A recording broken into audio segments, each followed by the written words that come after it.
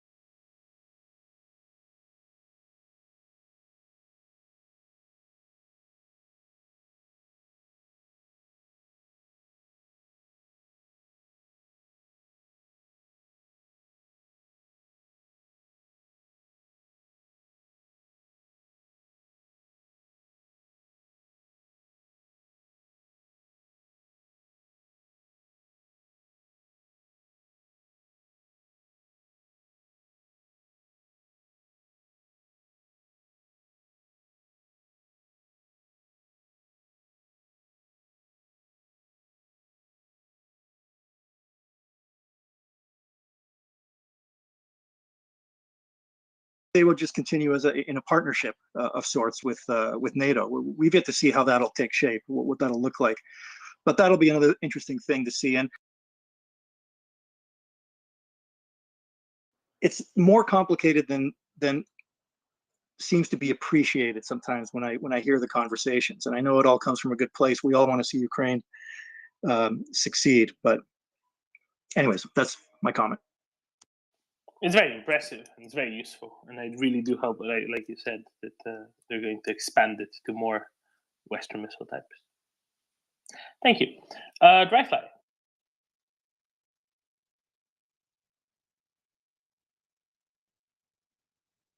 Dryfly.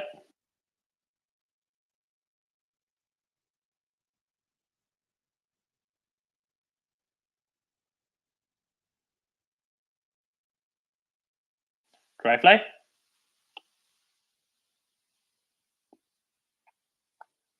Okay, we'll circle back to Dryfly later. Ian.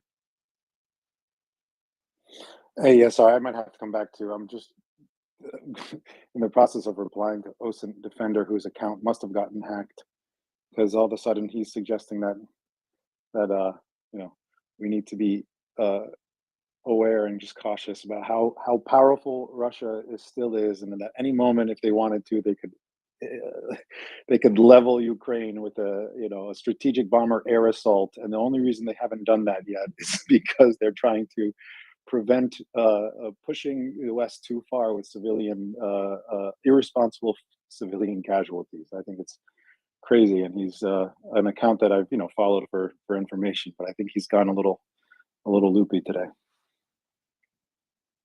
Maybe I can help you with that.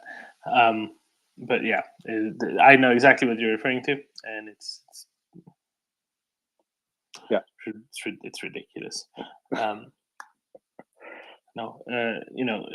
Yesterday, I think it was last night, General Freuding of Germany, who was in Kiev last week sometime, he noted that there is no indication whatsoever that Russia might be wanting to do that sort of stuff. So, well, I mean, just to suggest that Russia has been willing to accept catastrophic losses simply in order not to be seen as too harsh against the civilian population in Ukraine is just it's absurd. I mean, that anybody seriously believes that the losses in Ukraine have been acceptable enough to Russia that they're holding back it's crazy. I just don't, the logic just escapes me.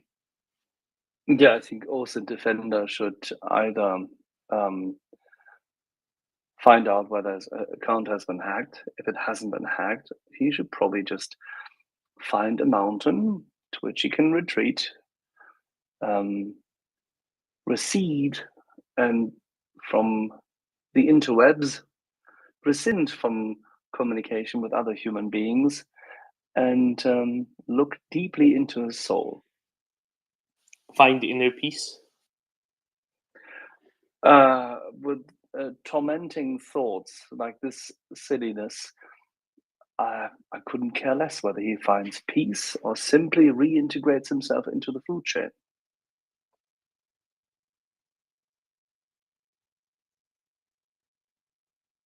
Yeah. So that argument just doesn't hold water, and then a lot of these arguments fall flat on their face. And like one of the favorite arguments we heard at the beginning of the conflict, the beginning of the war, was that Russia was simply responding to an overly aggressive NATO expansion on its borders, and it's just for anybody who doesn't at this point see to themselves, if NATO ever wanted to attempt any kind of incursion into Russia, this would be the time to do it. Like the moment is now, if that was ever on the table, and the fact that that Western powers are trying their hardest, not to overly provoke Russia, is just it shows that argument falls flat on its face. And there's so many of the other arguments that fall flat on their face that I just don't understand how people can continue to spout them. No, he also noted that Russia could always use the strategic bomber force to, end the war within 48 hours. They used their strategic bombers over Mariupol, over airspace that was then uncontested because Ukraine wasn't within 80, 90 kilometers of it. They didn't use them anywhere else because they know that their strategic bomber squads would be transformed into strategic piles of recyclable metal. Because if they flew over anywhere else in Ukraine, they'd get shot down. There you go. Yeah, exactly. And sorry, I just want to clarify. I wasn't suggesting that Ocean Defender was recently making that argument regarding, Russia only responding to NATO aggression. That was just another type of argument that it just doesn't hold any water anymore, or never did for me, but clearly doesn't anymore for anybody who's objective. Absolutely. Dryfly, welcome. Hi, I was just going to comment on the discussion you had earlier about prisoners of war. One of the things I've been reading is that probably the biggest hurdle to getting Russians to surrender is the fear that after the war they'll be sent back to Russia. Russia has a long history of punishing their prisoners of war, and I know personally families who've gone through that. I mean, I had my best friend in one of my best friends in high school. His mom was Ukrainian, and she said her family lost more people actually at the hands of the Russians post-war than they lost to the Germans. I mean, they lost a lot to the Germans. They lost some to Homodor. I mean, it was just a real disaster for her family, that those whole, 30s, 40s, 50s. But at the end of the war, a number of them were caught behind the line, obviously. Some of them were prisoners of war. And when they went back to Russia, they all ended up in the Gulag. And more than a few of them died there. I think there's a real fear on the part of Russian prisoners that if they go back and they don't have a damn good story about why they were captured, they're likely to pay very, very severely for it. So any effort on the part of the Ukrainians to get significant prisoners of war and surrenders, they're going to have to face that issue. And it may require relocating some of those people to other countries, if not to Europe, then outside of Europe somewhere. Camille Kaliv did a talk on this early in the war, about the time Kyiv was coming down, saying that we might have to send them to someplace like South America or something, just to get them far enough away that the Russians, that they have they have confidence that the Russians aren't going to put them back in the gulag. So, I mean, I'd love to hear Axel's thought on that, because I think that may be a bigger hurdle than actually trusting the Ukrainians. They may be more trusting of the Ukrainians than they will of their own fellow Russians upon return. And I'll listen.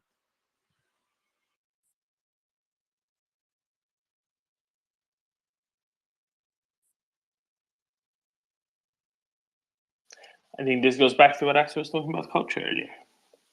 On the one side, Russian soldiers don't think that they'd be treated appropriately in a prisoner of war situation, because they themselves don't accord that the privilege of abiding by the Geneva Convention to Ukrainian prisoners of war, because culture.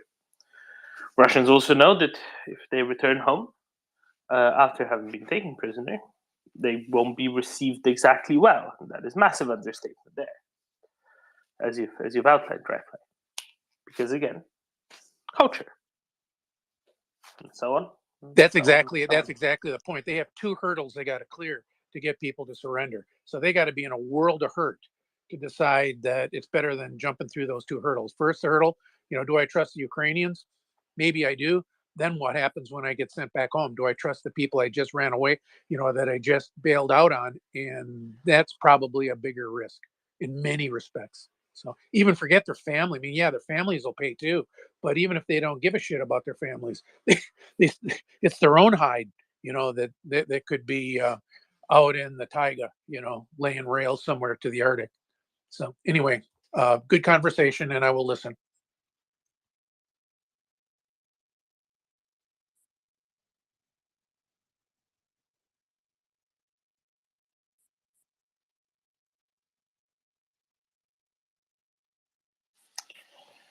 Yeah, it's very, I don't know, very, very odd what situation they end up being in, but then it's not unexpected in the slightest.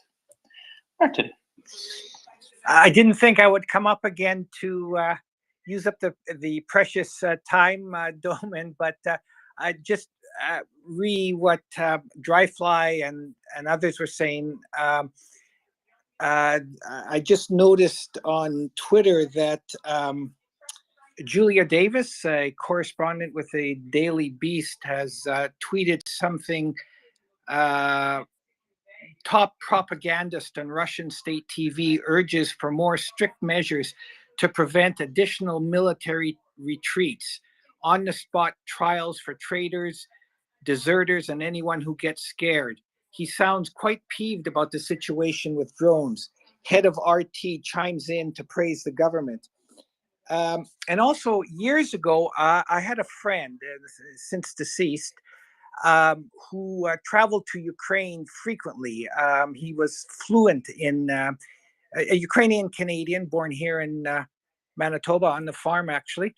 Fluent in Ukrainian, spoke also excellent Russian, and used to travel a lot to Ukraine and actually into the former Soviet Union. He brought back on one of his trips a film, a movie called The Last Battle of Major Pugachev.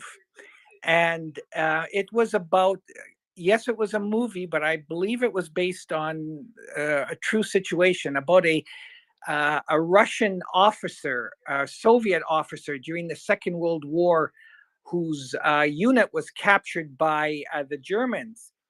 And they, long story short, they were tried, the Germans tried to coerce them into joining a regiment to fight with them against the Soviets. His group broke out of the prisoner of war camp, made their way back into Soviet territory, and then were beaten and questioned and thrown into the gulag because they had been captured. And very interesting movie. Again, I believe it was based on a true story. And in the end, this Major Pugachev had to try to fight his way out of the Gulag system, where he was imprisoned somewhere in Siberia. So yeah, just sort of putting a point on what Dryfly and others have been saying about how the Russians view this situation. So I just thought I'd mention that, and thank you for listening, Doman. I'll drop down. Thank you, Martin. And then, there you go. This is the thing that Dryfly and Axel and I were talking about, and Antti previously. It is a very complex situation, but really it is simpler than that. You brought up Julia Davis, and I think this is interesting because one of the things that she was highlighting the last few hours is Malcolm Nance. And Malcolm Nance, friend of the space, who's been dragged over various Russian propaganda media, saying just how great Malcolm Nance is, and how Malcolm Nance has destroyed 2 artillery brigades on his own, and how there are all of these uniformed NATO troops fighting in Ukraine for Ukraine. Therefore, that's why Ukraine is winning, because they're making all the difference. It's not the Ukrainians, not at all. It's all down to Malcolm Nance. And I have to say, we are privileged to occasionally be able to have Malcolm Nance here with us, because he's clearly single-handedly destroying the Russian army, according to the Russian propaganda media. Him and the 6 Canadian admirals and the 10,000 Navy SEALs. Depends on which sources you listen to. But between them, that's why Russia's losing. No other reason. No, none whatsoever. I think it's just something that all of you should know.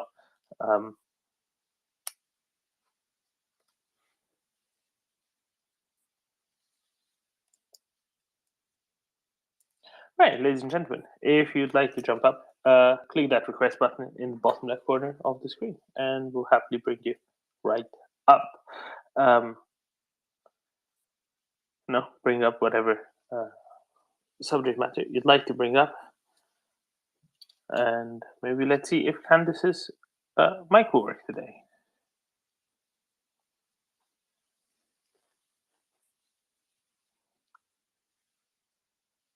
Candice, shall we try to get your mic to work?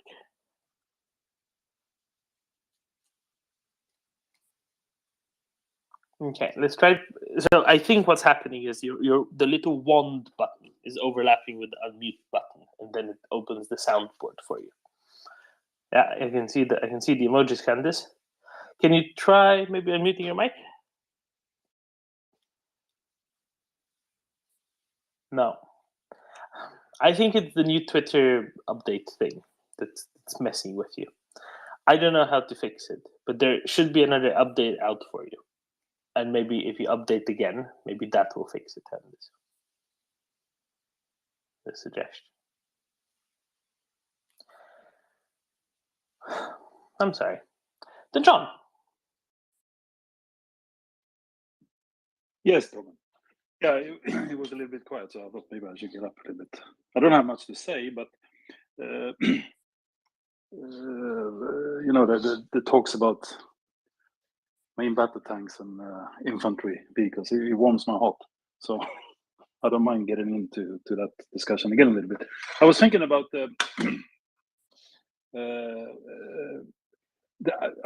if they get this, it will have an actual impact, right? They will be much stronger, but it would also have, imagine the optics of it. It probably would mean that they would have to fight less than they do now. It's like bringing a gun to a knife fight, basically. Now it's knife on knife, and if they bring a gun, the knife man would probably run. It would probably be better for the Russians as well. Just a thought I had.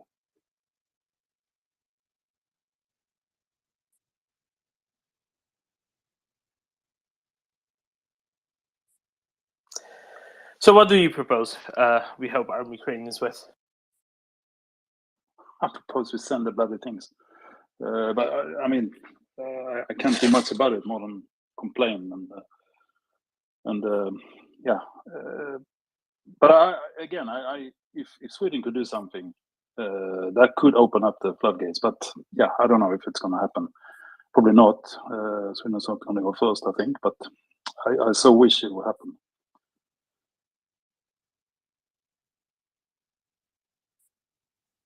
At least on the archers, since looking at the call sign.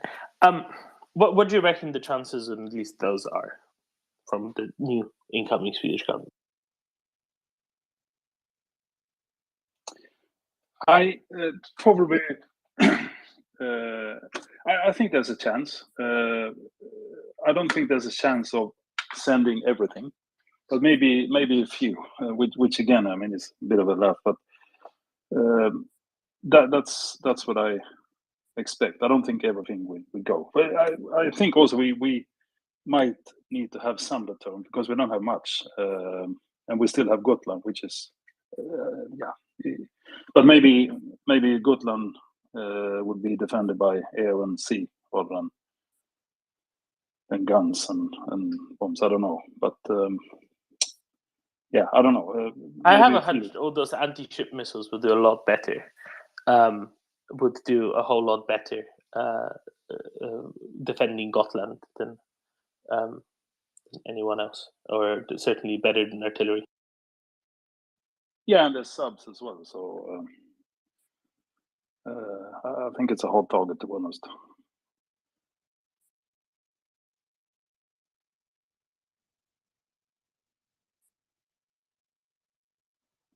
Yeah, sorry, I didn't bring much to the discussion. Are the Gripens any good for anti-submarine warfare? Do you happen to know? I really don't know. I don't think that's what they're used for. But no, what I meant with subs is that we have subs as well, which I think are quite reputable to be good.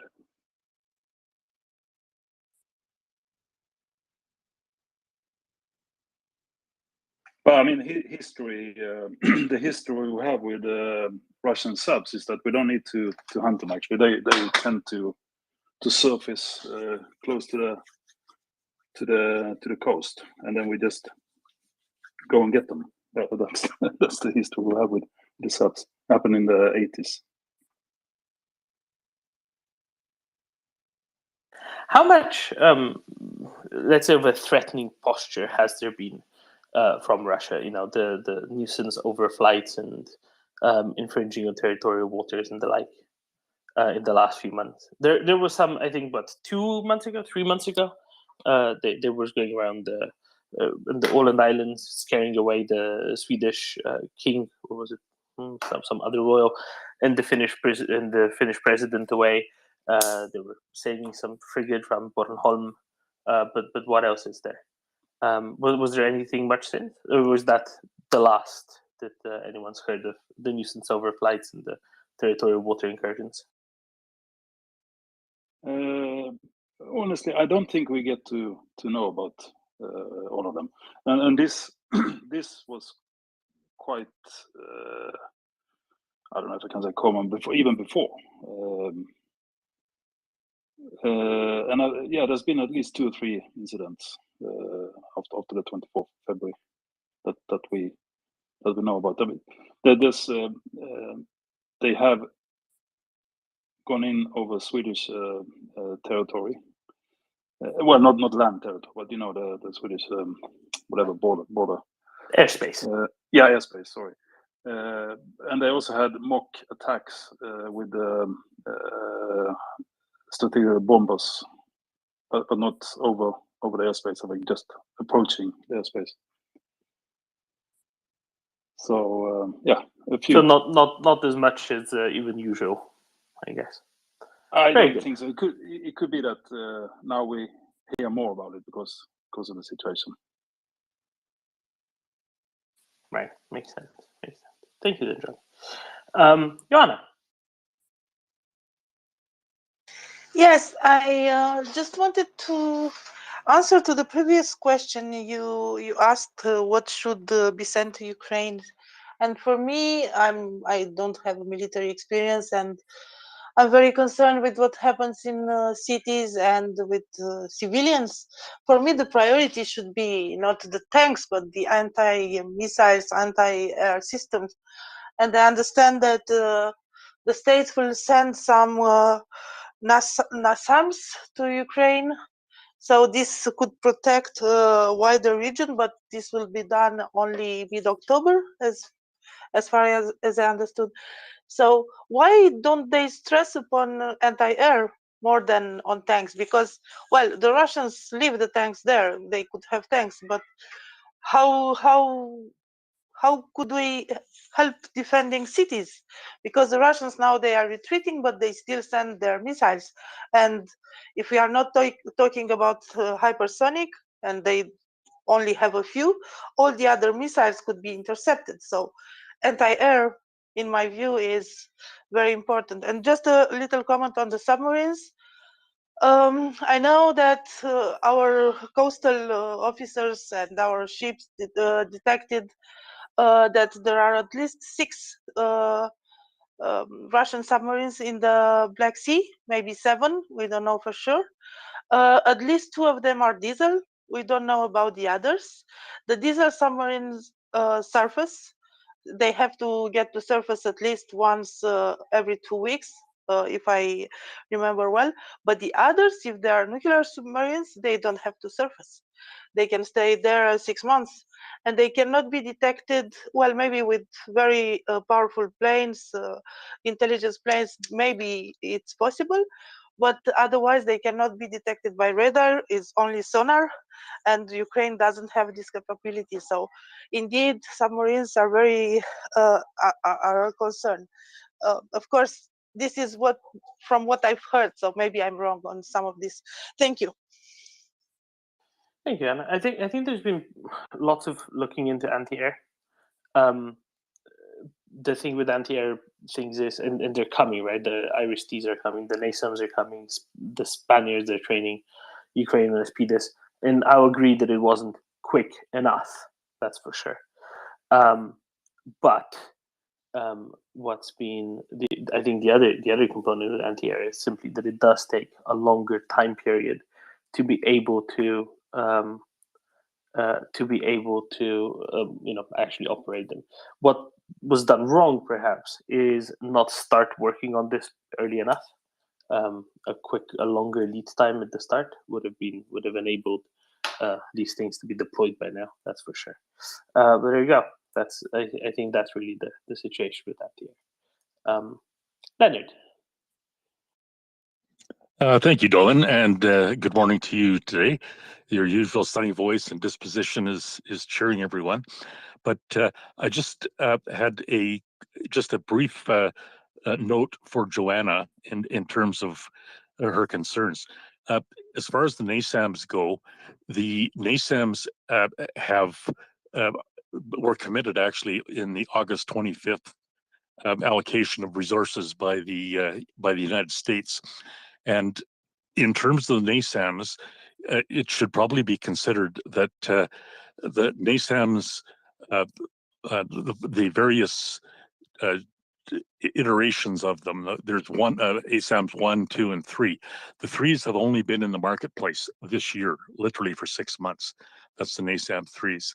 And the US has, as of August 25th, they had already sent 2, or at least this is the official news account in any event, but they've sent 2 entire NASAMS systems to Ukraine. So the underwritten assumption is that they're probably already there and functioning. But that was the extent of the available United States inventory. And they actually committed to 8. So 8 total NASAMS systems, August 25th. And they had to literally commence production and establish the creation of the other 6. So we don't know where the other 6 are, what stage of their production they're at, but obviously they will be in Ukraine ASAP also. So ASAP they will be in Ukraine, and they are a magnificent air defense system. So even if there's 2 there presently, that is a major concern, a major item to be in the back of every Russian mind if they're anywhere near Ukraine airspace. So perhaps that gives you a little bit more comfort on that that subject alone. Thank you. Thank you, Leonard. Yeah, One follow-up. Go ahead. Sir, I should have mentioned also the aid package announced on August 25th was at 2.9 billion. 2.9 billion, and the most significant part of that was the NASAMS allocation. So that just gives you an idea as to how expensive these systems are. These are not toys. These are highly engineered, highly technologically advanced, and extremely expensive systems that have been slotted directly into the Ukraine airspace. So that should be sufficient to give any Russian pilot a serious cause for pause. So hopefully that is of some assistance. Thank you. And any Russian missile battery as well, likewise. Colby. Good afternoon, or good evening, gentlemen, as you're in Europe. The Pentagon said on Friday that they expect the first two NASAM systems would be delivered in the next 2 months. Now, maybe that's misdirection and they're already on the ground and operational, but we do not and should not know that for OPSEC reasons. Obviously, we don't want the Russians to be aware of when NASAMs have been operationalized by Ukrainian forces. So hopefully they arrive soon. Hopefully they're already there. You know, we're not privy to that at this time. But there are two that are, you know, on the way or maybe already there. 6 more are coming as well. Air defense from the very beginning of the war was a top Ukrainian ask. NASAMS in particular was a system that they had been asking for from the outset because the Ukrainians themselves knew that air defense was a very important capability that they needed more of.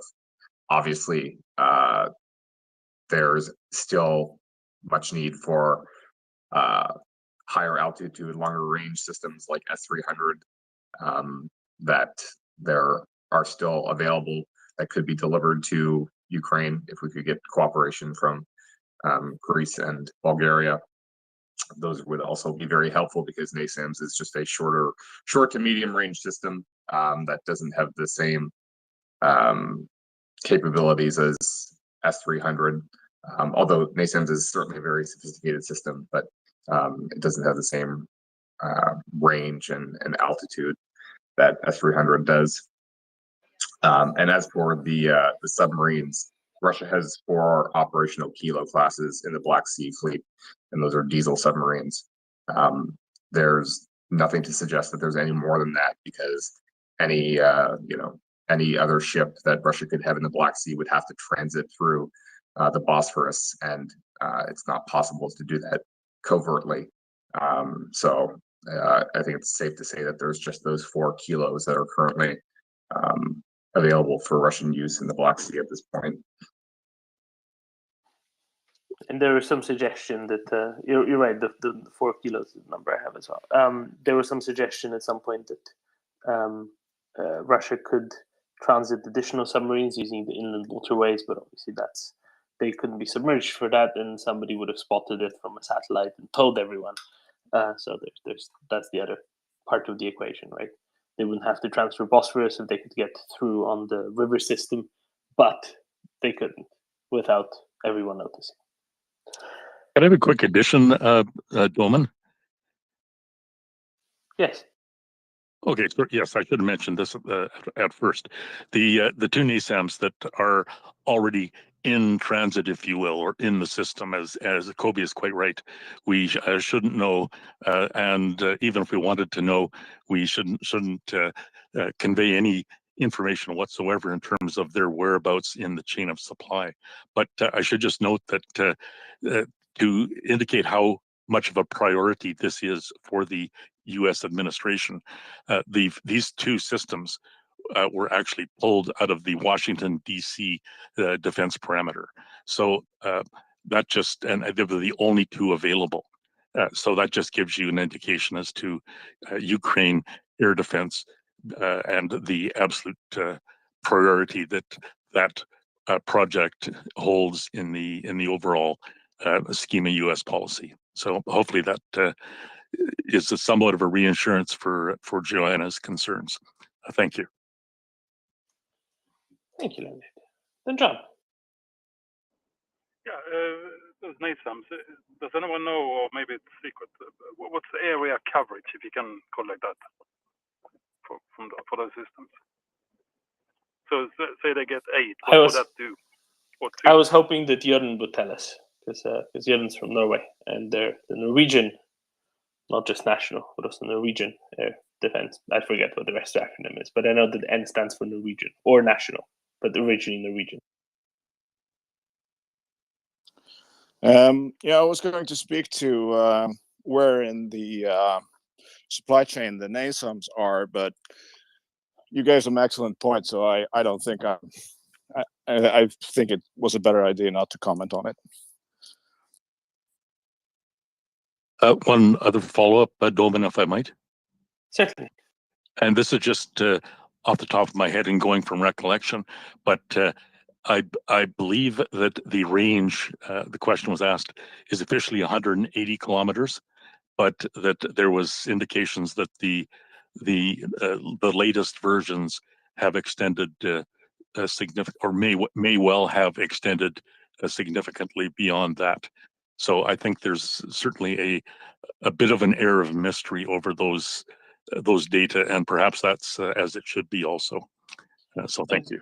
And there's two factors here. One is radar coverage, the radars that are integrated with the rest of the system. Should I comment on that? Yeah, I'll just say a couple of things. So it's the radar coverage and also the munitions. There's very different ordnance, or I don't know what that's called. The different types of missiles that they can have.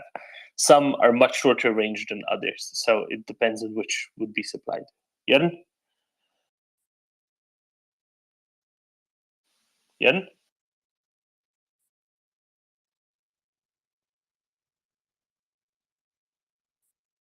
Jørgen?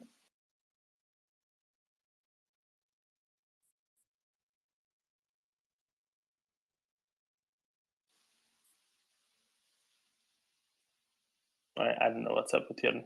Maybe he's gotten distracted. But connection problems, maybe. Possibly. The radar range for NASAMS is over 100 kilometers.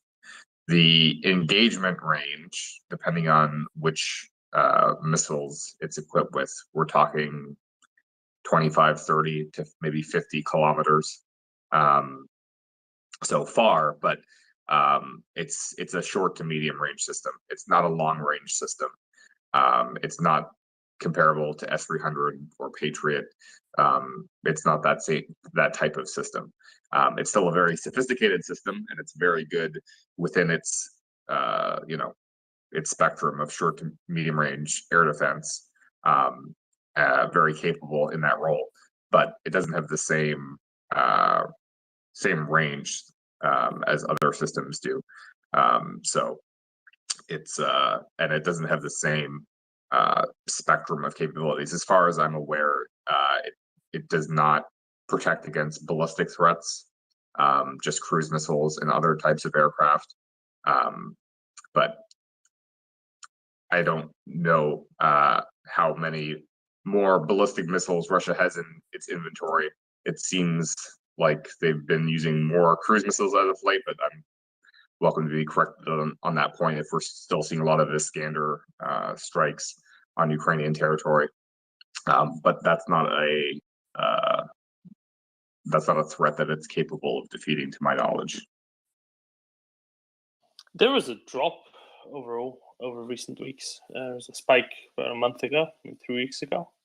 Then there's been a drop overall since then. So yeah, it's very odd. It's possible that they're actually running low to the point where they just can't use many more. But we thought that once previously, I think, and then they started with another cruise missile bombing campaign.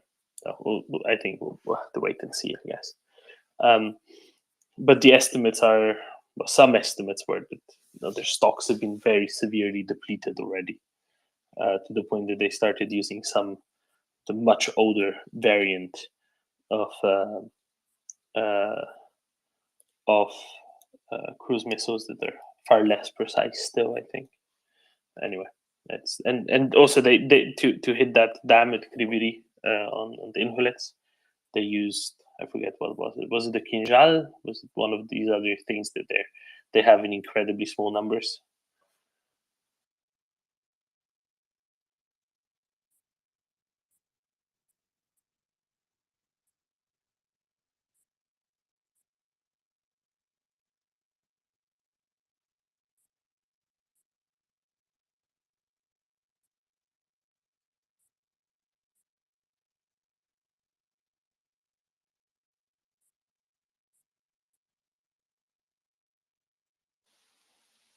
So then, John, to answer your question, 180-kilometer radius is the answer, I guess. Yeah, thanks for that. And there was a comment about that they don't have the same capabilities as 300. I guess we should be happy for that. What we have seen. That's a joke, but maybe there's some seriousness in it as well. S-300's proven to be much more capable in Ukrainian hands than it has in Russian hands. But certainly the system is not nearly as effective as Russia has advertised or as many Western military analysts had thought.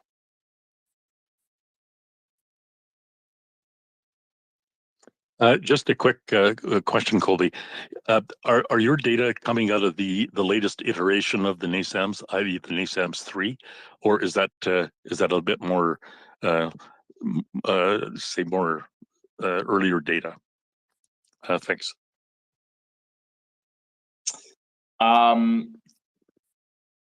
There's not. I haven't found a super great breakdown of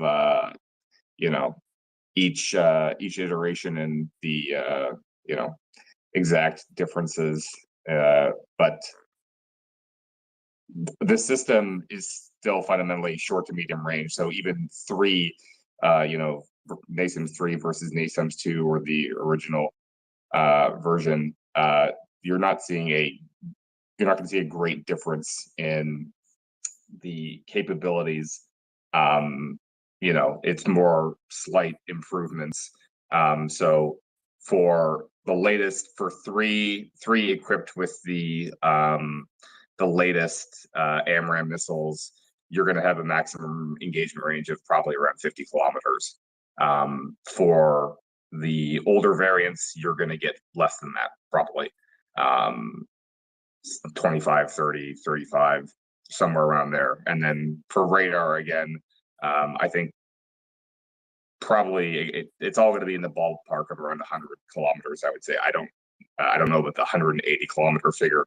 If anybody has any sourcing on a radar range of 180 kilometers, I'd be interested in seeing that, because I haven't seen that published anywhere. My understanding is it can work with radar that isn't co-located, but somewhere else. Right. Yeah. So that's an entirely different matter, because now we're not talking about the system itself. We're just talking about it plugging into a broader network, in which case, you're talking basically about infinite ranges. Essentially, if you're plugged into a broader network and it's communicating with other systems, you can have a whole integrated air defense network that covers the entire country, theoretically. So in that case, radar stations on one side of the country can pass on data to, batteries on the other side, and they can all talk to each other, and they can all, have a clear picture of what's going on in the airspace over the entire country. But the main limitation is going to be how far can the missiles actually travel? What is their effective engagement range? And for NASAMS, I don't think it's anything further than 50 kilometers with the most advanced missiles that it can fire. Right, but the beauty of the entire system is its the ability to network with all the other systems in Ukraine, and it literally is just a remarkable piece of kit when deployed in conjunction with all of the other assets. So that would I would think would make a significant consideration in the back of every Russian mind. So hopefully that is so.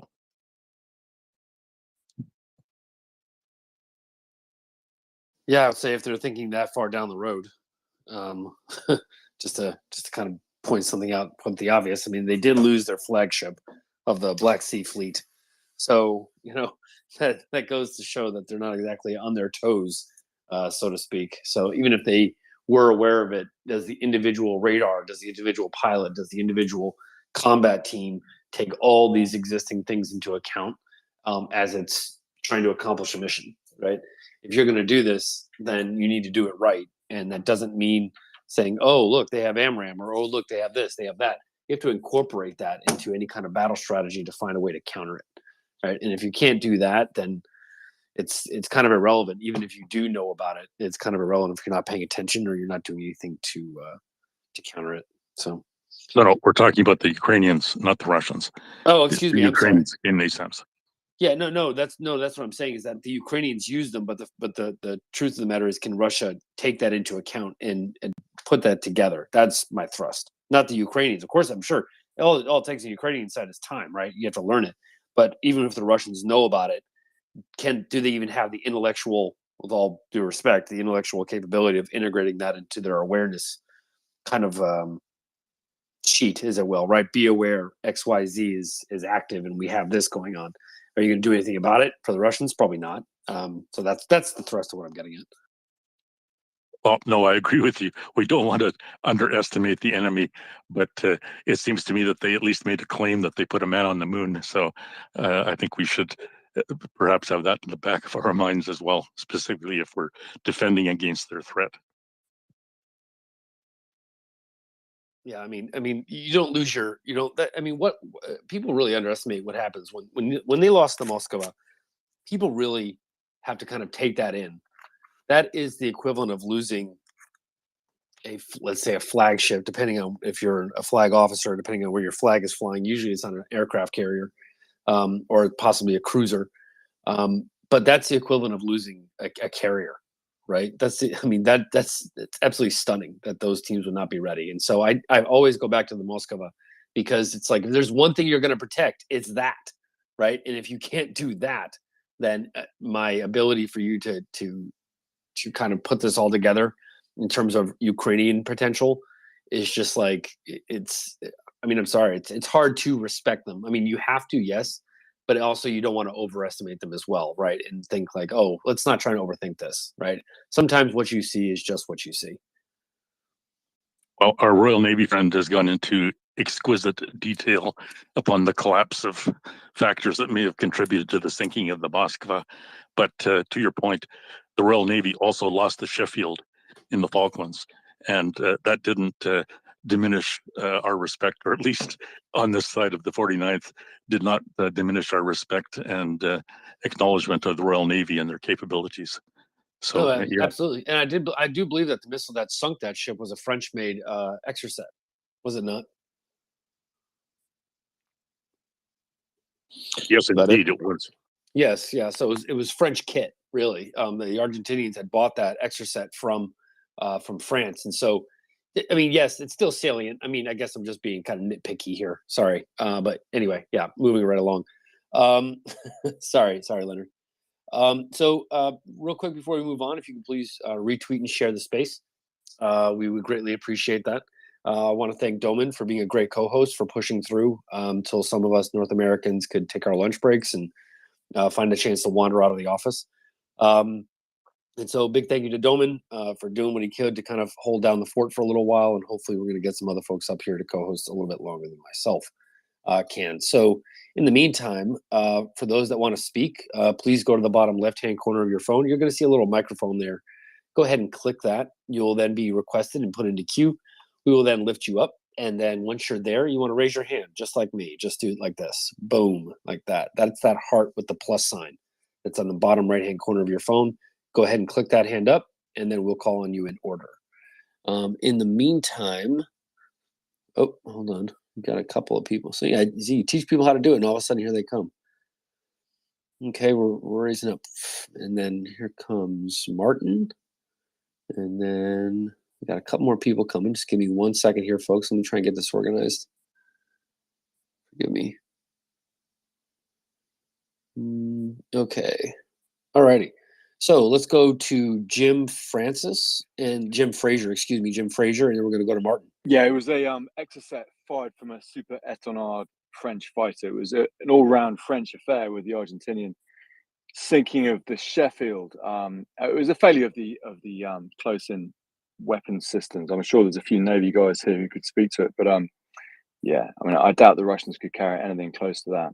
Thanks. Thank you. Yes. Yeah, I do believe that was all a French equipment that did that. So a little bit higher quality, I think, than what we've seen out of the Russians, at least in terms of munitions, right? The actual kit that you use.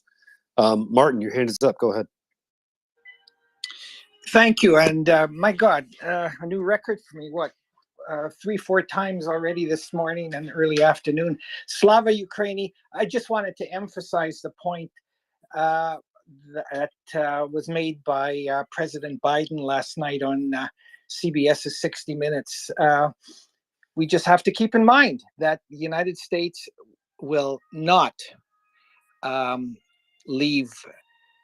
will continue to support Ukraine, as well as all the Western allies. So I think that puts an exclamation mark, an emphasis on all that's being said. Again, Slava Ukraini, and I'll drop down to listener. Thank you.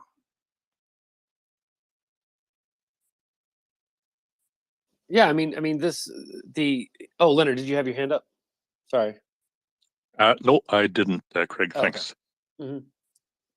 I would just simply say that the long-term support is more at this point. The support for you you're seeing from the West is more like a runaway freight train that has a steering wheel.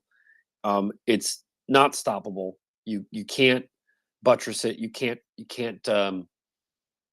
stop it. There is no way, because the momentum is just built up to such a crescendo that even if you wanted to try something, even if you wanted to launch 50 ballistic missiles into Western Ukraine to try to sever supply lines, those are just going to get rebuilt, and you've just wasted 50 missiles, because it's not like the logistics are slowing down anytime soon.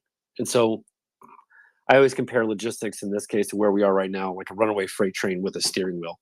The Ukrainians can direct it, they can aim it, they can point it, and then once it's pointed in the right direction, then it's kind of fait accompli from a logistical perspective, right? It's another thing to engage in combat. But it's an entirely separate battle to get where it needs to go properly in an organized fashion. I can see that today the Germans supplied, let me actually bring up the list here, because this is actually pretty salient. So let me actually bring this up. I need to get the translation here. So the Slovenian and Germany have agreed to a vehicle exchange with Ukraine. I'm pretty sure this might be old news. Somebody stop me if we've already covered this. By all means, please interrupt me. But Axel, it's terrible news. No. Look at the numbers. I'm reading 25. I'm reading 28, and then to receive Slovenia is to send 28 M55 tanks to Ukraine and receive 40 German-made transport vehicles. So basically, Slovenia is trading. What's the M55? A very old tank. It's the Cold War tank of the Russians. It's the tank which rolled into Prague. Correct. Yes. The from what I'm seeing, correct me if I'm wrong here. It's okay. There you go. It's a coffin. Okay. I was trying to intimate at the updates that are possible on it, but obviously it is what it is. It's a Slovenian T-55, is it not? It is the T-50. The M55S is the upgraded T-55. It is the late model given to them by means of capturing the previous Yugoslav army stocks. Then they upgraded them a little bit, but they are still woefully inadequate. And given the fact that they are being delivered high-quality kit, because the 40, which are included, the IFEs they're getting for their purposes, were initially to be exchanged in a ringtausch for what, Colby? Was it not the Slovenian 84s? Yes, it was. And now the new, rather anti-NATO, anti-West, pro-pacifism, leftish government of Slovenia has decided, in its wisdom, which is why Dorman feels so sick today, this evening, has decided to give what? T-55s to Ukraine. The question is rather whether Ukraine should accept those coffins.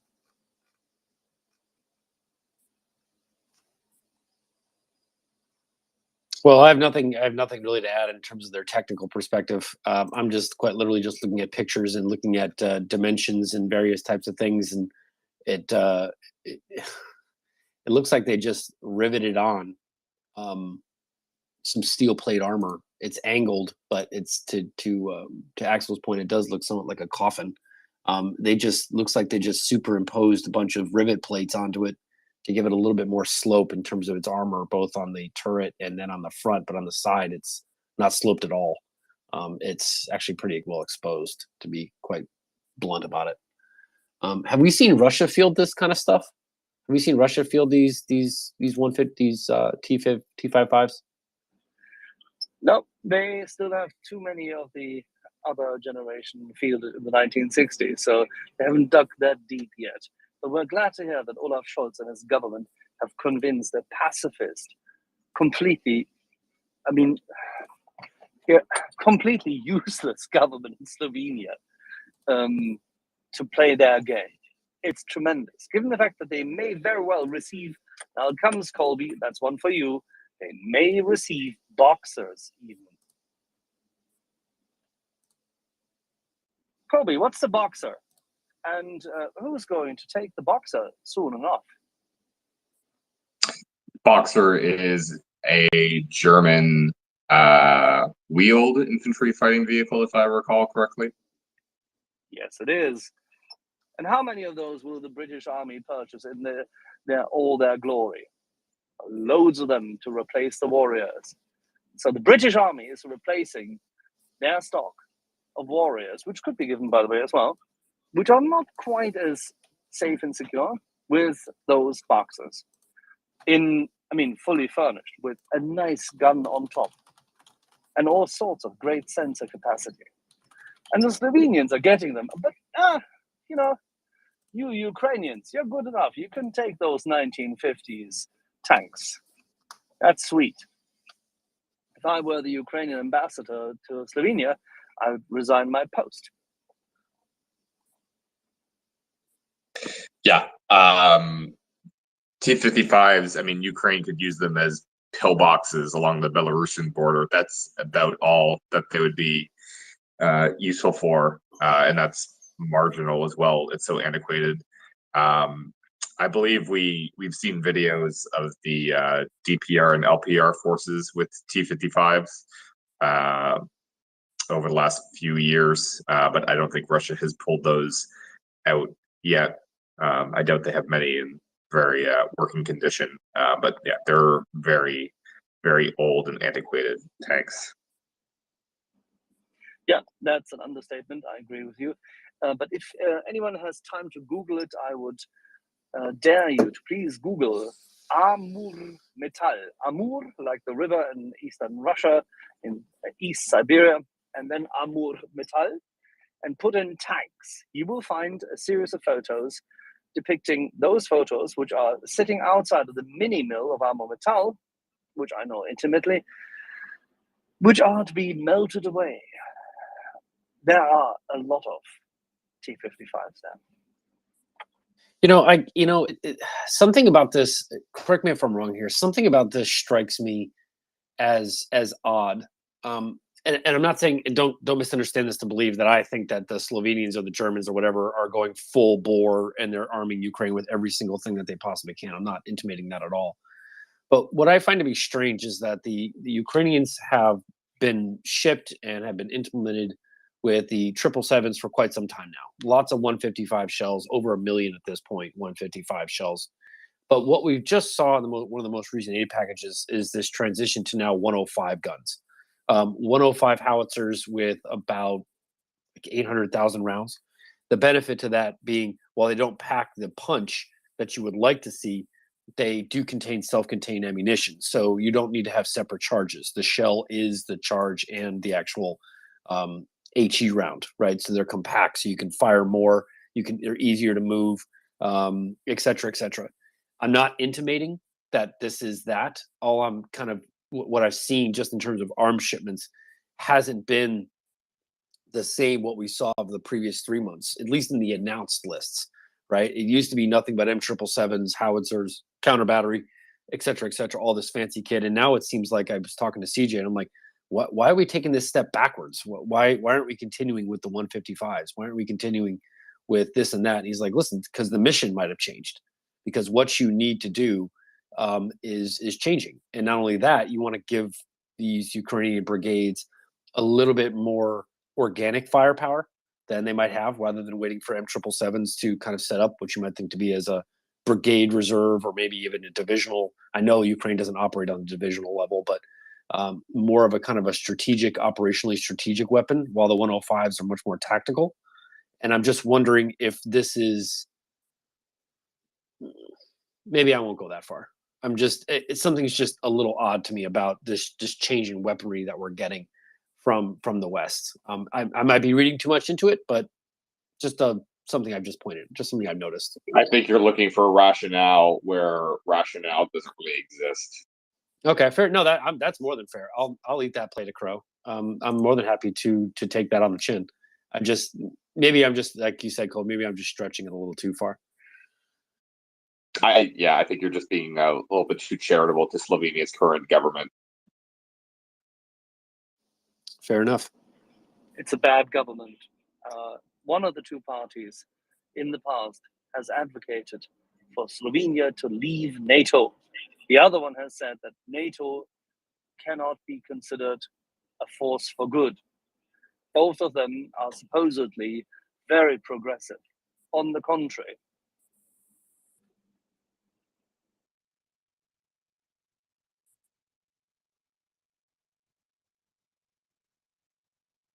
Yeah, fair. All right, duck on a chair, Gens F. Yeah, I brought it up a little bit earlier, but I think since you're Mr. Choo Choo and artillery, I would ask you.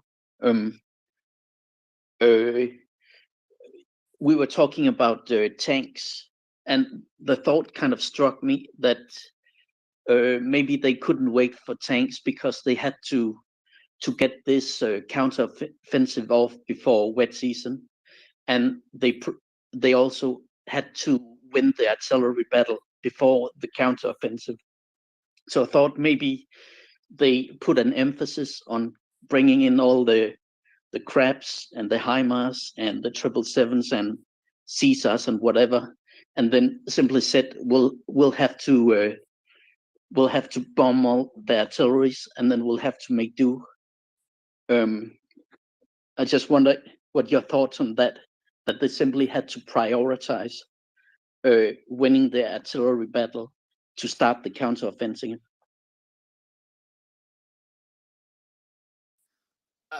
I can't speak to that. I'm not an army guy. I can't tell you what an operational plan might look like in combination with ground movements and general staff strategic objectives. I can kind of only speak to what you had mentioned before, which is choo-choo stuff. The logistics throughput in Ukraine is finite because they have to move everything overland, right? You can't move everything in by sea. And if you can't move anything in by sea, then your logistics operation not only defaulted through shipment through land, because obviously there's air, but that's not coming in. But it's the sheer volume that you can move at a time. If you give me access to one seaport, I can deliver what Ukraine has gotten in the past several months. I can deliver that within about 2 weeks, if you want me to be blunt about it. That's how big sea travel actually matters. You can dock 4, 5, 6, 7, 10, 12 of these high level capacity shipping containers and naval shipping containers and move a lot very, very quickly. For comparison, the United States took about 4 months to get prepared for Desert Storm in 1991, and that was 500,000 soldiers, and that was with free access to seaports.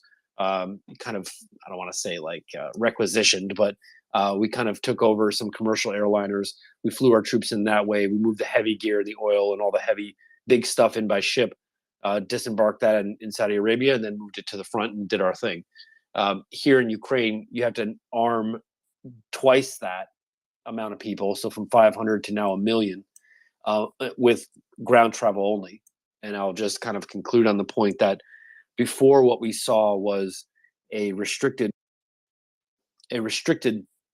enter-exit, which was typically Western Ukraine. But now that Romania and Moldova and these various rail links that are coming online in the south of Ukraine, that enter door is much now wider, and so you can get more in. I think what they were prioritizing was exactly what you were saying, which is getting them the artillery support that they need. Rewind the clock all the way back to the Donetsk River crossing when Russia tried to do that twice, and look what M777s did, right? Russia appears to have learned their lesson not to kind of, bunch up like that again, not to be doing stuff like that, because M777s will wreck you.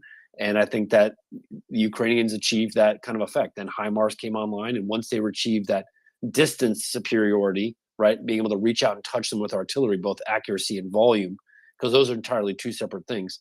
Once the volume was there, I think over 1,155 shells have been provided to Ukraine at this point. I don't know their burn rate, but they definitely have artillery, if not parity, then at least not supremacy, but superiority. I think it's fair to say at this point, because obviously logistics is a two-way game, right? You can stay at your level and you can knock down your opponent's level, and you've achieved superiority that way. You don't need to increase your volume of fires to achieve superiority. You can stay status quo while reducing your enemies, and the same job is accomplished, right? It's not about trying to get more and more to the front. It's also about restricting your enemy's ability to get more to the front, which gives you that superiority. Maybe not supremacy, but at least superiority.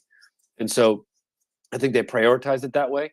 But I think what's also telling here, though, is that the Ukrainians were able to do this at the same time. Those troops that just took back Kharkiv, that didn't happen overnight, right? That had been probably in preparation for a month, maybe a month and a half. And the units that were moving, somebody, again, please step on me if I'm wrong here, but when we saw those troops moving, some of that kit was T-72s, T-80s. I saw some MRAPs. I saw a pretty good diversity of Western vehicles going through that area. No Bradleys, sadly, that I was able to see, but there was some Western kit that was integrated into that. So you could see that the Ukrainians had prioritized two major areas. One was artillery, and the other one was mechanized. Now you see them start to focus on heavy logistical support for deep running operations. These allow you to go further because they carry more. Rather than having many that carry little, you have less that carry more. So the equation becomes more of carrying weight, which allows you to drive less vehicles, which allows you to do more. Because of the weight. Yeah, I just thought maybe my thoughts maybe spoke a little bit to the thing you said, that you saw this switch. So that was just why I brought it up. Thank you. Yeah, I find it absolutely fascinating that Ukraine is going to 105s. It's something that I've spoken to a couple of people about, including CJ, and I'm kind of, I'm not gonna lie, I'm kind of a little giddy to see what the Ukrainians can do with these things, because it's a fascinating study when you see not M777s, not Gimlers, not HIMARS, but you see Ukraine. I hesitate to use the word devolving, but you see it getting these strategic weapons, because the M777 is a strategic weapon. That is a strategic advantage. The HIMARS is another strategic weapon, but now you see Ukraine now focusing in on 105s, which is a tactical weapon, right? That allows you to fire very quickly, to move very quickly. The shells, again, the rounds themselves are contained. You don't need a separate charge. You just need to move the shell, stick the shell in the gun, and press fire. That allows a higher rate of fire. That allows more shells to be delivered because you don't have so much stuff going on, the charges versus the fuses and the shell itself.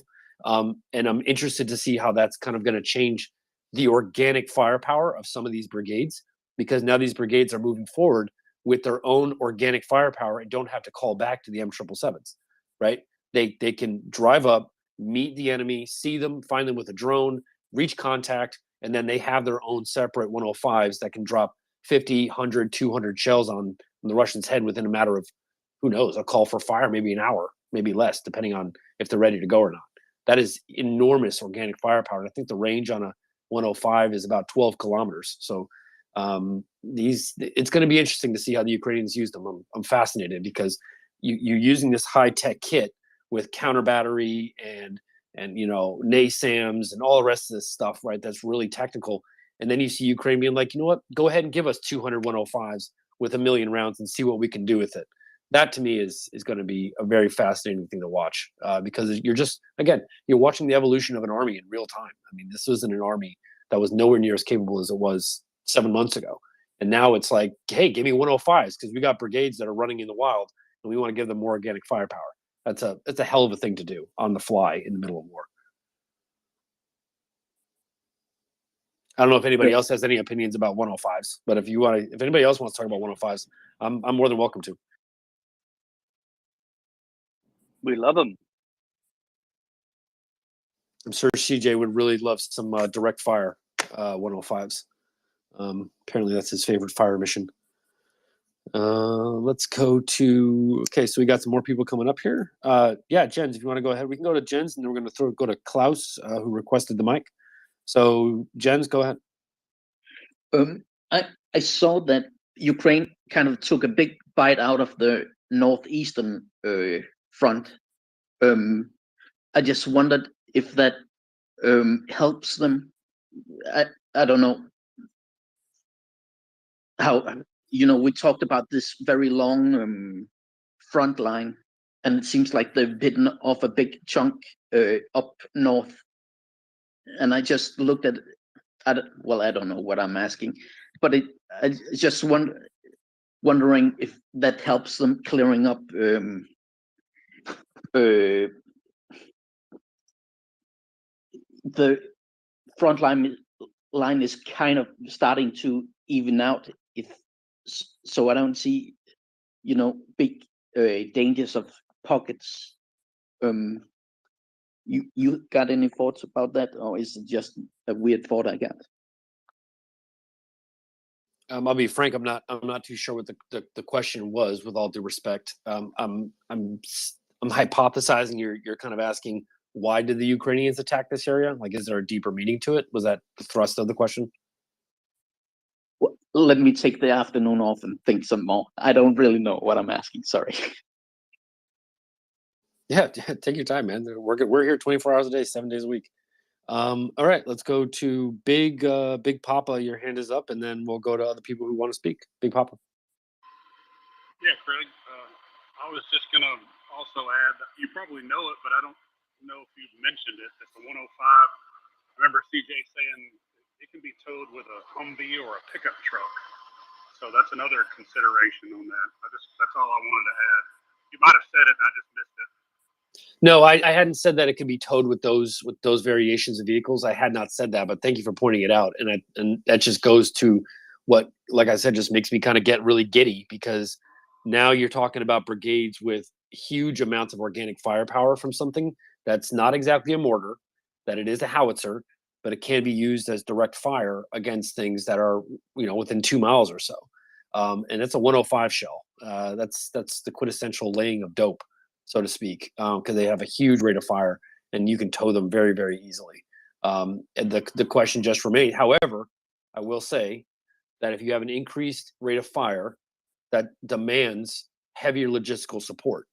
If each truck is delivering 2 tons of shells, that might be enough for 2 days. But the question then becomes, if you're firing at that rate, how much are you actually dragging away from logistical support to feed that beast versus what are you getting out of that beast? Now, I'm not an artillery guy. I don't know if having that kind of thing is well worth doing that kind of logistical throughput, because obviously the higher rate of fire, the more you got to serve it, right? It's a very hungry animal. And so it takes a lot to feed it. And the question is, what do you get for that? And I'll leave it to an artilleryman to kind of drill down on what exactly you get out of having more. I'll just use the word organic firepower in a brigade or maybe even a battalion, depending on how you structure your units. Yeah, I'm also kind of excited about it too. I saw 3 different deliveries, one by the UK and then 2 by the US of those. And also something I've seen on 2 of the list is 100. I'm maybe talking to my ass. I think it's a 120 millimeter mortar, the biggest mortar. So that kind of along the same lines, you know, they can put it in. I saw one video of them taking it out of the back of a Humvee. You know, it's a huge mortar. So it's kind of same deal. But yeah, that's all I had. Yeah, fantastic. That's awesome. Phil, your hand is up. What's up? Thanks, Craig. I just had a question because I saw there were some videos this weekend floating around of the Ukrainian army also using FH-70, which are also 155 mortars.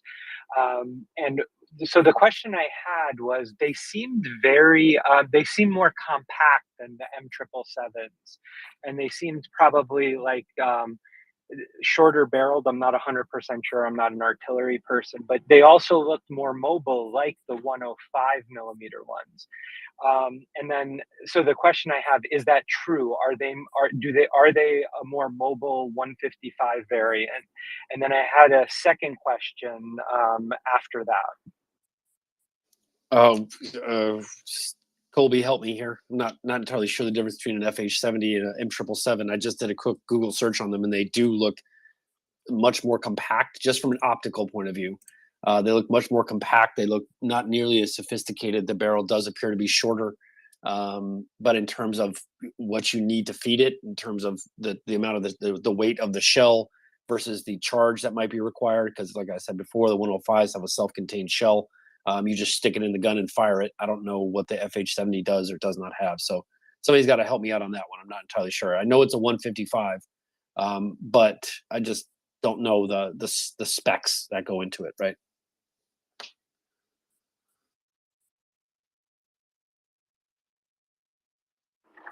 Well, thank you, Craig, for confirming my, my limited knowledge on, the FH-70. But it just seemed like a nice piece of kit to have in these more mobile kind of environments, whereas the M777 takes a lot more work to, pick it up and allow it to go different places. So the second question that I had was, Thomas Steiner had a thread about the self-propelled artillery and like a comparison of them this weekend, which I found fascinating. But the question is, it seemed like even though they're self-propelled guns, and they have everything can go within the gun. All of them are limited to the number of shells and fuses and everything that can actually fit in the gun. So you do need to have logistics to kind of follow self-propelled guns. So I don't know if you're able to answer this question, but like, is there, because self-propelled guns can fire so quickly and they're so mobile, do they need to have more vehicles with them than ordinary M777s? Because M777s, you have to pick them up and, pull them apart before going on another firing mission. So you kind of are limited to the number of shots or rounds you can fire at one time. Thank you very much. I mean, I can just speak to. I mean, it's a question of multiplication and division when it comes to volume and rates of fire. It really just boils down to math, and then you take that and you superimpose that onto the volume by which each logistical vehicle can carry that you have in your space. Right? Obviously, there's an inventory. This is standard operating procedure where you have a list of all the vehicles that you have in your brigade, in your grouping. Right? You have the support vehicles that are dedicated to that, and then that is further subdivided into the battalion level, and then if necessary, the company level, if that's required. Sometimes it's not, sometimes it is. It just depends on where you are, what you're doing, and how you're doing it.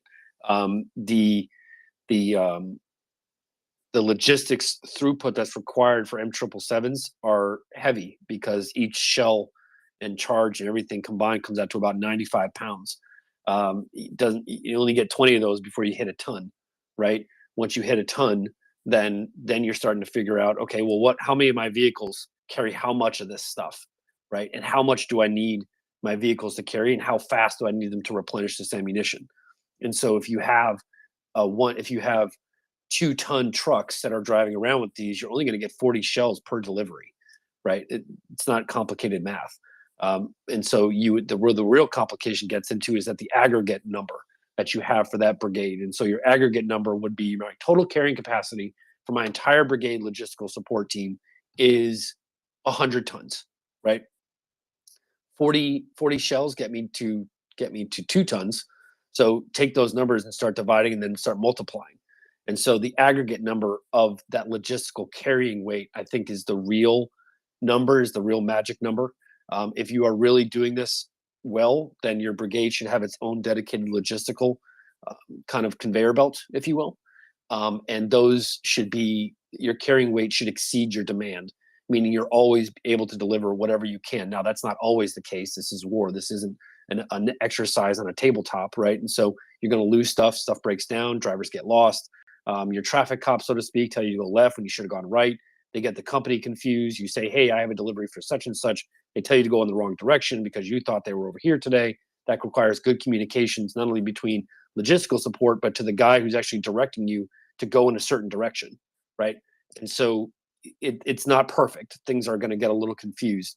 And so if you want a big takeaway, the umbrella takeaway is, if you want to get an idea of what your carrying capacity is, I wouldn't focus so much on the tactical. I would focus a little bit more on the aggregate, because if your total carrying weight is, like I said, 100 tons in that brigade or in that movement, then that's going to restrict what you can deliver, when you can deliver it, and can actually restrict at times your fire rate, because you don't have the weight that you need, because you have fuel, gas, food, water, everything else that you need, right? The military is the great consumer of resources.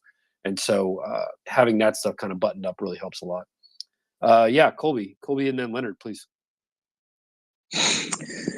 Whether you're talking about self-propelled artillery or you're talking about towed artillery, they both have a logistical train. They both need ammunition carriers of some sort to resupply them with artillery shells and fuses and everything else that they need to stay in action and keep their guns hot. So, the main difference between self-propelled versus towed is that towed guns are just a lot cheaper to build and maintain, because it's just a gun. You don't have, all the armor protection surrounding the gun, and then all of the additional logistical requirements that imposes, because you now have to maintain the actual vehicle itself. It needs fuel. It needs a lot of maintenance. Towed artillery obviously doesn't need those things to the same extent, because it's just the gun and then a simple truck that can pull it around. Towed artillery also in some situations is more mobile than self-propelled, which seems kind of counterintuitive. But if you're dealing with very rough terrain, there are places that you can go with towed artillery that you can't with track necessarily. If you're in very mountainous terrain, might not be suitable for a self-propelled gun, but you might be able to deploy a towed gun just by a helicopter instead, which the United States does. Self-propelled guns during the Vietnam War, those can't go into dense jungle, but you can airlift a towed gun into position and airlift it out and go places that a towed gun can't. So the two have advantages and disadvantages, but especially if you're talking about a 155 M777 or a 155 in a Paladin or a PZH 2000, they're both firing the same caliber shell. They both need a significant logistics train to keep them resupplied, but they have advantages and disadvantages depending on the terrain and the mission that they're fulfilling. Thank you, Colby. That was really helpful.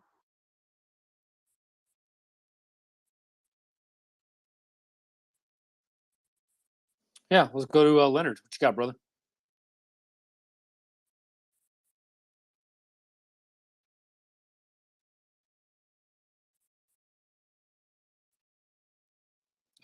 Mic check. Do we try? Leonard, can you hear me? Can anyone hear me? Hello? I can hear you, Craig. Okay, thank you. Oh, I was thinking, please don't drop because reconnecting is going to be a biggest pain in the butt. That means Leonard dropped. Okay, now everybody's swapping around here. Yeah, Leonard is having some connection issues right now, I think. All right, let's go to Mouse Fella. You got your hand up. What's up? Oh, g'day. I'm a fan of those 105s too. Seen quite a bit of footage of them in use. They don't bother to fold them up to tow them, so they get on the move really quick. They seem to be towed by the supply truck, the whole crew's in there, and the shells, so they're not being towed by smaller vehicles like Humvees and that kind of stuff. And of course, now with the M119s, they're getting the range out to 19 Ks, which would be about 12 miles. Is that about right? Yeah, the 105s, the American 105s is about 12 miles, 12 and a half, 13, give or take, depending on, I think that there's correct me if I'm wrong, but there's a way to kind of extend that just a little bit. I'm not too sure how you technically do that, but there should be a way to do it. But yeah, about 12 miles is about average. 19,500 meters is max range.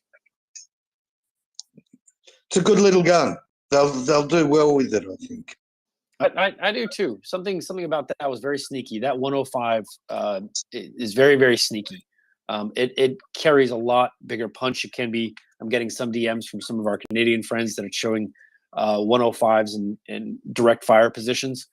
I wouldn't want to be a Russian on the other side of this, to be quite honest with you. When you level a 105 gun at somebody with an HE round, your day's about to get a whole lot worse than what it was 5 minutes ago. And the beautiful part of it, the way that I see it, is that you don't have to wait for M777s. You don't have to wait for them to pack up and go, or to get within range, or to do this and do that. You got it. It's right there, right? It's right there around you. It's in your brigade. It's in your quote unquote your division, or whatever Ukraine might have when you put 2 brigades together or 3 brigades together, whatever that system they might have. I know they don't use the divisional system. Konstantin pointed that out to me, but to kind of give this a little bit more bigger oomph, right? It just feels right to me, and I'm so happy to see that the Ukrainians are not trying to fight this technical superiority war 24 hours a day, 7 days a week. It seems like they're like, you know what, 105s would do a great service to us. Send us a lot, and I think we're right now about 800,000 rounds. And so I'd love to see what the Ukrainians can do with those things. I think it's going to be a lot of fun if you support Ukraine. If you support Russia, it's going to be a very bad day on Telegram, I can assure you. I think that's one more issue that I don't know if it is actually an issue as such, but it also allows the West to supply a whole different size ammunition and not increase the load on the 155 munitions. Yeah, I mean, it's fair to say, if we're just doing a quick update here, I can go to US Transcom. I'm following these guys. If you're not following US Transcom, then you are wrong, so to speak. This is giving you quite literally almost a month-by-month update on what the United States has given. And so let's just refresh our memories here. If we're just going to talk about ammunition, let's talk about what's actually been delivered by US Transcom. So September 10th was the last update. And so far, here's what they've given. This is quite amazing. This is as of the 5th of September. The report was published on the 10th. The infograph says as of the 5th of September. 754 flights, 28 vessels, 67 trains, 1,500 trucks. Here's where it breaks down. 103.8 million pounds of equipment, 41,000 anti-armor systems, 63.8 million rounds of small ammunition, 10,200 small arms, 660,000 plus artillery rounds, 140 artillery systems, and then so on and so on and so on and so forth, right? This has been what's delivered, not what's been promised, right? So this is kind of what's been given, physically given over to them, but that does not mean that what's promised is also in the baking, right? It's in the shake and bake. And so, yeah, I mean, it's unstoppable. And there's just no way for Russia to counter it. And when you have somebody as well trained and disciplined as the Ukrainian army, it's kind of more or less TKO at this point. Just stop the fight. Leonard, what's up? If you're Russia, get out. But yeah, Leonard. Thank you, Craig. Yes, I was just going to follow up just quickly on the C3-105 howitzers.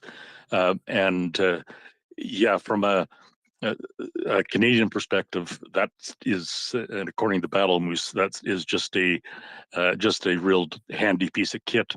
And Battle Moose has gone on extensively about the wonders of the 105 accurately and properly deployed, and how excellent an impact it will have on the battlefront. Also, I just wanted to acknowledge the Kiwi contribution, because right at the outset of the Salisbury Plain exercise and the training exercises that were wrapped up and have been wrapped up by the British Army, that the Kiwis actually sent a shipment of their 105 howitzers as well, together with a number of gunnery crews. So the Kiwis have a significant number of personnel, at least in the field in England, training Ukrainian forces on these. And given the number of guns that were actually sent, you can assume that there's a number of them in service on the Ukrainian battlefront as well. So yeah, the 105 howitzer. So it's not just CJ. It seems to be a very well regarded piece of kit in the Commonwealth armies as well. So thank you. I believe those are royal realms, not so much the Commonwealth. I'm being accurate. I'm just kidding. I don't really know. They're not. They are considered realms, I believe, but they are not dominions. The Commonwealth is larger than I think the dominions. But anyway, that's neither here nor there. I'm just reading on. No, they're not dominions anymore. We're separate, totally autonomous sovereign nations, but still giving obeisance and recognition to the overriding head of state. Of course, it's called fidelity. I'm just kidding. I don't really know. I'm not a royalist. I don't know how allegiance. Break that down. Yeah, exactly. Allegiance. We call it allegiance. Yeah, yes. We'll take that. We'll take that on the chin. So on that point, God save the king.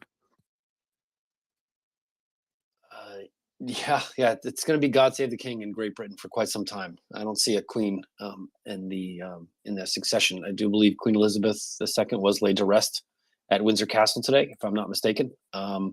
That ceremony is taking place now for those that are interested, since we're bringing that up, because we do want to be respectful to our British allies and what they're going through right now in their country. It's, I'm sure, a very sad time. But, we do have a new king in Great Britain, but the late queen is, at least from what I can see, she's being interred as we speak. They're having final ceremonies now. Or at least today, I guess, in U.S. time. So much due respect to her and the royal family and the larger British Commonwealth of Nations that had her as the head of state. Thank you, Craig. Yeah, absolutely. Of course.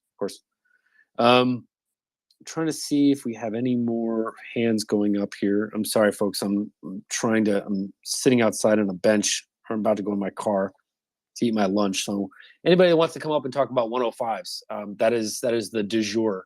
That I think we'd like to kind of talk about for a while, what 105s can do, especially from a tactical level, right? We're so used to HIMARS and M777s being strategic, kind of superiority weapons, supremacy in some cases. If you're HIMARS, that's utter superiority or supremacy. But the 105s, I think, are a nice little change of pace. It's interesting. I like to see it from a logistics perspective. I like to see it because it means that you don't have to worry about lugging around 95-pound shells with charges anymore. You reduce the weight that you need to carry. You can then thus increase volume. So these shells are half the weight, around about half the weight of a M777 round with its individual charge. Because remember, those are two separate things that have to be carried around. And so let's just round it up and call it 100 pounds for a M777 round. Call it 50 pounds for a 105, right? And so if you do that calculation, if trucks were carrying 100 pounds, 20 of those equal a ton, and your truck carried 4 tons, then think of all the extra. You can carry twice the weight that you can, especially if you palletize it, right? You can carry twice the weight you carried before, which gives you more sustained fire. You don't have to kind of hedge on this. What a 105 can do, anything you can do, I can do better sort of situation. I don't think the M777 has a direct fire component. I don't think that's part of what it was made for, but the 105 does. And so it does have a 12-kilometer range, while it also does have direct fire capability on something that's 3 miles away, 2 miles away, 5 miles away. It's a very versatile weapon. And I think that if you can deliver 4 tons of these, right? So what's 4 tons equal? Let's talk raw numbers here. You have 4 tons, so that's about 8,000 pounds. So 8,000 pounds. You had, what should we say? 50 pounds. So divide that 50. So you got about 160 moving tons to kind of move around. Excuse me, I beg your pardon.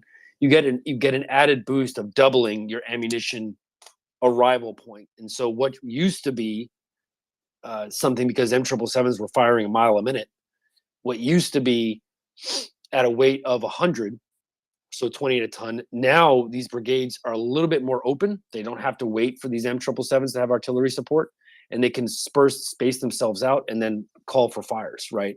Far effect, so to speak, right? I'm going to do my best impersonation of CJ here and say that of these batteries, you would like them to act together, right? So if you're moving with a brigade, your battalions should be able to cooperate with each other within the brigade system, and they should be able to call for these fire missions. So when you're moving, you move forward, your guns are set up, they're ready to go, and then they're assigned to certain geographic areas, right? So you're not so much assigned to battalion assigned to this, you're covering a geographic grid, and you don't like to kind of cross fire, but if necessary, you can combine the fires of all of them, because the radius of the gun is within what you might consider to be kind of overlapping fields of fire, which means you can call for enormous amounts to be dropped on you. And again, the reason I'm going into this is because if you double the amount that you can carry, that doubles the amount that you can fire, which means if you can fire all that at once,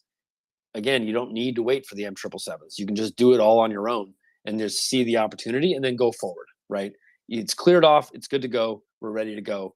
And we'll engage as we move forward. But those 105s have done what we needed them to do because of the sheer amount of firepower that you're talking about here. It's being delivered. So the individual charge might not be as big, but the amount of rounds that are landing, I would say, might compensate for that just a little bit, because it's just a huge amount of lead that is landing all at once, and still doing a pretty good job. So you don't need a 155 round. You might just need a 105. Save me for myself. Bogatir, please go ahead. Thank you. I'm listening to this, really fascinating, and I'm thinking about strategic psyops as I'm listening. And I would like to ask a question about the strategic value of what we're doing here.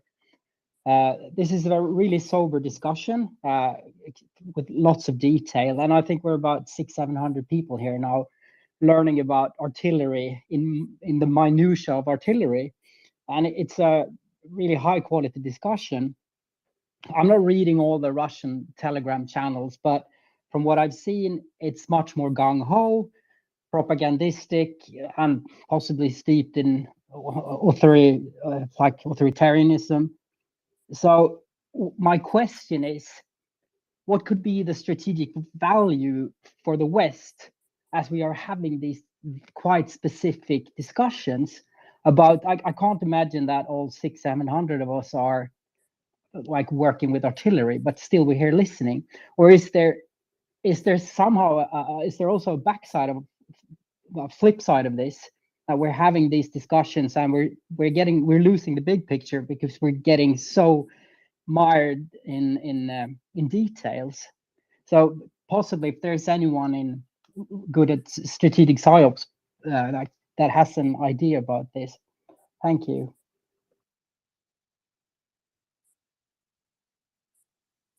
Somebody's gonna have to help me out on that one. I'm not entirely sure. I mean, I think that what we say here and what the Ukrainians are saying to themselves, I mean, nobody, if you want a good idea about psyops, sometimes silence is as loud as thunder. Everybody was focused on Kherson and what the Ukrainians were doing there, but the silence in the Kharkiv region turned out to be absolutely deafening. right? Not to belabor the pun or the analogy or what have you, the metaphor. The idea is that what you saw in Kherson was not what was going on around the battlefield, right? The entire theater of operations. I don't think anybody saw what was coming. I think we all were just focused on I was doing my logistical calculations as far as what you could deliver with helicopters, with Mi-8s. I was doing my pontoon studies around Palata, which is in the south of Kherson, trying to kind of do these extrapolations in terms of what the Ukrainians would need to do, try to provide perspective that way. And how it was kind of a slow ticking clock, and it is a slow ticking clock in Kherson. It's slower than you'd like, but it's still ticking in your favor. So why ruin a good thing? You can speed it up when you want to, but it's not necessary unless you see fit to be necessary. But what we saw in Kharkiv was something that people just didn't really expect. I think the Russians included. And that just goes to show, I think if we're talking about PSYOPs, the masters here are the Ukrainians, right? The Ukraine, with all the OSINT out there, with all the people watching, with all the satellites in the air, with all of this and all of that and all of this, nobody saw what happened around Kharkiv to the drive to the Oskil Reservoir. Nobody saw that coming. And I think that it's important to illustrate that if we're sitting here on this space making insinuations, trying to inform our audience, trying to kind of paint a picture, we can paint a picture all we want, but at the end of the day, we're quite literally just trying to kind of grasp in the dark and feel around for context of what things feel like, right? But that's in and of itself a kind of its own issue, right? So, yeah, your hands up. Go ahead. Yeah, maybe we can also add, Bogatyr, before you go on. Yes. I find it disingenuous to highlight that we were miring ourselves in detail.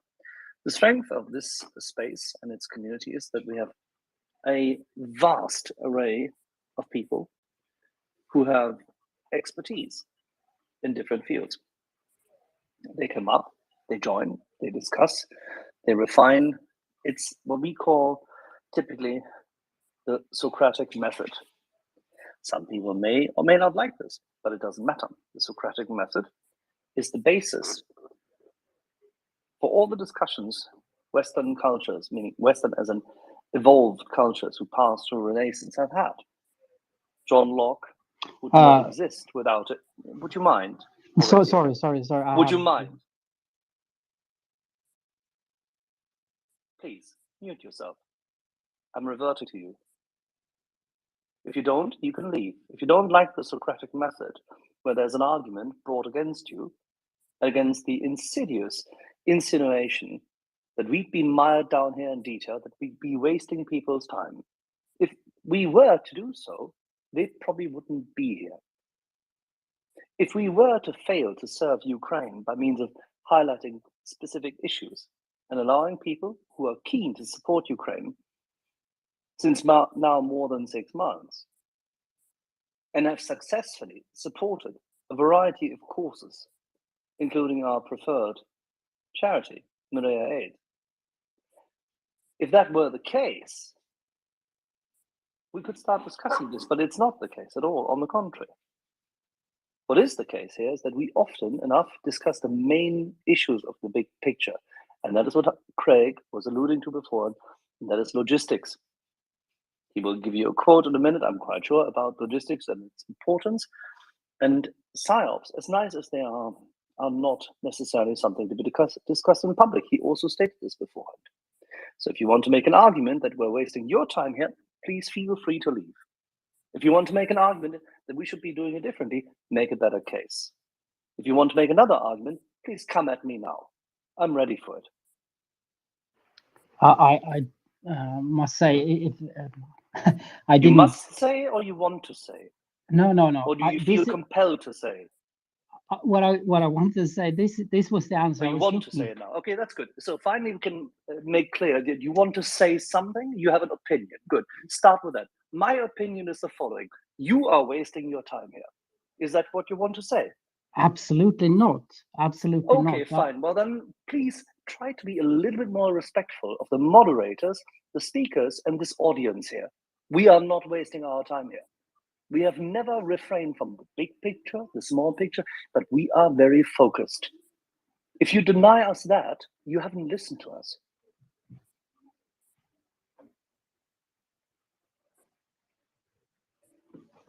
Further Thank you. questions? Do you have further questions, Bogatyr? Yes, I have. Then please my ask the question politely, please. Quick. I'm very, losing very sorry. patience. Someone who has anyone a good picture of what the Russian, a similar discussion in Russian channel, what that Why looks would like? that? Why would we worry? Why would we care? Do you understand the concept that the Russians are from a culture which is so far behind that they do not care about the logic? When I gave you the hint, think about the Socratic method, you could have thought, oh, right, this is a cultural question, isn't it? No, there is no such thing in Russia. And trust me, I lived there, I worked there, I worked with them, and I've always worked against them because I'm from a free country and I want to defend the West, meaning the free countries, including Ukraine. There is no such discussion. We know who they are. So, what's your question? Then I don't have any further questions. Thank you. Thank you very much. We move on. Thank you. I like Wendy. Thank you, Axel. I think one of the values of this space is the opportunity for rhetoric. Rhetoric has formed part of the curriculum in all decent education since the 15th century. We've heard it on this space before that people have had to, in the past, stand up and argue that the sky is not blue, and try to convince their opponents that the case is the opposite. One of the key crucial aspects to this rhetoric over the Russian invasion of Ukraine is disproving Russian disinformation, of which there has been a great wave of such since 2014, and compels us to combat. So I hopped on when I heard you correctly saying that this space brings together a range of experts. I'm just one of the laymen around here, but I've been listening for quite a while, and I've heard the extensive expertise that this space offers to its listeners.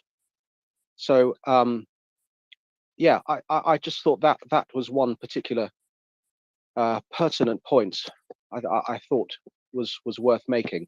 The second point I wanted to make was that I have recently discovered the Spotify MriyaAid account, which is absolutely excellent.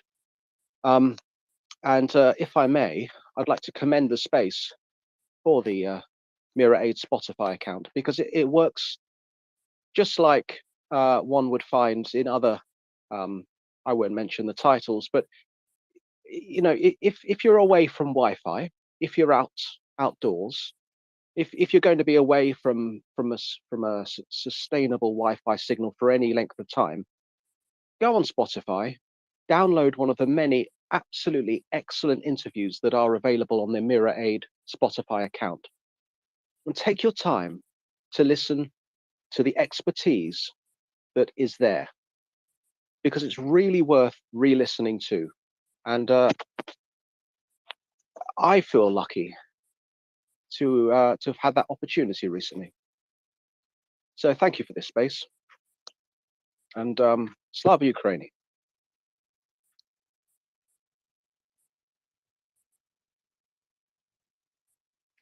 Correct. Shall we move through hands? We have Ian and we have Big Papa. Let's start with Ian. Absolutely. Yeah, by all means, please do. Yeah, thank you, Axel. I kind of by your leave, Ian. Yeah, I kind of missed what Bogatyr was saying that required the response Ian, to can him. you But hear us? Hello, can you? Ian is fine. No, Ian is speaking. Craig, you can't hear him. Oh crap. Okay. Yes, you have the bug. Mic check still. I'm good. You're good, Ian. I can hear you. I think if people in the audience could just confirm that they can hear Ian, and we just have to recycle Craig. That's easy. Everybody give Ian a wave when he speaks, please. Recycle, Craig. Okay, Nina, you can hear me? We can hear you, Ian. It's fine. Okay. It's, Yeah, and Craig so has the bug. yeah, so I mean, I'm assuming part of the comment was, wanting to take into consideration what, Russia's side of the story was, or what Russians think, or, how we can consider the Russian point of view in this. And two things I just wanted to bring up that addresses that, albeit they're both, somewhat anecdotal. There was somebody on here telling a story about how, it's not just Russians that are in Russia currently exposed continuously to Russian propaganda, or who fear the threat, that their family would be threatened if they were to speak out. There was somebody in the space not that long ago who was recounting a story about a woman who's lived in Silicon Valley for 20 years, who's in the United States, the West Coast of the United States. And so she obviously formerly from Russia, but she's had 20 years to rid herself of the effects of Russian propaganda, been exposed to the ability to consume media from anywhere in the world she wanted to, lived in an environment where she was free to express herself in any way which she wanted. And when pictures of atrocities in Ukraine, like Bucha, were presented to her, she refused to, even though the pictures were being sent to her or her family members from relatives in Ukraine, firsthand accounts from people who took pictures of this in their town. She refused to believe it because she didn't believe that the good Russian soldiers would ever do such a thing. So, it's stories like that that make me realize that, it's almost an effort in futility to go down that road. And then the other thing I think of when I hear stuff like this is, we had Ilya, who the former member of the Duma, on here, and when asked by Konstantin, a Ukrainian who has presumably friends in Russia, asking him for advice on how to how he should maybe reach out to people that he knows in Russia. What techniques, what strategies should he use to kind of bring them over to the truth? And Ilya's response was, "Don't waste your time." And this is coming from, obviously someone who is much closer to Russia and more recently in his history. So, anyways, I just wanted to bring up those 2 points because I thought those are the things I think about when this topic gets raised. I like that comment there. Who said that? Ian said it. And Ponomarev. Yeah, no, I know what you're referring to, but do you know the amount of grief that some people gave us for that conversation? Ian? Yeah, no, I know, and I'm sure you got a lot of DMs at that time, so I sent you one supporting your decision to bring him on. I thought it was an important voice to be heard, and everybody can make their own judgments on whether they believe that person genuinely has the best interest of Ukraine in mind. Whether that person is not simply being self-serving. You all have the ability to make that judgment. But I think that most people who are objective felt that they were probably pleasantly surprised by some of the words he had to express, and But anyways, I want to jump in. So here's the reason why I asked. So the vast majority of, actually 95% of the comments were actually supportive. They weren't bad, and most of the Ukrainian voices were supportive. They did not say, we're furious. And I could understand why some people were upset, because there were some people that were upset. And it really confused me because I couldn't understand what the issue with that individual would have been. Yes, they were. I mean, they said we platformed a Russist, and we're trying to create a good Russian narrative. I'm not sure what that really is supposed to mean. I think everyone knows, and I want to say for clarity that the individual did say that he's responsible as well for what's happened because they didn't do anything to stop it. So that's one point that's pretty. I think that's a poignant message, right? He said, we're responsible because we didn't stop it. He said a genocide occurred, whereas some of the people who were messaging me, including some leading Ukrainian voices, said to me, ask him if he believes a genocide happened, and he said, yeah, of course it's a genocide. I didn't know that was controversial. I didn't know the person. I don't know the man, and so I didn't understand that some people had this worry or fear of him. Roman Sheremetyev was in the room, and he kind of warned us in a way when they said before he came in, and he wanted to say some things, and we took what he had to say seriously. And I said, why? And he said, well, this isn't this, but ask tough questions. And we did. The interesting thing is, this is a man that's supposedly platformed, whatever that means, by BBC and CNN. He's been on all these broadcasts. So I'm not saying we're a news organization, but I think it's safe to say that we have a. It's not like we're having a provocateur saying that Ukraine is garbage, like the same group of people had a Kim.com. I don't know, some guy who's just really anti-Ukraine. They entertained him for an hour. Now they're making fun of him, but they're still platforming him. I don't understand the difference. Maybe it's lost on me, but I think the reason why this is important to bring that up is whether you like that Ilya or not. I've said it publicly. I'll say it again. I think he's a wishful thinker, a dreamer. I don't think his plan to make Russia, do the right thing, I don't think that's realistic. I don't think the Russians will ever have this revolution on their own. And you might just think the worst case scenario is a cynic, where he's just doing this to get attention. So when Russia loses, he can try to go back and be a part of a government.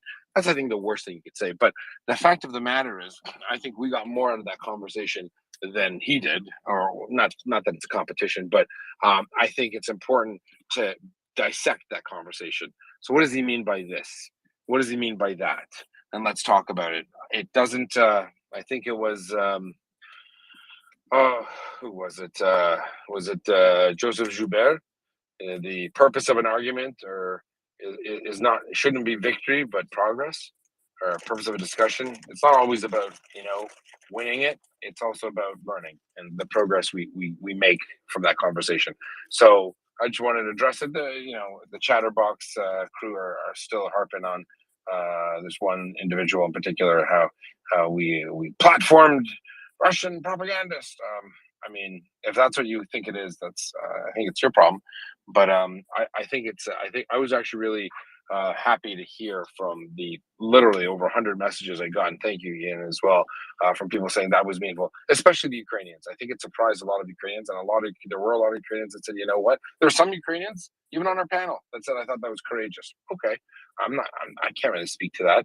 Others said, you know what? I don't like him, but I'm glad we got to hear him see what he had to say, because that's what the moderates in Russia maybe are saying. I don't know. So, but thank you for that. Go ahead. Yeah, sorry. and I mean, to address some of those things, like not that I am suggesting this guy is deserves lots of credit, or I think he's the answer to all of our Russian problems. But let's be honest. I mean, if the guy did all of this simply for for dreams of returning to Russia and having some sort of power, I'm pretty sure the best way to have power in Russia would have been for him to just fall in line in the Duma and do what he was told. Like, I'm pretty sure this is statistically speaking not the best chances of him returning to Russia with any power. Yeah.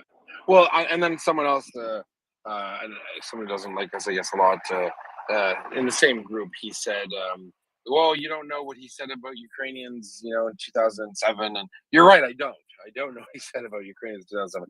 And I don't know that he voted or he said we should accept a referendum in Crimea.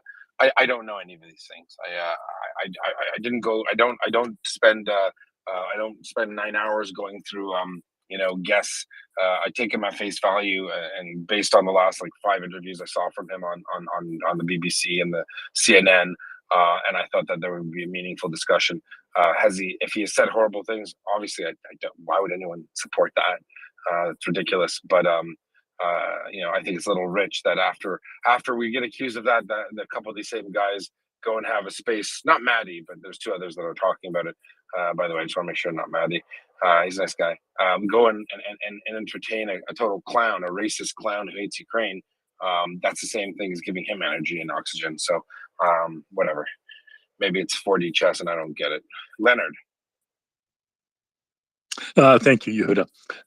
I originally was just going to give a bit of supporting backup for I Like Wendy and the very insightful comments he made about the value of this space and the significance of the range of and wide scope of opinions and backgrounds and expertise that is available here. But now you raised the Ilya Pomerenko issue directly, and I think that is even more directly important.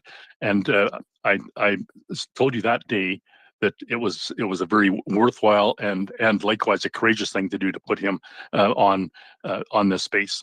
And I stand beside that. And anyone who is going on to the contrary about platforming and other kinds of nonsense, it was a classic Socratic exercise. And if you don't think that Plato himself would have had Socrates entertaining a witness, a speaker, a point of view from someone like Ilya Pomerenko, then you just don't know what the Socratic method is all about. And Axel has already gone into that in again exquisite form this morning. And Axel, you're doing a masterful job of the Socratic method today in particular. But specifically on the Yehuda's courage in bringing that speaker forward, it should be kept in mind that this man was one of the last people to cast a vote, and probably the last contrary vote to be cast in the Duma, the Russian parliament, and he was forced to flee his country immediately thereafter. And it should be kept in mind that people like that, even if you are a forensic analyst, a crown prosecutor, somebody looking to find a witness, you don't always plug your ears to a witness simply because you don't like them or you disagree with their point of view or have some other quibble with their standing. They may well have extremely important information to shed on a picture. And certainly Ilya Pomerenko qualifies on that front.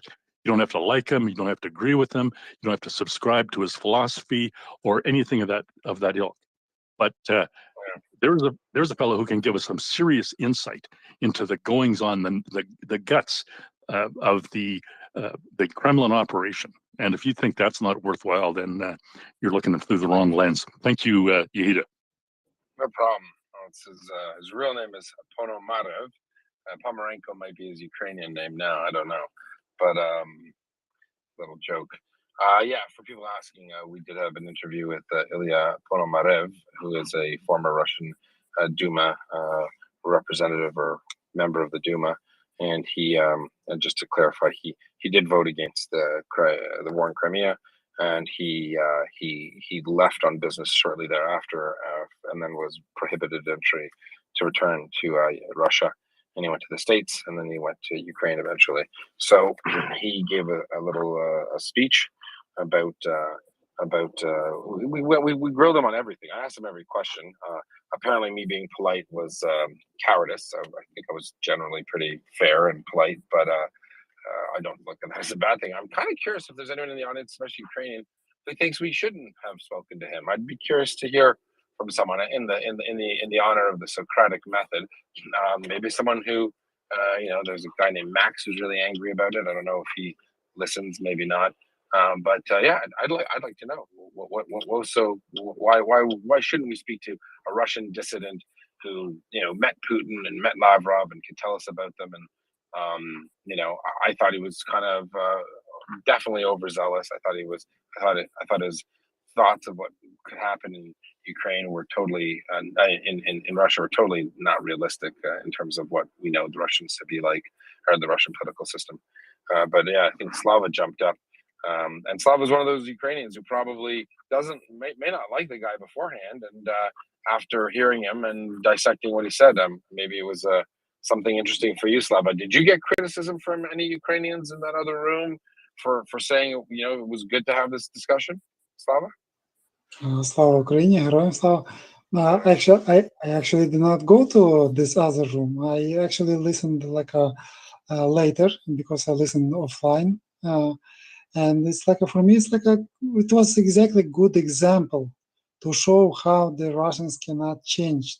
They have own mind, they already said, and this is someone previously, I think Ian said that person lived in 20 years in the United States and still tuned into all the Russians Russian media. This this is exactly what when I started to speak in this space, exactly in this space, I always started to say Russians cannot be changed. You cannot fix them. They already corrupt, and there is no saying for them. An example with the Ilya Ponomaryov, for me, it's I did not care about him. I know he's living for years in Ukraine. He's did a good change for himself, because it's he just cares about himself, and I did not care about him. But your interview showed me exactly what I said. Those people cannot be changed. Good, he's against Putin, against war. He's saying, yes, it's we all Russians responsible for this, what is happening. But still, I see what is happening in his mind. For me, it's it was a bit of the revelation, and thank you, Yehuda, for this, because I did not care about him before, but you open a little bit, because your point of view bit different than mine, because I do not care about him, but you I have interest, and you have some ability to speak with this type of people that cannot fool you. This is you have good bullshit detector, so this is you a fit for this job. Thank you. You're too kind. Thanks, Slava. Yeah, when he brought up the National Russian, National Russian Association? What is it? Sorry. National Russian Army. That's it. National, I think it's Republican. I think it's the Republican Army. No, I have no idea. National Russia Army. I'm not sure. NRA. I just think of the National Rifle Association. But I know. I said, yeah. Come on. You don't possibly. That was the FSB killing Dugina. I don't think it was some. It's just. Gosh. And he's like, no, I believe it. And I said to him outright, I didn't believe it. I said, you know what? I'm sure there are people that don't like Putin and are kind of gathering around, but this is a military precision type of thing. And to work in that permissive environment where you can drive around and not have police stop you because you're looking for the best time to put a bomb in the car, I think that's just speaks to it being an FSB situation. But yeah, no, everyone, you can disagree with the person. Do I honestly think that, he's a Ukrainian patriot that loves Ukraine and he wants to go back to Russia? I think that was really clear. And Ukraine is a place to stay and help him raise his army against Russia. That's kind of what I looked at it as. And I think, that's fine too. I mean, Ukraine needs those Russians who don't want to be a part of the Russian system. Is it dangerous? I don't think it's dangerous. I think it's just fantasy land. That's for me. That's my opinion. And I told him to his face. I don't know. Nina, go ahead. Thank you, Yehuda. I have something completely else. So if you want to continue this discussion, I can come later. So it's not a problem.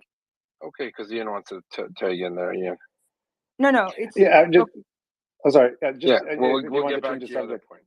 No, go ahead. We're still on the topic. Yeah, so it was the National Republican Army. That is the opposition, the military opposition to Putin's regime. And just the last thing I wanted to say about it, it's one thing if you're platforming a person who's continuing to espouse Russian talking points, but this guy was doing the literal exact opposite of that. Now, do you have to believe that he's being genuine in his expression? No, I wouldn't give him the keys to my car while I tied my shoes. But I think it's worth hearing somebody out if that's the views they want to express. Like I said, do we have to believe him for every word he says? No, but this is literally what you hope you could get more Russians to do, and it's unfortunate we haven't seen it. we have these spaces mostly, populated by people from Ukraine and from the rest of the European and Western world, and we have a varying opinions. We agree with each other sometimes. We disagree with each other sometimes. It would be great if there was a discourse like that in the Russian communities, some against, some for, but it just doesn't seem to be that way. And when there's somebody who's willing to express sentiments that aren't necessarily, are obviously, not favorable to his homeland, listen to him. Do you have to believe him? Like I said, no. But I think it's crazy to suggest that we're platforming Russian propaganda when literally the exact opposite of Russian propaganda is what he was talking about.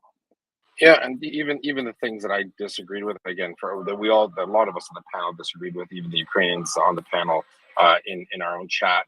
I was kind of gauging the reaction, right? Because when Roman Sharameta, I was like, I could feel something in his voice. I'm like, who is this? Like, maybe let's circle back to this Ilya. What's going on? I'm like, look, one of the Ukrainians was like, I don't care, let him speak, and the other one was like, yeah, I don't like him, but whatever, let's see where it goes. And that was the purpose of it. I mean, I was hoping for something more controversial, but when he said all Russians are responsible, when he said, it's a genocide, I mean, you might not like his motive. So his intent is not the same intent to say I have, or maybe you have, or a Ukrainian has, which is to make Ukraine free. He looks at Ukraine, the war in Ukraine and the genocide is really a byproduct of a system that he's a part of. And he doesn't like the system. I'm not saying he doesn't care about babies being killed, but I'm saying that the real driving force, in other words, I guess you would ask, if Russia was a good country and a democracy, would he support Russia in invading Ukraine? But I mean that's just too hypothetical, I guess. All right, Victoria, I did ask for a call out for people from Ukrainians who wanted to talk about that. So please go ahead, Victoria. Thank you, Huda. Yes, I have just a short comment on Ponomaryov and all that liberal team that is trying to portray themselves as the future of Russia. And basically two major points. First and foremost, most of them, all of them, do not see Russia being just a part of this big Russian empire. I mean, they still see Russia to be an empire, to remain within its borders, to remain a prison of nations.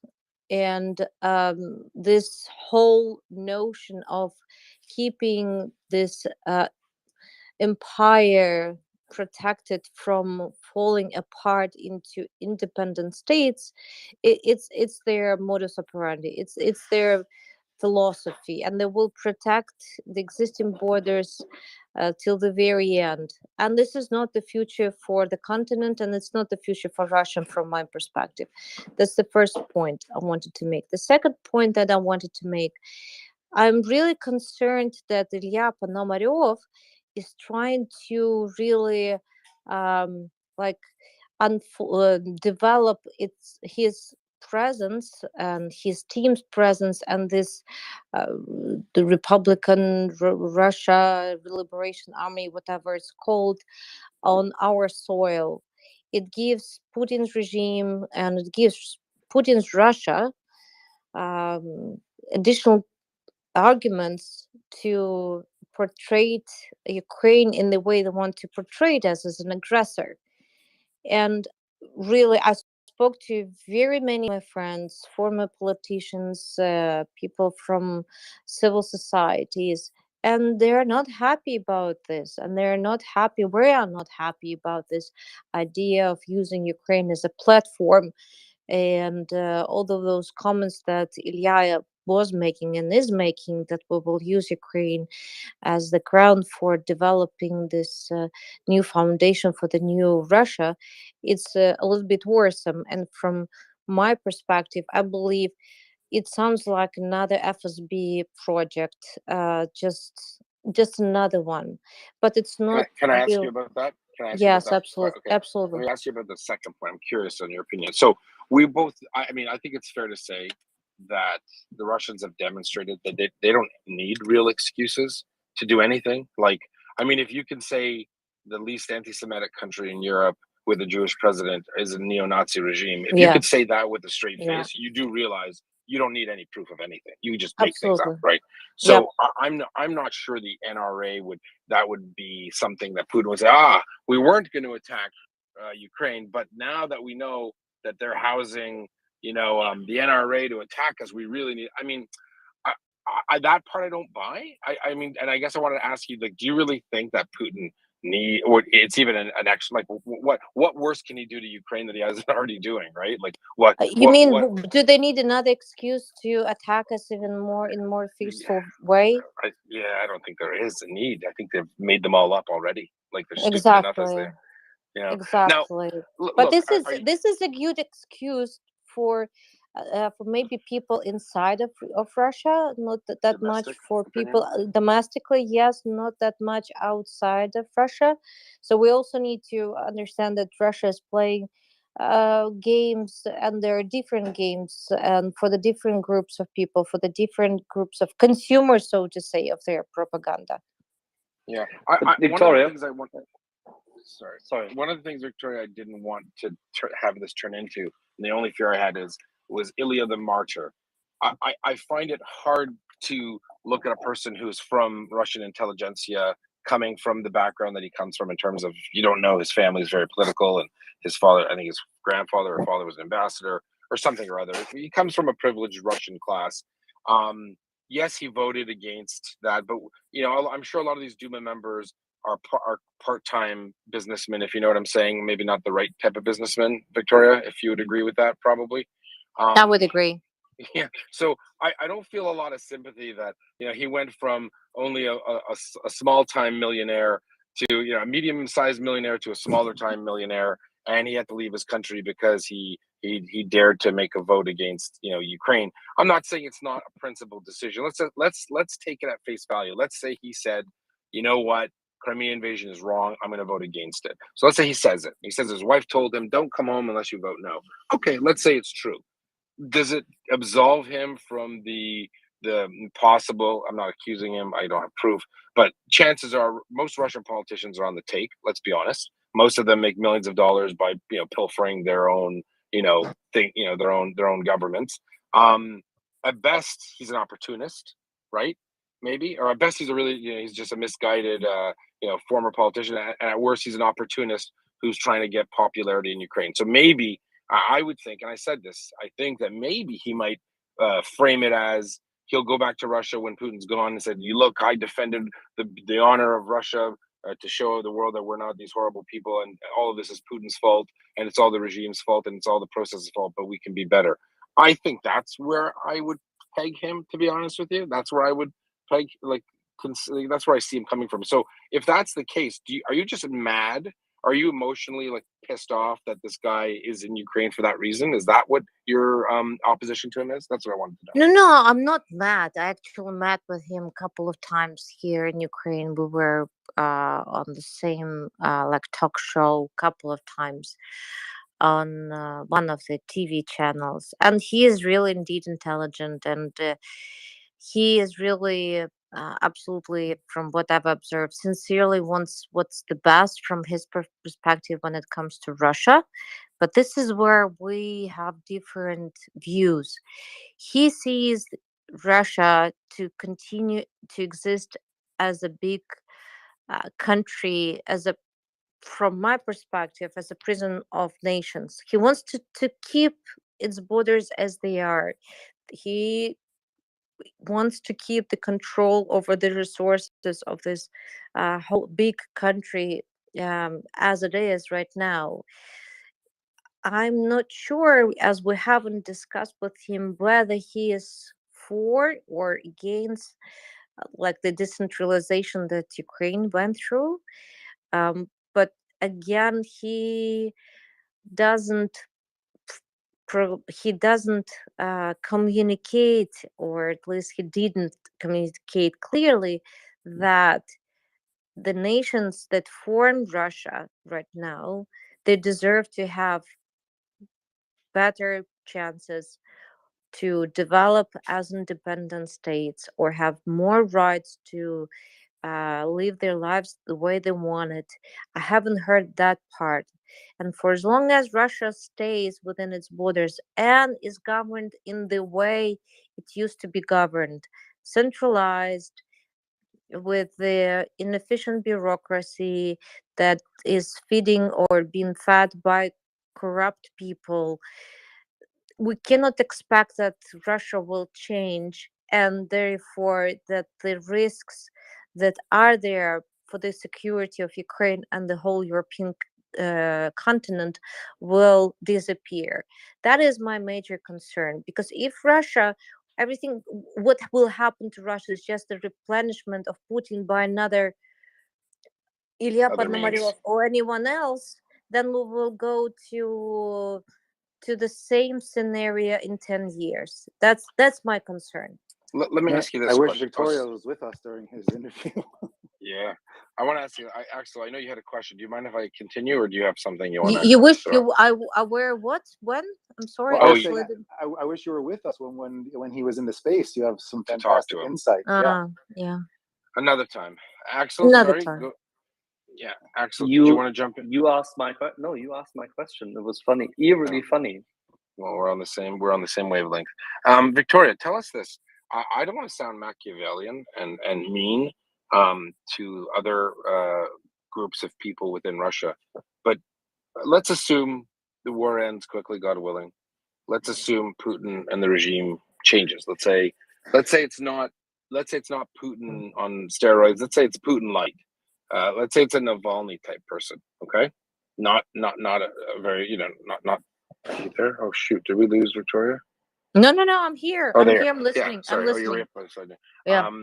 So let's say we get Navalny. Okay, isn't the worst thing in the world for Ukraine to be if Dagestan and all these other little states and Chechnya become independent? Wouldn't that just be more insecurity on Ukraine's borders? I'm thinking as a Ukrainian, say, nationalist patriot, or someone who's pro-Ukraine. Let's say I'm a Ukrainian citizen, and I'm like thinking, or a politician, I'm thinking, okay, you know what? Russia, at the end of the day, we still have to live beside a country of 140 million people. If they start to break up, I mean, that could be more instability for us in the long run. I personally kind of, and even though it's mean in the sense that it's denying the self-determination of the glorious people of Dagestan and Chechnya, and God knows what horrible places those would be if they were independent. I mean, look, imagine Chechnya, right? Kadyrov as a president, unchecked power. Wouldn't it be better for Ukraine to have some kind of stable Russia post war? What do you think of that? Well, I think it's worse than drawing parallels, historical parallels. I remember Bush, the president, making a speech, well known now as Chicken Kiev, in front of Ukrainian parliament, when he was advocating for Ukraine to stay basically within the USSR, and that it would create real risks and turbulences for our country and for the rest of the world. And thank God we didn't listen to him, right? We actually went our own way, and we declared independence, and we're an independent state. And I think those other countries, they do have the right to be independent. Whether they're ready to govern their countries properly from the day one, well, of course, it's a big challenge, but I think it's the challenge worth undertaking. And even Chechnya, before Kadyrov, there was the Jahar Dudayev, and he was, by the way, one of the first ones who was saying, "Do not mess up with Ukrainians. Be careful about messing up with them." He knew about our spirit of our nation.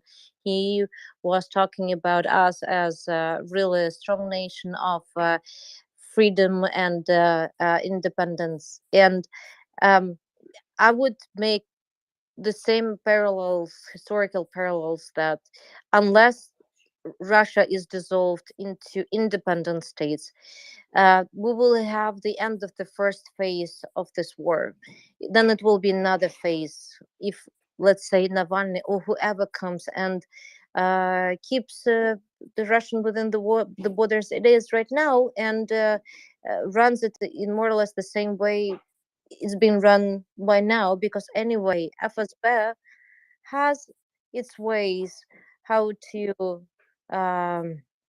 manipulate even liberal politicians and make sure that they are then following their imperialistic agenda by the end of the day. Fair enough. I will say this, though, to be fair, and as a point of information, Ukraine was by far the most advanced and the country with the most potential out of all the former, colonized republics of the Soviet Union, right? So I'm not saying they're Economically, not. yes. And Economically, yes. also, and educationally, I think, and culturally, I think. Educationally, yes, yes, All but right, so not from the it had a not lot from of the the institution's precursors. point of view. Right, but it had a lot of the key building blocks to create a country it had, and I would argue that Dagestan and Chechnya would be far more lacking than that. So that's my point. In other words, the best foot forward would have been Ukraine. But yeah, no, point taken. I'm not here to argue that different peoples are not allowed self-determination. I was just kind of trying to do a logic thought experiment. But thanks for that. A lot of questions for you, Victoria, if you don't mind. I think Wendy had his hand up the longest, and then we'll go to Ian and Nick. Okay, go ahead. Wendy. Thanks, Yehuda. This is a really interesting conversation. Sorry, mic check. Good check. Yeah. It's a really interesting conversation because it's really important to reach out to voices beyond what conversations we typically hold on a daily basis, because the effect of this, its potency, has already been evidenced. I didn't hear the interview referenced, but without the discourse, the activism, and the analysis provided by Ukraine's allies since 2014, it's possible that the perpetrators of MH17 might never have been tracked down. Without the activism and solidarity demonstrated at the start of the 24th of February this year invasion, Ukraine, hypothetically, might have been facing more butchers, more Borodyankas. So reaching out in whatever form is provably effective. Whatever that involves, whether it's when your political representatives come to the door to hand you an election leaflet and you identify Ukrainian victory as the #1 cause that is on your agenda at the moment in terms of voting, let that be the people you reach out to. Likewise, if this involves holding an interview on a space such as this, where an opposition member from the country currently known as the Russian Federation, however disagreeable some of his views may have been within that conversation, there is value to that. So thank you for doing exactly that on this space. And while I'm at it, thanks again for the Spotify account for the MriyaReport, because if you're on 1G Wi-Fi or outdoors, like I've been recently, downloading one of these excellent interviews that are on there, forwarding these interviews onto your friends, this is a great resource which is well worth listening to again, and another way of spreading analysis and activism and solidarity for the cause of Ukrainian freedom. So thank you for this resource and this space. Thank you, Wendy. That wasn't for Victoria, I think, but maybe Ian has one for Victoria, and I appreciate it. We're going to post the Spotify link. I'll be honest, I've never used Spotify, and I first heard about it here.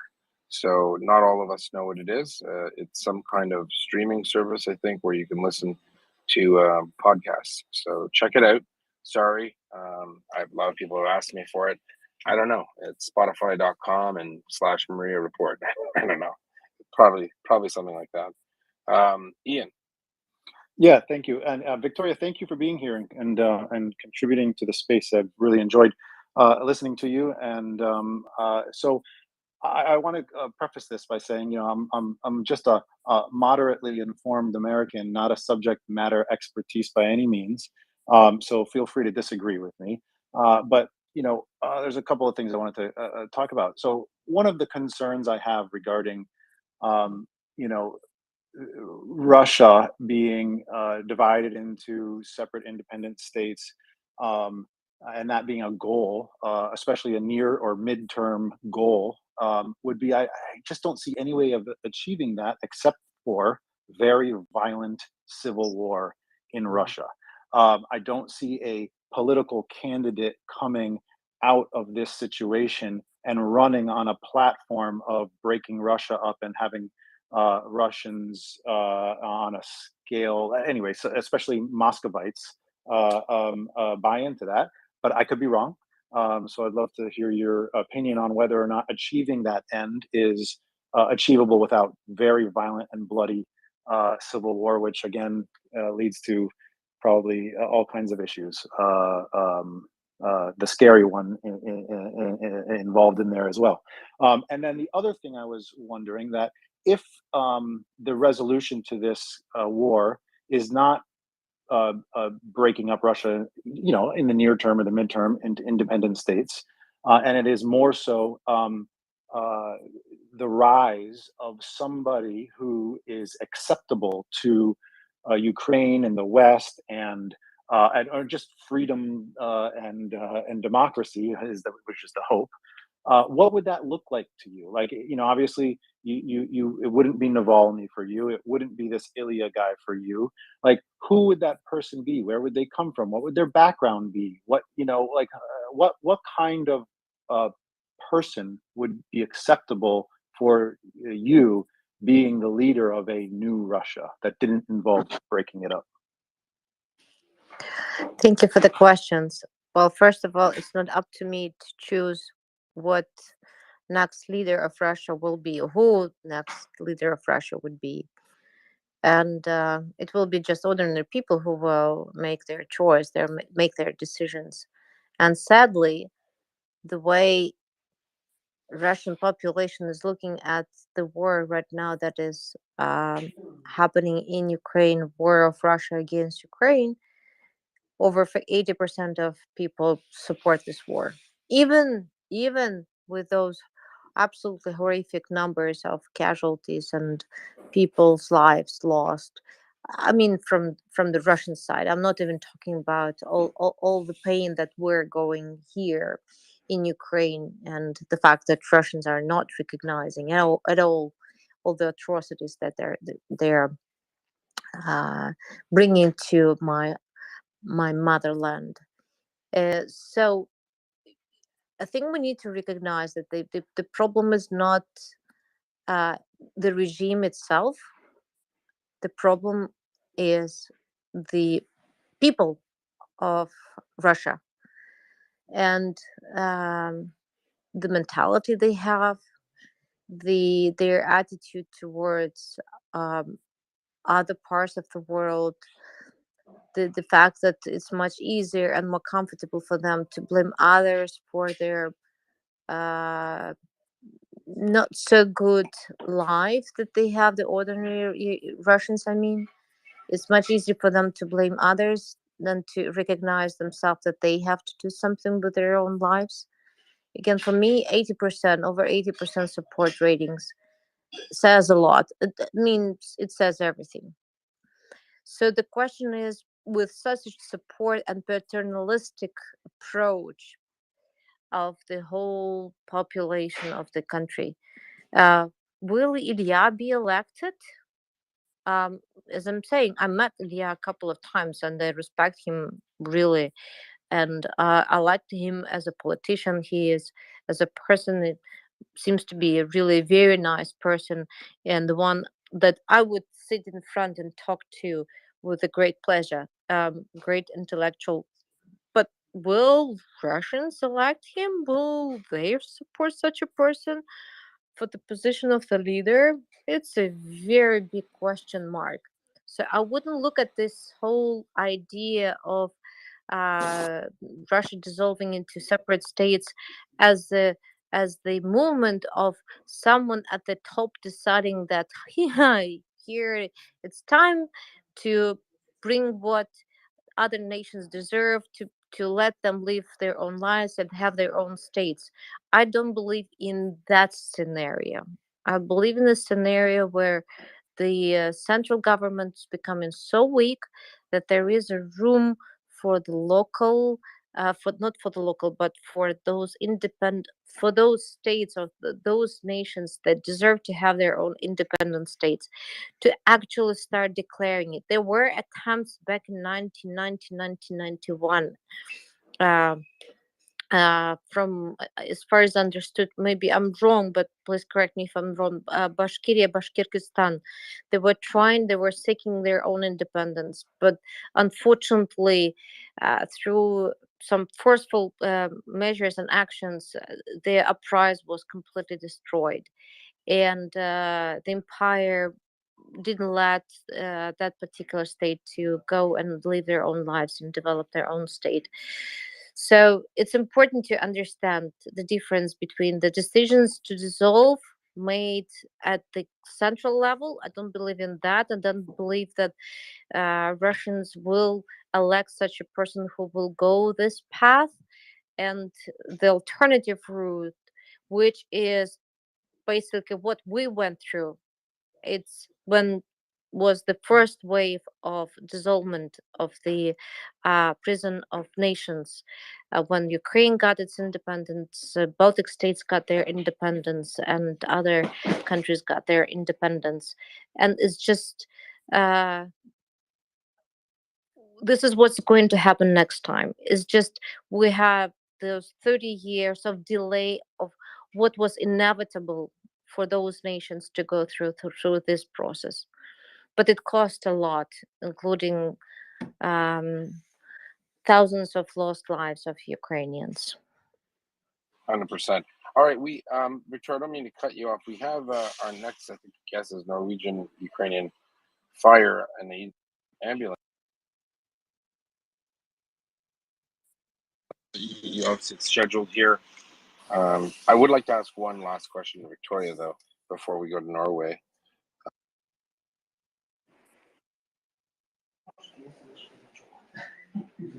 Yehuda, I cannot hear you well. He's breaking up. He is breaking up. I cannot hear you, and I think other listeners cannot hear you Yes. well. Can you repeat? He'll come back in a moment. Just hold on. Yeah. And I totally agree with you, Victoria, that Russia is inevitably going to be breaking up. Thank you. Can you hear my mic now? Yes, I can hear you.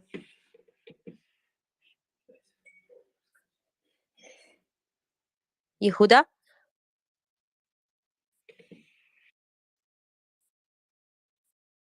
He's coming back. Hello, Victoria. is my mic working? Perfect, Yes. perfect. Loud and clear. Hello? We hear you. Can you hear my mic? Joseph, Victoria. Yes, I can hear you. Okay, I can hear you now. can't hear anyone else. This is yes. weird. Yes. All right, well, I just wanted Ask to your ask question. one quick question. Yes. You can hear my mic. I can't hear anyone else. I will say we have Norway coming up for, I think, the next session here to chat. But I want to say, Victoria, what is your take on those? Just for we didn't get anyone contrary to what we've been saying, so I'm curious. Why are there those Ukrainians that are so the ones that are really angry, the ones that are saying we're literally, Hitler here, we're supporting genocidal behavior and propagandists? Why are they saying that? What's the emotion behind it? Is it logic, or is it just emotion? Is there something we can do to be more understanding of that point of view? I'd love to hear someone's take on it. You mean that there are those people who support Russian genocide in Ukraine? No. He's asking why some people was against even making this interview. Ukrainians. Thank you. Which interview? With Ilya Ponomarev. Well, they were so angry and they didn't want Ilya to be interviewed. Thank you. That's a good question. I think it's better to ask them. I think we need to listen to people like Ilya for sure, as he is trying to portray himself as an alternative to Putin's regime. But once again, understanding Putin regime and just Russian regime, it's important to understand what Ilya is saying and have a real proper conversation with him and discussion on the future of Russia. And I think Ilya is open-minded in that regard. I don't know why their people are so against it. Maybe it's because he's so well spoken. He really is the one who has the best skills of convincing other people, using great examples and arguments. He is really in that way a charming politician. So maybe that is why. Maybe because anything that has this label or whatever it's called, Russian, is not acceptable by very many Ukrainians, and people don't want Russians to be anywhere near any discussions that are related and focused on Ukraine. Maybe that is the reason, by the way. That is the reason. Victoria, enough. that's a good point. That's ahead. a very good point, and we understand this. If we were to have Garry Kasparov debate the You will topic have the same situation.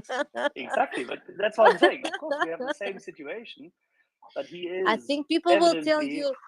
Yeah, people I will know tell it. you. Yeah, people will tell you create a separate platform, a separate discussion, and don't get all of those people who are especially coming from Ukraine involved in all of your talks about the future of Russia. Although I See, still but we're not believe talking it's about a the future wrong of Russia. approach. Of course, but we're not talking about the future of Russia at all. Well, the future discussion of with Russia. I'm not interested in this. And Victoria, the question is, if Garry Kasparov were to talk about how to depose the Russian control and how to get rid of them in terms of gameplay, would that be interesting? For me, very much. For me, very much. But I know that the nerve of Ukrainian society is so open right now that anything, as I'm saying, that has any connection to Russia brings that sense of not anger, but not accepting it. The tolerance to anything that has made in Russia is zero. But that's what I'm trying to say right There is no good Russians. Fully agreed. We understand this, Victoria. We know this. We've seen this from day one. Although And I would love to listen to Garry Kasparov. That would be interesting. We're trying to get him on. Trying to get him on. So just to wrap up, I just want to say this. I think there is a strange and unfortunate disconnect. There's a bit of cognitive dissonance in some people. While we understand the genocide is highly emotive, that this is a horrible situation, I think where some Ukrainians are getting upset, this is the vibe I'm getting, and you're right, we should ask them. They haven't come back, the 3 or 4 people that were upset, just by even, they almost accused us of being, they actually accused us of being Russian propagandist agents because we just had him speak, which it's obviously beyond the pale, the comment. But I think that there is a fear in some people's minds, an emotion, that if we talk about the good Russians, let's say there's 20%, that's still over 24 million Russians that hate Putin, don't like what's going, but they're not doing anything. I think what the fear that some of those people think is that that'll somehow take away from the attention in Ukraine. I don't think it does. I mean, to an intelligent, reasonable person, I can't go, well, I have to take the 20 million people's opinions over Yehuda, I need to interrupt you. If Yeah. 24 million Russians were good Russians, and if they would do something, at least something, we would see a completely different situation. You'll see what I'm getting at when I finish this one point. So assuming, I'm saying, let's just say there were 20 million good, quote unquote, good Russians, it wouldn't matter to reasonable people, because we can't hold out for that 20%, if it is 20, I'm saying, because 80% are supporting a genocidal, psychotic regime, and 80% are talking about in the streets about killing Ukrainians. It's the same argument you could say about Nazi Germany. You can't fight this war to worry about the 20% minority. In other words, there is no mercy. But that's what I'm saying. I'm saying there is no mercy for those Russians who don't support them. Unfortunately, they're screwed, and that's just life. Life is not fair. They were born in a country where this is what's going on. And I think that to not think that is weird. So I do have a problem when I hear people saying, well, they can't talk about the good Russian narrative. Why not? We can talk about it. It means nothing, though. We can talk about a good Russian narrative, but it doesn't change the fact that Russia has to be completely, thoroughly destroyed.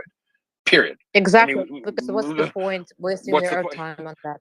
Right. So I'm kind of incredulous when I hear people talking about that, because it doesn't change our support. In other words, if anything, it just makes it more realistic. It's very sad. It's too bad that 20 million Russians. I'm saying, I don't know if the number. I'm making it up. It's really sad that 20 million Russians have to suffer and not be able to travel to Marbella to go to the beach, or to Estonia to eat whatever you guys eat in Estonia and have a nice time. You know what really sucks? Ukrainian children being murdered and raped by psychopaths. That sucks a little more, right? So I think that people have to let go of that fear of humanizing. Russia's still humans, sure.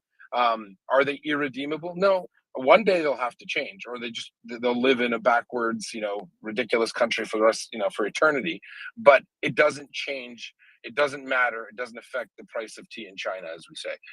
It has no bearing on it. And I think some people feel that if we talk about it, we're somehow taking away from support from Ukraine.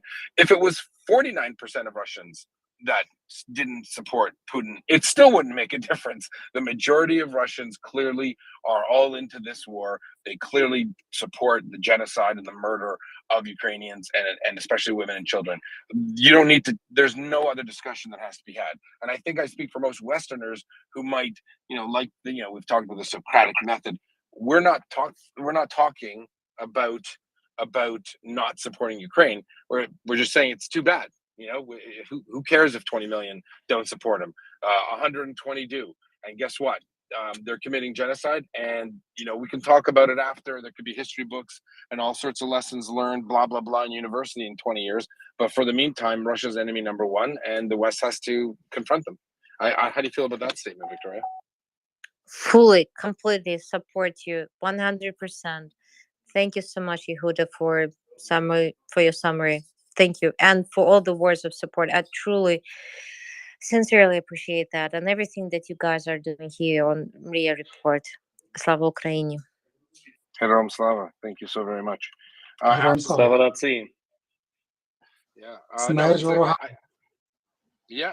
And I hope I hope I didn't upset our next guest, Norway. There, I haven't heard him speak or her speak. I don't know who it is. But just for the audience, I think we shouldn't be afraid of addressing Ilya's and Gary Kasparov's. It doesn't change anything. It doesn't. They could be the nicest guys in the world who say, you know what, it's completely our fault. When the Russians are out of Ukraine, when the Russian military is destroyed, when Russian leaders responsible are in The Hague, then we can talk about how to help those other Russians make their country decent again, or ever, for the first time, right? Okay, Axel, take over here. You got Norway up as sure. scheduled. Okay, thank you. We can see some Norwegians before, and I have to apologize to our friends, the Norwegian-Ukrainian firefighters, because I couldn't see a dang thing beforehand. So mange tak for your patience, much appreciated. Welcome to MriyaReport. Hello from Norway.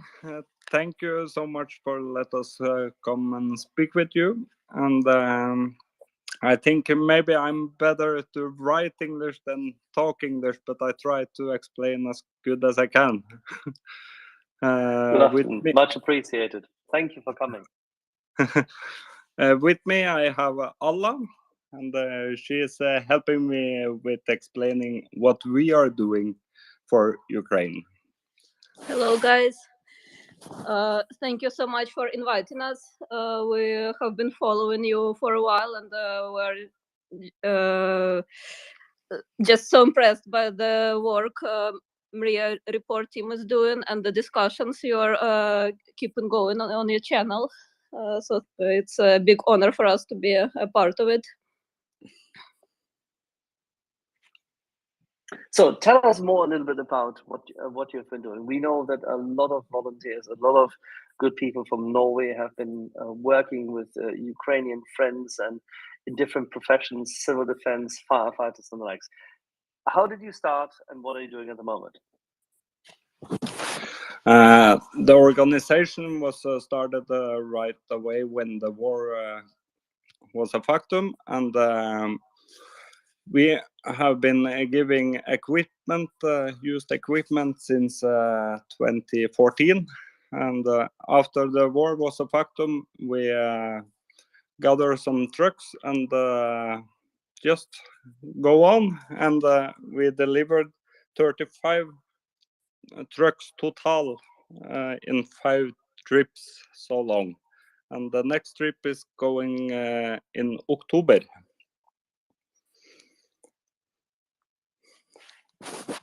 Can you tell us a bit more about those trucks and what is being done? Because we've had the fire chief of one of the districts of the Kharkiv Fire Brigade here, our friend Mr. Kachanov here, Roman Kachanov, with us, and he's been speaking in some detail as to the heavy burden they're facing and the intensity with which his departments are working. But please tell us a little bit more about the equipment you're bringing and where it is going. Yes. For the first, we get the trucks for free from fire stations around Norway, and we take them, gather them in middle of Norway, and put them on test and mechanic test. When finished, we go to Ukraine and ja, du måtte opp du alle.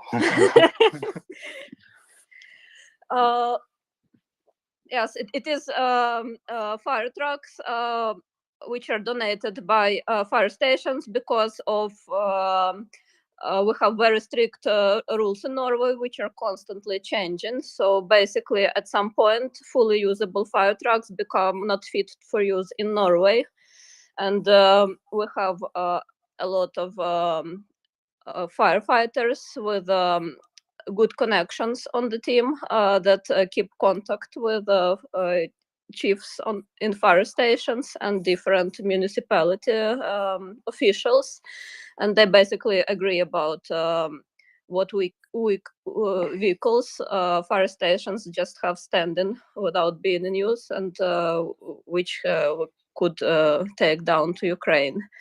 So we are as Joachim said, we basically collect them at our base and try to fill them up with emergency equipment as much as possible. Different kind of stuff, protective clothing for firefighters, devices to release people from collapsed buildings, first aid stuff, and so on. Everything donated from hospitals, fire stations, private companies, and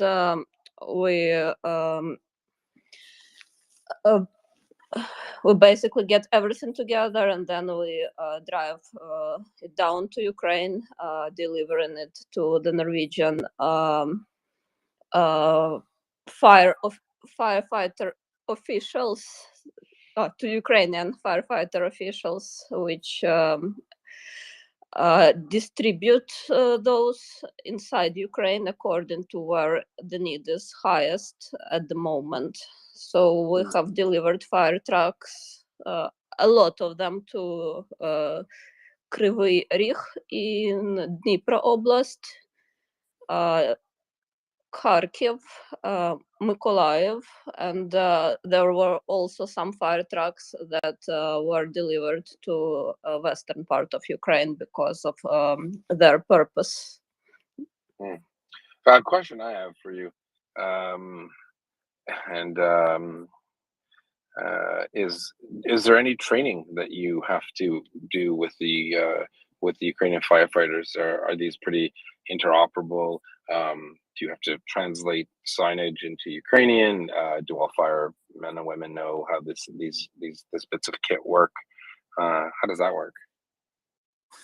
Yes, when we get in Ukraine, we start training them at the first truck and then second truck, but fire trucks are mostly the same if it's Norwegian or Ukraine, very basically, but some technical difference it is. But we give them the training they need, basically. That's good. All right. Sorry, Axel, do you want to go to Leonard? Sure, Leonard, please go.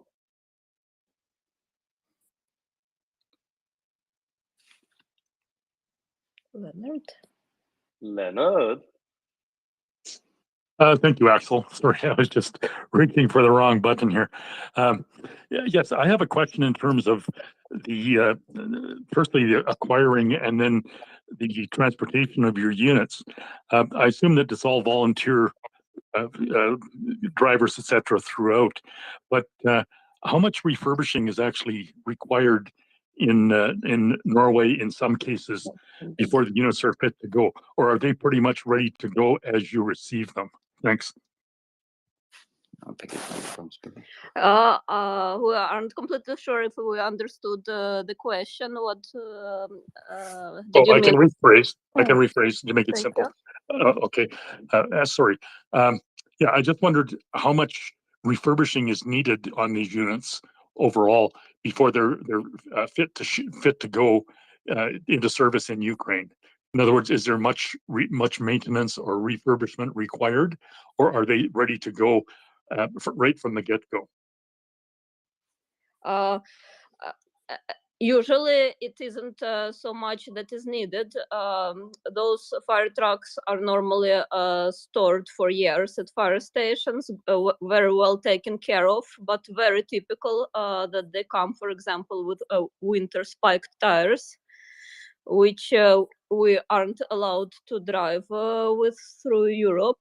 And they also aren't allowed to use those in Ukraine. So we have to change tires as a minimum. They also don't have license plates when we pick them up, so they need to go through full technical check and be approved in order for us to be able to drive them out of the country. And as they do technical check, they might discover some surprises which need to be fixed before the long trip. It is a bit funny with fire trucks because they aren't meant for long distance driving, and we have to take them through quite a long route. Do you sorry, do you drive them through Malmo? How do you get them? We say drive them. There's a lake in the middle, right? Yes, we are driving Malmö. Sweden to Denmark. Yeah, Sweden, Karlskrona to Gdynia, and then through Poland, Warsaw, and so on to the border of Ukraine, and then some kilometers in Ukraine. How long does it take a trip? It's 2 long days from the base, but all the volunteers in Norway maybe 3 days before in Ukraine, and then 2 days back again. This time we had a bus with us in Ukraine to manage to come out of Ukraine again, and then drive bus home.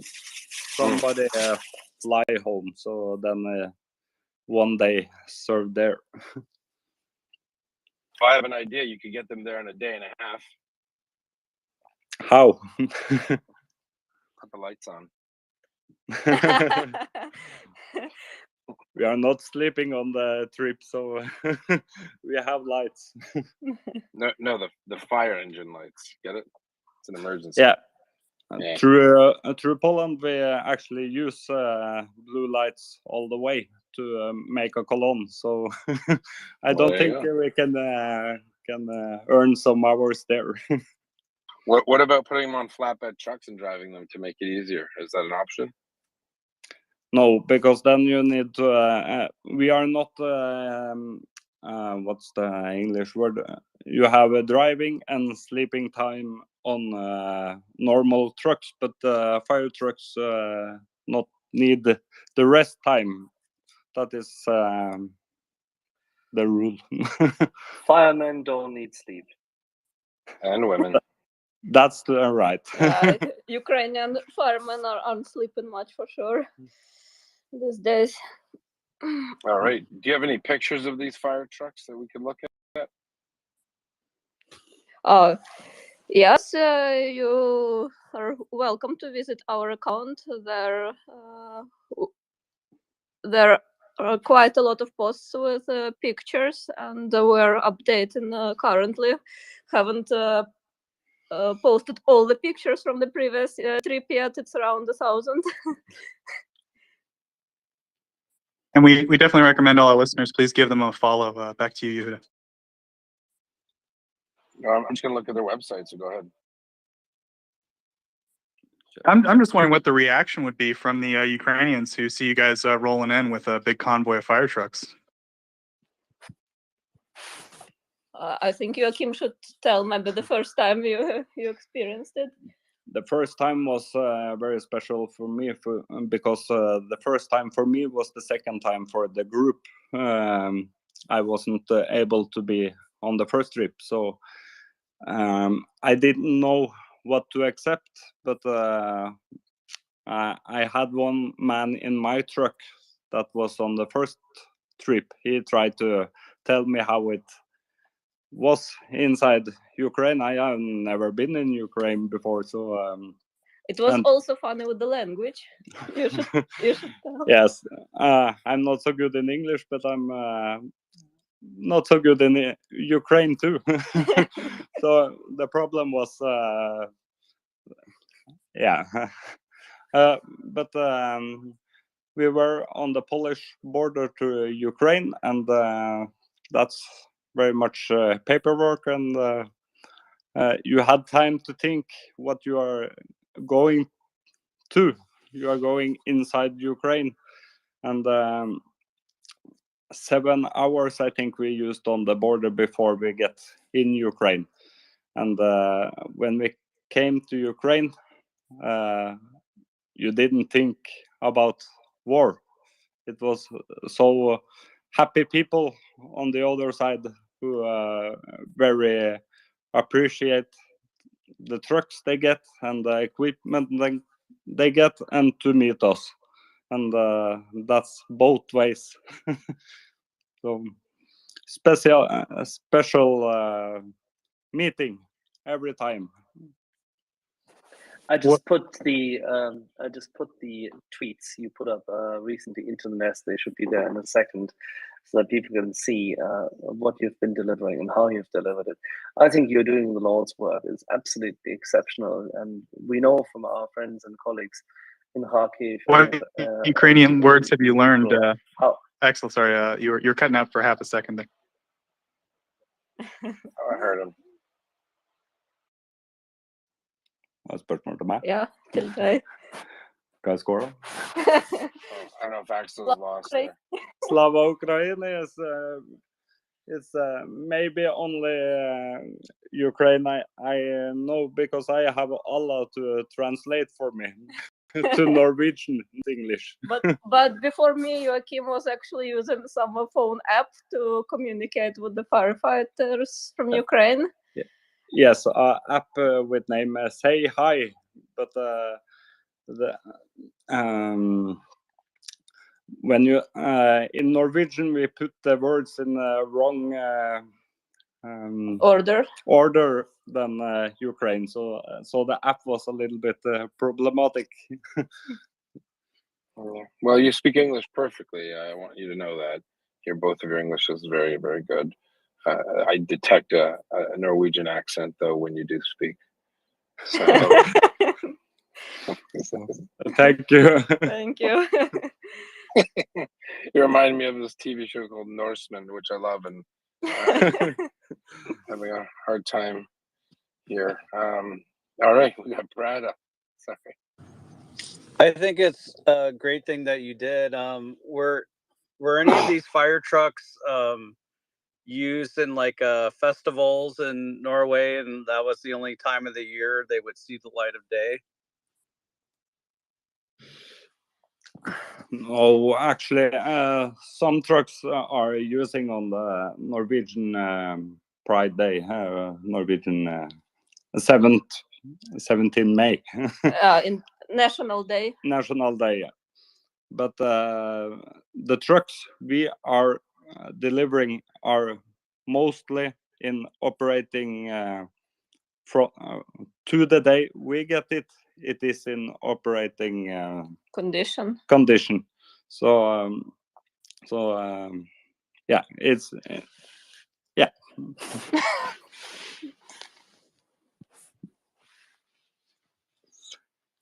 Du fortell litt om finans. All right, we're gonna go to Leonard. We have some audio problems with Axel, I think. Leonard, go ahead, and then Joseph take over. Leonard. Thank you, Yehuda. Yes, I just had a question for either Ella or the gentleman, and it relates to the sourcing of the funding or expenses, if you will, as well as the actual fire units. I'm in Canada, and here the municipalities are directly responsible for all matters pertaining to fire control and fire safety. So and equipment acquisition also. So I'm just wondering if in Norway, is it the same situation? In other words, are you seeing a group of municipalities who all get together and make the same contributions to the same cause? Or is there a larger umbrella group or organization that that is responsible for this within Norway, and exactly how that works? Thank you. It is completely. Thank you for your question. The system is completely different in Norway. We basically have no organization on the government level delivering emergency vehicles to Ukraine. We are the only organization in the country that are delivering fire trucks, and that is we are a registered volunteer organization, and that you can say that it is a private initiative in Norway.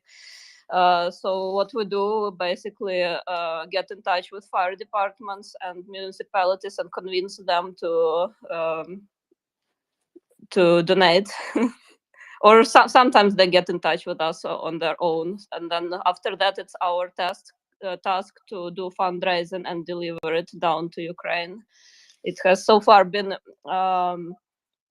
easier getting hold of fire trucks than ambulances, because ambulances are owned privately.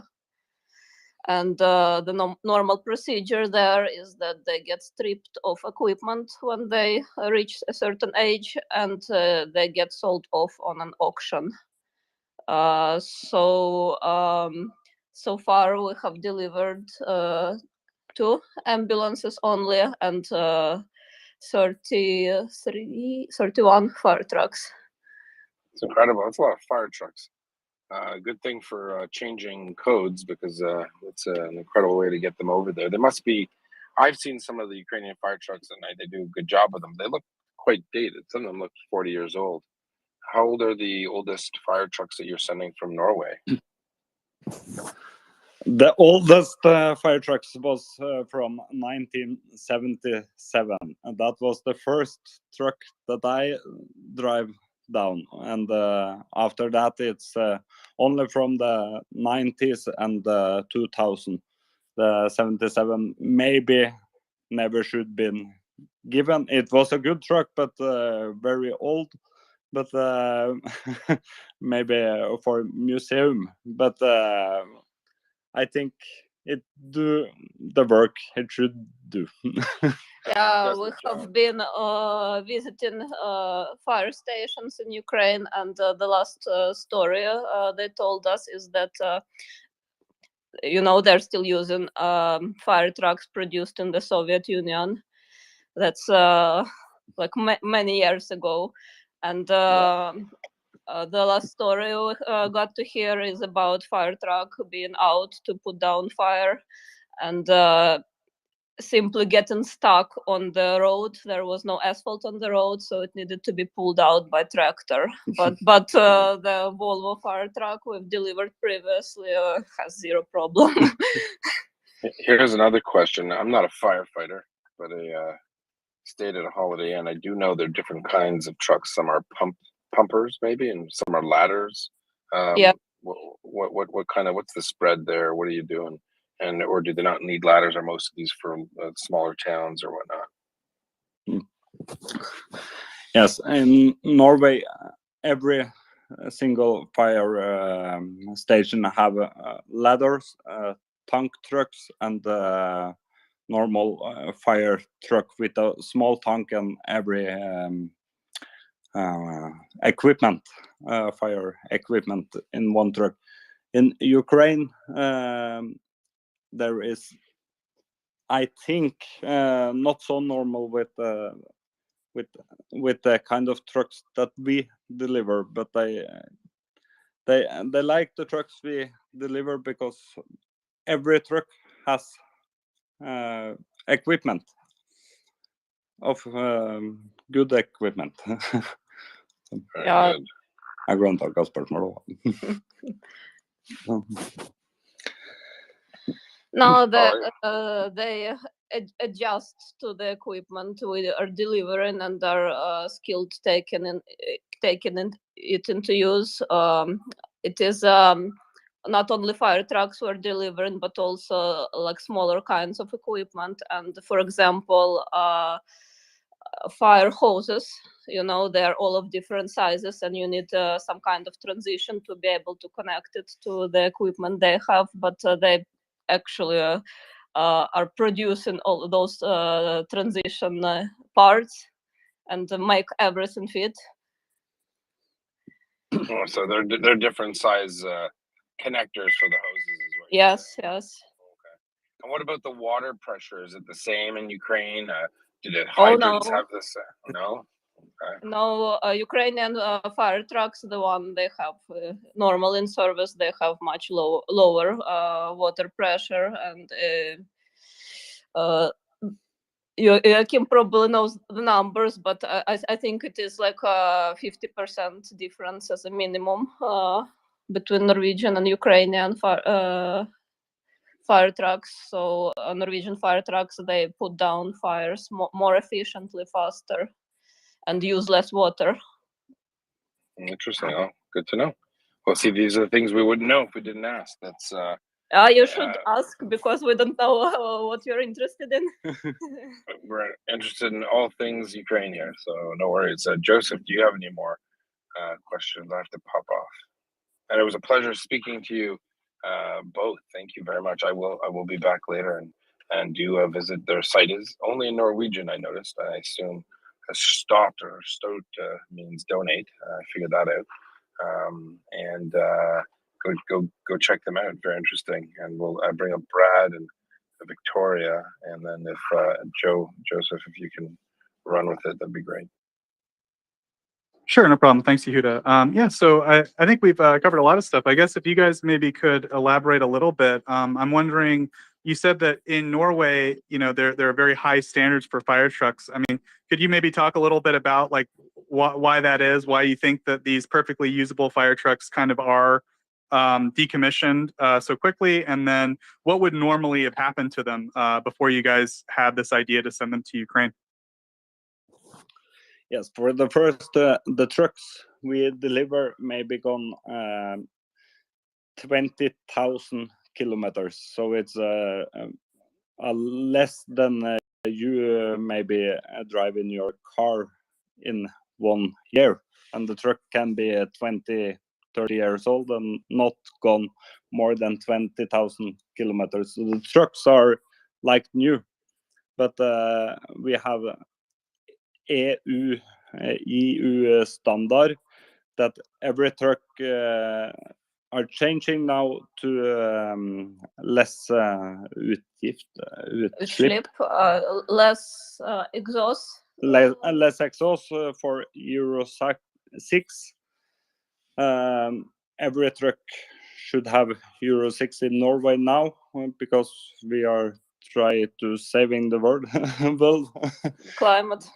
climate, and therefore we have a lot of trucks we can get, but our biggest concern is how to get them to Ukraine.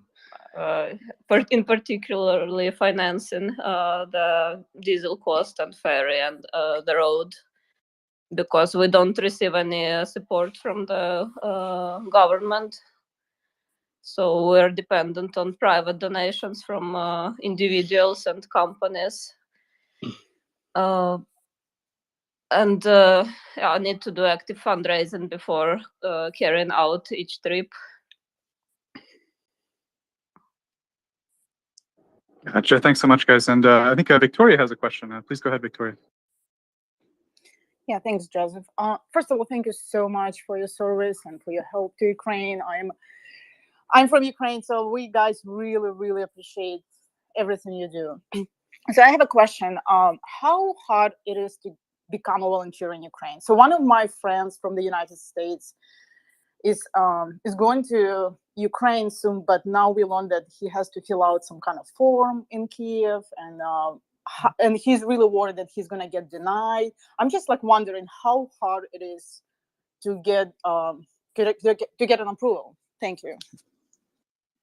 I can only talk for our organization, and we do a lot of paperwork before we go to Ukraine. Now we have been there 5 times, and every time it's something else with paper we should have done. So the road is we are not finished with making how we should do everything. But for us, we need paper that we are the volunteers in our organization. But maybe Allah, no. I'm not completely sure, because for us it might be a little bit different, because we are delivering to the Ukrainian firefighter officials. So we have a receiving side in Ukraine too, which does some paperwork for us from their side to accept us.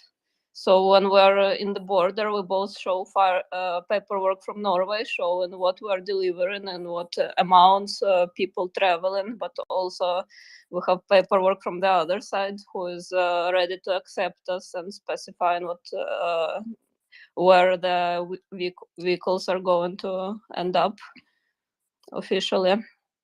So do you think he should join some kind of like volunteer organization?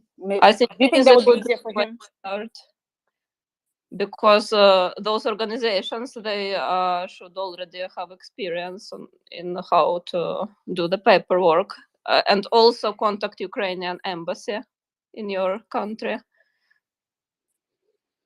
Okay, thank you so much. Now, the question, obviously, which comes up in this regard is when you speak to the firemen and women, as I'm told here, but then again, we also learned more recently that most of this heavy-duty equipment is being carried by very heavy-duty men in Kharkiv.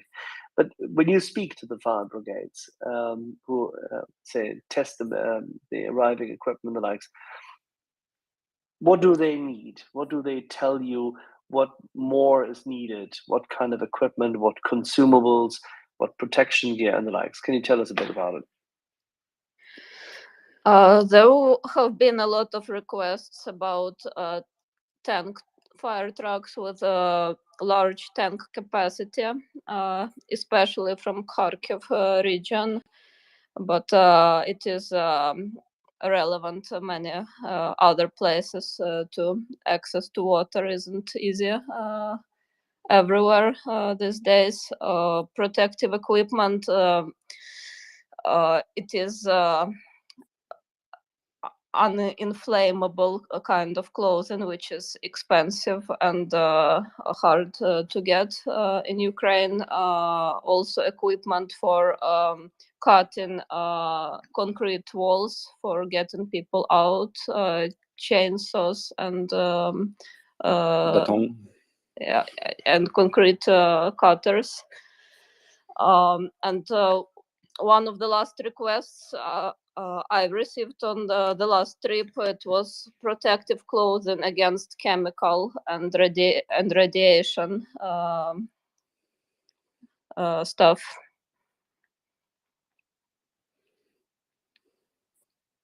So that's radiation protective gear, because out of the fear that they might be sent into accidents and the likes. We've also heard recently that firefighters have been sent for the recovery to the, shall we say, into a forensic recovery mission in, for example, Balaklia and Izium. And they need a lot of protective gear. Yeah. They need to take their role of recovering human remains very seriously. Have you spoken the stress level these wonderful men and women are subjected to is intense? Have you spoken to them in that regard? We haven't been in touch with those who are recovering bodies in Izum right now, but we have been meeting the firefighters who are in the active battle area, or like in the war zone. Yeah, in the war zone. We've just sent some question to a guy yesterday, and he about the size on equipment, and he replied, he wrote the size and said, okay, now I have to run into the bomb shelter because it's rockets coming. But they're holding up very well. I would say that they keep themselves together. They're working around the clock. It is a very limited opportunity to take time off. No one is thinking of stuff like a week off or vacation. The last time one of our guys said, I'm just dreaming to have 2 days off. A break. But they're holding up. They're in working mode, and we can see that they get really happy each time we come with equipment, regardless of what it is, even if it's tools to fix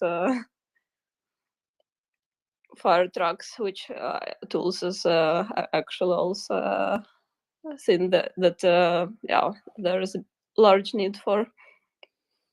Yeah, we heard about this in more detail. I mean, I'm not a firefighter, and I trained for a few things in my life, but we heard about the fact that there's a number of tools which they constantly are using, and they're using them up. Essentially, heavy-duty gear is consumable, and they need replacements. Is this something you're focusing as well, so that you're not only delivering those fire trucks and the equipment which is in there, but do you focus on delivering additional equipment, or is that a request you're getting? We have had a focus because for the trip 3, we delivered some beton concrete cutters, and after that we get if we could come with more like that, because people, when the alarm is going, people are going down in the bomb shelters, and then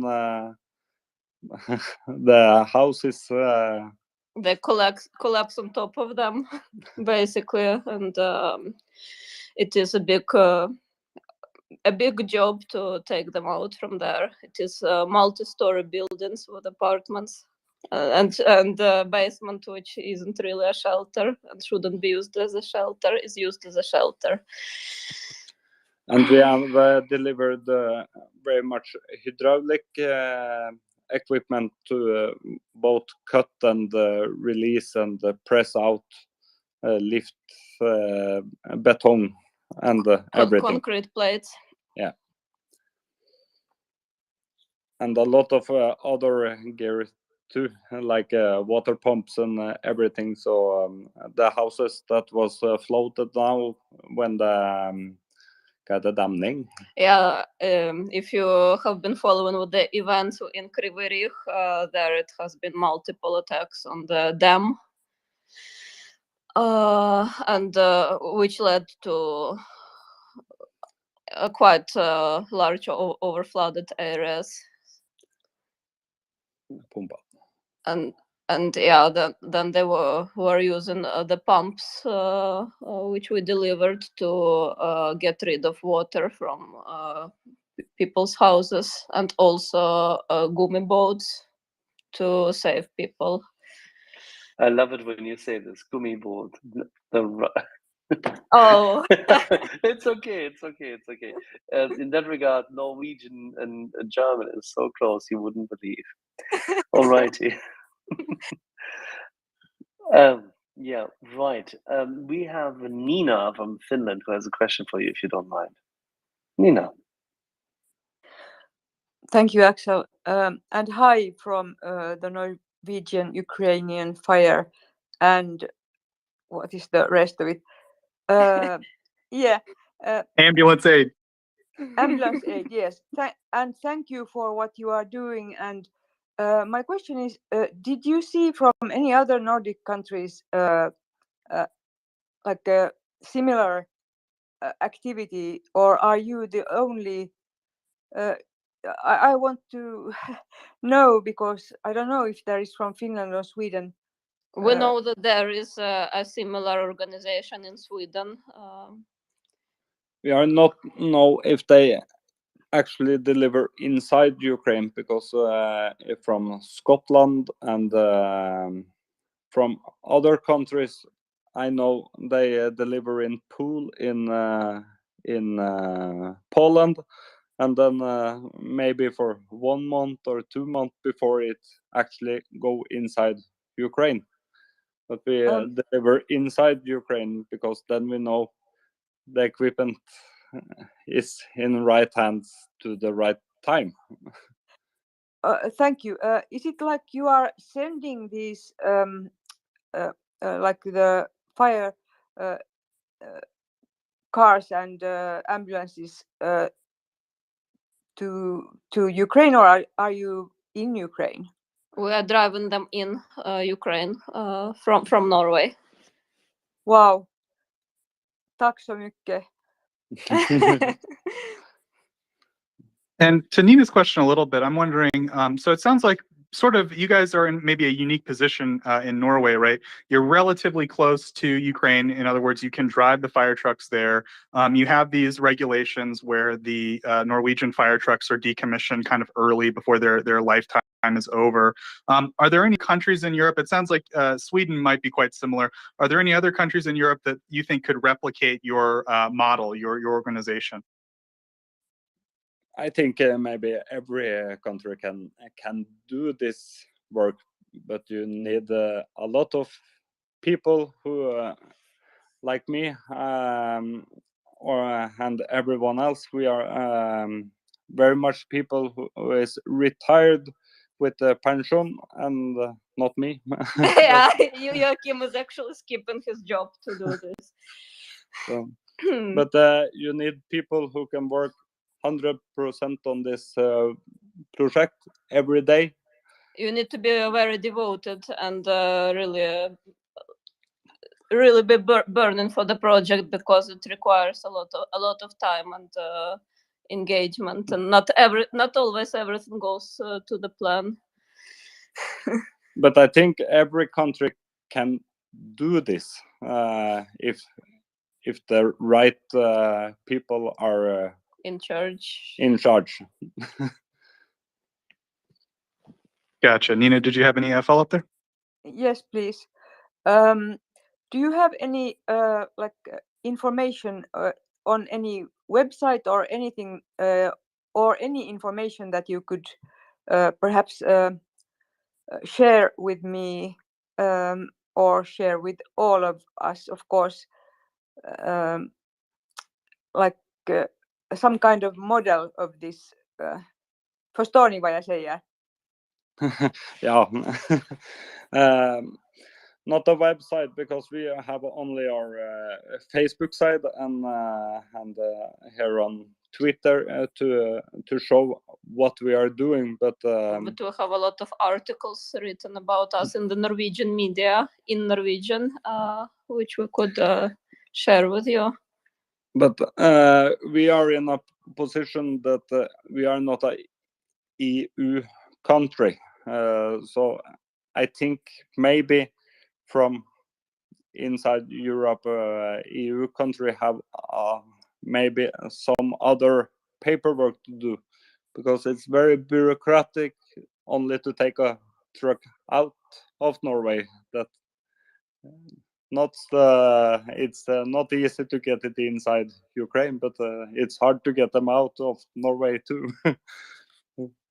So I don't Okay, think thank the you. model will, our model maybe not work for Sweden or France or, yeah. Yeah, it is definitely wise to do more proper research for other countries on what's right. And the right way to go is probably to start with the embassy, because we've been getting some support from the Ukrainian embassy in Norway with the paperwork. Yeah, I think that's maybe a good question. So, I mean, you guys before this, you were just regular people, right? I mean, firefighters basically, and so you had to sort of create a government or an NGO from the ground up, and then you had to interact with the Ukrainian government. So, I mean, do you guys talk a little bit about that? It sounds like your interactions with them have been positive. Yes, we are only regular firefighters and policemen. We have not done this before in this scale, so so the working process is very high. For every tip we learn how to do this. Maybe a big truck company has maybe done this faster than us, but we are trying to do the right thing, and we're doing everything from putting the key in the ignition and start the truck to all the paperwork and finance and deliver the truck. All. But out of the whole process, I think the biggest achievement is actually managing to get the trucks inside Ukraine, because on the previous trips we've been observing hundreds of fire trucks donated by other countries which were just standing on the border for months and not being allowed to get in.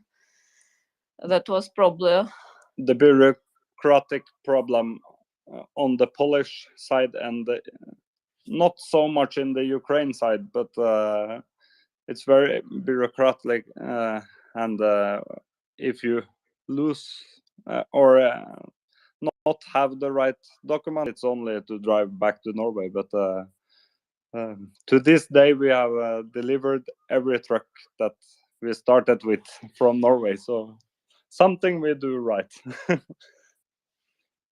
Yeah, it's a great record, and it's good news that you guys are able to navigate that paperwork. It certainly terrifies me. Nina, you can finish off. Go ahead. Thank you. I think it might be a governmental thing, and I think it's possible to ask some, for example, the foreign minister, Pekka Haavisto, how it would be possible, because they know the the laws and things, how it goes. So I think it might be a way to start from there.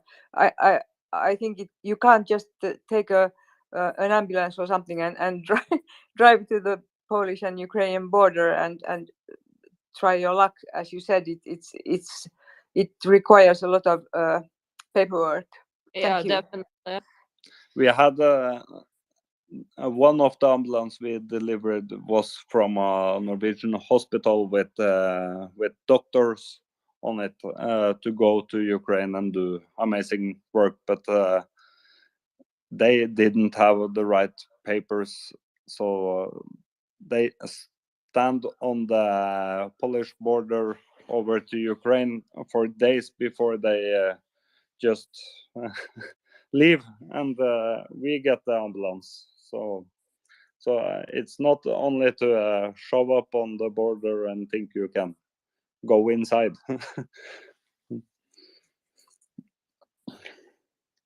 Anyway, I have to say, like, amazing work and dedication. So yeah, kudos to you. Thank you. Thank you. Thank you, Nina. Ian, please go ahead. Yeah, thank you. It's quite amazing because, on one side, the bureaucracy giveth the ambulances in the first place, the fire trucks in the first place, and then the bureaucracy taketh away in the form of doctors on the border. Yes. It's ridiculous, but it's crazy. And I mean, I guess in a normal situation, like if I wanted to import some large item, to another country, you would have a customs broker, right, where you would hire, and they wouldn't be familiar with all the paperwork and all of Yeah. that. So are there resources like that, volunteer customs brokers, or or even customs brokers that are charging a reasonable fee, that are familiar with the situation? Yes, we have one woman working on that paperwork, but that's only to document what we are delivering from bandage and to engine pumps and everything. They only put up the form for that. Hva skal jeg si da? So if it's considered cargo, crossing the border, but not vehicles with human beings inside of them, then that's a different situation. Yes, it's a lot of more paper you need. Not only the custom paper that shows what you are giving, but you need all other of forms. But we have one on the custom that help us for free for helping us. So so that form is that's for free. Just a lot of volunteer engagement to make this project work. And what would you guys say in terms of like your time investment you spend most of your time doing? Would it be calling fire stations and looking for the trucks? Would it be fundraising or trying to refit the trucks and so forth? What would you say takes up most of your time? Everything. Everything at the same time. We have maybe 20 people total that working with everything at the same time. Somebody is driving. One day is driving north in Norway and picking up a truck, and the same guy is on the phone to make agreement on another truck. And we are not having one man on one project. We all do everything to make this happen. Gotcha. And we have a Glassenkopf. Please go ahead. Thank you. I have a question about how easy is it for you to get in touch with fire trucks or ambulances to send over to Ukraine? Which one is more difficult to get a hold on? Ambulances is quite difficult to get a hold on, but to pick up a phone and call a fire station that we know are getting a new truck. In the start of this project is we have one man who do actually that work, and he in the start he was hva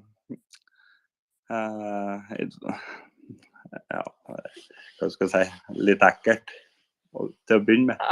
In the beginning it was a bit weird for him, or like he was uncomfortable getting in touch and asking for fire trucks. but now it's no problem. Yeah, if you get the name of the fire station, you call right away. And today, from know that it's one truck possible can be ours. He pick up the phone, and 5 minutes after, that was a deal. So. And do you That find sounds it takes- wonderful. Now you're Oops. famous in Norway, so you have easier access. Yes. Yes. It's not in all Norway have known about us. Ikke alle har kjent oss hele tida, men nå begynner vi å bli kjent. Yeah. For a while, it was a very maybe limited group who with a special interest for Ukraine who knew about us, but now after a while, it's more and more people get to know about us. At the moment, we are able to deliver more equipment than we are able to fund delivery for. Norway. The thing is that in Norway, engagement for Ukraine has been amazing, but we are a tiny country. There are only 5 million people, who are quite big part are children and people overage. Yeah, overage people who are very engaged, but of course they have limited resources.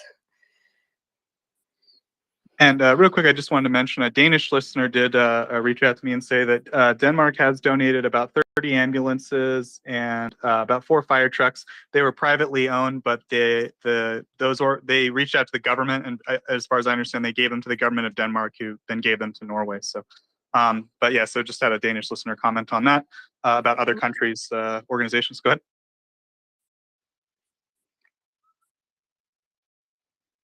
Okay, but so my question to you guys was, as far as sort of closing the deal with these fire trucks, right? What did you find it took some convincing? I'm maybe more earlier on, before people were familiar with your organization and what you guys were about. Did you find it took some convincing, and sort of how did you have to convince them? Did you have to tell them, there's no paperwork, or make it easy, or what did it take to convince people that, to give you the fire trucks? Normally, the fire trucks go out on an auction or a website that sell trucks and then get sold out of the country. So it's a fire truck can maybe be sold for 30,000, 40,000 euros, 50. So the fire station are giving us a lot of value. Yeah, it is a huge donation from their side. So in the start, it was a bigger problem, because this is money that the fire station normally use in a new truck to start pay the new truck. But it like now 6 months after, it's easier to get them. Yeah. And I mean, did you find it was difficult? Like I'm just trying to picture the first few conversations you had talking to these guys on the phone. You're saying, I know normally you'd use this on a new truck, but I mean, Ukraine needs this right now. And I mean, what are they saying? Yes, in the start, it was our boss, the leader of this organization, Odd Steinar, who was taking the phones. Yeah. It was a big party when he get a thumbs up in the start, but it's a big thumb up now too. But in the beginning, it was not so easy. You get more no than yes, but now it's easier for him too. Yeah, I think that's been our experience too, right? It does get easier, right? It's about that first. You have to be really committed. You have to stay focused on your objective, and eventually people will hear about you. They'll hear about what you're doing. They'll start to understand, and eventually it'll get easier. That's been our experience as well. So it's good to hear that that's similar for you guys. Nina, go ahead. Thank you. I just want to tell you that I have been doing during these almost 7 months many different things for Ukraine, and I have mostly got the ideas from MriyaReport, this space, because there are so many experts and so many you can ask whatever questions and there is somebody who can answer it. And I have seen that also when I start doing a project, people say to me that no, this you can't do it, this won't work. One door is closing, but the next door can open, and I have seen that nothing has been impossible. You can do it if you just are committed and have the devotion to it. So yeah. I would definitely have a huge motivation to continue. We have Ukrainian firefighters on the other side of the phone, and we are following the situation in Ukraine tightly. We know that the need is there. We have a lot of fire trucks in Norway that are that can be put in a good use. So we after each trip to Ukraine, we just get back home and without throwing the bag off, we start planning another trip because we never feel like we have helped enough. After the second trip, we didn't know that we are going to be giving 35 in total. We in the start we only give for the trip, next trip and next trip and next trip, and now we're planning. Before we was finished We with start this, planning in Ukraine. yes. So now we have a lot of going on right now. So the trip in October will be more trucks, and after that more trucks. So we are not giving up. So That's very much appreciated, and thank you. We have more questions for you, if you don't mind. Victoria. I have a little silly question. Guys, consider that you're from Norway and it's pretty different culture. What was the most unexpected Ukrainian behavior or maybe tradition that you experienced when you arrived to Ukraine? And I don't know, did you have a cultural shock? I'm just really curious. yes, when we get in Ukraine, it's often by night, and the first thing that was the biggest culture shock for me, that was the vodka. So but, yeah.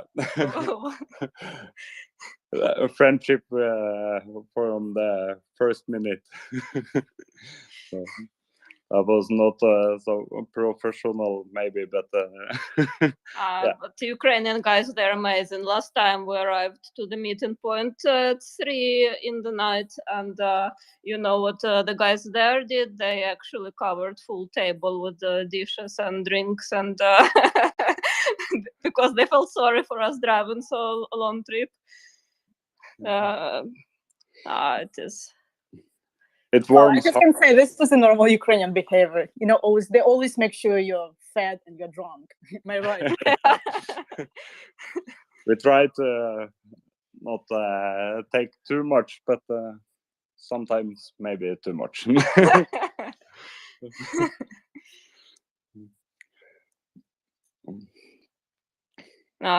All right. Let's move to Ian. Here's our next questioner. Ian, please shoot. Yeah.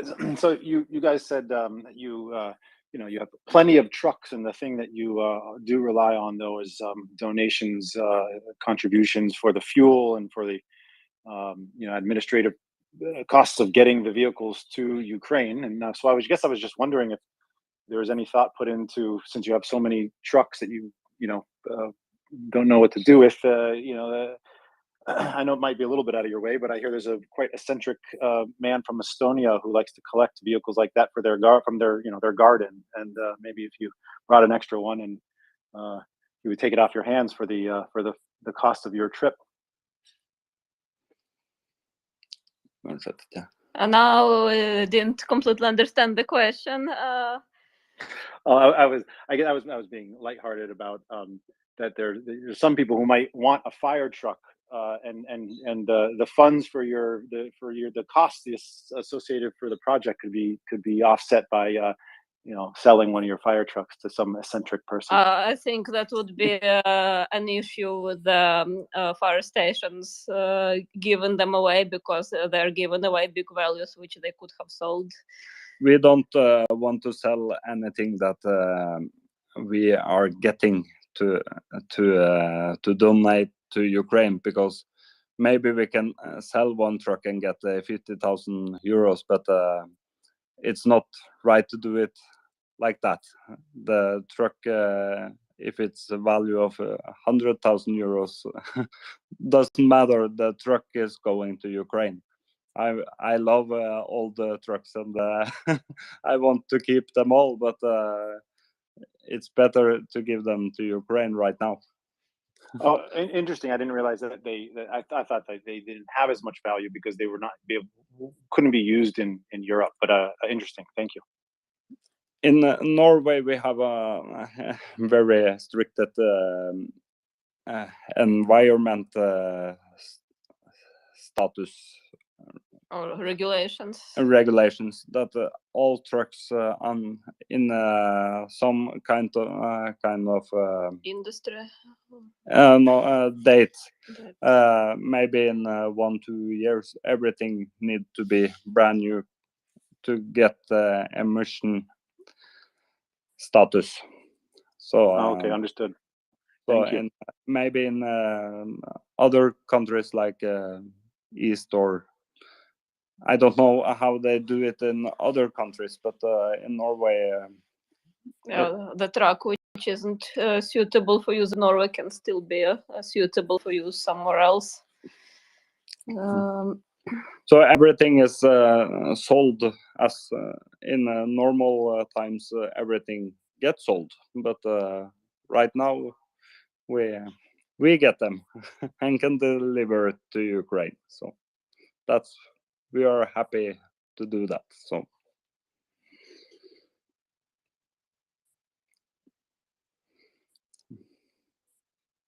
thank you. And then we have Glass Cough again. Go ahead.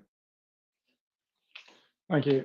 Yeah, I probably missed that earlier when you came to MriyaReport, but what kind of firefighting gear is mostly requested by the Ukrainians? Yeah, we've been into that a little bit before.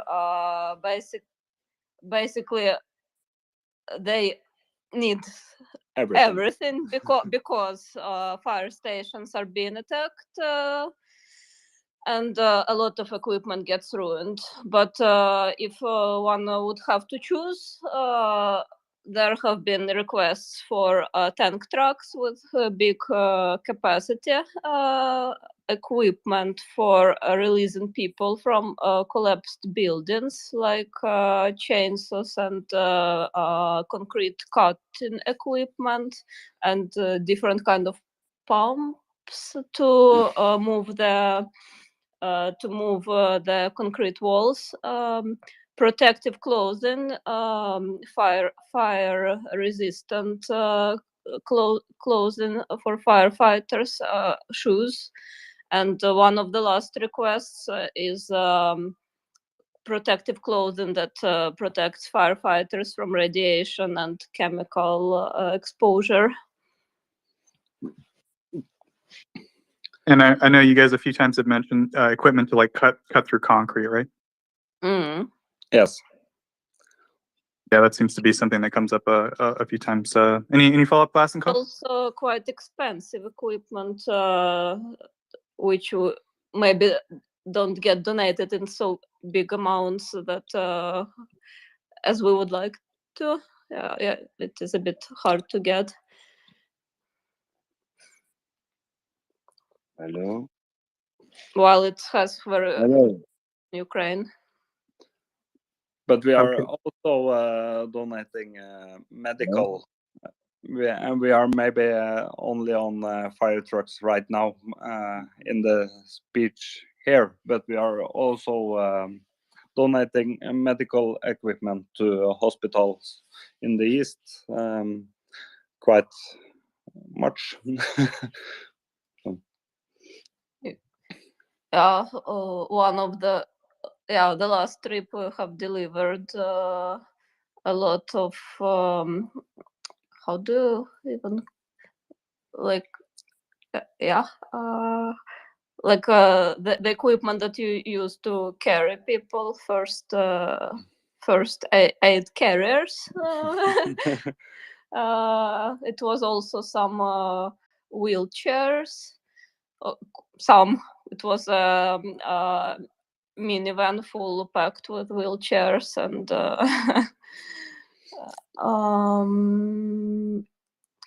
first aid kits. It was some specialized first aid kits we delivered to. Maybe Joachim. Yeah, it's a normal first aid kits, and we get something from hospitals and like that, from ambulance stations. We got bandage and like that that has gone out for date in Norway, but the date is Not always important in order to use it. Disinfection material. Also special equipment for stabilizing ruined people. Injured people, and getting them to a safer place to get medical help. It is quite a wide range, and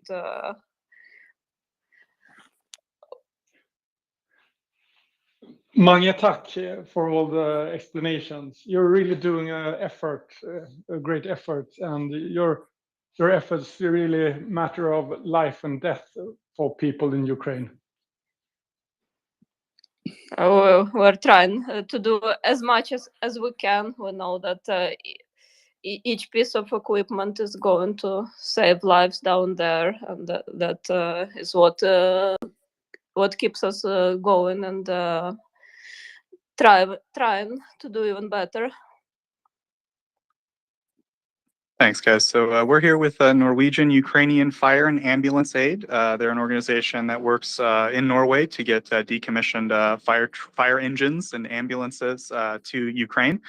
They're one of the few organizations that actually drives these things into Ukraine. So it's great to have them on. They've been answering questions for us. If anyone in our audience has any questions, please feel free to press the microphone button in the bottom left-hand corner of your screen. And then come on up here. You can press the little heart icon in the center. And on the far right, you can raise your hand. And we'll do our best to answer your question. Please do feel free to also retweet the space. Let people know we're talking about Norwegian Ukrainian Fire and Ambulance Aid. And thanks. With that, we'll go to Nina. Nina, please go ahead. Thank you, Joseph.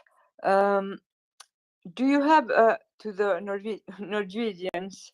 Do you have any kind of list on your Twitter space Twitter page?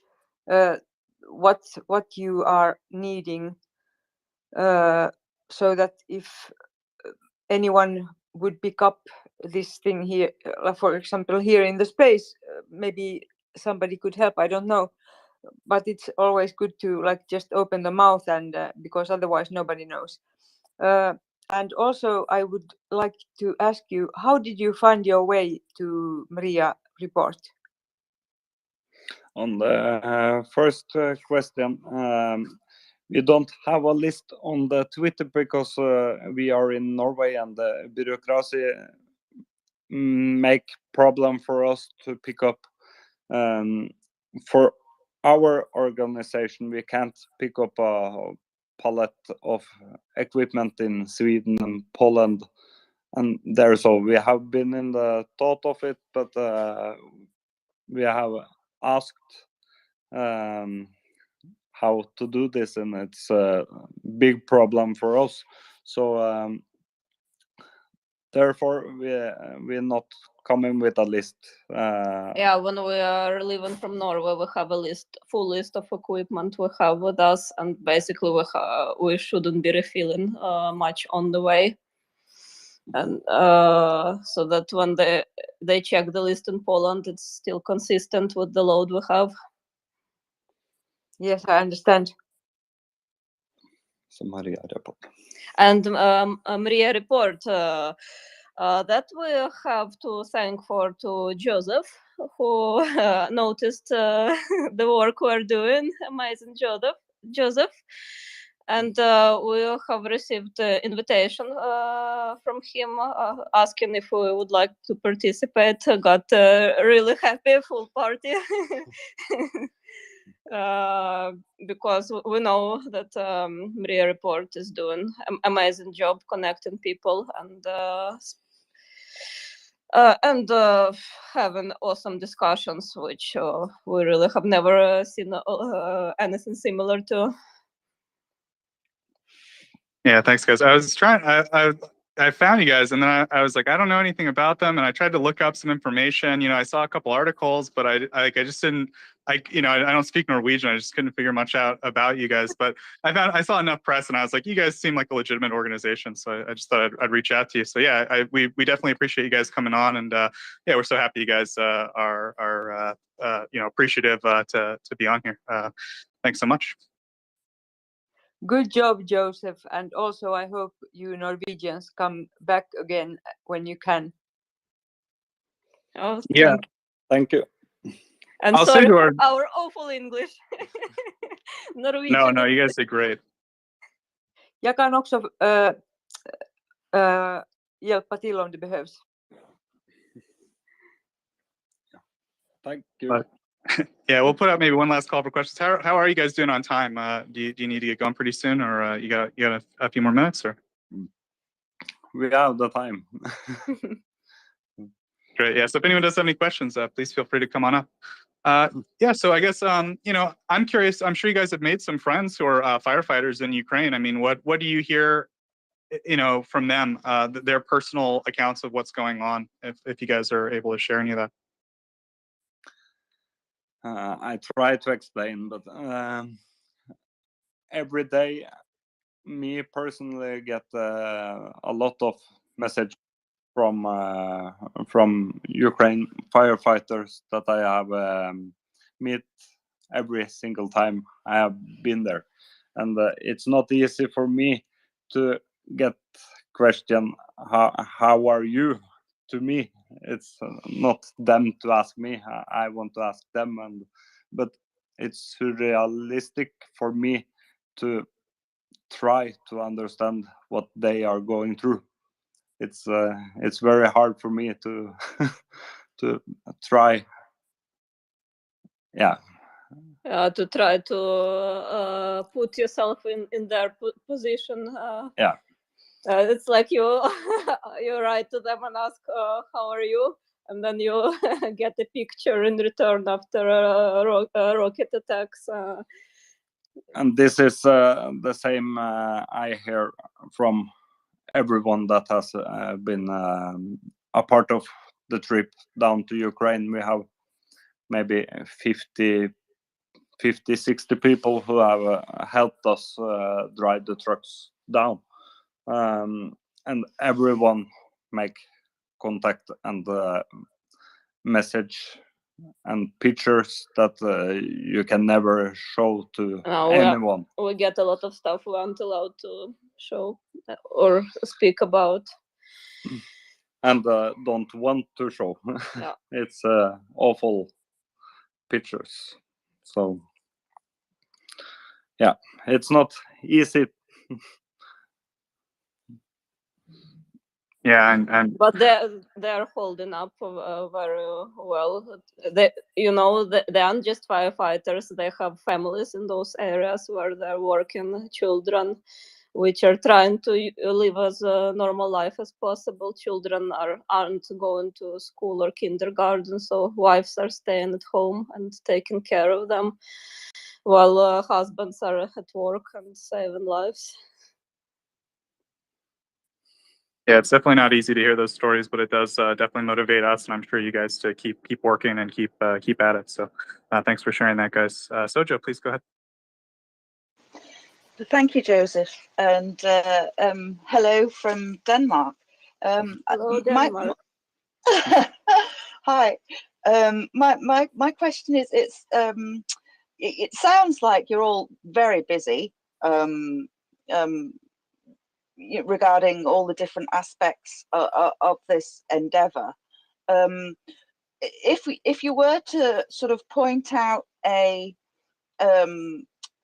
bottleneck, as it were, within your efforts, what would it be? Would it be fundraising, or I mean, or is everything going, you know, quite smoothly, or do you sometimes, you know, do you sometimes find yourself unnecessarily paused? Yeah, it has to be fundraising, because what's special about us, we are police, firefighters. Many have retired some years ago, where our people are good at getting equipment, they're good at building relations, but we aren't so good at and aren't so used to marketing and social media and making some huge fundraisers. So that is probably the other side where we're developing and constantly learning. We are afraid that we are going to pick up maybe 10 trucks and not be able to deliver them, because the fundraising we are, or the PayPal and it's it's only hand to mouth. In Norwegian we say hand to mouth. I don't know if it's in English, but it's never enough money to the next trip. So on the way home last trip now, we start asking for money, and it's not easy to do, easy to be in that position that you always need to beg for money. So that's the biggest problem for us. So I see. I understand. I'm wondering if it's okay if there's anyone in the audience, perhaps from Norway or whatever, that if they felt that they had something to offer when it comes to marketing and helping you to fundraise, perhaps they could contact you. Of course, we accept all the help we can get. So you hear that, MriyaReport community? If there is anyone in the audience that is able and willing to lend a hand to these wonderful guys and girls helping Ukrainians with emergency vehicles and aid, if you do feel that you have something to offer, please do get in touch with them. And everyone like and share their page, Twitter profile. Thank you. We would appreciate all the help. Thank you so much. Yes. Thank you very much, Sojo. So I've gotten a couple of DM questions. So the first question, I think, is trying to kind of ask towards, right, you mentioned that these trucks are maybe from the 90s, the early 2000s, but I assume they're quite high quality trucks. As you said, you know, Norway kind of decommissions them before the end of their lifetime. So, you know, you're the ones extensively testing these trucks before you take them to Norway. So maybe you could speak a little bit to the quality of the trucks that are being sent. Like, I know you mentioned maybe one exception was that old 1970s truck, but obviously maybe excluding that one, you know, the general quality, would you as a firefighter, would you be comfortable using these things? Just any detail you want to speak to on that? Go ahead.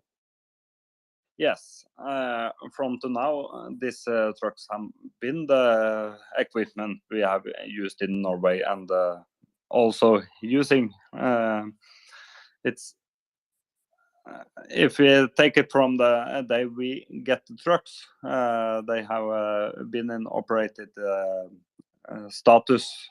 In operating condition. Yeah, to the day we get them, but we are every single truck we get, we drive to a workshop and take the road test, and the workshop is taking a mechanic test and fix everything that need to be fixed, like brakes and everything, because it's one thing that we are going to drive 2,000 kilometers to deliver in Ukraine, but it's more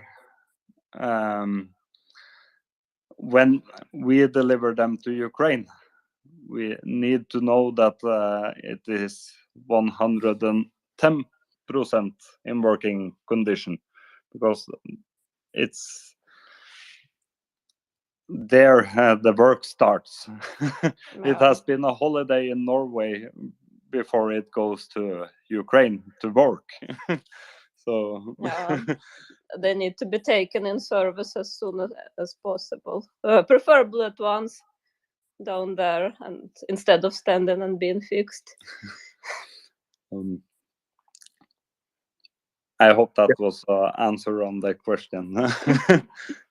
Yeah, I think so. I think it was a pretty thorough answer. So I've gotten a couple questions, just maybe about a ballpark idea of how much it does cost to send, a truck to Ukraine. That might not be how you guys think about it because you're doing it in convoys, and we don't want to get too personal in your financial details or whatever. But a couple people have asked me. So if you just wanted to speak generally to what are the factors that go into the costs to getting these things to Ukraine, and then as specific as you want to get about how much would it cost to send a fire truck to Ukraine. Go ahead. We have a 100% open finance. We don't hide anything. It's if you ask, you get it, because we have to mention that we have stated too low cost before in our posts on Twitter, because that was due to that we were getting ferry ticket for free before, and also with lower diesel prices.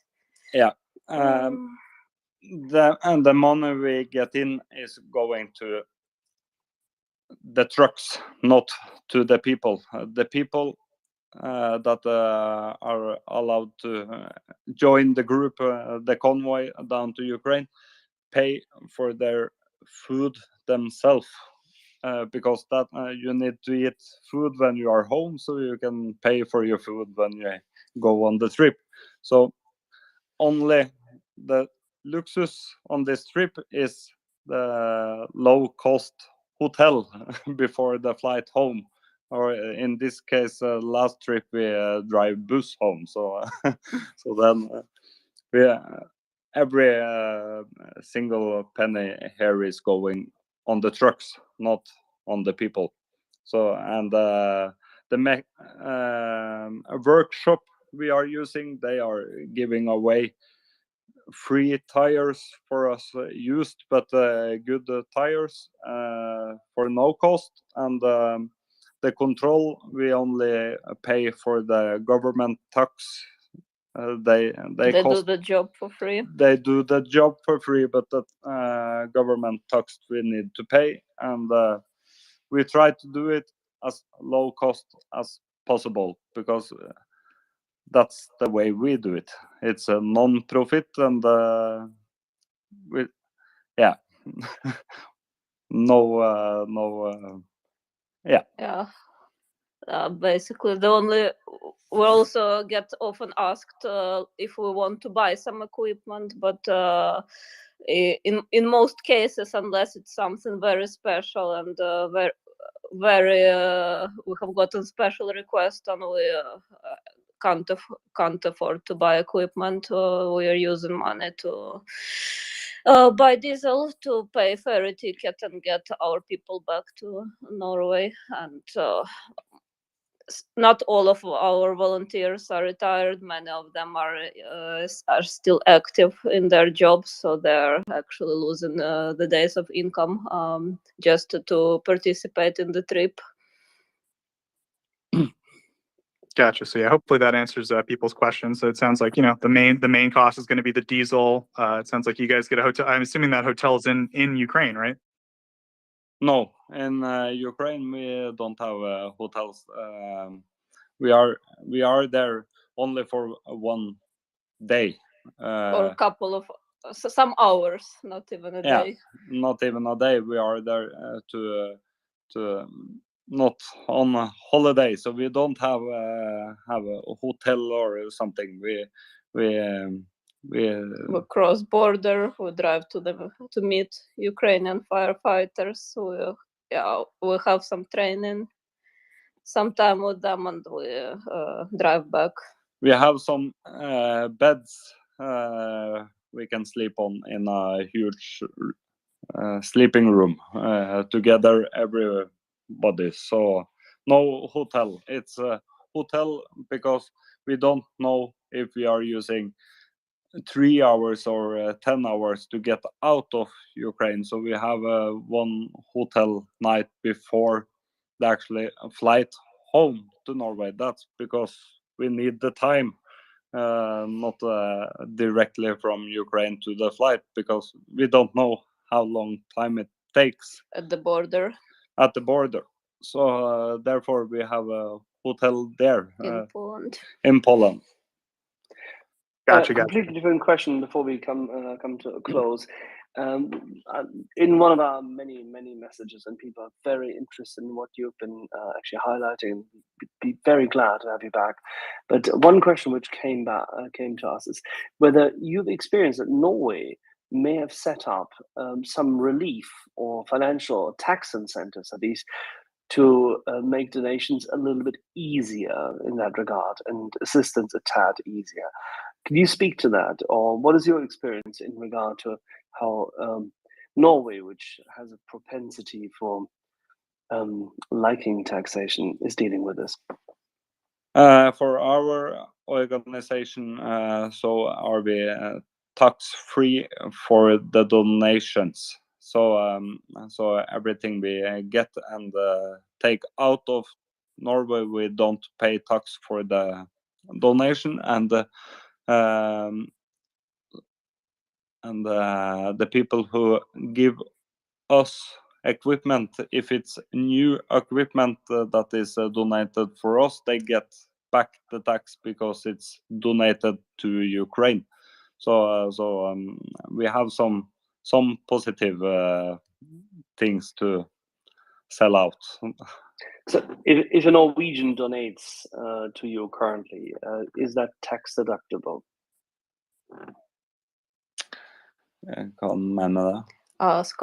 Does it reduce your tax? No, you don't get the tax release on donated money to us because we need. I think that was a question whether the Norwegian government would give preferential treatment from its otherwise, shall we say, slightly higher than average taxation.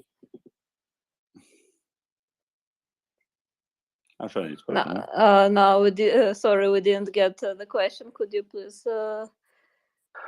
Whether the Norwegian government would have given, you just answered the question. You said no, there is no tax relief.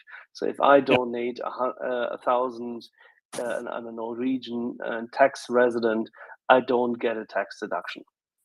No, you don't. You don't before 1st of 23, because this organization was registered formally registered in after March. After the war outbreak.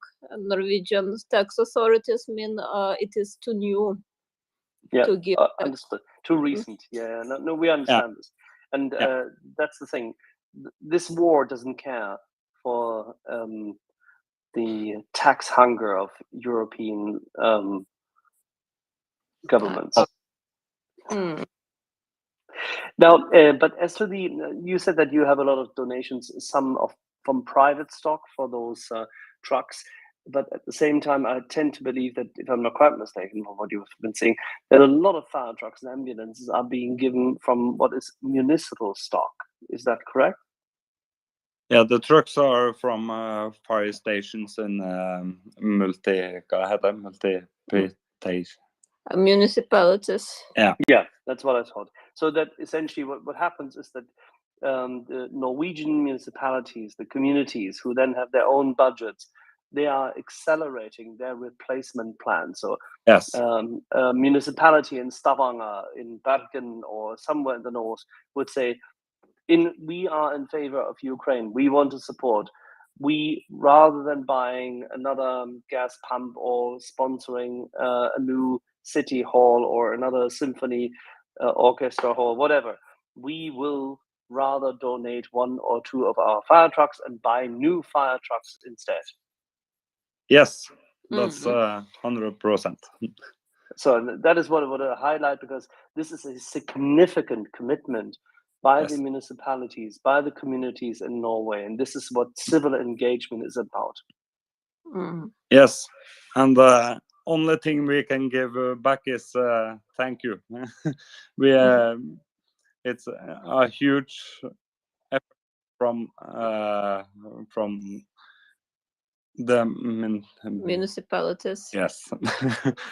Yeah, but it showcases that Norway as a culture, as a society, has learned one thing. It's not the state, it's not the government only. No, it's the municipality, it's the lowest level of where you are. It is the people you live with in your town, and you have to come together and make a decision. And I commend you for it. I thank you for it in the name of all of our Ukrainian friends. I think it's absolutely stunning engagement. I'm very proud of you. Thank you. Thank you. And if you guys ever want Alrighty. to stop by and share any updates for your organization, please feel free to just hop up and request to speak. We'll be happy to have you. And if you have a significant update, something major, and you want to schedule some time for another interview, feel free to reach out to us with a DM. So thanks so much, guys, for stopping by. Yes, thank you so much for inviting us. It was amazing to be a part of MriyaReport and talk to all the people engaged for Ukraine. And please make sure, when you have new images, when you have new videos, when you're in Ukraine, call in, even if it's for just 5 minutes. You know where to find us. We're always there 24/7. We will not stop, as you know, just like you. We will be there. Just give us a call, tell people what you're doing, what you're delivering, and bring us some Ukrainian firefighters and voices from on site.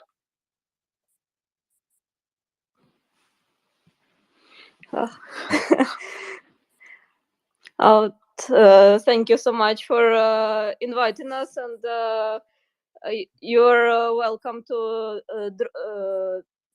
visit our Twitter account and give us some likes and sharing. We're updating it currently with new pictures and new posts, and giving updates on the progress of Much how appreciated. are going. We will. I'm sure our community will do this. Everybody, please give our Norwegian heroes a hand. Thank you, guys. Thank you so much. Alrighty, and in the meantime, I think, Joseph, we do have a couple of updates, and our friend Craig is waiting in the wings, currently already giddy, telling us what's going on. Craig, what are we hearing? We're hearing good news out of Kherson. I think in the past several hours. It's interesting that for some time now we have heard and we've seen that the Russians are trying to resupply their forces via helicopter. Again, not a big flash or a boom, but it's certainly a really good indication that when you have to use helicopters to supplement your supply routes, that's not typical. That's not standard operating procedure if you're trying to supply an army, especially if you, like I said, you're in it to win it. That's not standard operating procedure. You're not supposed to be doing that. You're supposed to have good, solid logistical lines that give them what they need to take the fight to the enemy. What we have seen is Russia attempt to build more pontoons across upriver from the dam that was blown up. They try to build them, and then Ukraine just hits them again with artillery. So Russia's reverted back to this Mi-8 helicopter delivery system, a poor man's Amazon, if you will, that is just not going to work out over the long term. And I think what's interesting today, what I've come across and kind of synthesized, is that this logistical situation for Russia is actually getting somewhat critical. There are tanks that are running out of gas. There is food that is not making it to where it needs to go. Yes, there are some Russian units that are still firing. Yes, there are Russian units that are still engaging. That is a fact on the ground. But talking about it with CJ and a few other people this morning, what I kind of found out is that part of what we saw on the initial phase of this offensive into Kherson was everybody kind of had expected that slice all the way to the Dnipro, right? But that's because we're not Ukrainians, right? That's because we're not on the ground. On a map, it looks kind of nice and sexy and clean, and isn't that such an awesome thing to do? But it seems like the Ukrainians basically advanced until they met heavy resistance. And once they met heavy resistance, then they called in the artillery and they let them do their jobs. And then it's just slow and steady wins the race. And they've re-engaged in that slow burn that is not going to benefit Russia. And again, a lot of people are kind of getting impatient. Why can't we do this like we did Kharkiv? Why can't we do this like we did, up there, right? Well, this isn't a movie, right? This isn't a History Channel documentary special, right? This is military maneuvers in the field against active resistance who are firing back on you. And so generally, if you're a Ukrainian person, you just don't throw your soldiers' lives away because to satisfy some Carthitic need to satisfy map makers and to change colors. Right? That's not the goal, right? I think what Ukraine's plan has been what it has always been, which is strategic and tactical patience. Wait for those Russian units to build resistance, let them stack up, and then when they do, they reveal themselves. And when they reveal themselves, they basically just become fodder for 777s and other types of fun stuff that the Ukrainians have. So it may not be this World War II like maneuvering, but it certainly does something when you have a tactical plan to drive until you meet resistance. That resistance then reveals itself. The N777s do their job, and then slow and steady, and then you just keep going and then going and then going and then going. And the pull away from this, the takeaway is the preservation of Ukrainian lives. That is the real takeaway here. Ukrainian soldiers are dying. They have died. They are dying now as we speak, in all likelihood. But the Ukrainians are being very careful with how they use those lives and engaging in these shaping operations. If you want to take away for today, it's tactical and strategic patience, because you always have the advantage. You always have the artillery. You have the HIMARS. You have these things. No reason to get over your skis and do things that are going to cost more lives than it otherwise might have if you had just shown a little bit more patience and discipline. Craig, earlier today, you had created a little fancy map. 1, 2, 3, 4. Why don't you describe how you came to that? Yeah, that's it's fancy artwork there. So how I came to it was a preponderance of evidence, right? The preponderance of evidence has shown that if Ukraine wanted to move quickly like they did in Kharkiv, and if the conditions are right, they'll do it. But I think what we're what we're talking about here in Kherson is that one is everything north of that town. I think it's called My Love. It's a town that's on the Dnipro. It's on the western bank of the Dnipro. There's a bridge over it.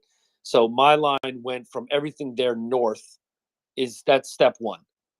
Step one. Step two, everything to the west of that northern pocket, if you will, that'll slowly be created. Step three is the arch around Kherson, cleaning that area up. And then step four, right? So 1, 2, 3, and 4. And I came about that because, like I said, of the preponderance of evidence of what we're seeing. Ukraine, I don't think Ukraine really cares if this is over by tomorrow or in a month from now, but Russia does care.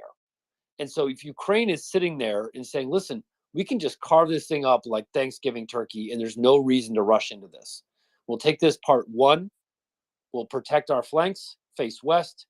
2, make sure that all the areas that are around from the Sea of Azov, excuse me, not the Sea of Azov, the Black Sea and that coastline near Alexandrika, excuse me, I'm not sure how to pronounce that. It's on the western coast directly to the west of Kherson. Arc that around, and then boom, squeeze the city in. And then it's game over, right? But that way is much more organized. It's much less expensive, both in men and material, and the goal is accomplished, right? The mission is done. It's a strategic way of where we don't like it because we want to see things go boom a lot. And we want answers today, right? Like what Major Giroux says is a fast food world. We want fast food information. We want fast food victories. Well, Ukraine only wants one thing, and that's victory. Whether that's fast or slow, doesn't really matter at this point, right? We're past that. We're over that wall. Now all that means is that you win. And if you're going to win, you do it right. Take your time, cut this thing into different slices, make it digestible for what you have. And then by the time everything's done, all you have Kherson City surrounded and M777s are beaming and somebody's getting ready to go, or you're going to see Russian soldiers try and swim the Dnipro with their Huckleberry Finn rafts to try and get across with an outboard motor or a paddle. So, in terms of staging, when do you think they might be able to take Kherson City, and how? You know, that's a great question, and me and a couple other guys are kind of batting that around in some of our chats, and not so much on our main one, but on other ones as well, because we're also doing distance calculations. Thou right? shalt not have other chats. Yeah, no, yeah, right. We do our very boring logistical calculations, our very boring, very nerdy type of logistical driving distance calculations, time, distance, and speed multiplied by excuse me, beg your pardon, that was my radio. I've listened to boxing matches in my off time. Anyway, the logistical carrying capacity, so it's time, distance, speed multiplied by volume equals X. X is the deliverable, Y is the actual amount that you want. So X over Y is the preponderance. You want a 1-to-1 ratio there, but you want that everywhere else. That can be magnified. It's capable of magnification. It can either be tactical or it can be strategical or operational. And in those calculations, what you're trying to figure out is what's the most efficient use and the most lethal way to do things. There are some that says, let Ukraine, that completely disagree with my 1-2-3 phase map. They don't like it at all. They think, get right down to the river, get over it, drive west on the southern bank, or excuse me, the eastern bank of the Dnipro, and cut Kherson City off altogether. Just cut it all off. I do those calculations and I'm like, but why? Because you have to take logistics off of support of other units. They're not complementary anymore. It's now an independent flying column, if you will. Remember those days of flying columns where they would just detach themselves from the main force. Whatever they had is what they had. And then you had to live off of it until you could get them what they needed. And that is a very complex logistical, but it's also really frustrating because it removes logistical vehicles out of the rotation that you need for their other units. And so when you talk about time, I think what we're probably looking at is September. I don't know, because the other key part of this is terrain. And the Russians realized, they took a page out of the Ukrainian books. When Ukraine blew the European locks around Kiev, that I think is what caused that enormous logjam of Russian vehicles way back at the start of this war. Remember that like 40-kilometer long or 30-mile long convoy, or however many long it was enormous. But what caused that was the flooding and the blowing of the European locks that flooded the entire plain, and Russia just couldn't get over it. Right? They blew all the bridges, flooded the fields, and you can't float a tank across water. Right? It needs something solid to float on.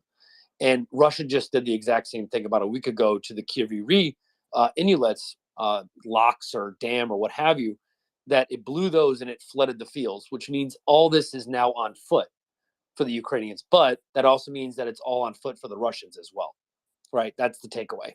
So Russia is trying to slow Ukraine down. It's trying to buy itself time. If you're just talking about sheer math, you're probably, so long as you don't do any kind of flying column, Robert E. Lee, Napoleonic kind of slice and dice, probably talking about a couple of months, maybe 2 or 3 months. But at the end, what I would say is, who really cares, right? A win's a win's a win's a win, right? right? It's what people like to talk Civilians in about. the city, Craig. What's that? Civilians in the city, civilians in the oblast, civilians south of the river, those who need to be freed before they can be killed by Wagner Group, the Chechens, and the marauding Russian army, those who, like in Izium and Balaklia, otherwise have been executed en masse. So let's talk about the tragedy the Ukrainian command is facing between what we just discussed, yet again, in sober tone, attrition, encirclement, drying out, and then overwhelming the energy of forcing surrender vis-a-vis genocide. What would you do, Craig, if you were the regional commander? Oh, geez. I would. Welcome to my questions. Yeah. So I would simply say this. I would say that if Kherson is completely at my discretion, first question of the day is, where's our artillery and how much ammunition do we have? Second of all, how much fuel do we have, et cetera, et cetera. Once I get all those numbers in line and I understand what my capability was at the given moment, then I could give you a more accurate description. But if you're telling me I have everything that I need and all my dreams are fulfilled, then it's right there. It's where it comes down to whether or not you have a gambling spirit or not, right? That's what it really comes down to. And how much do you want to preserve your soldiers' lives? Because let's be honest about it. Germany during World War II, and that's where everybody kind of comes back to over and over and over again when it comes to these maneuvers. Everybody always brings up Germany and its professionalism, at least in the Wehrmacht. The thing people forget about is that Germany took actually a lot of casualties in these encirclement operations. These were not free. These were not simple. These were paid for very expensively. It's very expensive to advance. And if you are the operational commander, I would say do it the way they're doing it. Because you get out of the trench and you start fighting, you start engaging, that's going to cost you a lot of lives. Whether you want to say it or not, it's a fact. And so I would do it the way they're doing it. I would rely on logistical superiority, the denigration of your enemy's logistics, and then let that mathematical equation play itself out. Look for opportunities, delegate forward, look for places to destroy things and kill people and get them off your land and drive them into the river with bayonets if need be. But I wouldn't alter a whole lot what's going on, because it's, how do I say this? Is it worth it to you, Axel, to expend more lives than required to achieve the objective more quickly? Right? That's the real equation. Because the faster you do it, the more you're going to. I'm with you. Let me insert this. I'm with you, but as you asked that specific line of question, before we go to Hans, and there's lots of people here who have questions for you in that regard, but is it enough that women, children, elderly are being executed, tortured? Or should they simply, utterly, whenever there is an opportunity, as you just said, exploit it, but attack? And should they mount a harder attack now that they've seen, yet again, in Kharkov of last, what the Russians are doing? So, is it? Is the life of the soldier, is the life of the soldier who has signed on the dotted line and is willing to sacrifice his or her life for the civilian who cannot defend, is the life of the soldier worth spending in such a war, Craig? Your my heart and my soul say yes, it is, but my mind keeps on saying over and over again, you kill that soldier and who's left to liberate the citizen, right? That's kind of where I go to, and I understand time is an issue here. Let's not be coy about it. The Russians committed another mass genocide in Izium. They exhumed those graves, and some of those people had shown signs of torture. This is happening as we speak right now in Kherson. When Kherson is liberated, you're going to find torture chambers. You're going to find mass graves throughout the city. There's no doubt about it. It's going to happen. But the question I have to turn back on, I know this is answering a question, what the question is, if you lose more soldiers than you would have otherwise not done, and maybe risk not reaching your objective, then who's left to liberate, right? Who's left to liberate? Of course, Because but that's a straw man argument. You know that they will never do this. it's really, you know, I hear what you're saying. I hear what you're saying. But if you're the Ukrainians and you rush this and you go faster than you would have preferred, then you're going to lose more men than you would like, right? And that could potentially, let's just say it out loud, by getting not saying you're saying this, Axel, so I'm not trying to put words in your mouth, but by being irresponsible and not paying attention and minding your P's and Q's, there's a chance that an offensive could misfire. And you could say, oh, gosh, that was such a mistake. We lost X amount of men. We didn't have to do that. We got over our skis. And these things do happen. There are minefields everywhere. Russians still have tanks operating in the area. I hear what you're saying. It does sound somewhat of a straw man argument, but at the same time, I would have to say that would depend on your manpower reserve, right? How much manpower? If you tell me I got 40,000 people in Kherson Oblast that are ready to pull a trigger, then I say, yeah, let's go for it. Let's do it, right? We have the manpower to replace those that are lost. But if you're telling me we only got 20 to 25,000, I don't know about that, right? I mean, it's well said. Well said. I respect the argument. Well said. It's a matter of power. It's a matter of force composition. It's a matter of strength. If you don't mind, let's go to David. I have a few questions about this. We have David, with Paulie, Raver, Nick, and Leonard. David. Yeah, hi. So I was going to add some detail, really, to what Craig was saying. So if we start north at Kryvyi Rih and walk backwards, that'll probably give us a little bit more detail about what's happening, if that's okay. Continue. Yeah. Right. So what the things I've been able to establish. So the dropping of the dam has hurt the Russians much harder than it has the Ukrainians. The Russians aren't very good at tethering up their pontoons, and they were much further down. A day after, the Ukrainians had already repontooned, bridged the inlets, and they were moving over in vehicles. There's some video of them doing it. Now the video is of one of these 4x4s going over, but you can see that prior to that, that they've had tracked vehicles go over.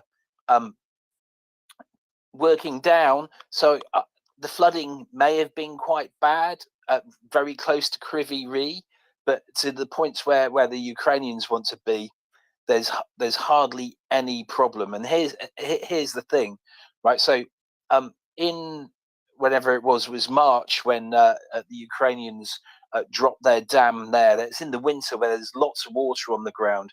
Now, most floods, and people see flooding normally when it's been raining excessively. And what happens is that the surrounding areas get completely waterlogged. So there's water runoff from everywhere into a tributary, into the main river. The tributaries go into the main river, etc. And that becomes a problem.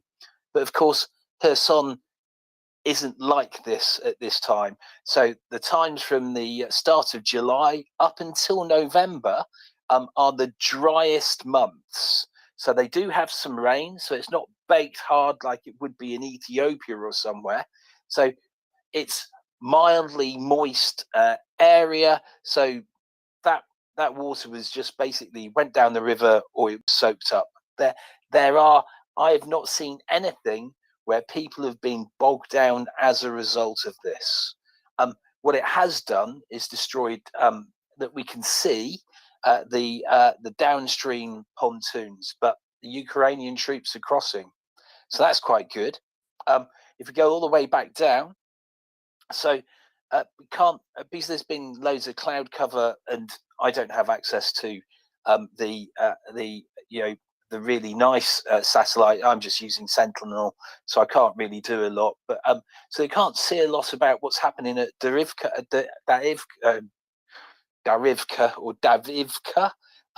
which is the one that's very close to the Dnipro River. They've changed. So what they have done now, they don't seem to be pontooning so much. They are using their pontoon ferries, but they've been doing some remarkably stupid. So they were using Nova Kakhovka. They've got some places there which have been under artillery fire. I think many of the people may have seen the video of the Russian soldiers who were hit by it was probably a loitering drone or something like that. It certainly was not 155 artillery, but that position, they haven't changed. This is just how spectacularly stupid they are. They have 10 kilometers, more than 10 kilometers of riverbank to choose from, and they choose the same place on either sides of the river. They don't alternate them or anything like that. They just go and pick stuff up. They park the ferry in the same place every night. So surprise, surprise, it's been targeted several times.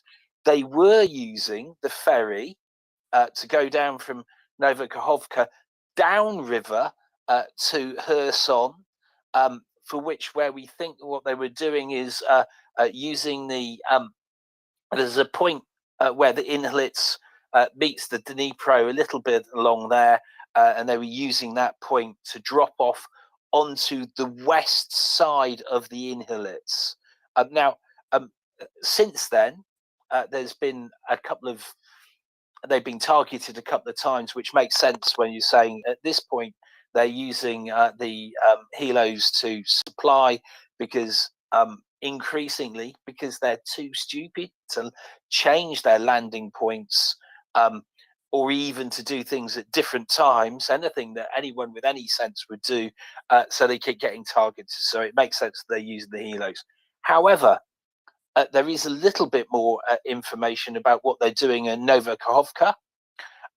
They have overbridged. If anyone looks at the damage at the on the small section that's been blown up, they've put two overbridges over. I can't work out what the material is of the first one, but the other one is just it's an MTL, whatever the version they've got as an overbridge, which will take it'll take heavy wheeled vehicles. It just wouldn't take a T-72, and that looks to be what they have. But there is a suggestion that they've been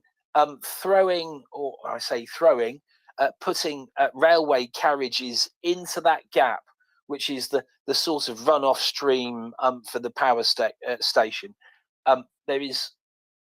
People aren't sure what they're doing.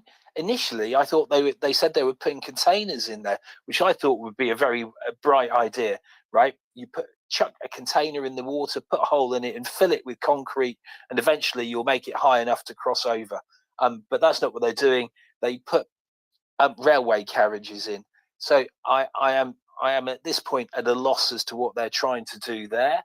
But again, it doesn't make a lot of sense. So their supply problems they have is because, as we know, their inability to change what they're doing, for people on the ground to think and go, you know what, this has been targeted 20 times by artillery. Let's not land the ferry here. Let's put it 500 meters down the right. It's not as if the other vehicles they need to, or the troops can't get to these places. They could easily do this. So that's pretty much the update, really. As far as I can see, the only real benefit the Russians have had with the strike on the dam is that it will have cleared Russian bodies out of the inlets, and they'll be on their way down into the Black Sea feeding the fishes. That's it. The one thing I would say, though, however, is that if you've been, and I'm not insinuating this in any way, shape, or form, David, but don't think this as an antagonistic, but for anybody who's dealt in farmland and understands the principles of irrigation, it's the water pumps that should, in this, because right now you're operating in a river basin. That's where you're operating. Topographically speaking, you're operating on lowlands, flatlands, but all the water runs down towards the Dnipro. What happens in agriculture is that generally to prevent your fields from flooding and your crops from dying is that you have some kind of agricultural pump, you have some kind of irrigation that helps that water drain a little bit so you don't lose your topsoil and all the rest of that stuff. That stuff isn't working anymore, right? Except for you're assuming they have this. Is this an area that suffers from floods? It's an arid area. I wouldn't call the Kherson river basin arid. Well, it's how I saw it described when I was reading up on it. They described it as arid. Maybe it was semi-arid, but they don't have a problem. If you look at the amount of rain they have, they don't have a problem with it. Right. So that's the point. So normally, I would go. I'm completely with you. And if you go west, they do have storm drains, right? But I assume the storm drains to allow the water coming out from the city. But the reason why I'm saying is I'm working off what I've seen from videos. There is no substantial damage of the farmland, and there is no substantial bits where you go, gosh, that's really boggy, and you'd be wading through 3 foot of mud. Basically, the vehicle just drove right over the field, and which makes sense, right? Because guess what, right? So what we do know is they've got quite a lot of so the river. There's a lot of room for the river to move up, right? They also have a lot of trees to go up, right? And as I said before, in a flood, a normal flood, the reason why floods get really, really bad is because you've got rainflow coming off every tributary and every field. But this isn't the case in this. All they did was release water out of a dam which went down a river. So essentially, you ended up with something like a little bit like the Severn Bore. But once that's finished and they close down or they reduce the outflow from the dam quite rapidly, then you just go back to normal. And in a warm weather, everything starts to dry out. I'm just going. I'm working off this. I understand farming, been around farms for a very long time. I get that, but I'm just going from the videos I've seen. There has been no real flood damage that's caused a problem. I would just. It's okay. We can move off this topic because we have other hands that are up. I'll just simply say that I have seen numerous reports on Telegram and on Twitter saying that in some places, this does not mean around Kiviri, this does not mean around that specific area, but in places, Ukrainian troops have had to dismount and cross over so that they could use. Now, again, we're not in an argument. No, we know it's not an argument. It's because we're only interested in giving the right information, right? So there's the question, right? So the question is which areas have been flooded? We can't see at the moment because Sentinel has got the cloud cover over it. But from the bits I've seen, it's not been a problem, and the vehicles were moving. Okay, all right, fair enough. Fair enough. I'm more than happy to let that. And by the way, and send me the stuff, right? Because that way I'm better informed, and then if I can geolocate it, then I can work out what's happening. So yeah, I'll DM that over to you. I'll DM that over to you now. David to work. Raver, you wanted to chip in. Hey, Axel. So a couple of things. First, with the floods. So depending on how much water was released, the natural dikes may be able to contain it. And if it looks like the dikes are going to be overtopped and you've got something you want to protect, standard practice is to breach those dikes in an area where you don't need, or where the damage will be the least impactful. So, the Ukrainians could be cutting the dikes on either side of the flood and funneling that water off before it ever gets there if they think it was going to overtop the dikes. On the taking of Kherson City, you need to remember, actually, that the Ukrainians only have the army they have. And if they spend it all trying to get Kherson, then maybe they won't be able to get anything else. Those soldiers' lives are currency. It's sad, but you have to figure out how to spend those lives to gain and save as many lives as possible. You spend them all on Kherson, you may end up having overpaid and not be able to finish your shopping list.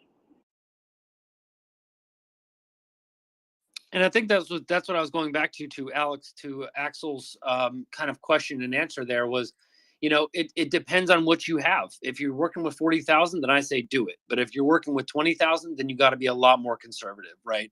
And so it's situationally based. And I know that's somewhat of a frustrating vagary, but nobody really knows outside of probably 10 to 20 people how many soldiers and equipment the Ukrainians actually have in Kherson. And what could have been, here's one more. I'll spin the bottle on this one. It could have been that they engaged with artillery and HIMARS superiority, and in some cases supremacy. They used that to clear off Russian units. They used that to gain the advantage in Kherson. What did Russia do? It flooded Kherson with troops when all Ukraine really had was maybe 20 to 25,000, because where a lot of their other firepower was where? Was around Kharkiv, right? So this could have, I'm not saying it is a feint. That's not what I'm saying. Well, this is obviously an active offensive, but it could be that the Ukrainians were trying to throw the Russians off in terms of their scent when they said, this is where we're going to put the vast majority of our power. Here comes the Ukrainian counterattack that everybody's been eagerly anticipating. Here it comes, here it comes, here it comes. And then Russia floods everything in, and then boom, Bob's your uncle. And you get Kharkiv much as easy as you can. I absolutely agree with you, Craig. If I can have a quick follow-up. So there's also the fact that all those troops in Kherson are in the bag, the Russian troops, that is. And so you can either leave them sit there, in which case they can't have an impact anywhere else, which means Ukraine could have a second, third, or fourth goal outside of Kherson. Bingo. Or you can leave them sit there, and eventually they're going to be ripe enough that they're going to fall off the vine because it's going to get cold, they're going to get hungry, morale's already not good, they're not getting supplies, and eventually they're going to use up what they have, and that makes them a much softer nut to crack. And yeah, that's rough on the civilians, but the ultimate goal is the liberation of all of Ukraine, not just one city. I would say that it's possible. If we're looking at this appropriately, we're looking at this objectively, I think it's possible that Ukraine, that when we look back on this in 6 months, it's possible that Ukraine led them into a rope-a-dope situation in Kherson. They had them overcommit. They had them get stuck in this quagmire that they're now in, that they can barely support. And Ukraine is paying dividends because it has the artillery, it has the air, it has these new things that they can do that allow them to, say, punch above their average weight. And so when you're talking about that, it could be that Ukraine drew them in to Kherson, and now they're stuck there. And that's exactly what you want if you're Ukraine, because if you only have 20,000 guys there and Russia's stumbling over themselves to try to get another 5, 6, 2, 3, 4, everything is going into Kherson, then you might have just accomplished a strategic objective as well, right? That could very well be that you got 2 for the price of 1. You achieve a tactical victory by liberating Kherson, but then you accomplish a strategic goal of sucking in Russian manpower and logistics. This very well could be. It could be we're missing the whole ball game. And I'll prophesy that the more I think about it and the deeper I kind of go and not kind of get caught up in the individual tweets and the things that get lit up by HIMARS, it's possible that Ukraine is doing this to draw as much Russian manpower in like they did. That area around Kharkiv, let's be clear, that area around Kharkiv was stripped of manpower, and it was circumnavigated all the way around to Kherson to bolster that area. And Russia fell right into the trap.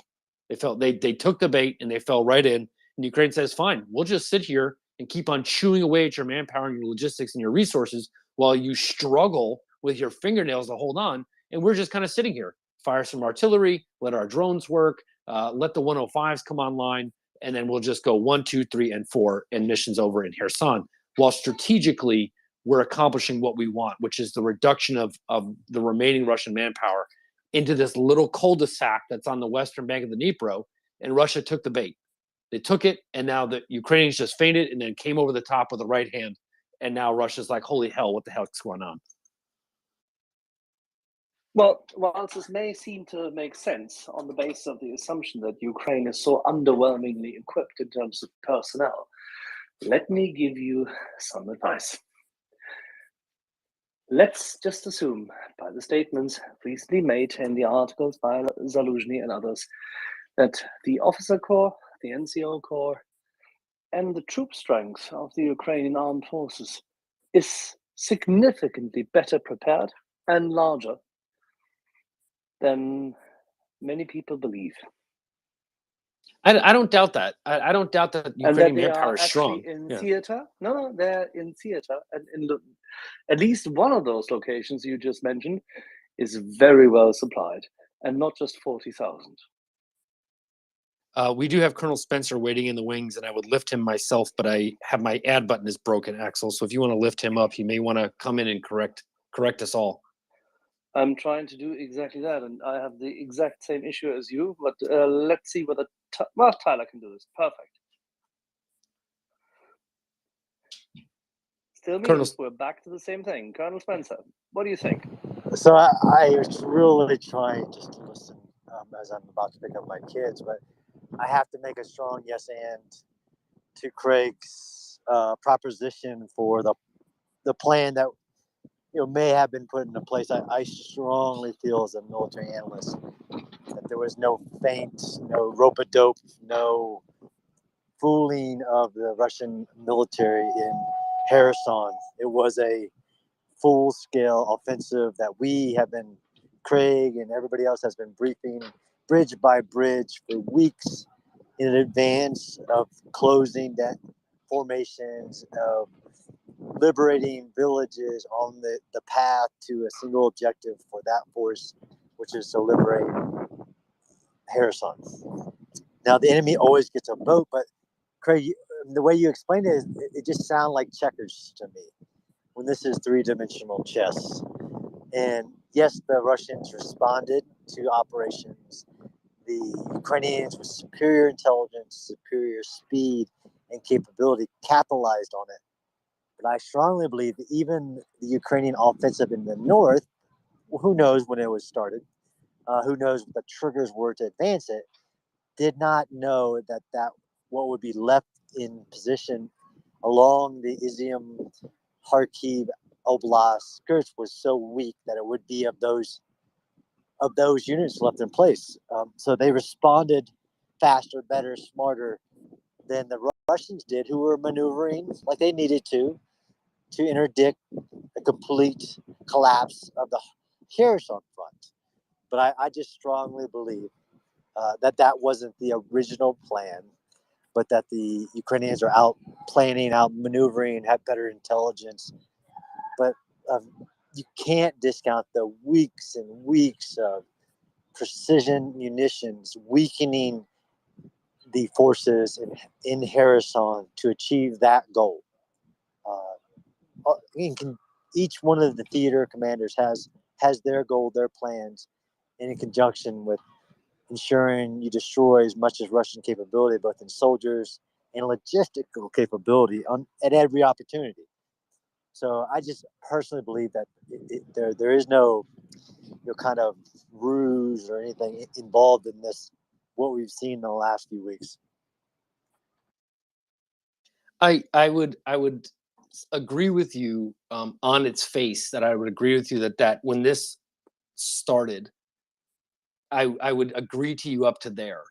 But where I find it to be, and listen, I could be completely wrong in terms of what the actual goals were, but the result of what we're seeing around Kherson is an incredible amount of Russians trying to get what they can over the river, trying to supply these units, it's just sucking in and sucking in and sucking in more.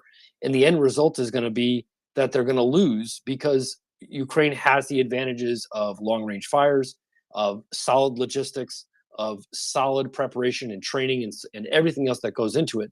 The outcome is I don't think any longer in doubt. I think it's just a matter of time.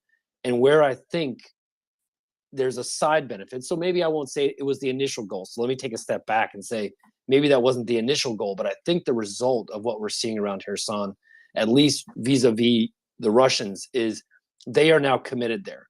They either run and get over the Dnipro like they ran towards Kupiansk, right? But they're not. They're staying and standing their ground, which means they have to keep on flooding more men the Third Army Corps was split in half, and these areas are being flooded with this stuff rather than around the Donbass. And so I think the result, the ancillary result, let me just say that, the addendum or the ancillary result might be an overcommitment of Russian manpower and logistics to something that is going to be inevitably a Ukrainian victory, just based on its, again, long-range fires and the lack of consistent logistical support on the behalf of the Russians. So maybe it wasn't the original goal, but I see it trending in this way where it's just absorbing more manpower for a goal that's not going to get you anything, right? What did Eisenhower, who said it? It said, don't fight a battle if you don't gain anything by winning, right? They're fighting this battle and they're not going to win it and not going to gain anything from it because they're going to lose. So what's the point of even doing it? So I think they're just being a little stubborn. But again, we got hands, and you and me could talk about this a lot, but I think it might have been an ancillary kind of bonus that what you're seeing is more manpower being flooded into an area that's not going to get them anything. It doesn't get them anything, but it's not like they're going to drive to Odessa. You know what I mean? No, and I can agree with you there. Warfare is some parts just let your enemy make his mistakes. If he wants to feed, if they're fighting the wrong fight, if he wants to feed. There you go. That's what I was looking for. Yeah. So I'm going to break off. Picking up kids. Great to hear from you guys. Good stuff. I'm hearing good things from Yehuda about, and I'm interested in hearing some military updates here in a little while. Thanks, guys. Thank you very much. Craig, let's go to Paulie, I think, and then Nick and then Leonard. Paulie. Thank you, Axel. I really enjoyed the almost philosophical debate you had with Craig. I think I agree with both of you. But if the premise is that Kherson area is going to be split into 3 parts, and if the premise is that Kherson city is going to be under siege or surrounded, I think we have to really understand one thing. And I know that the enemy gets the vote, but the Russians that are in Kherson now, let them vote. I mean, it's not going to be Thermopylae, Battle of Thermopylae. It's not going to be Cameron or Stalingrad. We are not going to see that. So my supposition is that the Ukrainian soldiers, they know, and the officers, they know what they're doing. And I'm really confident that if Kherson city gets surrounded, the Russians on that hostile ground, they will not be there for long. They will either they will surrender, or they'll be demolished. So that's my proposition or hypothesis. I don't know what you think. I think this is perfect. And yes, and they should be annihilated. And if and when the Ukrainian armed forces consider that they are reasonably prepared, and I would hope that we hear from them this night, if not 1 or 2 nights from now, that they are having taken the full measure of the enemy, that they will attack and bring fire and brimstone to them. I think there is no time to lose. Ukraine has the momentum. They have the righteousness, the righteous cause. They don't need fire in their belly. No. They just need the cause, which they have, reinforced yet again. And now it's a matter of timing. It is high time that Kherson and Kherson Oblast is freed. And it has one additional benefit. When this occurs, there is no further clamor of so-called referenda, because then Ukrainian armed forces stand in every oblast, and the next thing which they're going to hit is Crimea. They should attack with full force and take it, as long as this wonderfully calm quiet and dry autumn in Kherson lasts. The silence is deafening, as they say.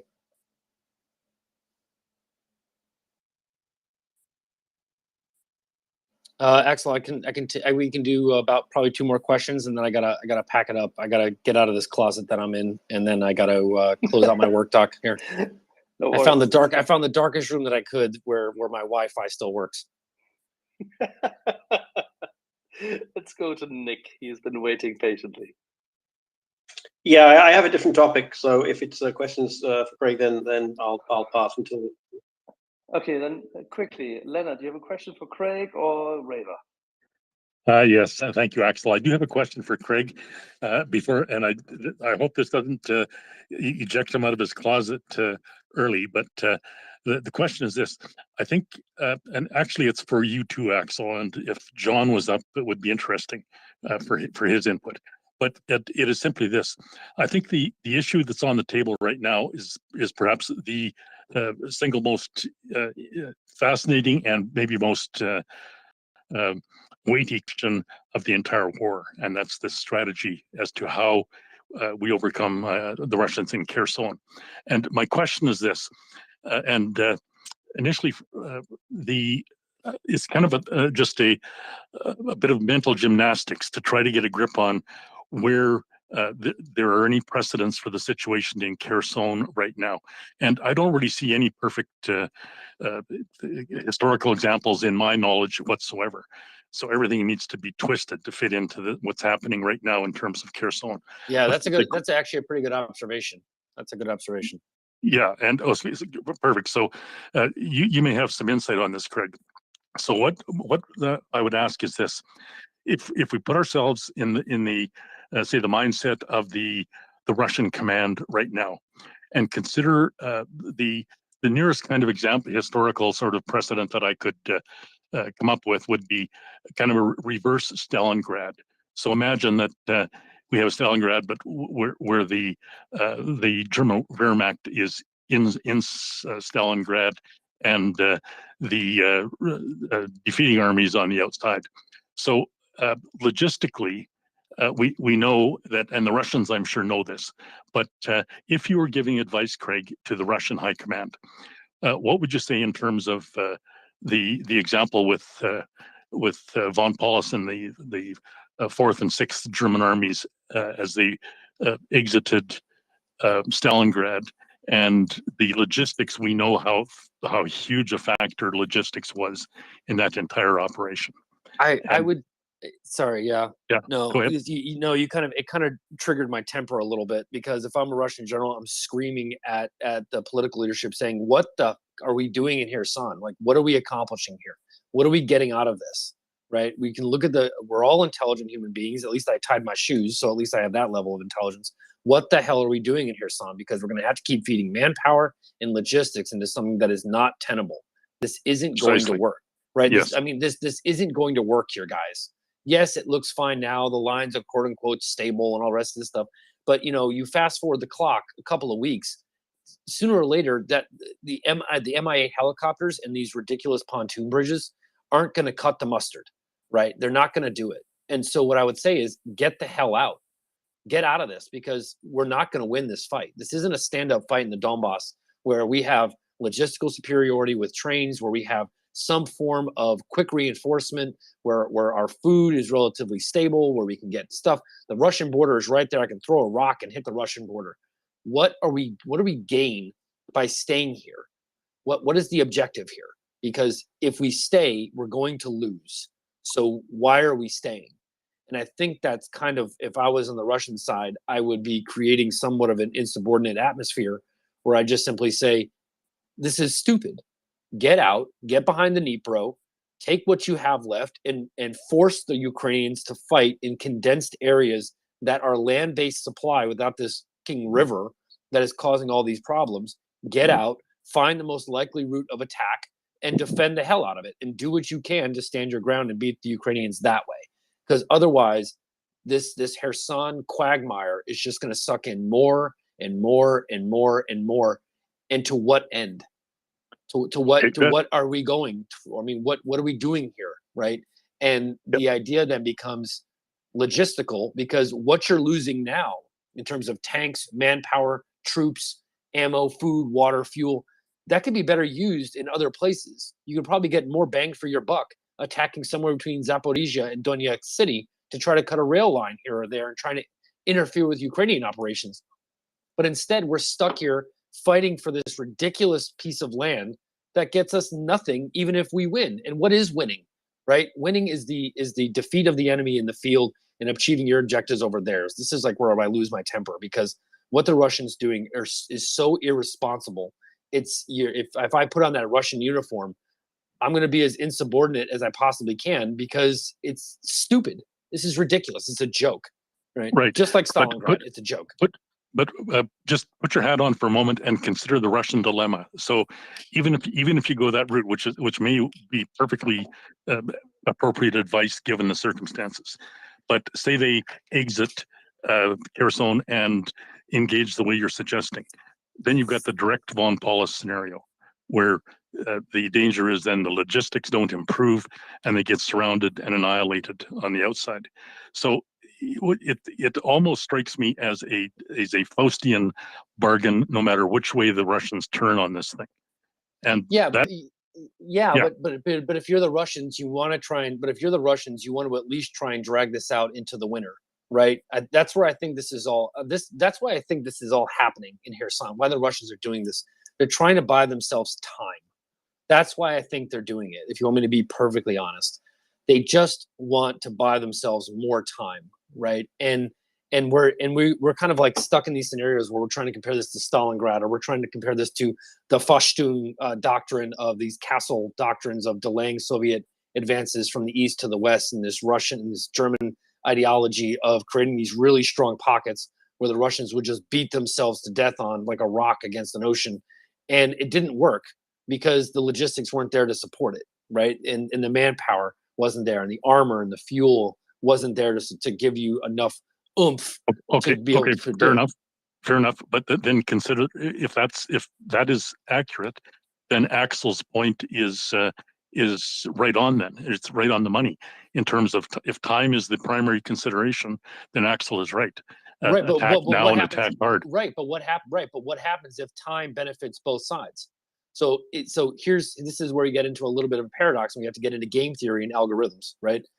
The math says for Russia, to themselves in their own internal conversation, and I'll leave it here, in their own internal conversation, they're saying we need to buy ourselves time to do what we need to do to get to the winter and hopefully find some kind of political stalemate where we cause more casualties than we want to. For the Ukrainians, they're like, you know what, that's actually not a bad idea. Let's take our time because we have logistical superiority. We don't want to waste our manpower. We don't want to waste what we have. And we're not in a rush either. So it comes to a point where maybe both sides are saying, no, we're not in a rush. I disagree. You're making a wrong assumption there in that specific one. Zaluzhny and people know exactly what's happening in Kherson City. We know what's happening. The people who fled Kherson City have spoken about torture chambers as early as mid-April. There's rivers of blood flowing outside of those cellars. There are photos of curbstones having turned dark red from May. Nobody in their right mind can say that there is time. I wasn't trying to imply that it is a matter of... It is part of the calculus by now. The Ukrainian army has a moral target. Then the question There's then no becomes... waiting for overlord. Well, then the question then nobody's talking about waiting for overload. I guess the question then becomes, why have we not seen the drive to the Dnipro yet? Why haven't we seen, if we are talking about, I'm not trying to stimulate the conversation here, I'm actually trying to have an intellectual kind of back and forth here. If that is the case, then why haven't we seen the drive to the Dnipro and the complete sealing off at the Novokhovka Dam? Why have we not seen that yet? Right? And a reason I think we haven't seen that yet, because we're 2-3 weeks into this Kherson offensive, 2 weeks, give or take, right? Then why haven't we seen it yet? And I think the reason why we haven't seen it yet are two things. Number one, your enemy gets a vote. And then number two, the Ukrainians have the advantage of artillery and long-range fires to wear down the enemy with the support of proper logistics. They are in a long-term position to win. And if time really is that much of a fire underneath the butt of the general staff and the political leadership of Ukraine, then we should be talking about Ukrainian armored personnel carriers and tanks on the bank of the Dnipro as we speak, if time is very much that critical. But to the general staff, it's I clear think you're that seeing them time is not already that on. critical. I disagree completely. I think the German staff has taken it and they're biding their time only for time isn't very short. It's a very, very, very close eye. We're talking days, not weeks. We're Fair not enough. No, talking that's fair. months. No, that's that. No. And I would say to the final liberation of Kherson, till everything is cleared, maybe about a month to a month and a half. But I'm saying that, when we get into these debates about time, if you and I both have seen these images and you and I both have emotional reactions to what we see, and the point I'm trying to get at is that the general staff of the Ukrainian military sees these. Of course, they're Ukrainian. I'm sure they know some of these people. These people were probably their neighbors, their friends. They went to church with them. They're probably helped baptize some of their children. I think that this is more personal for them than it is for us. But you're not seeing this heavy-weighted object where we're like, we got to go, go, go, go, go. It's we're going to go, we're going to achieve our objectives, and we're going to do this slow and steady, and we're going to win this thing. It's not slow and prodding, like, oh, yeah, we got plenty of time. Let's go have lunch. It's like, let's take our time and do this right and not get over our skis because we want to just get this over with. That's what I'm saying. There's a subtle difference there. That's all I'm getting. There's a subtle change there. Not like, oh, let's sit back and have lunch and who cares what's going on in Kherson. It's like, well, we have the long-term picture in mind. We have the advantage, logistically speaking. We have the advantage in artillery. We have the advantage in air. We have the advantage in drones.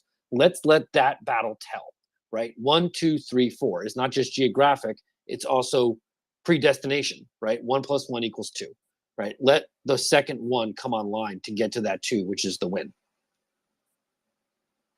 Yeah, as nuanced and as nice as it sounds, Craig, I think you will see that the pressure on the Ukrainian general staff has increased.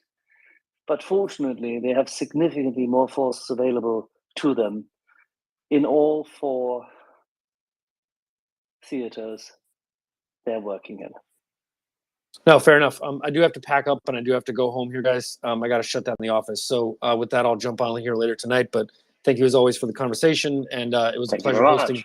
Yeah, thank you. And always, if Colonel Spencer is listening, I always await your next yes and. You all take care. Cheers, mate. Much appreciated. And thank you. Raver. Yeah, since Craig's leaving. Hey, Leonard, what did you say there was no historical precedent for? You went digital in my ear, and I couldn't make that out, and that sounded like a bit of a challenge for my historical skills. So I would like you to re-say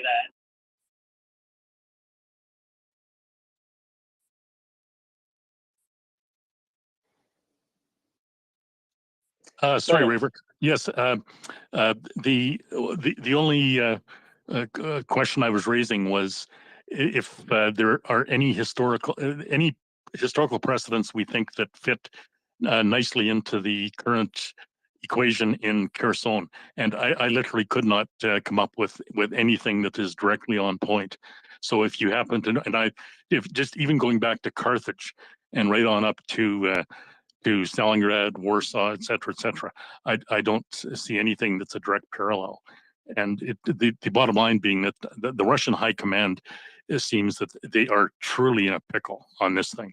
And I don't see any way out, but maybe you can shed some light on that, Raver. Go ahead. Maybe the defense of the Baltics in early 45, Yorktown, possibly Vicksburg. Yeah, Yorktown had a sea exit, right? It was the French Navy that really sealed that one off. But you're talking about interdicted. You're talking about an army trapped against a water feature with no hope of relief, right?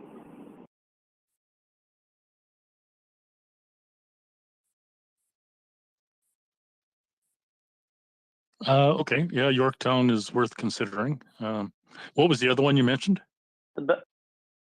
The defense of the Baltics in 45, and then Vicksburg. He means the Battle of Narva.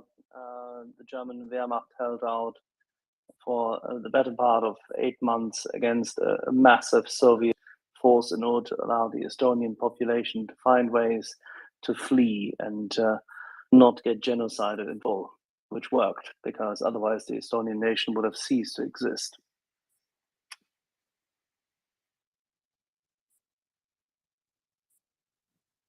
Okay, that's worth considering as well. Yeah, so I'm about to lose service here within just a couple of minutes. But as I think about it, in particular, Vicksburg, you had a Confederate garrison pushed up against the Mississippi River with Grant closing in. And at a certain point, they just ran out of supplies. They couldn't get across the river. Not that it would have done them any good. But yeah, so maybe look at Vicksburg.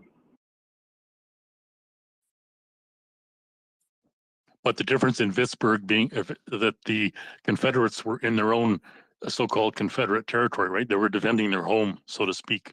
Whereas the Russians, we have an inverse. It's the opposite right now, right?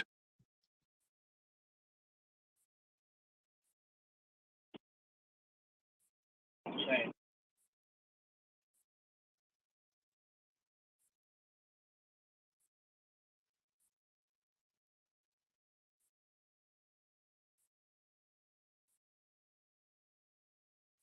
So I think we lost you, Raver. Do you still are you still online?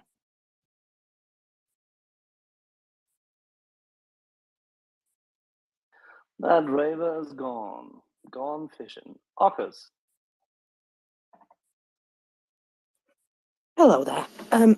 So in the past, I've always come up and tried to do a little mini update during the day, which obviously I've not been doing because there's not been the same amount of information released. But I do look at the trends, and what I have noticed just recently is an awful lot of aircraft, Russian aircraft, being shot down. So it seems to have become a bit of a trend, Russian aircraft falling out of the sky. And I know they've got a lot of them, but I just think that they must be having a really hard time at the moment.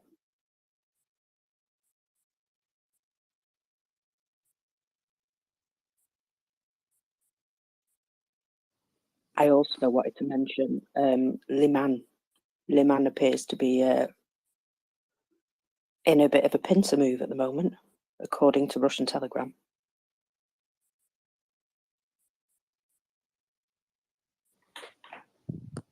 Good evening, Marcus. Just to return on the plane thing, you're perfectly right. Quite a few smart people like you have remarked it, and they're estimating that it may be due to the fact that the Russian Air Force is forced to take a lot more risk to have more of an impact, to try to have more of an impact. Probably failing, but in the process they're losing quite a few more aircraft. So they're trying and they're failing. So that's the underlying good news in the information you just reported. Yeah. Fantastic. Thanks a lot. Obviously failing because there's not a lot of pictures of them on the ground. Okay. Not in a good one.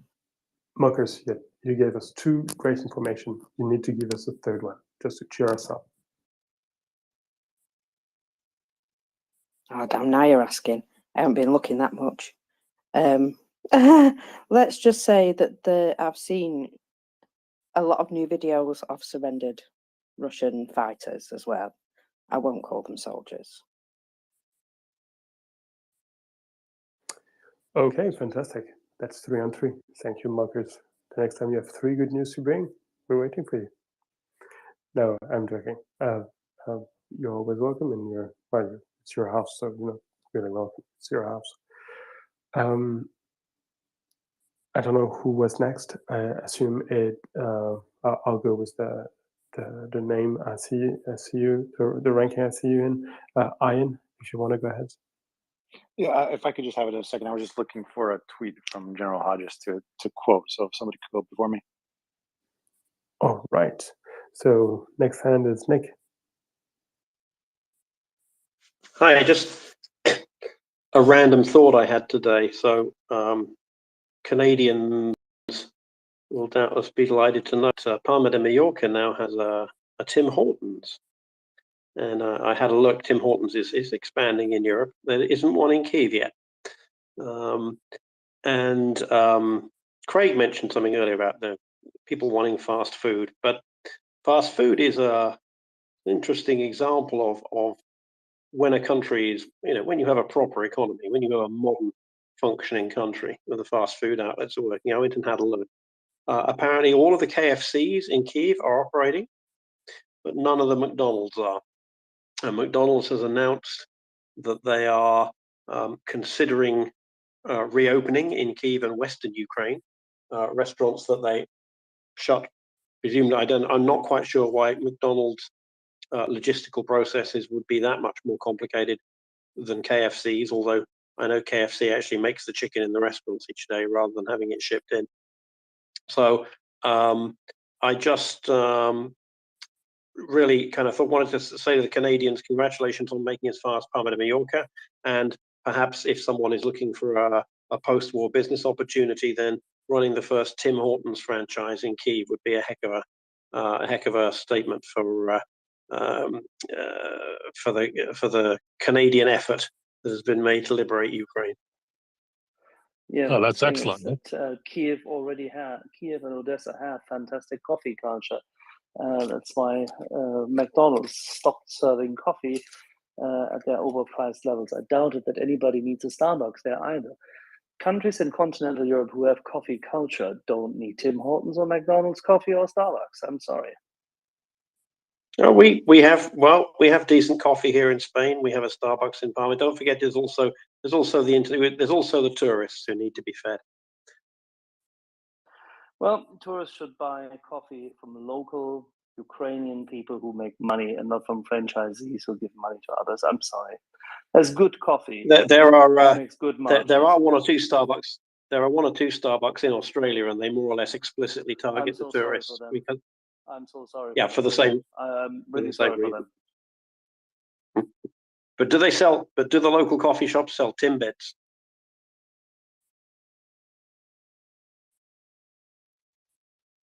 I think the pastries. No, Nick. The pastries served in Ukraine are absolutely stunning. There is no improvement needed for fast chain-made food. Okay, good thing. Risk a little culture. Axel, we've got a Canadian specialist, I think, in anything, urban culture. He's a rapper, breakdancer, everything urban is his stuff. Major, and he loves coffee, I'm being told. Major? Hi, good evening, everybody. And it's Major Drew, obviously, and I just had to jump in. I was fascinated by the historical discussion going on by Leonard and Raver and Craig and Ben, and Axel. But what really made me jump in was Nick's comment right now. And Nick, I have upsetting news. And Leonard, I'm sorry, my friend.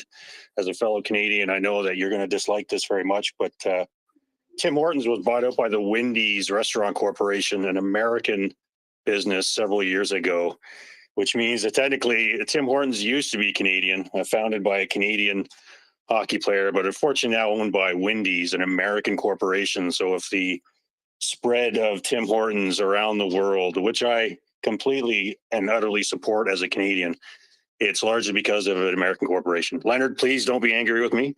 And I will drop down now before all the Tim Hortons trolls attack and shout me down for being a poor Canadian. Major Drew, you just ruined my day.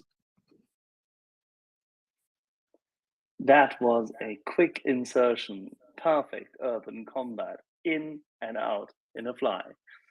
Major Drew, it's a pleasure. And I'll have to leave now and drop out of the space and never come back again, because I'm sure that any Canadian listening will not want me back at all. Say it isn't true. I hear there are also plans to open 300 Wienerwalds in Moscow as part of the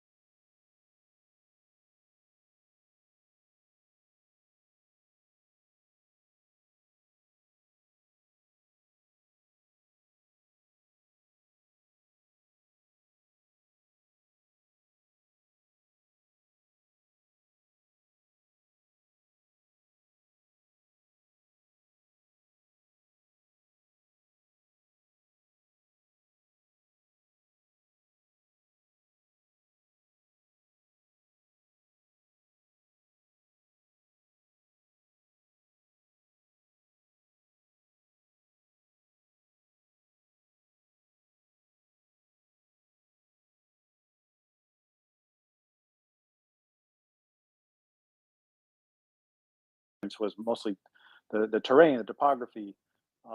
Down south is much more open. There's less cover and concealment. It's much more difficult, especially with relatively limited resources in terms of armor and armored, infantry fighting vehicles. Openly moving in that terrain is maybe more difficult with limited, resources in terms of tanks and APCs. Whereas in the north, there's a little more leeway given the cover and concealment of the terrain up there, that they could move rapidly, maybe without some of those limited constraints. And just wanted to see what you thought about that.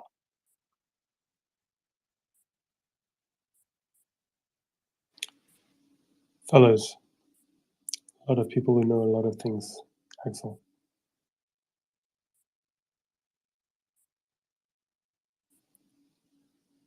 Axel is being a bit shy. Where's my phone down? Microphone. Yeah, Axel is being Sorry, shy. guys. Yeah, no, I received a call right interrupting in the very second. Apologize. So, I agree with the points you just made. The terrain is different. It defines the way you can attack. And therefore, the Ukrainian armed forces are facing a different challenge. That's absolutely true.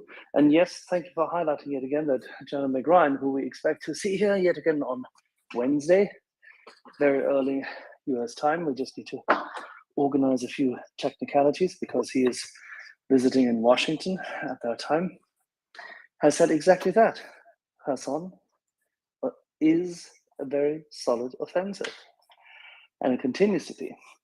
I still believe also that the amount of troops gathered, the force composition, and the way they are situated with a very, very substantial enemy force, albeit that the enemy force now is hankering for supplies and runs out of small arms and munition time and again in various arenas, that enemy force has to be taken, either annihilated or taken in as prisoners of war. That is a comprehensive operation. That needs preparation, good planning. The planning needs to have sufficient amount of flexibility and resilience built in, and play through hundreds of scenarios for the various battlefields. That requires a very, very decent common arms attack. But the time pressure, nevertheless, is there. We know what's happening under Russian occupation. There is no doubt. So that's the only highlight I was giving. There is an additional component to this in the military calculus, and it's not unimportant at all. Right, and some of the reason why we've seen a different pace of offensive up north is opportunity presented themselves, which don't necessarily present themselves evenly across the battlefield. 100%. Part of that is due to terrain. Absolutely. Right. But in this is exactly the point. They exploited, and I think Yehuda has made it clear now a couple of times in his updates, that the opportunities which presented themselves, as you just said, were so vast. Some of them very unexpected. Some of them hoped for, maybe, or planned as an opportunity which might arrive, and if it were to arrive, one should exploit it. And they did that, and they did it in magnificent fashion. They even went much further. They went so far into territory with SOF and light infantry that they actually had to, revert back. And that's fine. Consolidate, build positions, and then bound over next time. But Kherson is definitely extremely important, and it's timely. CJ, what would you do? Well, I'm glad Ian kind of commented on what McRyan said after speaking with them, but this is something I think most people, at least in the space, agreed to pretty early on, that it wasn't a feint. I don't know exactly where that line of thinking came from, but I think we fought against it to the best of our ability.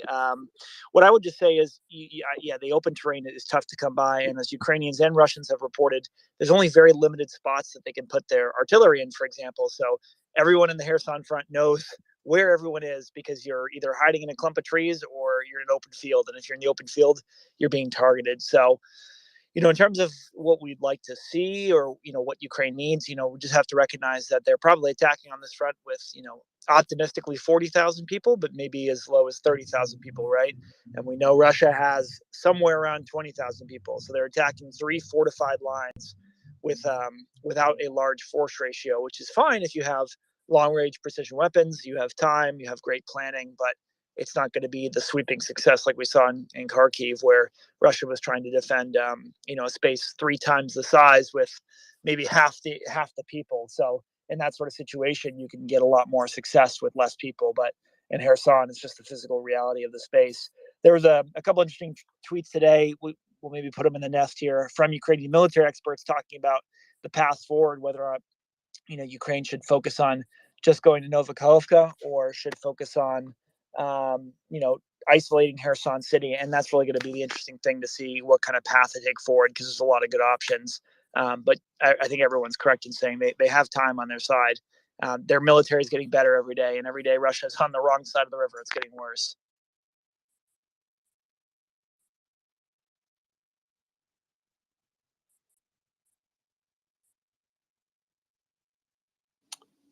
And we've lost CJ. Or, I'm afraid Major Giroux is having a bad influence on this young man. In the meanwhile, Polly, thank you for your patience. Thanks, Ben. All right, so for all of you like history buffs, there's a Battle of Viborg from the Second World War. That's between Finland and Russia. I always call it Russia, not Soviet Union.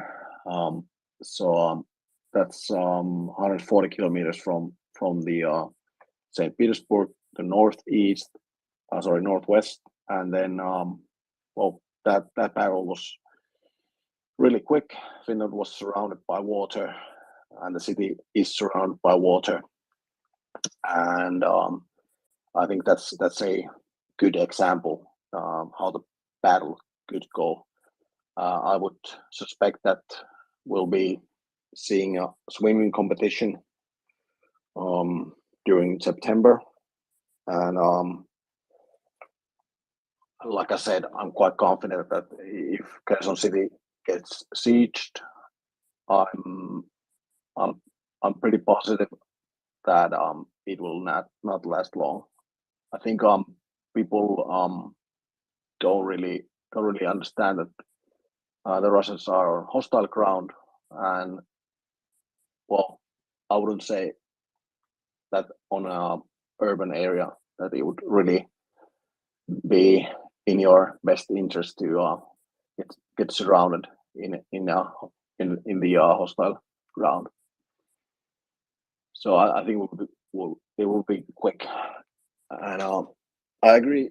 I think I mainly agree with Axel, but I see it as a double-edged sword, because in my opinion, of course, it is important to get to Kherson as soon as possible, like without any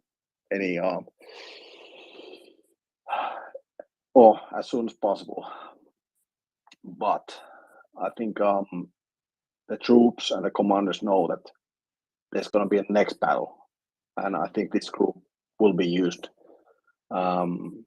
maybe in Melitopol direction, Mariupol direction, I don't know, Zaporizhia.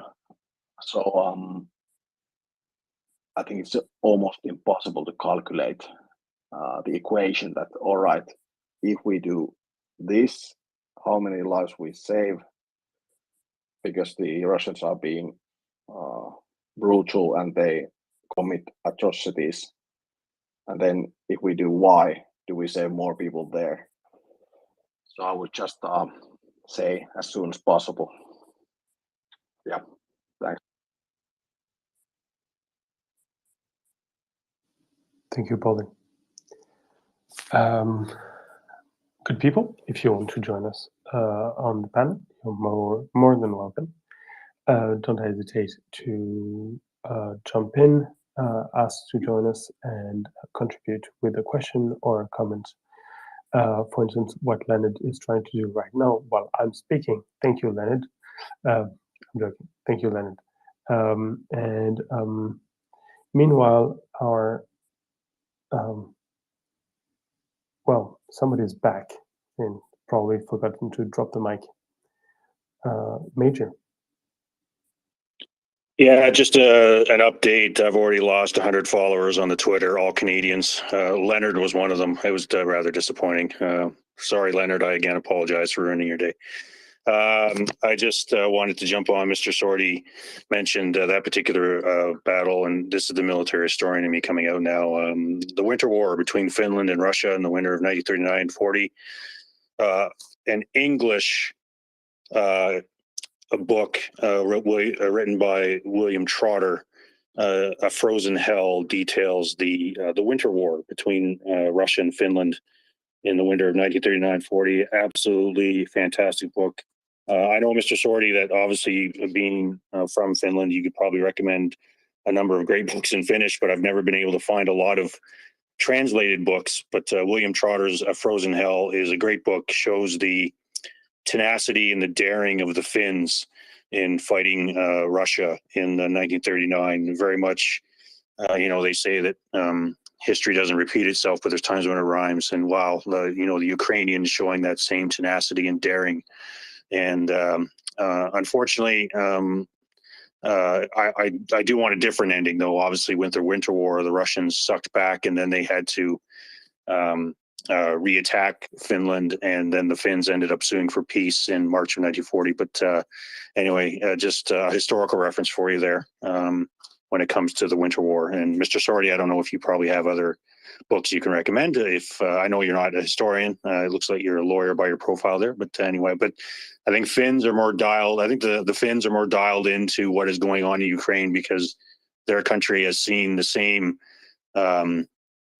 country, that being Russia, invade them during the opening months of the Second World War. And so it's something that's very reminiscent to them. And that's why I think we see the move now for them to join NATO, which is a great thing, in all honesty. I just wanted to add that context to an additional historical piece to Mr. Sorty's fine narrative there. Well done, Major. That's a great question, although I have to correct you on one detail. Polly is a lawyer and a ranger officer. Oh, my apologies then, Mr. Sorty, to you. That's fantastic.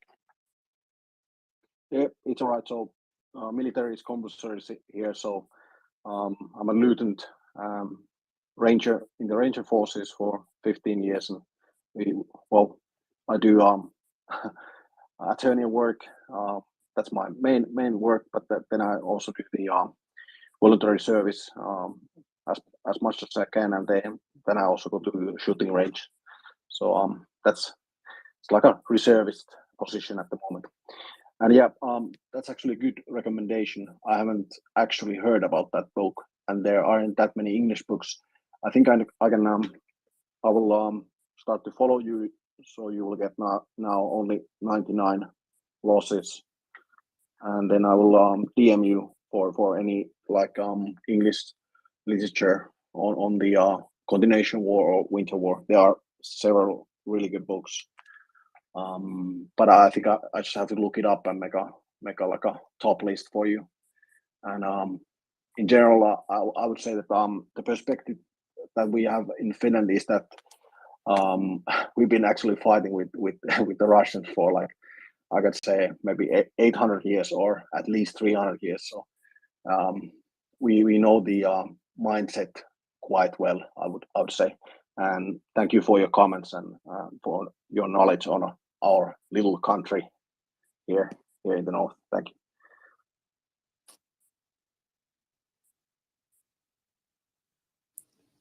Polly, is Finland even that little?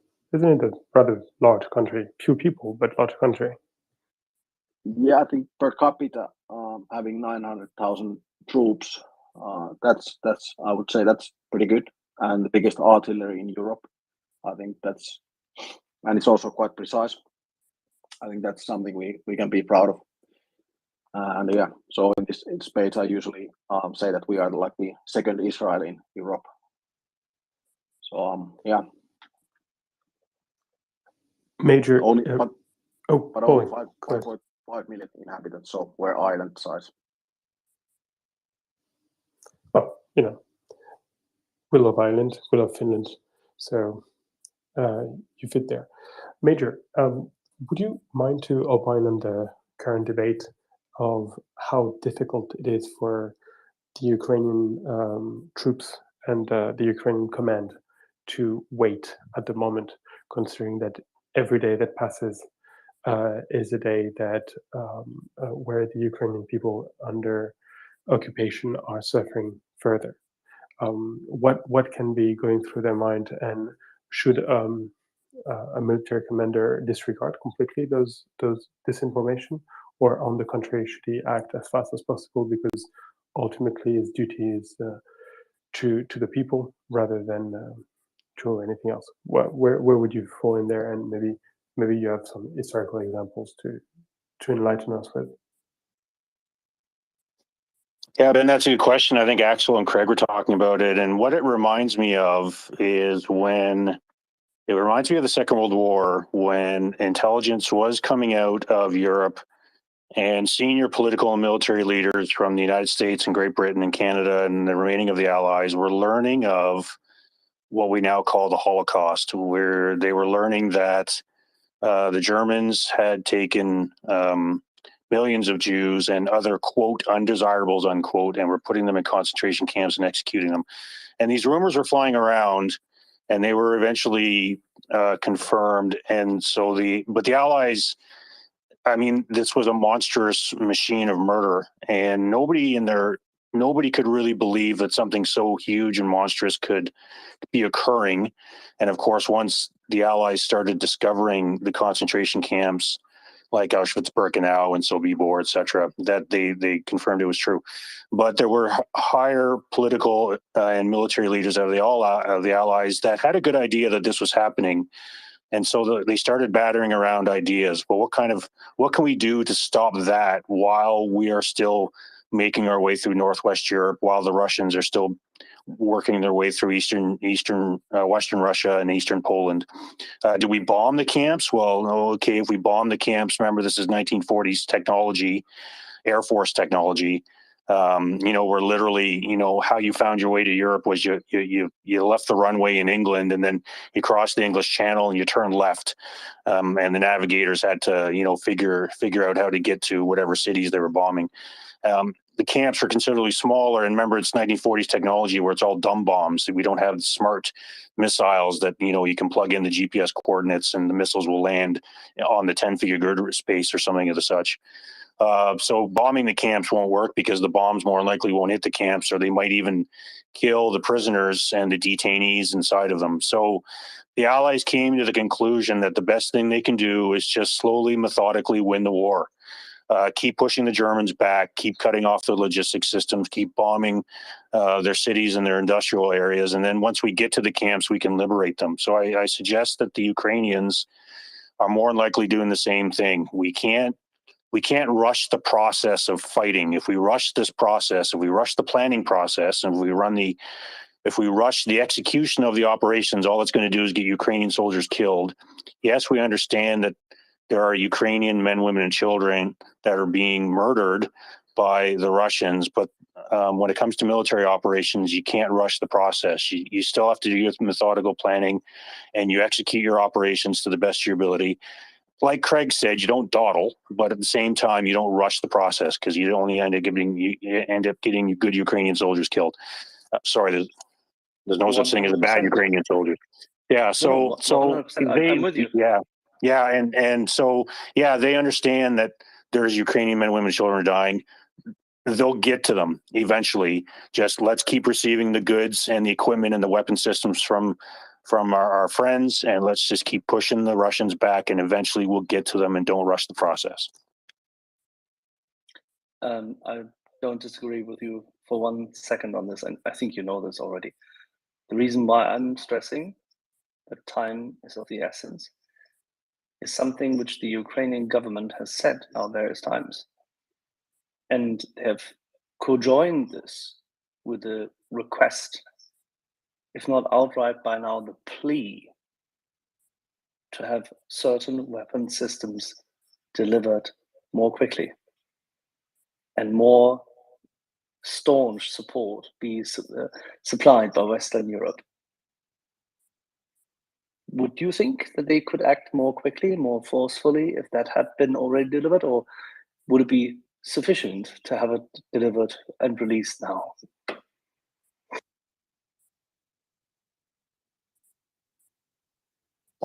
Actually, yeah, I understand where you're coming from, and I do agree. The question is, I mean, it's hard to answer the question because I don't know I don't know the logistics capabilities. I'm not very familiar with the logistics capabilities of the United States and Great Britain and all these other wonderful countries that are producing the goods. But I would suggest that nobody will dawdle about this. But the system is the system, and I'm not trying to make excuses. But I'm just saying that certain weapon systems are needed. Let's get them over there, but let's get them over there safely so that and we load the insert weapons platform onto the ship here, make sure that everything's tied down, the oil's been drained, etc. Like all the minutiae that comes with having to ship weapon system and weapons platforms overseas. And let's get them over to the Ukrainians as fast as possible without making sure that once the ship gets to where it has to go, the armored personnel carriers or the HIMARS systems aren't sitting sideways on the boat because of a bad wave that hit the ship. You know what I'm saying? Like there's all that, you just don't throw stuff onto a ship or an airplane and have it take off without bolting it all down and making sure everything is good to go, so that when it gets to where it has to go, it's unloaded safely and transported safely there. And so work as quickly but as safely as possible to get the kit to the Ukrainians so that they can use it. I fully agree with you in that, Axel. And slow is smooth will be fast in this case when it comes to the logistics system and getting what's required to the Ukrainians. I don't know if that answered your question, Axel, but No, I'm completely in agreement with you. Slow in this regard, as in steady, is good. Yes, very much so. Steady Yeah, flow that's is good. good. Yes, very much so.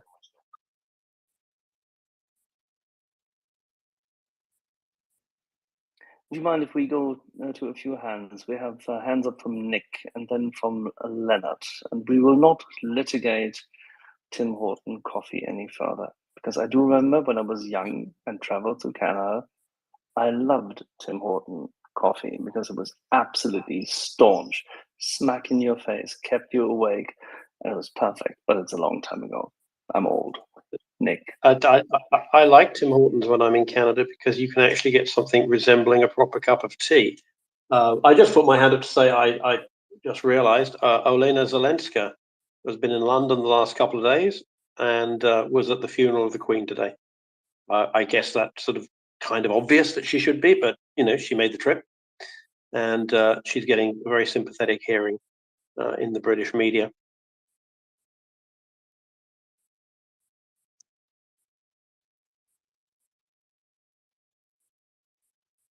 What a solid sign. And by the way, given the fact that we are now close to past midnight in Britain just as well, but we're definitely past midnight here, in Tallinn, where the whole office of ours has obviously watched the proceedings and the procession of the hearse as well. God bless the Queen as she has been interned. We shall remember the memory of her grandeur, her humble commitment to duty and service, her charm, her smile, and her good senses in making sure that people knew that autocrats like Mr. Putin were easily smellable, quite literally. And with that, God save King Charles III. Leonard.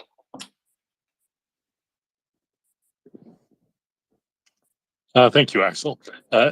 Yes, God save King Charles III. And I've now recovered somewhat from my Tim Hortons shock that Major Giroux sprung on me.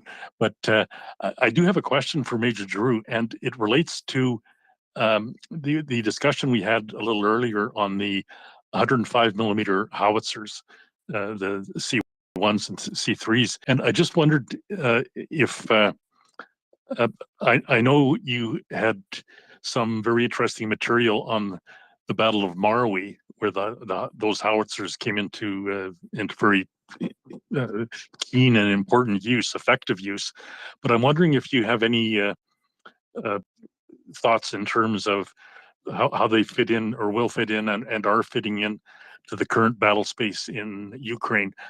Considering we know that the Kiwis have sent over a number of them, I think 35 or thereabouts, and that I think we've also sent some out of Canada, if I'm not mistaken. But I could be corrected on that. I'm just wondering if you have any thoughts in terms of the effectiveness of that particular piece. So thank you for that, sir. Yeah, Leonard, and yeah, I know it's the War of 1812 and now the Tim Hortons thing that I've burned my bridge to you, so I hope I can make it up a bit with the howitzer answer. But yeah, during the Battle of Marway, the Armed Forces of the Philippines, the Urban Battle of Marway, now in my wheelhouse.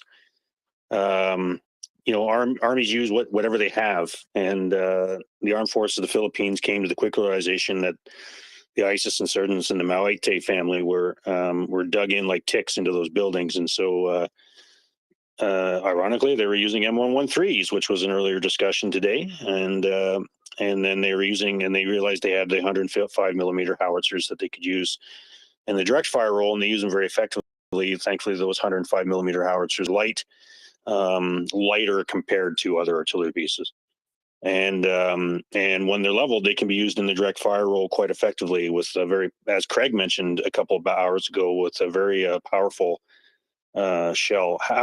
What I'm hoping is that the Ukrainians will use them not only in the indirect fire role, of which they are very effective, but will use them in that direct fire role as well. And I was trading DMs with Craig on how they're very effective that way. Let's give a little extra punch, so that when the Ukrainians are doing that frontal attack or that flanking attack, the 105 millimeters can be brought up very quickly, leveled, and used in that direct fire role against Russian positions, whether they're out in the rural countryside or whether they're in an urban area like Kherson.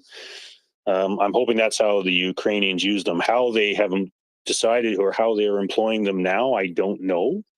But you know, necessity is the mother of invention, and when it comes to weapon systems, soldiers have this ingenious way of thinking up new ways to use old weapon systems. Leonard, our Canadians in Ortona, as you know, used the Royal Canadian Artillery, was using the 6-pounder anti-tank guns in the direct fire. Well, it's a direct fire weapon, but the 6-pounder anti-tank guns against German positions within Ortona.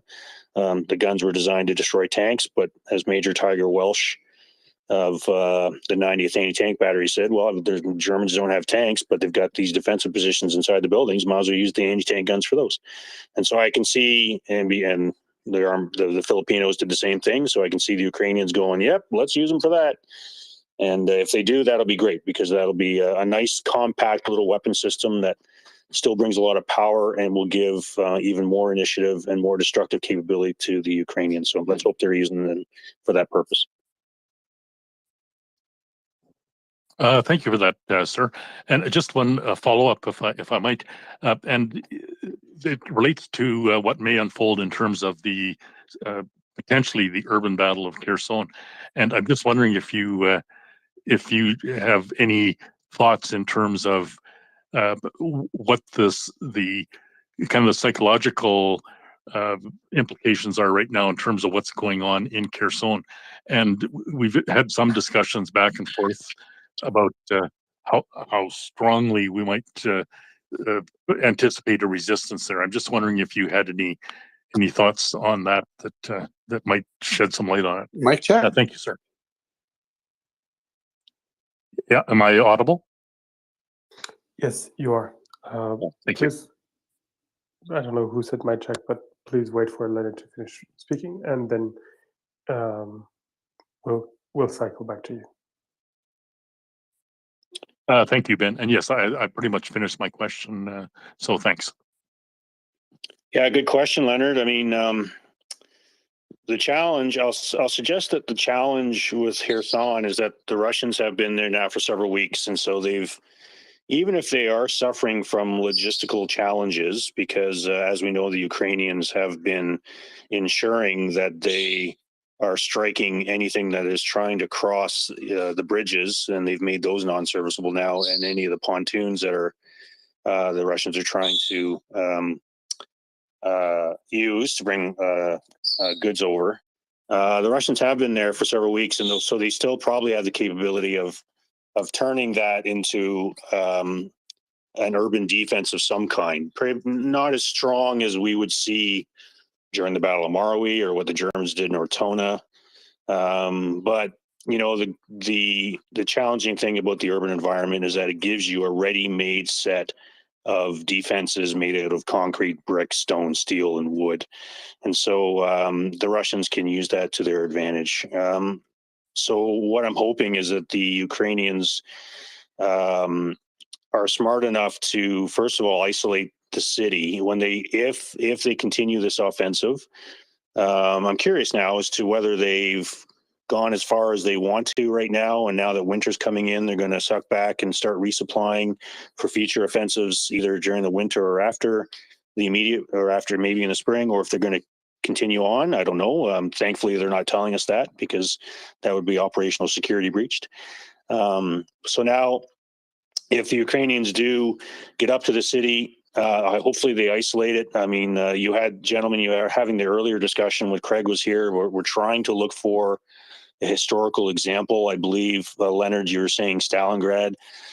This would be like a very mini version of it, in which, you know, you had once the Germans were thrown on the defensive in Stalingrad, and you had the Russians closing in on the Germans as they were with their backs to the river. Somewhat similar, but in this particular case, remember, the Russians still have the capability of getting across the river, across with the pontoons, and if they dare to go across those bridges. So there's similarities to Stalingrad, except in this case, the Russians can still get across the river if they so choose. But there is a similarity there in that the Ukrainians can come in on the three sides of Kherson, and with the Dnipro to their backs, the Russians within Kherson itself could be isolated in that sense. And if Mr. Putin, and the rumor is now is that he's starting to control things at his level by letting his senior officers do it. If Mr. Putin has told them not one step back, to echo Mr. Putin's hero, Joseph Stalin, who said the exact same thing about the Battle of Stalingrad, you know, then the Russians can put up a bit of a fight there that will, you know, as with every urban fight in history, it will bog the Ukrainians down a bit. But if they've isolated the city on the three sides and they have the Dnipro on the fourth side, and they can cut the Russians off supplies, then it'll just be a matter of days, perhaps weeks, that the Ukrainians can go in and clear the city, which won't be easy. But if they've been able to isolate the city and stop resupplies from going in, then it'll be easier for them to win that particular battle. If they decide to not go into the city, well, okay, we'll surround Kherson, we'll cross the river ourselves, and we'll just isolate the entire city and continue pushing southeast towards MriyaReport and the Crimea. You still now have this large Russian force that could be there for several weeks. It could tie down some Ukrainian forces. Will the Russians give up? That would be ideal. After being surrounded and starved out, very much like what the Ukrainians went through in Mariupol. Remember, the Ukrainians held out at the Azovstal steel facility within Mariupol for what was it, 86 days? I'm sure the Russians could probably do the same thing if they've been bringing in their supplies into Kherson. So yeah, there's a number of courses of action here that could happen. But unfortunately, like I always say in the past, I'm a military historian and an urban operations and urban warfare historian, not a fortune teller. So we'll see which course of actions the Russians take, and we'll see which courses of action the Ukrainians take. My crystal ball is just as fuzzy as everybody else's right now, but those are some possibilities that I can see happening. Does it answer your question, Leonard? Yes, that shed a lot of light on the situation there, and that just brings to mind one follow up, if you don't mind, sir. And it just occurred to me that in terms of the isolate the town or the city and then carry on moving, it seemed to me that there may be some parallels with the Allied strategies in Germany when they crossed the Rhine. Is that something? I know there's certain real tactical considerations that apply if you're leaving those centers behind the line, but is that something that you feel would like, how feasible would that be here if the Ukrainians adopted that strategy at Kherson and just isolate and carry on moving? How big a threat does Kherson pose to their rear, for example? So thank you. Yeah, it all depends on the types of forces that are in Russian forces that are in Kherson itself. I mean, if it all depends on the risk that the Ukrainians want to take. But if they've given the dismal performance of the Russians so far throughout the entirety of the war, and if the Ukrainians are comfortable with just isolating the city and then carrying on southeast and leaving those Russian forces in Kherson behind, that they would have to assess that risk and carry on with it. But then we go back to the argument that we just had 20 minutes ago is, you know, if there's still Ukrainian civilians within the city, how do you say to those Ukrainian civilians, yeah, you're going to be there for a few more weeks under Russian occupation while we carry on with the rest of the fight down the southeast? So there'll have to be a balance. At some point, the Ukrainians will have to go in, or at some point, the Russians will just have to surrender once they're starving and they don't have any more food and bullets and water, etc. But I think the Ukrainian civilians will play a factor in how much risk the Ukrainians want to take in isolating Kherson and then moving southeast. Good to go, Leonard? Yes, excellent. Thank you for that, sir. Okay, and a further update, thanks to Mr. Sorty, I'm now up 25 Finns in my followers, but the Canadians are still dropping fast, so I'm worried about the numbers. But that was just an update, That's that old Tim Hortons whammy there, sir. Yeah, that one bit me in the ass, Leonard, I have to admit. Major, the Finnish uniform would suit you very, very well. I'm sure the snow does something to your complexion. Talking about Finns, you know who has their hand raised? None other than the chief Finn in the MriyaReport. She is well, actually, I know so little about Finland, I cannot even make a joke. But you know, whatever is the queen of Finland, she is it. Nina, please go ahead. Thank you all for all the interesting military updates here, but I have to say I came quite late to the party. So what is this Tim Horton thing going on here? It's please don't put fuel into the fire. It's some Canadian thing us Europeans have no idea about. It is utterly unimportant. Just let them have their fun. And no, that's a very loaded question, Nina. What happened, Nina? What happened was I just asked a question about the. I noted earlier that McDonald's are hoping to reopen in Kyiv, and I just segued into that by noting that the Canadian donut and coffee shop chain called Tim Hortons has just opened in Palma de Mallorca. So all the Canadians on this space who still haven't come to visit me in Palma really have absolutely no excuse now.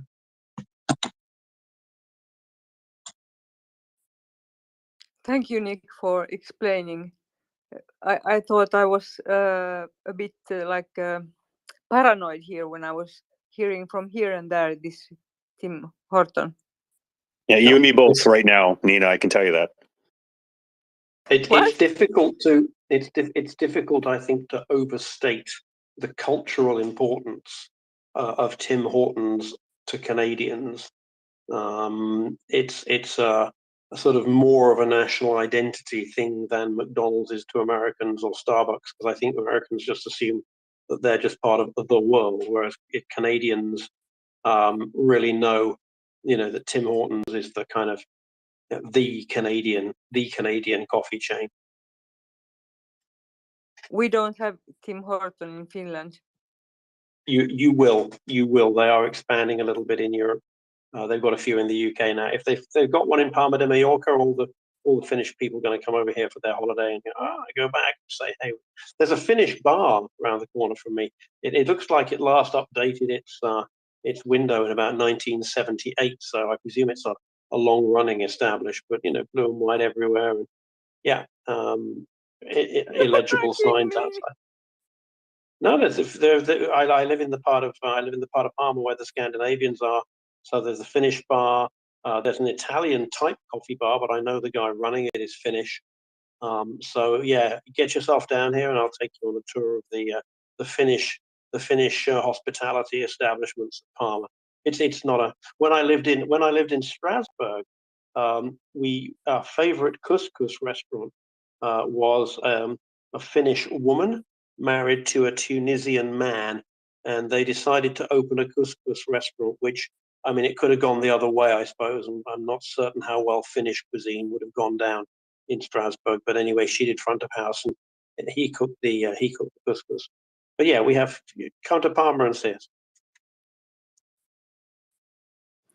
For the record, Tunisian couscous is an abomination. The only good couscous is from Jazair.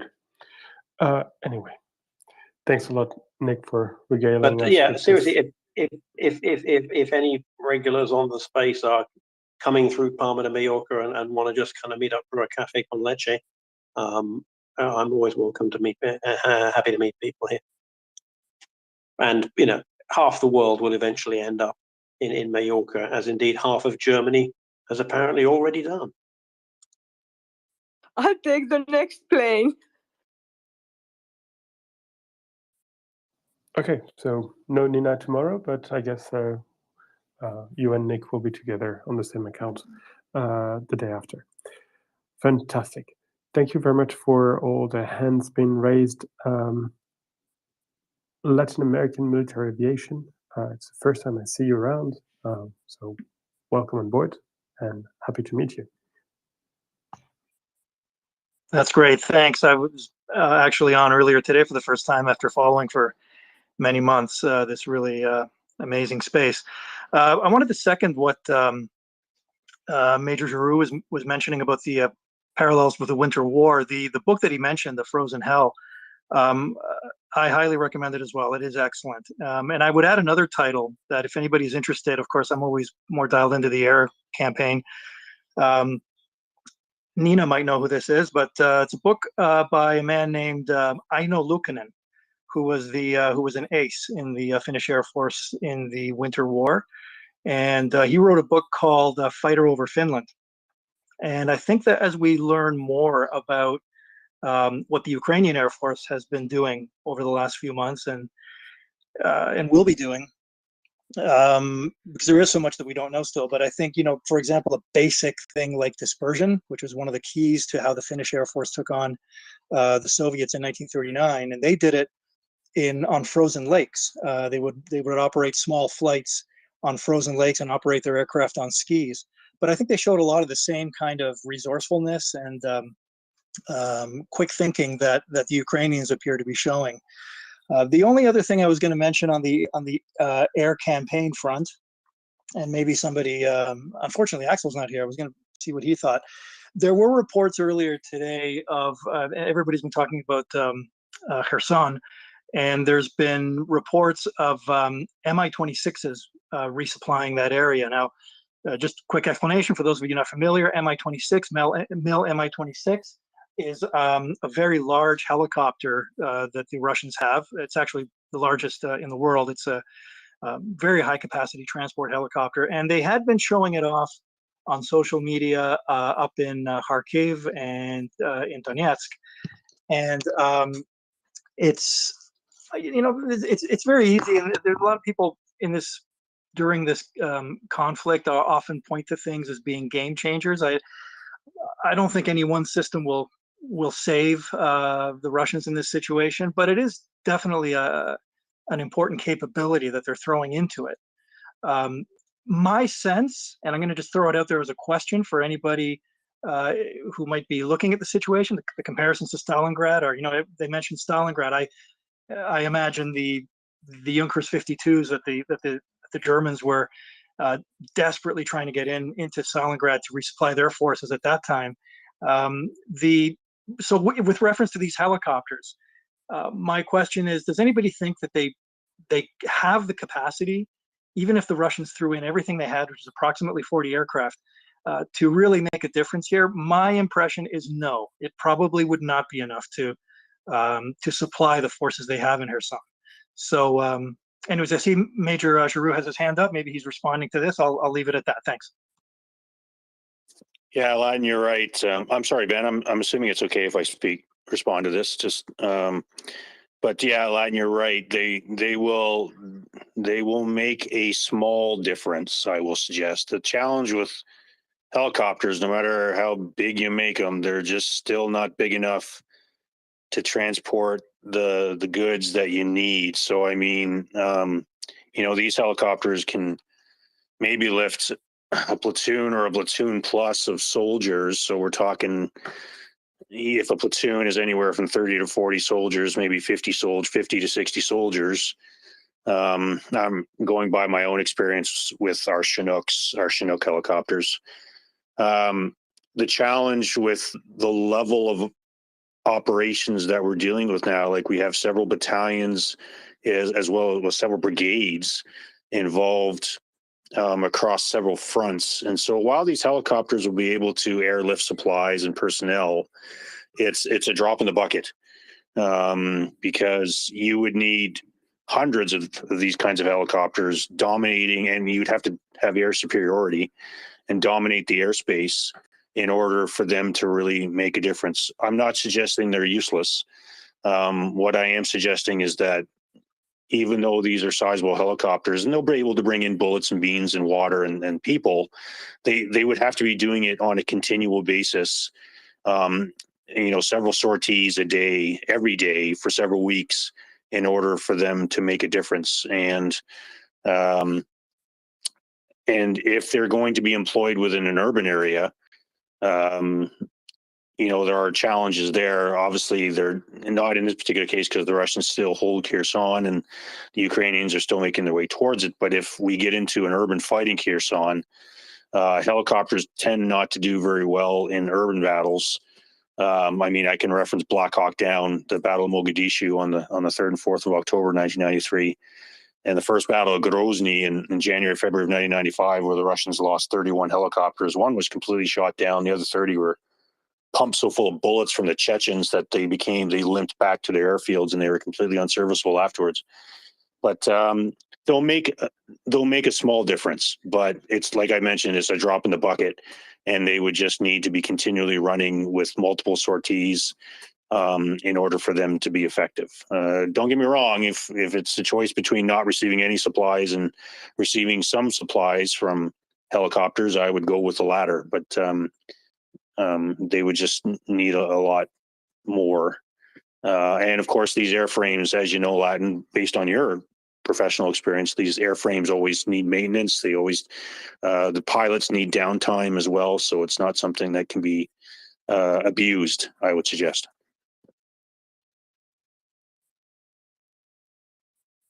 Latin, does that answer your question?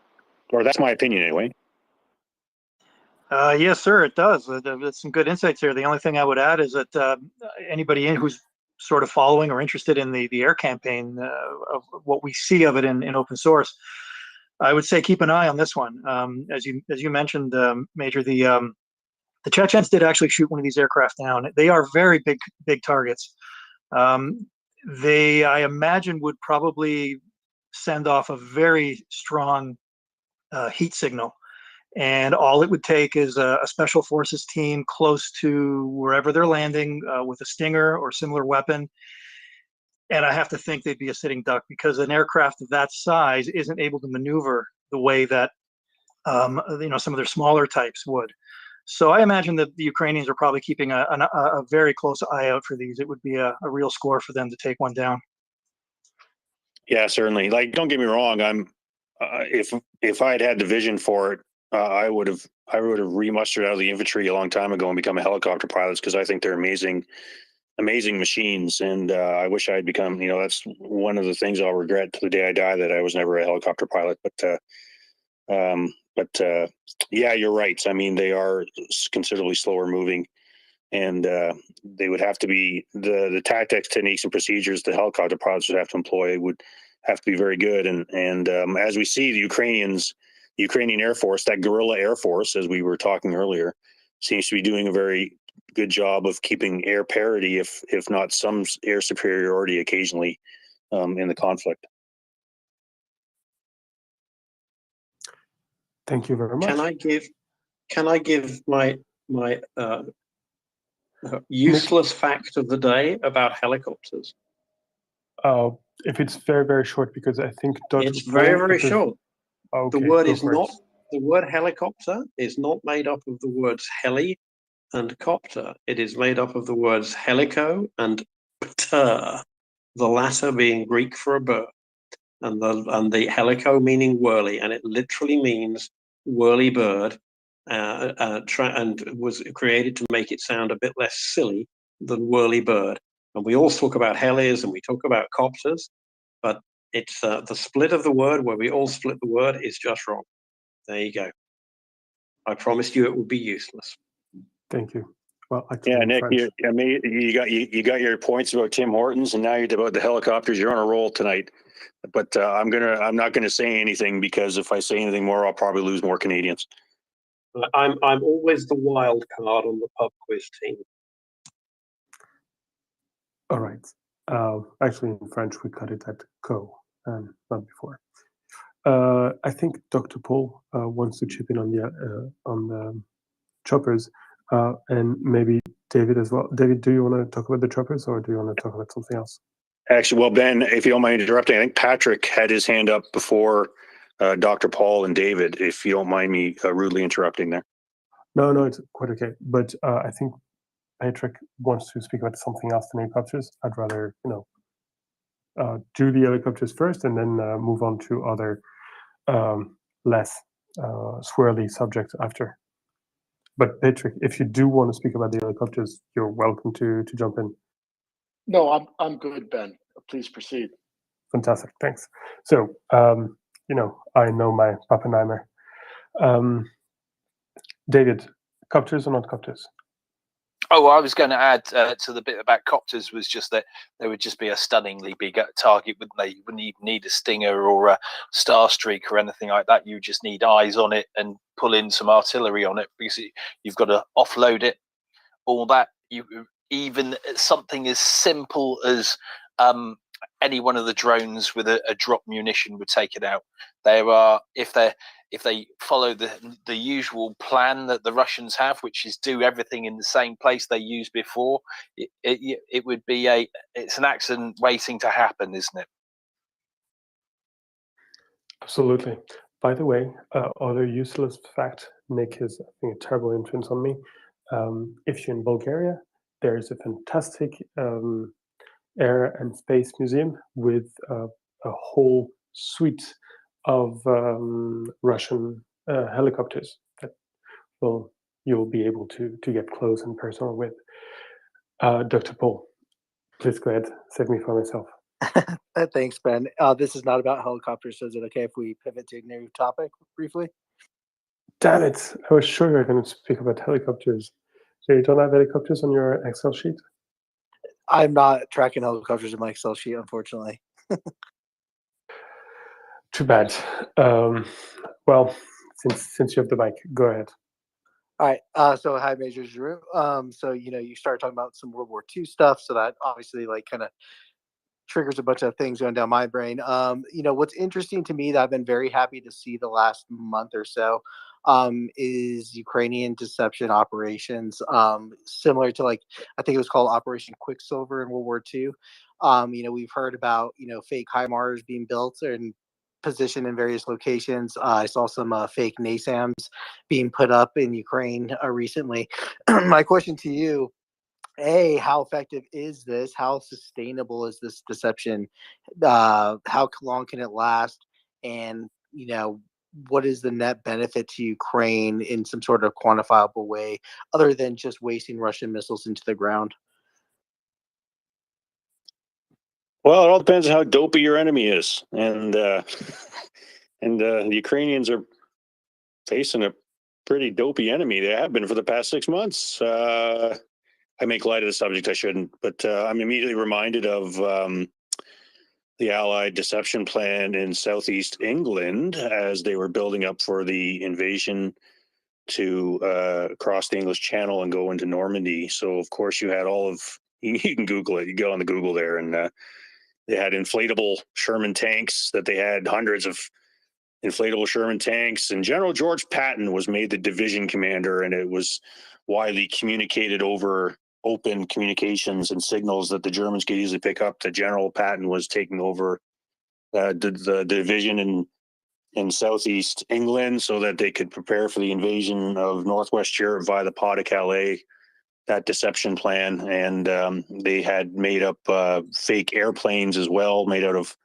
wood, etc. So yeah, this is something that's been done on a large scale during the Second World War. And if the Ukrainians have the resources, why not do it? I mean, if it's going to waste Russian ammunition, then this kind of. But it has to be. It can't be. It can't. Excuse my unofficer-like language. It can't be a half-assed thing. You have to. You have to commit a considerable amount of resources to build the fake weapon systems, trucks, and aircraft, etc. And they have to be believable. And this was the thing about the inflatable Shermans, is that if you had a German air pilot flying over northeast England and he looked down, they looked reasonably realistic, that he was up several hundreds, if not thousands of feet, and so it looked real. The challenge is now with modern technology is that satellites and geez, even everybody's cell phones have fantastic high resolution, so you'd have to make them so realistic looking that you'd be able to fool uncrewed aerial vehicles and satellites, et cetera. And whether the Ukrainians have the time or the resources to do that is I don't know if they have the time and the resources to do that. So I'm a big supporter of it. Deception is one of the fundamentals of warfare, and if you have the time and the resources to build the deception plan, by all means do it, because surprise is one of the principles of warfare. And being able to deceive your enemy and surprise your enemy will allow you to eventually win the battles and win the war. So the question is, do the Ukrainians have the time and the resources to do it? I don't know. But if they do, then by all means do it, because it's one less missile that is striking a civilian, an apartment building full of civilians. It's one less munition that is killing good Ukrainian soldiers. So does that answer your question, Dr. Paul? Yeah, absolutely. And I would just say going back to the ruse and how authentic it is. I almost forgot about the one I saw today. It was old Russian military truck with an artillery piece, kind of like a self-propelled artillery piece, kind of jacked up to it. It looked very, very good, honestly. And so with camouflage and netting, I'm sure it would look even more authentic. So I think it has a good probability. I guess the only quick follow-up is are these sorts of operations always part of some bigger plan, or sometimes can it just be used as is, like as I'm discussing it, which is just kind of a cannon fodder, I guess is the best way to describe it? Well, ideally, the whole operational plan is the sum of its parts, and so ideally, this isn't something that's being stovepiped, as we like to say nowadays. The colloquial term is stovepipe. This is something that shouldn't be stovepipe, and it shouldn't be off by its lonesome. Oh yeah, those Ukrainian guys over there that are doing the deception plan, whatever. It has to be brought into the overall operational plan. I think the Ukrainians have demonstrated their capabilities, especially over the past 2 weeks, to be able to come up with the sum of all the parts to put on this fantastic offensive, which is great. So the Ukrainians have been able to do that. So I'm hoping that if they come up with a bigger deception plan, that it's more than likely, integrated into the overall operational plan and the strategic goals. Thank you, sir.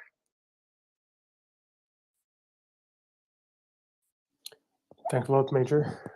Mr. Major. I'm terrible with this. I'm sorry.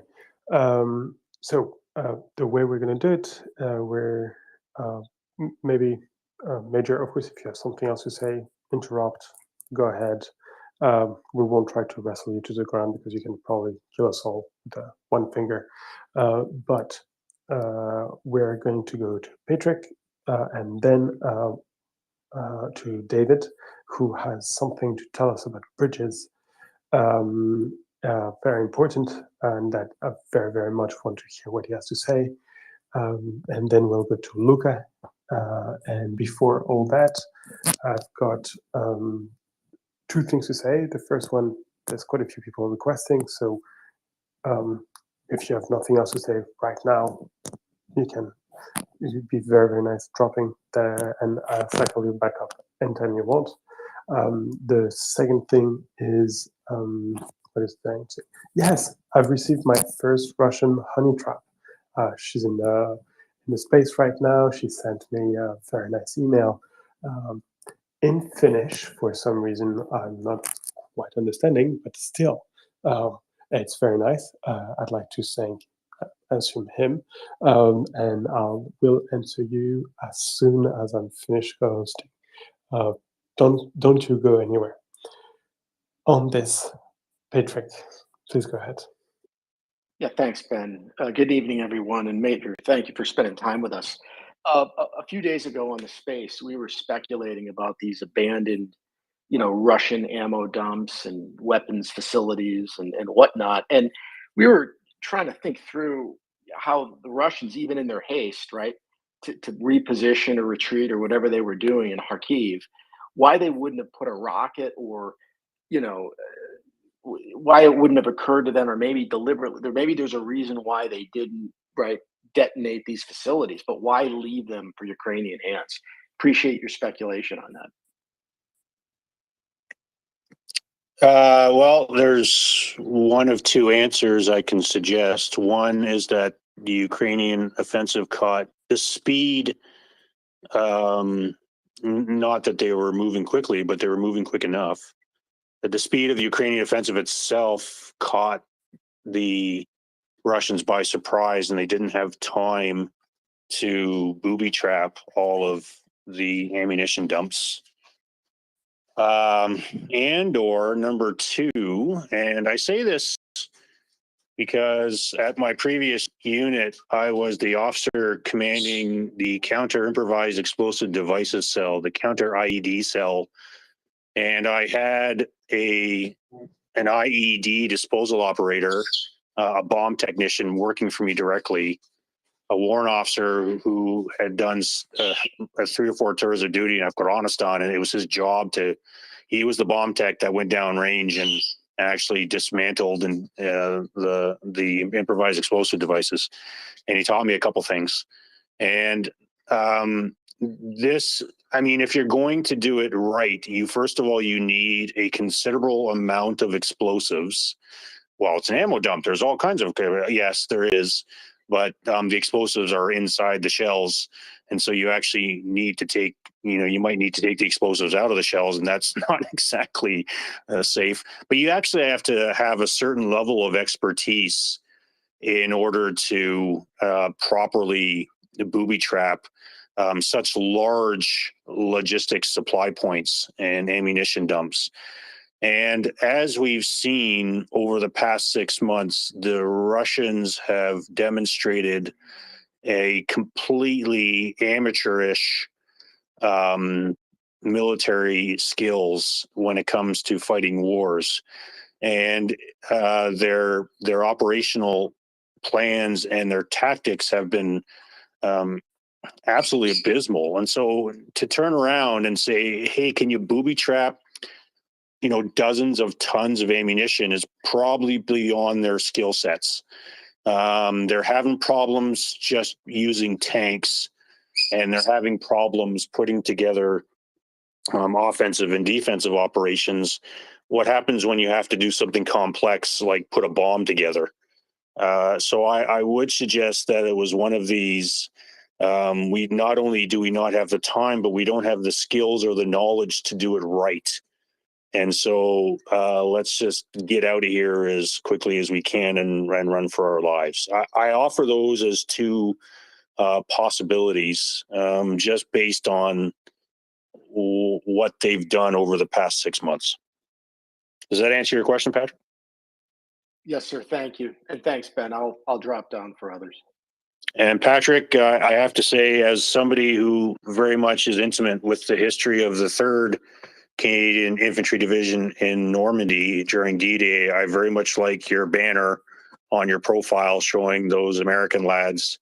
I'm assuming that's Omaha Beach there that they're getting off the landing craft there, and they're storming Omaha Beach there on your banner on the profile. So thank you very much for being a fellow student of military history. Thank you, sir. Appreciate it. Yep, it is the famous picture by Robert Capa. Thank you, Major, again for your answer. That was quite brilliant and thorough. Just one quick thing, Space Marine, you need to raise your hand, so I know that you have something to say. If you don't, I'd be very thankful if you could drop so I can bring someone else up. In the meantime, as promised, none other than David the Crocodile Brookfield is coming to tell us about a video that is now resting in the nest. So, David, what is this video showing? Yeah. I mean, I don't really need the circus entrance talking. So a little bit earlier we were talking about Novakhovka. In fact, Russians and their bridging and pretty much everything they do is, as Major Giroux said, is that everything about them is pretty much very amateurish. There's not a lot of thought that goes into what they're doing, and the classic one is the ferry that they have at Novakhovka there. Now they're using the same place where they were attacked. They haven't changed. As I said, there's literally 10 miles of riverbank that they could put a ferry across and just move it a little bit each time. So yeah, as I said, I think there was a thought that they were chucking stuff into the small part of the bridge area where they that's been blown up at the dam. It turns out that that's what it really looks like that's what they have been doing, and they may have filled in that area. So there are 2 little bridges. I say little bridges across to the right, and when I look at them, some of this is another reminder about how someone somewhere isn't putting, or in fact everyone everywhere within the Russian military is putting a limited amount of thought into what they're doing. Because when I look at the Novakhovka, the dam and the 2 bridges they've got, one of them looks like they've got a decent piece of the Russians have a decent piece of bridging equipment which will go over there and will take some heavy vehicles, right? That goes onto it is laid by a tank. They lay it and they can pick it up, right? But what they've so they've got that put in place, and they've got another piece in place, which is presumably a walkway or something for people. But they're filling in that piece of the water area, which you might think. And initially, when I thought about it, I thought that might be quite a good idea. But then when you think about, well, what happens if I fill in this area? What happens at this point, right? Well, they seem to be filling it in, and eventually they'll be able to fill it in, and they'll be able to cross vehicles over it. But if they do this, what they're forcing the Ukrainians to do is to change tactic, isn't it? Right? So they've solved one problem to cause another problem.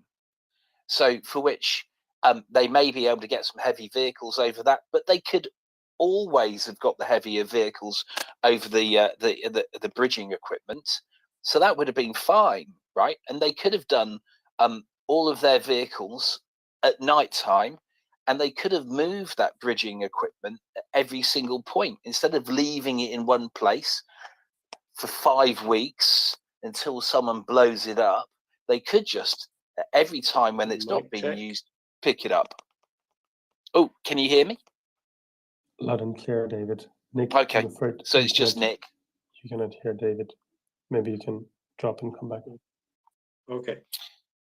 So anyway, so they could just pick it up at night time. They could move it every single point, so they're not giving an easy target.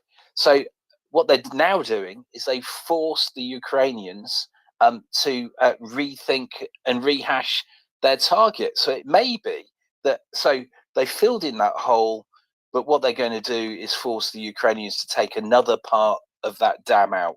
And there's a couple of little places where they could do it, or just maybe just artillery the whole part of it and destroy a whole load of it.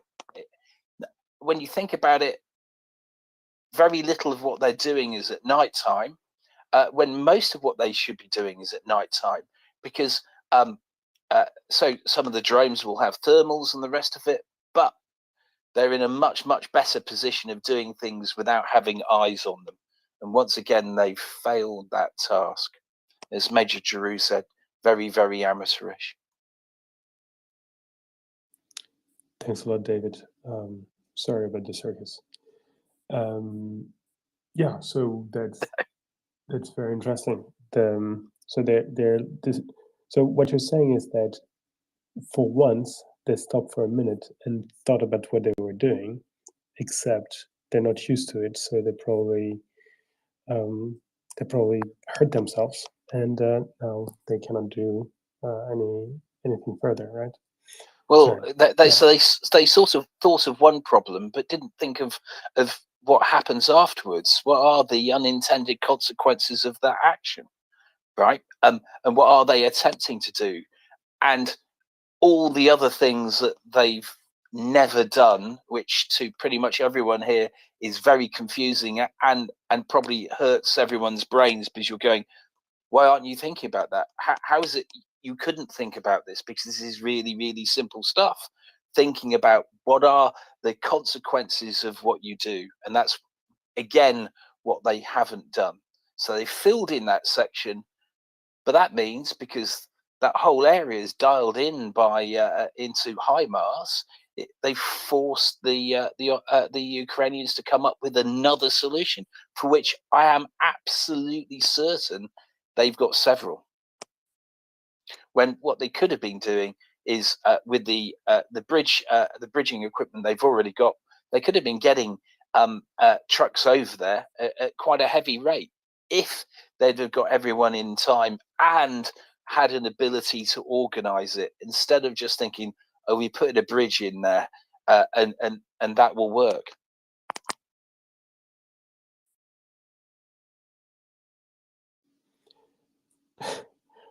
I'm sorry, they managed to find a way to screw it up so well. They're pretty unique. Thanks a lot, David. Yeah. Pleasure. Yeah, no, go ahead. No, I was going to say, yes, they are. If there is a way of screwing it up, they are the proverbial 7-year-olds, aren't they? And they'll find a way of getting it wrong, and that's what they do. I mean, it's the people like Major Giroux will be writing books about all their mistakes, I'm sure. Oh yeah, it's probably a lot easier to write a book about things going the wrong way rather than but things going super well, and all you can say is, oh, such and such was such a genius. Well, thank you very much. But there, at least you see them trying. Again, thanks a lot, David. Luca, you had a question. Yeah, I mean, mine was about helicopters, but then you guys said everything already, so I'm gonna switch it to HIMARS. Have you guys been tracking? Is the amount of HIMARS fire the same, or has it decreased? I mean, by social media it looks like decreased, but I don't know if that's a good measure. So, any comments on that? Well, I'm not tracking it. I'm probably the worst person you could have asked it to. That being said, per social media, I've seen quite a few, admittedly fewer hits than actually them being fired. But there's been at least 3, I think, videos over the past week that showed IMAS being fired. So that was quite a lot more than usual. That being said,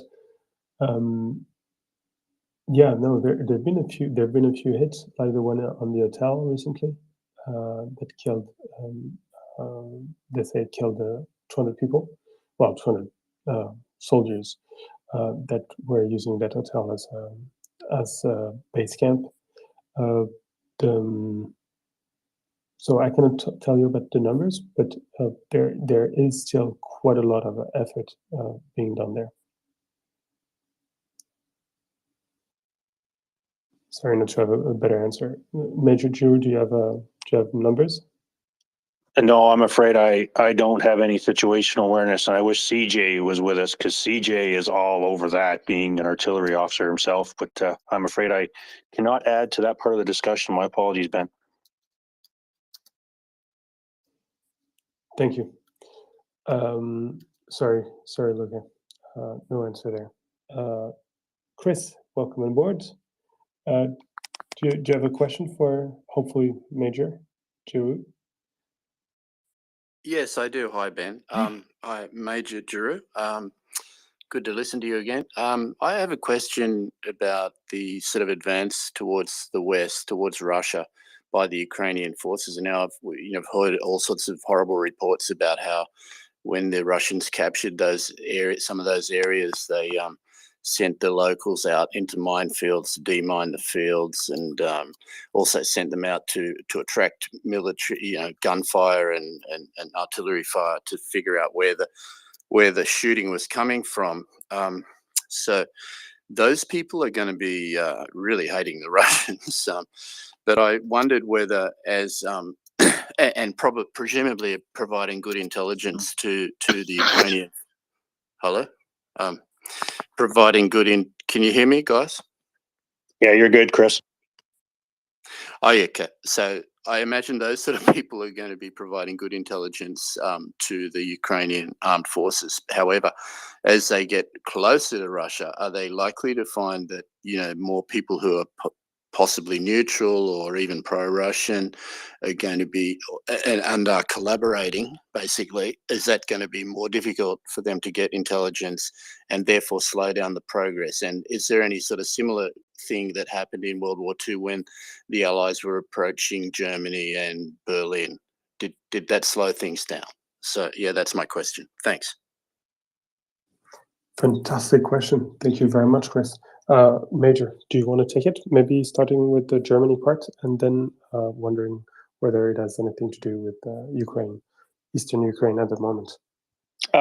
Yeah, certainly. I think, well, once again, we go back to the, excuse me, the whole history doesn't repeat itself, but there's times where it rhymes. And so when, again, the Allies were closing in on Berlin in the Second World War, of course, there were the Germans had upset everybody so much to the point where there was always somebody available from the resistance, whether it was the Maquis in France or the Belgian resistance, the Dutch resistance. Same with as the Russians closed in on the east, whether it was Poles or Romanians or Hungarians, etc. Because once Germany was losing the war, of course, everybody who was friends with Germany, of course, jumped out of that boat as quickly as possible. And so there's always people you can find who are going to snitch on the bad guys. And so, the Allies had no challenges with finding those people. The collaborators are really easy to find too, because most of the civilians and most of the resistance knew who the collaborators were and had them executed. So those people were really easy to find because they're usually lying on the side of the road dead, with very public executions. So I wouldn't be surprised here, given the Russian treatment of the Ukrainian people, that even as the Ukrainians move east into the occupied territories, I'm sure there'll be enough people there who will more than likely come forward and be able to give the Ukrainians intelligence as well. There might be fewer than what they would find now in central Ukraine, but there will be enough, I would suggest, that they'll certainly give valuable information as to who was betrayed Ukraine and who the collaborators are. Does that answer your question, Chris? Yeah, thanks. That's great. That's kind of more optimistic than I thought. So that's great. Thanks a lot, Major Drew. Chris, I actually have a bit of an answer there as well myself. First of all, of course, I'd like to make it absolutely clear there is no comparison between Eastern Ukraine and Nazi Germany at all. It doesn't compare. That being said, I really don't think that the probability of the Ukrainian armed forces receiving less of the support in Eastern Ukraine is very high. And for this, there's several reasons. The first one is that up to an extent, the Russians arrived, and when the Russians arrived in 2014, there could have been some expecting that they would spend a lot of money to help the region the way they were doing in Crimea. Crimea, they spent billions upon billions, about something to the tune of 100 billion rubles last year. That's in excess of 2 billion. That's in excess of $1 billion for a relatively sparsely populated region. That's a lot of money. So the people in that region could have hoped to be helped in a similar fashion. But since they were never integrated into Russia, they never received anything. On the contrary, whatever cost Russia has to bear at the moment to pay for the war, that cost is tremendously higher for the regions in Eastern Ukraine, which are being properly plundered by the Russian military and by the Russian administration to pay for the war, and in a way that spares the resources of Russia proper. And so those regions are being plundered in ways that are difficult for us to really perceive at the moment, and difficult for us to even understand as, I would say, normal human beings. Then there's another aspect, which is also very important, is the fact that we know that over 3 million people were kidnapped and sent to either camps or deportation in one way or another across Russia since the beginning of the war. 3 million people. There have been a lot of speculation on why those people were being sent to Russia. But one thing is self-evident, is that it's a lot easier to manage and to rule a country that has been depopulated than it is to rule a country where which has a large population, active population, and where freedom fighters can hide among the crowd. The reason the consequences of this is you can summarize that one of the reasons why the Russians sent those millions of people away, kidnapped those children, also was a way to limit the influence and the power of partisans on their rear. That means that they're fearing partisans in the very east of Ukraine, in the very regions that they consider is the most welcoming for them. So it's the action of the Russian state is speaking extremely loud. They are afraid of partisan actions in their rear, and they are acting in consequence.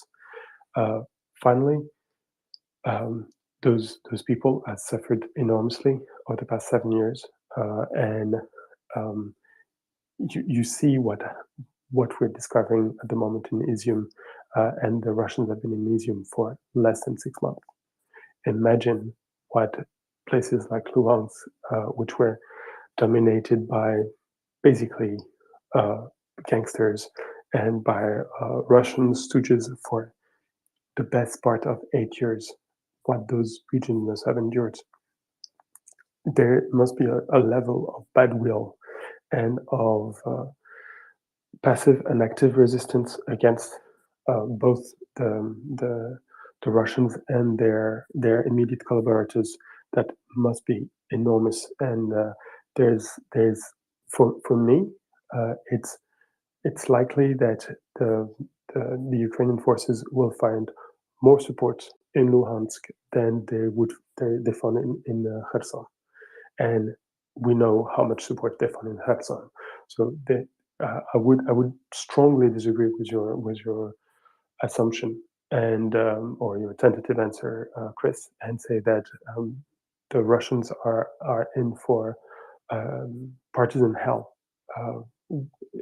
once the Ukrainian forces get closer. And I do have an example, an historical example to back it up. It's the place, the areas around France, in France, that had been detached from France during World War II and taken directly by Germany. So Alsace and Lorraine.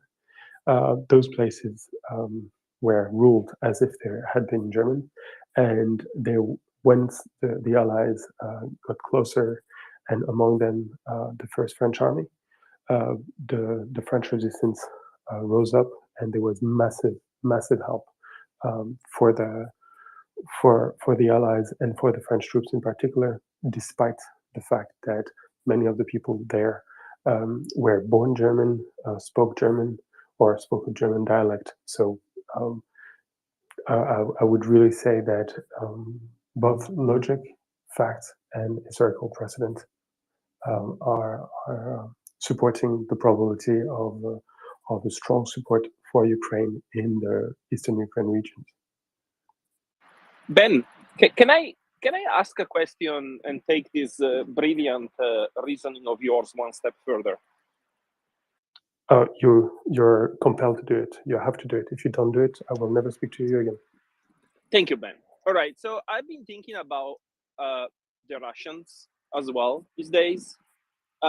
Question like, well, no protests and all of that, and you can think about all these things that we've seen and we abhor. But minus the nationalism, okay, you can take your reasoning and bring it to Russia too, right? I wouldn't be surprised that certain regions of Russia, like in a sense, they consider, Donetsk and Luhansk their, territories, and perhaps like many areas that are not, the, Muscovite Russia cities are being ruled in a similar way, perhaps. And,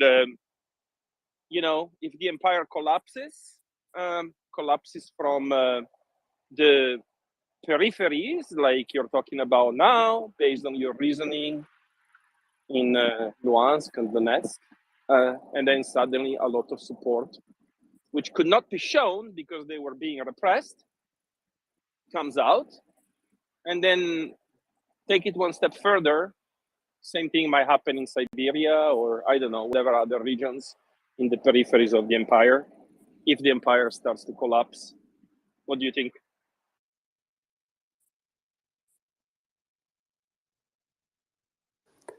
Major, I think you're much better placed than me to answer this question.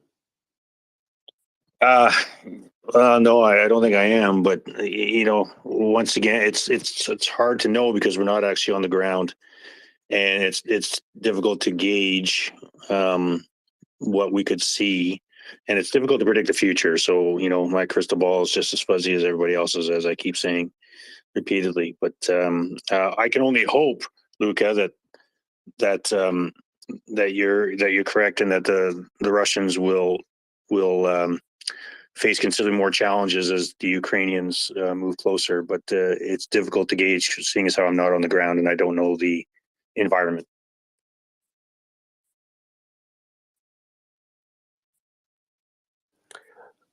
Luca, if Major Giroux is preferring to stay quiet. I am not going to venture an answer, but I think that there was a great question of yours. I'm so sorry to do this to you, but yeah, I don't have the means to answer your question.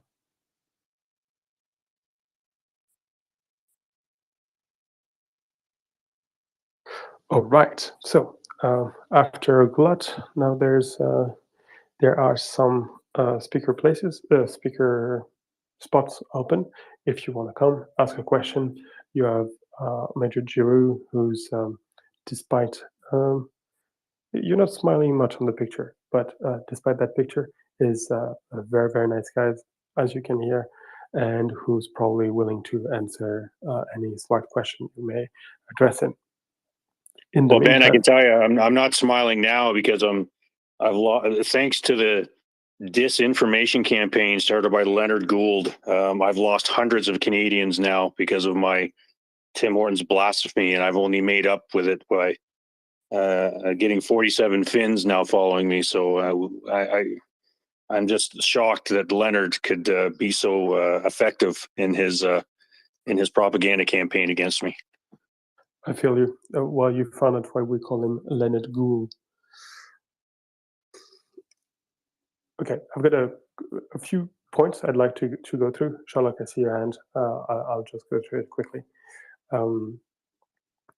The first one is, okay, so you've seen on the space, we're trying to be a bit professional, to sound a bit as much as a radio, professional, good sound as we can. We even have advertisements, yes, from only have one company advertising, always the same one, Atacam cigarettes, because smoking kills. But we're also trying to have something else, another feature of real professional channels, which is the weather forecast. And I will take it upon myself to give you the weather forecast for the coming 6 months. Sounding like a joke, but it is actually serious. I've just retweeted, a few hours ago, I retweeted an excellent thread by someone, I'll find it, who was explaining that the meteorologist looked at how hot or cold the summer was going to be. And this is of import. Why is it of import? Well, I guess most of you have guessed it. If the summer is cold, if the summer is hot, Europeans are not going to spend a lot of money on their gas because it's going to be warm. They won't need to warm their houses quite as much, and as a result, the difficult energy situation won't be made more difficult. On the other hand, if the weather is cold, well, that means that the Europeans are going to have to spend a lot of money spend a lot of energy to heat their houses. That will create increased demand on stocks that are already limited. If the limited stocks are depleted, there two things could happen. First of all, there might be higher prices, and within this popular discontent. That's one thing, and the same thing is that gas might be cut for industries. So a number of factories might have to close because of the high energy prices, or even the absence of the absence of gas for industrial purposes. So it matters. The weather matters today. So the good people of the I didn't put their name on this. The good people of the medium range weather forecast of the European Center have come up with their prediction, and it is hot. Yes, hot. The winter is going to be hot, usually 1 full degree warmer than average of the whole continent. And amusingly enough, the only place where the weather is likely to be colder than where than normally is is in Iberia. It's amusing because Iberia is the only place in Europe which is very, very unlikely to be lacking gas in the coming winter. So the result of this is that what the Russians were trying to do, which was to force the Europeans to the negotiation table by cutting the gas, is not even being helped by nature. So not only they're idiots, as David showed just a few minutes ago, but on top of that, they're unlucky. So that's very, very good. I've got 2 or 3 other subjects to cover with you. I'm sure you don't care about it, but I'm endlessly fascinated by what's going on in the Ukrainian and Russian economy. And 2, 3 things. The first one is thanks to to American pressure, Turkish banks have started disconnecting from the MIR system. The MIR system is Russian payment system designed to replace the SWIFT system that is being used by Western banks, and the fact that the system had been withdrawn from Russia was one of the main aspects of the early sanctions. So the Russians put up their MIR system, but it only basically works in Russia and some Chinese banks. They were trying to peddle it to the rest of the world, and one of the first banks to accept it was in Turkey, and that bank has now decided to abandon the MIR system. This sounds a bit, can I say, trivial, but it is actually very, very important, because that means that the Russians are not able to build an alternative financial system that would allow them to pay for the sort of things they would like to import. And if they cannot pay for the sort of things they would like to import, they cannot import them anymore. So that's a catastrophe for the Russian economy, which seems to be starting its freefall based on the number of signals, which I'm not going to get into at the moment, but they're numerous enough to be interesting. On other news, Ukraine has begun to export grain that we know by ship. But what is new is that the UN is now sending the 4th large grain shipment to a country sorely in need, namely Afghanistan. And from its part, the Ukrainian government, which I guess should be thanked for this as well, has been sending grain for free to Somalia and Ethiopia, 2 countries currently suffering through, open famine. Apparently, people are dying out of hunger in Somalia as we speak. And Ukraine, despite everything that's going on over there, is one of the countries helping. So that should be, I guess, that should have been noted. So sorry for having bored you with this news, but I wanted to share them there. Having said that, Sherlock, see your hand up. Please ask your question. All right, thank you for taking my question. It's for Jason. I actually asked a similar question a while ago, but given what happened in during the Kharkiv offensive, I wondered if this might be more appropriate. Again, it seems that Canada is phasing out the Coyote recon vehicles, light armored vehicles. Would these not be the perfect types of vehicles for the fast mobile units that were used during that offensive? And wouldn't it be better than, say, the type of Humvees with 50 cals that they seem to be using? Thank you. Good question, Sherlock. Certainly, I mean, I would suggest that any weapons platform or weapons system which is bigger and more armored, and has a better armament system, would certainly be appreciated by the Ukrainians, rather than a Humvee.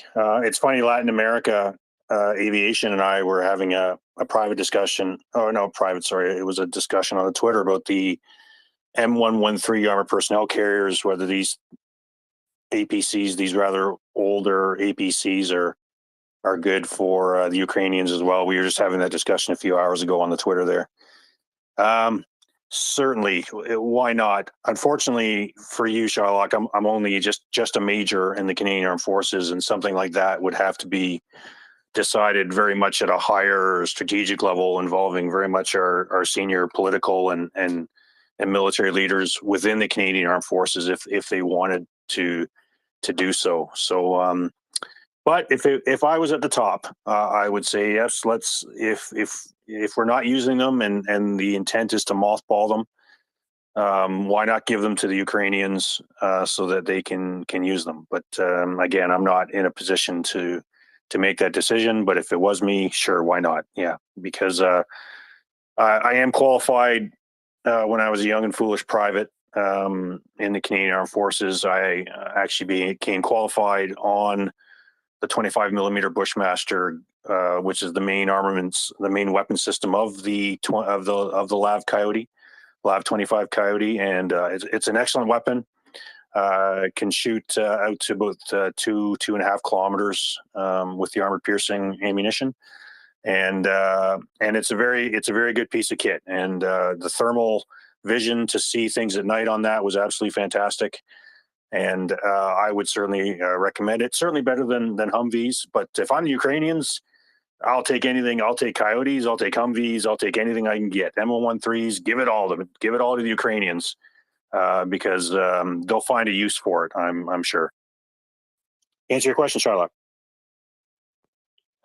Yeah, absolutely. I do have a subsequent question. It's a quick one. I know that we were also retiring a bunch of Leopard 1s, and from what I've read, they're supposed to go to some shooting ranges late last year to use as targets. Are any of those still available? Can we give them over? Oh, I don't know. I'm a dopey infantry. I'm a dumb grunt, so I don't know what is happening with the Leopard 1s. I can ask my armored friends when I go to work tomorrow, because I do work with a couple of armored officers. I can ask them what's going on with those, but I don't know whether we can give those to the Ukrainians or not, because I don't know the status of that particular weapons platform within the Canadian Armed Forces. All right. Thank you for answering my questions. Certainly. Ben, just to let you know, I do have some personal administration to do here. So if you don't mind, I'm just going to leave the report for about a half an hour, and then I'll probably come on around sometime between 8:15 and more likely closer to 8:30, if that is okay with you, sir. You're the second person calling me sir today. I'm starting to feel really old. That's more than okay with me. Apparently, I will be there for the coming 2 or 3 hours, so we'll be waiting for you. But before you go, please accept all my thanks and my congratulations for your wonderful answers and contribution. That was enormously appreciated. Thank you, Major. Thanks, Ben. I'm only as good as the co-host, so you've been doing a fantastic job too, I must say. Merci beaucoup. Do not let the Finns ambush you while you're away, Major. Thanks, Leonard. I'll take that into account.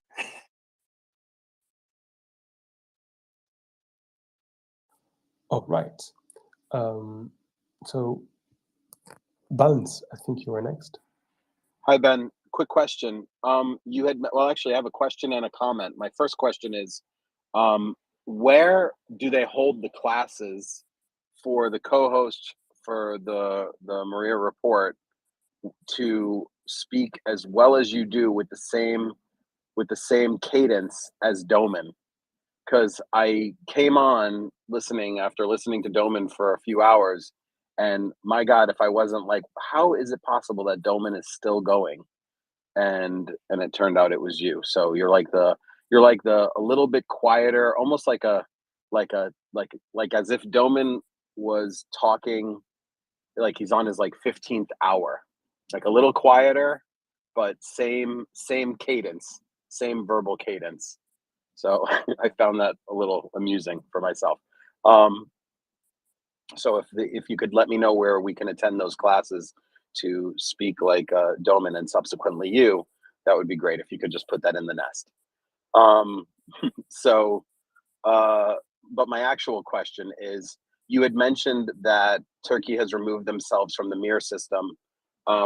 Were the BRICS countries a part of the MIR system?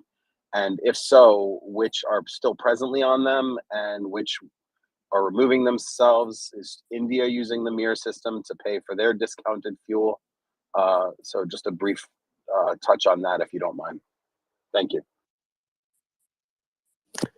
Those are very good questions. I don't really have a view on this. What I can tell you is that I have not seen many evidence of Indian banks using the MIR system. On the contrary, I think most of them have been dissuaded from ever touching them because, again, they're having so much relationship with Western countries that they cannot really afford to lose this over the extremely limited amount of business they're doing with Russia. So I think India is out of the table for this. The few, if any, exceptions I can think of are related to some basically Russian subsidiary banks that are present in India, but that's the only exception I've ever heard about. Iran, I think, has no, not Iran as a whole. Some Iranian banks have accepted the MIR system, and I think it stops there, with, of course, the exception of China, where some banks have accepted the MIR system, have adopted the MIR system, but there again, not the major banks. It tends to be sort of smaller, more trade-oriented banks that are looking for it. But truth be told, I don't have a full view of this. I'm trying to put together all the articles I've read about it, but I might be mistaken. And coming for, I don't think Brazil has it, any actually, and neither does South Africa, to the best of my knowledge. Just a quick follow-up to that. Does that mean that the narrative that has been expounded out into the ether to all of us, that the petrodollar and technically the United States supremacy as the global reserve currency is not as at risk as some may believe, simply because of these systems not being adopted as readily as others would have liked for us to believe potentially? Or do the two things not coincide with one another? I think that's more of a question maybe for finance or someone with more of an economist sort of view. But if you have insight to that, I'm just wondering if the MIR system not being adopted supports the fact that the United States reserve currency, the petrodollar, so to speak, creates more of a foundation for that to clearly be, still in place, that stable, the stabilized dollar. Okay, petrodollar. I haven't heard the word in quite a while, but it does explain part of the reason why the United States is such is providing the world with the most widely accepted and widely sought currency. So what's happening is that large hoarders of currency, mostly central banks, but really not only central banks, but let's just use central banks as an example. Those central banks, when they try to accumulate currency to back up their own currency and facilitate trade on medium on the medium term, they have those dollars, baskets of currency usually, and that means that they're requiring dollars, which in themselves is in effect debt on the U.S. government. By requiring it, consuming it, they basically provide the United States with a very, very large demand for debt instruments coming from the United States, thus fueling government spending and economic growth in the United States. That's the general picture. For the past, 25 years, 30 years, 50 years, this situation has been bemoaned by a number of people. It has come to be known as the quote-unquote exorbitant privilege of the United States and of the American dollar. Time and time again, people have been saying that it cannot last, it's going to be replaced. Paradoxically, the only currency that has ever come close to be a bit of a competition for the US dollar is the euro. The euro, which is issued by the European Union, which for all intents and purposes is not a political adversary of the United States. On the other hand, the Chinese, the Russian, the Iranian have been floating a number of ideas to try to knock off the US from this position. And try as they may, they've never managed. And what they're doing at the moment is even more self-defeating than anything else, because by their actions, and mostly the Russian invasion of Ukraine, they're helping to trigger a global recession. The problem is that in the time of global recession, people tend to flock to the dollar as a currency as a sort of safety net, and as a result, it's use more a currency of confidence as the global reserve currency, right? Yeah. So the refusal, their actions is increasing the role of the dollar as a refuge, and is increasing the advantage that people who are buying dollars, funding the dollars, and so they're not managing. So one day, it's a fact of life. It's a social fact. So the exorbitant privilege of the dollar will end one day, but it won't end today, nor will it end next month, and it will certainly not end due to the actions of Mr. Putin and Mr. Xi. Thank you, Ben.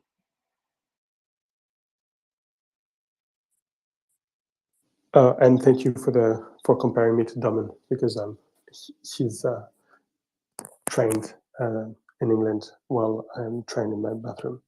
So there's high praises. That explains why you're sort of the nickname you're acquiring. You're quickly acquiring the new nickname, the Quiet Domin. Oh, I'm quiet because my baby is sleeping next door. That makes there total is a loud sense. Ben. That makes total sense. Sometimes early in the day we get loud Ben. Oh, gotcha. All right. Funny. Thank you, Ben. You're welcome, Balance. Thank you for the question. Hello, Joseph. Nice to see you. Still braising Vitnex. One day you have to share with us your recipe. One day, when the Georgian Legion has $1 million or whatever the new fundraising goal is. Ben, go to bed. Yes, sir.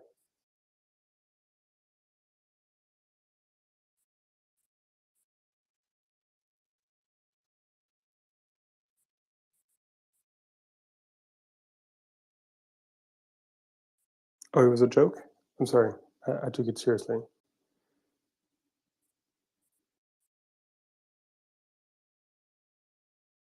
No, Ben, I was sort of kidding, but if you really want to go to bed, feel free. I know you've been trying to get out of here for obvious reasons. It's like pretty late where you are, yeah.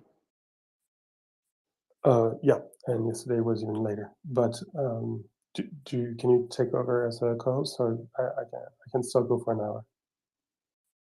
You betcha, Ben. You have a good night. All right. Okay, thanks a lot. I'll leave you with to Chuck. Yeah, so we do have Chuck Ferrer here. Chuck is, of course, a regular contributor on the Maria Report. He does great maps on his own account, so please do give Chuck a follow. He just dropped a new map, so I'm very excited to talk to Chuck about that. Chuck, welcome. Joseph, hi. How are you? You guys Doing great. It seems. Go ahead. You sound tired. You guys. I wonder why. You know, keeping this thing running 24 hours, it ain't always easy, Chuck. But we really appreciate when you come on and help us out. Definitely, we appreciate it when you come on. I already said that, but it's always a pleasure, guys, and I always leave feeling guilty, like oh my God, the 24-hour op goes on. But you know, I was thinking the other day, you know, there is a war on, so I guess we're all doing our part. Yeah, that's right. They don't get a day off, so neither do we. So we do our best. We rotate everyone out. Yeah. God bless you guys. You're doing the Lord's work, as my mother used to say. Doman's sick. That terrifies me because Doman's like just a machine. Yes, unbelievable. Lots of machines in this operation, I tell you.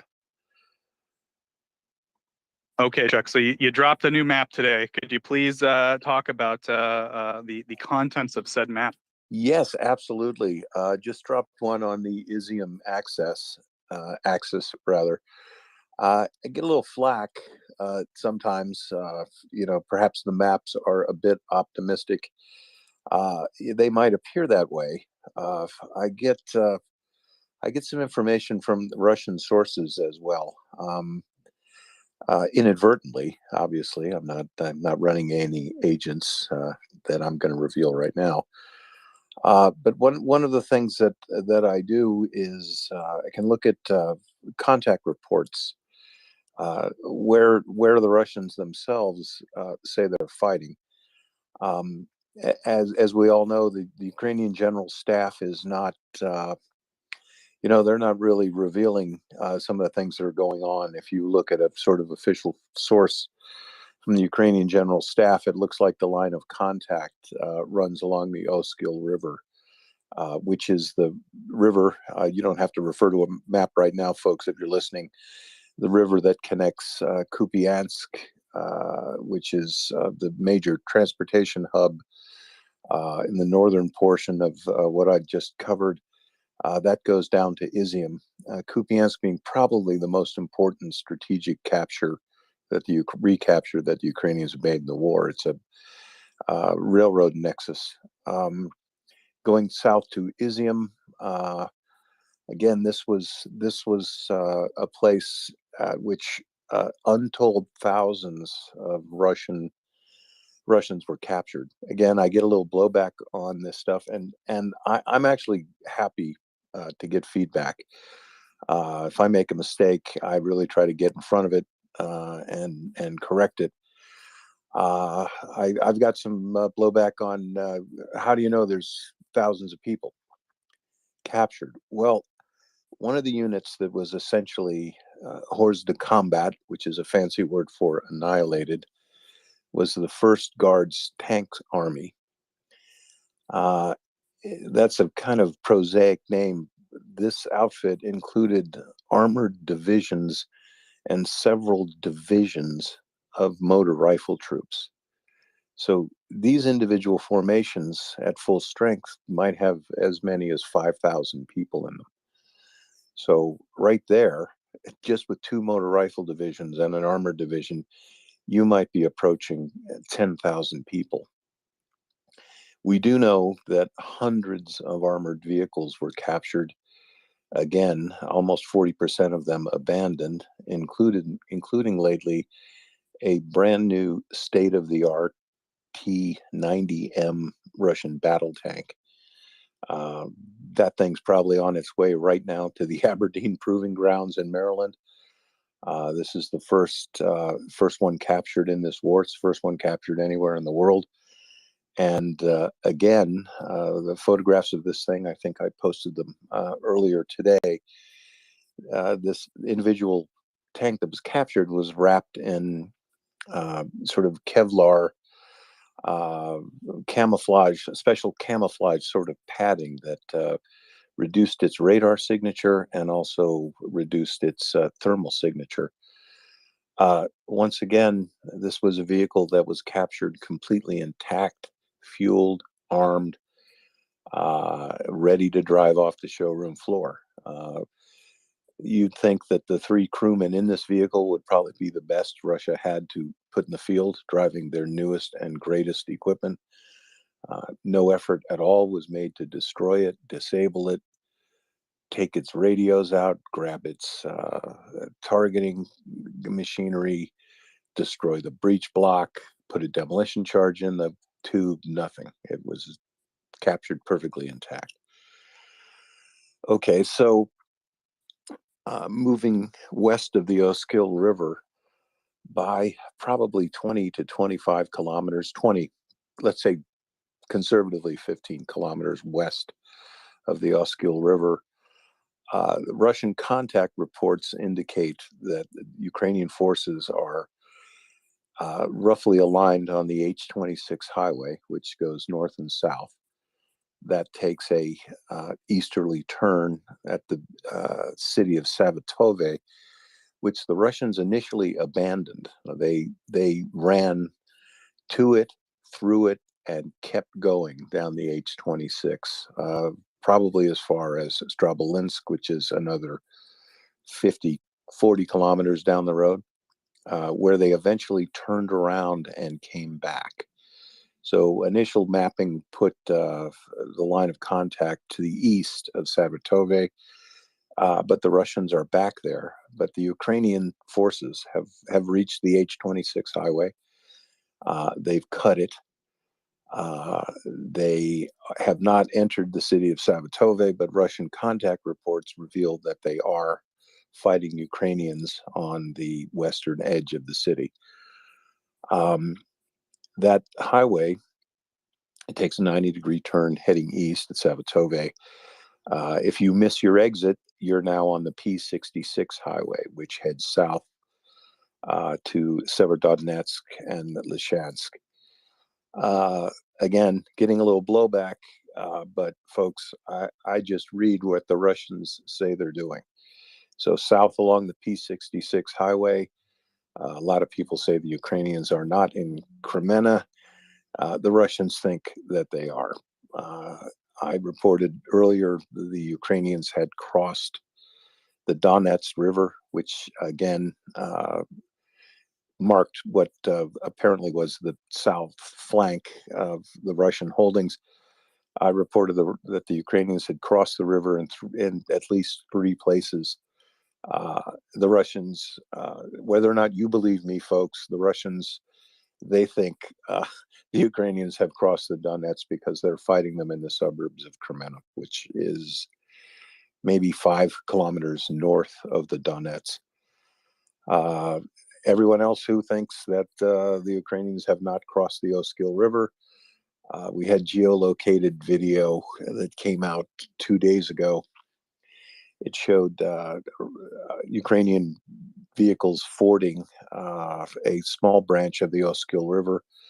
That's probably in the vicinity of the little town of Oskil.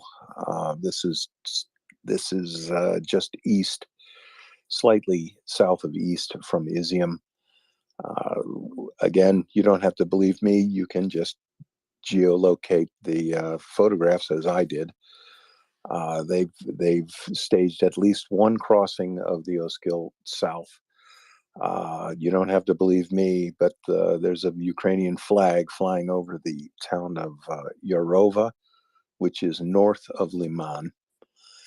A lot of people think, well, why haven't the Ukrainians captured Liman?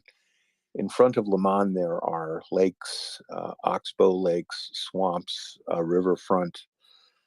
It's absolutely no place you want to attack through or at or do so for any reason. But with the capture of Yarova, you have outflanked Liman to the north. And again, the P-66 highway, it's mostly in Russian hands, but the H-26 is cut. So the P-66 does them not very much good. And even if they were able to take back roads to it, this would be a northern to southern supply route for Severodonetsk and Kremenna. The entire road is open to Ukrainian artillery, which I can agree there are units on the east bank of the Oskil, but that's where their artillery is. It is in an inassailable position behind a river that is often 5 kilometers wide. There's no way the Russians are going to get to it. This is where the Ukrainians are staging logistics, where they can feed this offensive on the east bank of the Oskil River. If you are looking at that map, you can see the road network in the area that the Russians control. A lot of times when you have a bulge in the line, as you'll see the Russians do, the line goes from Savatore south toward Liman. It sort of bows out a little bit like a retired surfer's belly. If you have a salient like that and you're on the inside of it, you're said to have interior lines, which normally would mean that you can move your men and equipment quicker than the enemy can because you're operating on the inside of a circle and you're reinforcing on radiuses with inside the circle. Because of the way the roads are positioned here and the terrain and numerous small river crossings, any advantage that the Russians would have for interior lines now through a fluke of road engineering, they simply don't have. They have one sort of east-west highway, the H-26, and then they've got a much smaller road, the T-1302, which goes down to Kremenna, but these things diverge at least 60 degrees.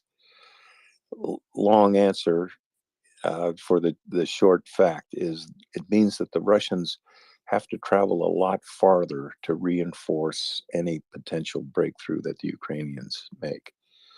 So we're looking at what's probably going to be continued gains on the Ukrainian offensive, I'm predicting, on this Izium access.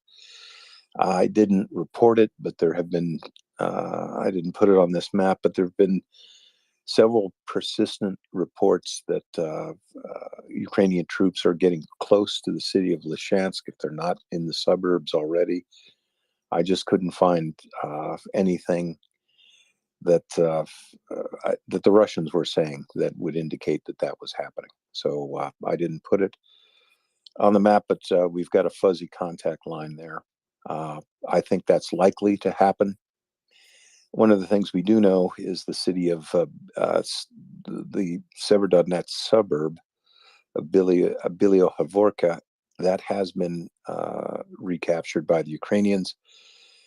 The important thing about that little suburb is it secures the entire right flank of any north-facing Ukrainian offensive. That means that the bridges that the Ukrainians have put across the Donets between Lysychansk and Liman are now secured. And again, I expect more heavy fighting in Kremenna because there are supply lines that go into there. But I think what we're probably looking at is I think we're going to get a breakthrough to the north, and I also expect Liman not to be assaulted directly, but I think it's probably going to be cut off in the next 48 hours, and the Russians are probably going to withdraw from it. Gotcha, Chuck. Thanks so much for that really detailed summary of your most recent map. We have it up in the nest. If anyone does want to, please retweet maybe Chuck's map, but also please retweet the space. Let people know that Chuck's here talking about his work. Ben, was that you cut in? Did you want to say something? Oh, maybe not. So yeah, thank you, Chuck. I have many questions. Oh, is that Chuck? Go ahead. No, I'm just okay. I'm drawing breath. I'm panting. I don't know. Someone was chiming in, I thought, but anyway. So yeah, we have Chuck up here. If anyone does have any questions for Chuck, please feel free press the microphone button in the bottom left-hand corner of your screen, and we'll do our best, or I should say, Chuck will do his best to answer your question. I'm not terribly equipped to answer to the degree of accuracy that Chuck can, of course. But yeah, so I have many questions for Chuck, but we have a couple people up, so I'll turn it over to them. I believe Can Ukraine first, and then Chris. Can Ukraine, please go ahead.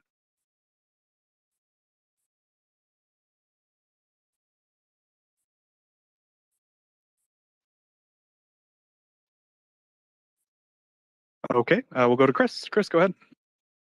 Oh yeah, hi guys, hi Joseph, everyone. Chuck, I've just been looking quickly at your map, and one thing I noticed was that, like, the big picture map down in the bottom right corner, and I noticed that the sort of area of pink, the Russian occupied areas, are getting, like, at one point getting quite close to the Black Sea, and I'm sort of thinking, oh geez, if they could get through to the Black Sea, then you cut off the two sections of Russian occupied area. Now, would this help, because it would mean that Russians need to resupply up through Crimea rather than coming down from the north and the east? Yeah, just if I might be completely sort of misreading the situation or sort of jumping too far ahead, but yeah, I'd love to hear what you've got to say about that. Thanks, Chuck. Wow, great question. And I'm looking at that little corner, and you know what? I'm going to have to go back and make sure that is appropriate. But a breakthrough to the Black Sea would be a really great thing. You've got Mariupol as an extremely symbolic target. But I think really that there's two sort of axes that are most likely to succeed, and in any military and endeavor, you want to take the path of least resistance most of the time. So I think up along the Izium axis, you've pushed the Russians back.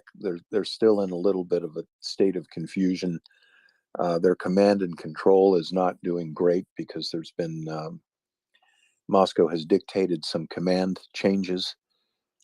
When that happens, again, it's not like pulling a pitcher off the mound. It's basically like pulling the whole baseball team off the mound. And it takes a while for a new commanding general to both get his arms around the situation and to get control of his units. So it's likely, instead of pushing south toward the Black Sea, although it's a great idea and I think it's going to come, I think the continued effort right now is going to be on the Izium axis.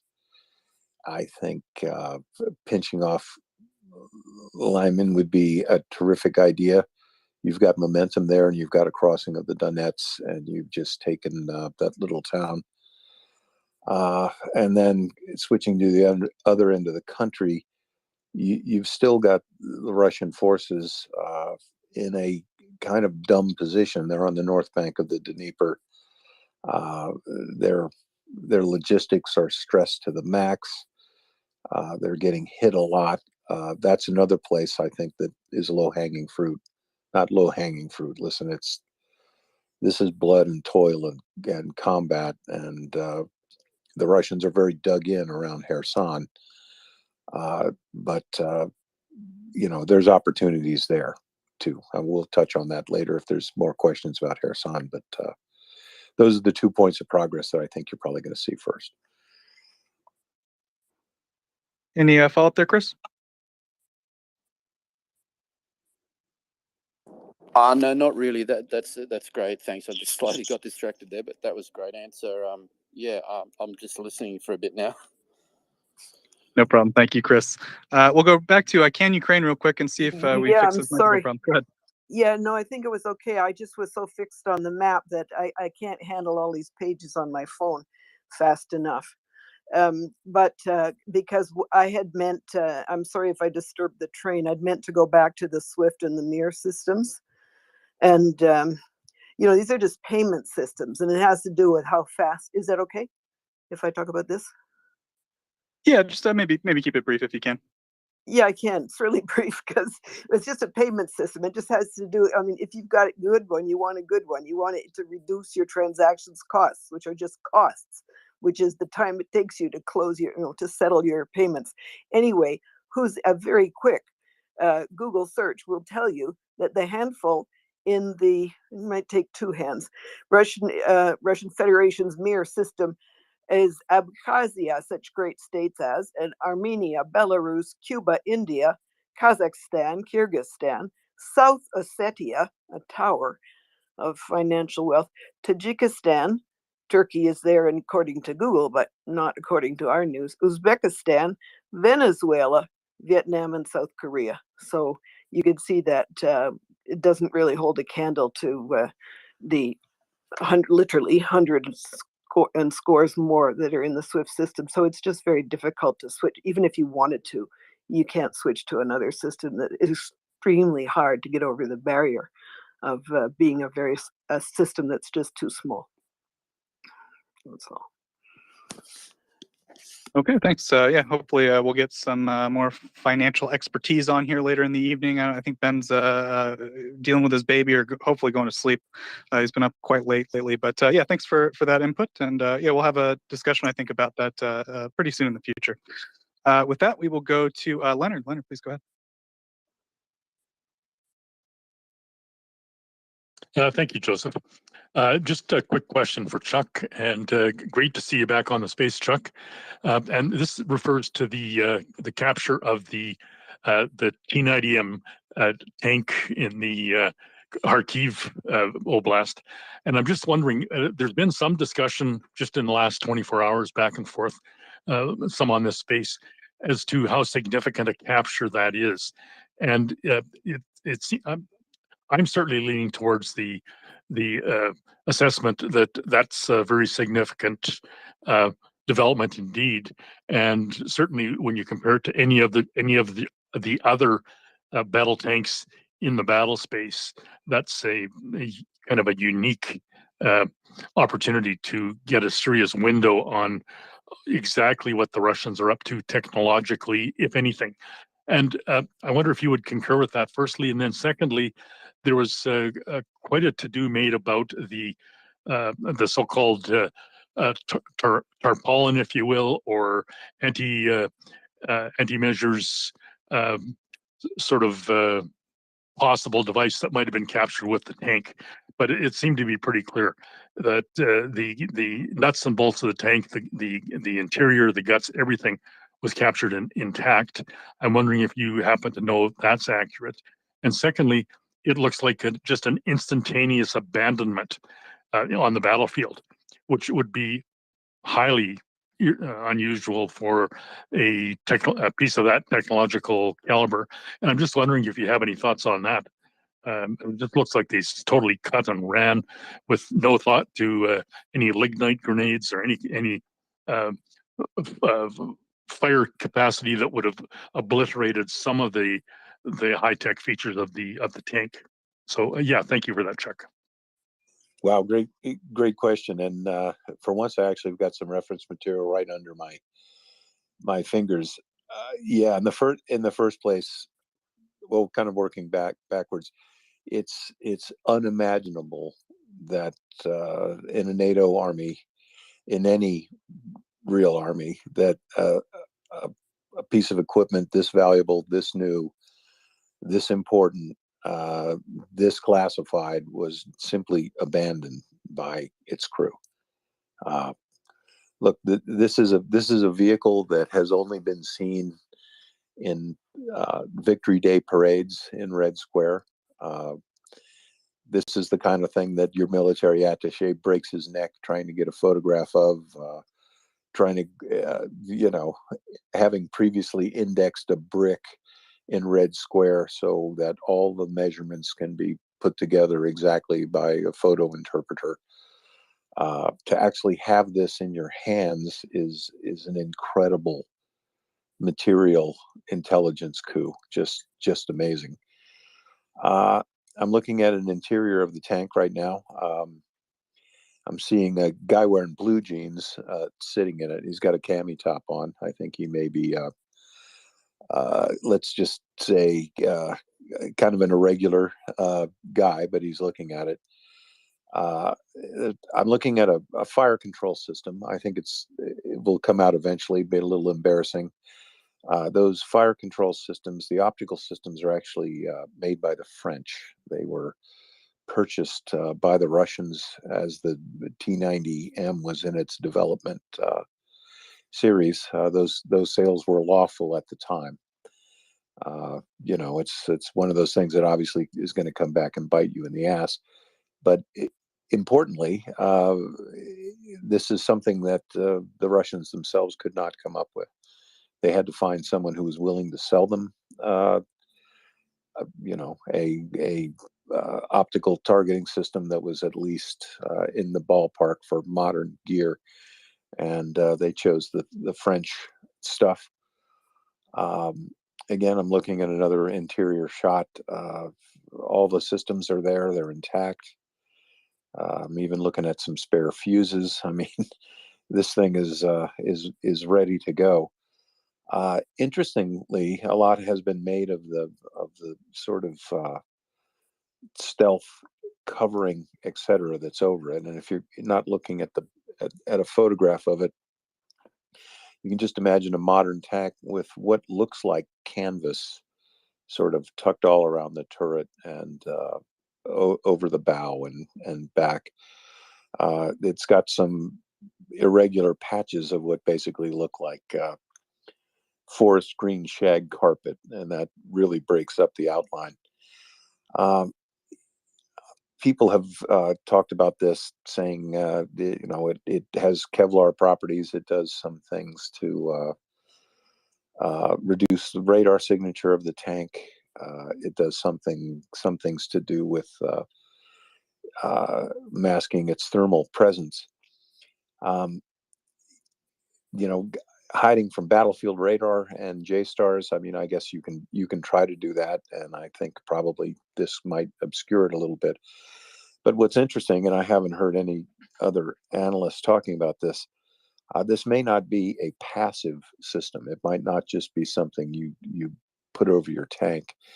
I know that the Swedes have covers for their armored vehicles that can actually change their thermal, that what you would see looking at the tank on thermal. One of the most interesting demonstrations I ever saw was a Swedish tank. It had this covering on it, and they were able to make the covering look like a wrecked, burning car. So that was fascinating to me. When you looked at it through your thermal, it looked like a beat up car that had a fire in it, not a main battle tank with its engine ticking over. It could do all sorts of things. It could make itself look like a campfire. It could make itself look like half of it was hot and the other half was cold. So I don't know that this is an active system, but it wouldn't be too hard to put power to it. And basically what you're talking about is stringing a bunch of heating pads together. So it's a very low tech thing at its heart that does a really interesting thing against thermal targeting. So we'll see. But believe me, that cover is also on its way to getting examined. But as you said, the long answer here, well, one of the most important answers here is, look, if you've got a crew that were manning the best tank in the fleet, right? The best starship you had, and these cats just ran away from it. There's nothing wrong with this tank except maybe some rain got in because the hatches were open. So I agree with you. Look, this is a really important capture. And again, like 38% of every Russian vehicle that is rendered on the battlefield, it was simply abandoned by its crew. And you can't win a fight with guys like this. Exactly. Thank you for that, Chuck. Thank you, Leonard. Next, we'll go to Dr. Paul. Hey, thanks, and hi, Chuck. Hi, Paul. Hey, so thanks for all the updates. I'm kind of curious what your thoughts are about Popasna, because back many, many months ago now, I think around April or May, when that city fell to the Russians, that Lysychansk, Severodonetsk, all that started to kind of fall apart once Popasna fell. So I'm kind of curious, like now we're working backwards. Where does that fit into this mix in its like strategic importance? And then just a quick secondary question is, are there any intact bridges over the Seversky Donetsk River? Good questions. I've got a hunch that there aren't. There are no undamaged bridges. That's what I'm thinking. Again, but as we've seen in in Kherson, the Ukrainians are able to chip away at these bridges. If you're using an Excalibur round, that you can put it right on the dotted lines on a bridge, but that one round itself is not enough to take the bridge out. But we have seen that it's often enough to blow up a hole through the bridge decking. They're able to hit those things so many times that they are eventually, as the bridges, the M14 highway bridge there in Kherson, it's of no use to anyone anymore. It probably had, I don't know, a couple of hundred hits. Also, the bridges associated at Novokharkova with the hydroelectric dam complex, that bridge itself was finally taken out, severed. But before the bridge is severed, weeks ago, both of those bridges were no longer suitable for armor to move over. Again, reaching out to another part of the question, what places are important? The transportation hubs are the most important. And for example, just in the map we just published, some of the little towns. I'm just trying to get the name of that place. Yarova, north of Liman. There's like a handful of buildings in this town, but 5 roads come together there. That's the kind of place you want to hit. That took out, and again, because just the way the roads are around this area north of Liman, nothing goes directly to where you want it to go. So by taking out this town that is, it's looking like it's maybe 12 kilometers away, 6 miles away from Liman, but that screws up any hope of Russia reinforcing this place. They have to go through Kremenin, which is, there's fights going on in the city. So I expect Liman to fall. So long answer again. The places that are important are every time you look at a map and you see 3 or 4 roads come together, or in a place like Strabolinsk, where I'm looking at 1, 2, 3, 4, 5, 6, 7 highways coming together. Those are the places that are important to capture. There are also places that are probably going to be target rich. That's where your enemy is going to be piling up logistics and ammunition so he can move it to the most places possible in the shortest amount of time. And we've talked about this, though, a lot. The Ukrainians have got long-range weapons, and every place I just mentioned has got dozens and dozens and dozens of partisans all around it with cell phones, snapping geolocated pictures and calling their aunt and telling them what they're seeing. So Thanks, Chuck. And just a quick follow-up. So given that there's really no working bridges over the Seversky Donetsk River, I like, for me, I kind of wonder if Ukraine's even is it even worth trying to go and capture Lysychansk as opposed to like compelling the Russians to withdraw and focusing on the northern part of the river, which is, like you said, Liman, then Crimea and Rubizny, and then you'd eventually get to Severodonetsk. Yeah, the other thing that's going on in Lysychansk, and I have a topo map up, but at the size I'm publishing it, there are bluffs on the west side rather, of the river, and they dominate the river crossings. And you know, there may be a P-66 bridge. It might possibly, you might be able to walk across it, but I don't think anyone's going to get armor or infantry fighting vehicles over it. And you know, and that also means the Russians. So there've been, I've read a bunch of reports, and normally really reputable sources that say that the Ukrainians are approaching Lyshansk. They might even be in it. I just didn't put it on the map.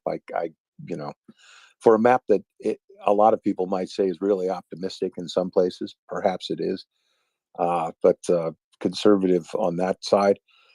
What I think you're going to see is north of the river. Look, they're across the river in 3 or 4 places, and they've affected pontoon crossings, and there are also fording points where they can get some things across.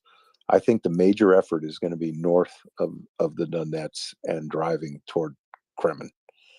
But look, I'm a naval officer and I can read the map. And look, the Russians have got guys who went to the war college. They can read a map too. And that's going to be a really important place. But look, the Russians have got to fight everything from east of Kupiansk all the way south. They've got to fight everything, and they don't know where the Ukrainians are going to hit them. And one more thing that we keep forgetting. Look, the Russians, they can't concentrate anything anywhere without the Ukrainians knowing about it. I mean, there are hundreds and hundreds of sorties that have happened throughout the war of E3s with J-Star radars. They are surveying the battlefield. And every time the Russians park a platoon of tanks together, it shows up on radar, and that information goes to the Ukrainians. So with this, one of the most important things in warfare is surprise. And you can make up a lot of other deficiencies if you can surprise your enemy. You can be a squad of infantry laid out in a good ambush and ambush a company on the move and wipe it out. That's because of the element of surprise. And surprise is one of the first fruits of good intelligence. The Russians have got to concentrate forces both to defend and to take ground back. And they're not surprising the Ukrainians anywhere. On the other side of the coin, it's been amazing that the Russians didn't see this offensive coming. They didn't react well once it happened, and then they went into flail state alpha, and they never struck back in a cogent manner. They just ran for the hills. Again, we talked about that earlier. They fell back from the Oskil River. They went to Savatove, and they just kept going. They went all the way to Strabolinsk before they finally turned around and came back. So, and again, the morale. It's morale. They are not fighting well, and they're walking away from their gear. Wow. Thank you, sir. Yeah. Me? Yeah. Yeah, it's just so fabulous.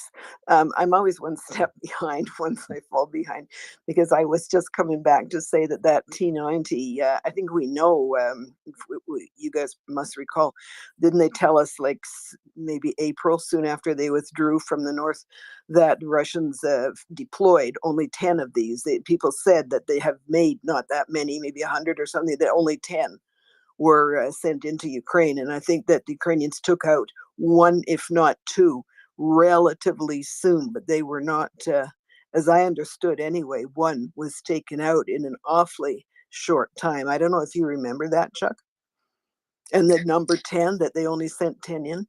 Yeah, I do remember that were just a few. And I believe that the first one that was taken out, actually, the Russians killed it themselves. Wow. It was just the whole. If you go back in the stream, I'm not sure that I posted it, but it was one of the guys who really do the real work, like a Ukraine weapons tracker. The whole issue was there. This T90 was at the front of a column or very close to the front, it had a sort of breakdown. The units around it fell back, and the lethal shot appears to have come from the rear, and it was the Russians at least doing something, right? You want to destroy this vehicle, you don't want to just turn it over like the one we've just got. But I agree with you. As far as I knew, there were maybe 100 made, and very few of them, a handful. I agree with you. Went to Ukraine. Thanks. Thank you. Up next, we have Crimson. Crimson, please go ahead. Hello, everyone. So I just wanted to drop a couple tidbits in that are pertinent to this discussion. So the first is, since it was brought up, the situation around Liman and whether Ukraine will assault it or not, or what happens there. Since we were talking about contact reports from the Russian side, War Gonzo and maybe a couple of other Russian sources have reported that as of tonight, Ukrainian forces began to assault Liman, and they're doing so from, to quote them, 2 separate directions. So obviously, have to take that with a grain of salt. We'll see if it holds tomorrow. But if the Russian sources are correct, they have indeed begun to assault Liman. Something that's interesting about that, and applies to Lysychansk as well, is that if that situation goes south quickly, you have to look at, okay, well, how are they going to get out of Liman? Most likely they're going to have to take the road out of Liman going east, and that entire road leading from there all the way to Crimea, if it's not already under Ukrainian fire control, it probably will be very shortly because it's in range of heavy artillery. So I thought that was interesting. And I think also, if you look at what happened around Izium, a lot of the story of Izium has been dictated not necessarily by direct assault, but also by control of the highways that run in and out of Izium. Right? There was a sort of containment operation that made it very hard to resupply, and it made it very dangerous for the Russians to move supplies along the highways. And so, if you look at where Ukrainian forces are pushing, going from Bilo-Hrivka, if you guys remember, it's actually a pretty good place to cross the river, which is why the Ukrainians anticipated that the Russians would be crossing there. And you remember there was that failed crossing by the Russians there when they attempted to cross directly into the Ukrainian. Oh yeah, that was ugly. Yeah. So on the other side of Bilo-Hrivka is that I think it's T1302 highway, which is one of the main corridors between Lysychansk and Bakhmut. And given that the Russians are, maybe sort of ill-advisedly continuing to push at Bakhmut, I think control of that highway is probably a pretty important goal for Ukrainian forces as well. So I expect them to continue to move in that direction. And then the last thing that I wanted to mention is, Dr. Paul, since you brought up Popasna, that was mentioned by the head of the Luhansk regional administration, Serhiy Haidai, today as one of 4 locations that he said that the Russians were reinforcing and sort of digging in at. So there was Svatove, there's Troitsky in the north, there's Rubizny next to Severodonetsk, and then Popasna. So I thought that was interesting as well, and just wanted to add that in, and that was all. Thank you, Crimson. Go ahead, Chuck. Oh, I was just going to say, Crimson, spot on. I agree with everything you said. I agree with your analysis, and you're very well informed. Good stuff. Good stuff. Yeah, I was just going to say, I was going to let Chuck respond to that, and then just mention that we do have basically an all-star panel here right now. We've got Ryan O'Leary, who is basically building drones for Ukraine like a mad scientist in the back of a van, as far as I know. That's Ryan's current situation. We've got, of course, Giroux, who is an expert in urban warfare and urban combat operations. And of course, we have Chuck Fair, who's a former Navy SEAL and, written some movies, done a few things in his time. So it's absolutely an honor to be with all these guys. And if anyone does have any questions for our panel, please feel free to come up, press the microphone button in the bottom left-hand corner of your screen. And also please retweet the space. Let everyone know we got quite the panel for you. So thank you very much. With that, we'll go to Ian. Ian, please go ahead. Hey, yeah, thanks. And my actually a comment for Chuck. Chuck, you were talking about the T90M earlier, and it just got me interested in kind of searching Twitter for more information about it and to look at those pictures that you were referring to. And I don't know whether this source is reliable or not, but I DM'd you the post that somebody was suggesting that the T90M is actually much more rare than people realize at first sight, because the optical sites are actually not the French fails sites. They were Russian domestic sites. Some program was started in 2018 or something like that to try to develop Russian domestic optics so that they would have a substitute for the French system, and Wow, there's some good markings inside. good stuff to hear. That's great. Yeah, so it's just interesting. I mean, not only do we get to get the T90M, we also are going to be able to find out, how successful they are at trying to replace the fails sites as well. Wow, that's important news. And I didn't know that. I thought the French sites went into the production thing. I thought that program had failed. Well, yeah, So, listen, I sent you the DM, and so you can check the work of the gentleman who oh, suggested that. So oh I'm no, not 100% sure. I sent you the information. There's a oh, post about it, and thank you can look into it. thank you. And and I'm not an armor guy, so I am always happy to get the better. Besides, it's like, I'm so old. I remember sort of Kremlinology. You had to try to figure out everything, where people were standing on the podium, were they in or out, and how their fall of shot, what were the consistent patterns in their fall of shot. You just didn't know how good their systems were. So I'm always glad, and I appreciate the updates. Thank you. I'll definitely get into that. Thank you, Ian. So, I think this might be an appropriate question for Major Giroux and Chuck, right? It seems like Liman is the place, as Crimson pointed out, that if hasn't already been, assaulted by the Ukrainians, is probably being geared up to be surrounded in some way by the Ukrainians. So, I mean, I guess you've already spoken a little bit to it, Chuck, but how do you foresee that situation unfolding? As was pointed out, it's going to be tough for them to get out, right? Yeah, to go backwards, the roads don't go exactly where they want them to go, and they're all pre-registered, I think, by Ukrainian artillery. But I'd like to hear Jason, my Canadian colleague. I'd like to hear him. Look, if you're in Lehman, Jason, it's going to be a long night, I think.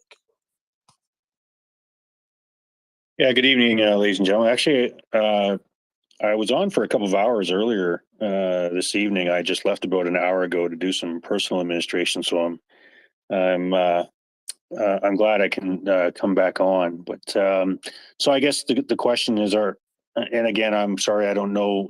I know as much as Chuck does based on his updates, but are the Russians still in Liman? I need to ask that for situation awareness, please.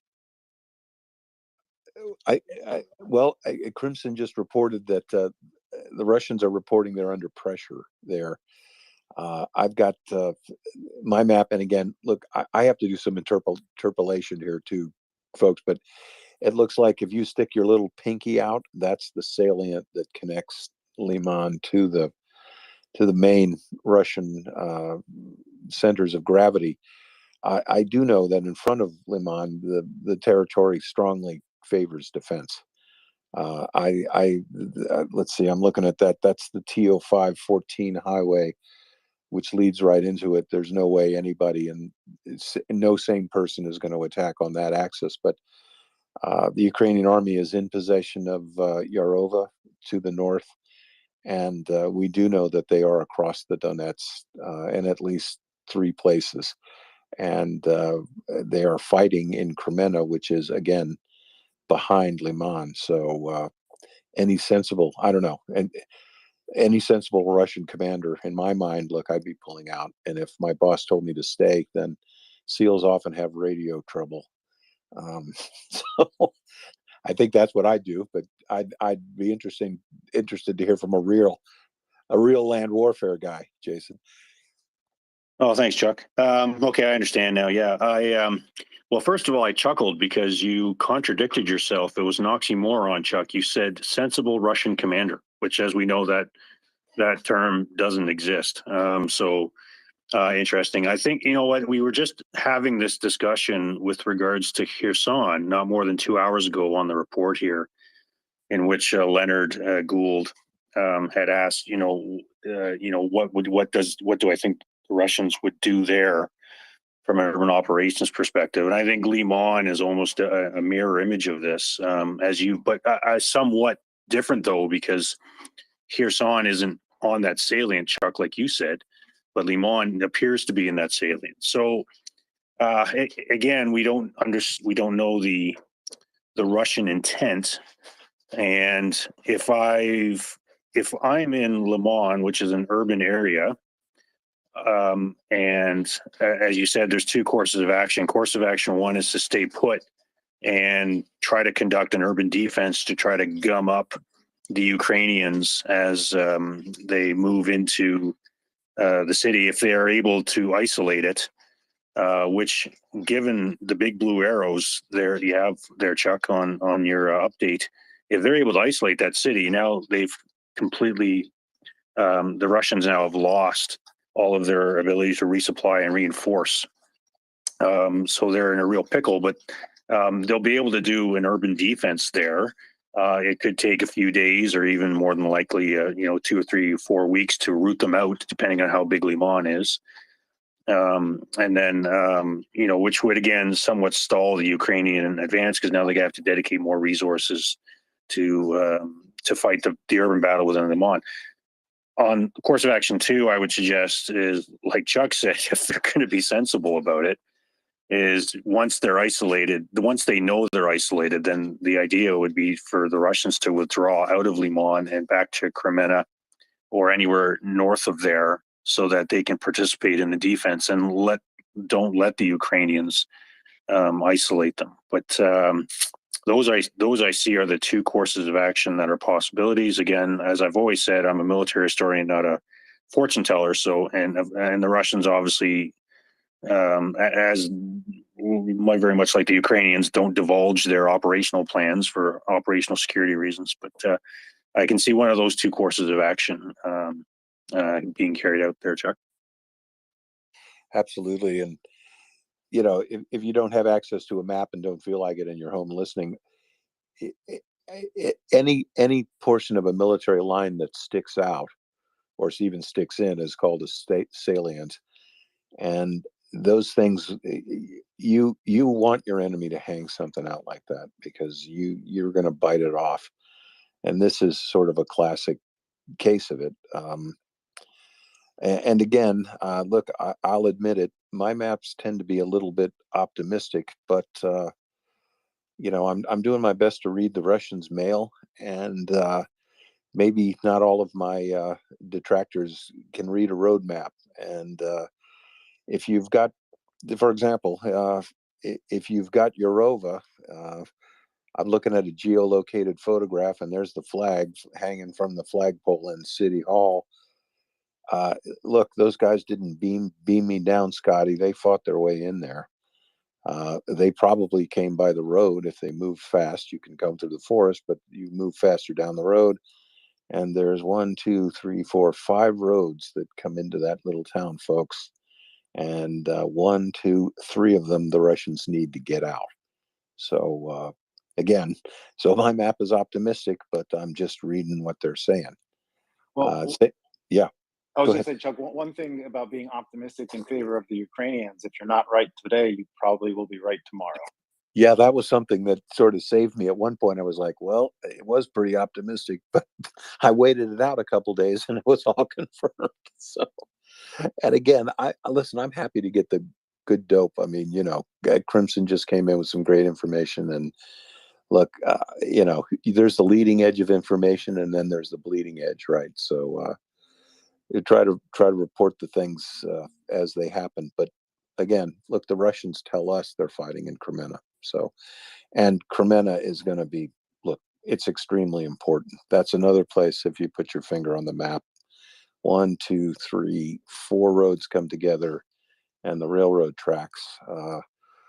There might not be locomotives running, but it's a lot easier to move down a railroad track than it is through a forest and swamp. So, yeah. And I will say this, though. Look, this isn't all, moving arrows around a map. Look, the Russians can fight when they want to fight. And, there's some ironclad rules of warfare here, right? And that is it takes at least 3 to 1 for you to overwhelm a defensive position. And there are a lot of people who fight very well in defensive positions. So, again, this is why we're seeing all the artistry around Le Mans. That territory in front of it is just you don't want to attack down the TO 414. That's not going to be life enhancing. So nipping this off, and it's important to bite off Le Mans. I mean, you've got for a lot of reasons, but it's also a symbolic target as well.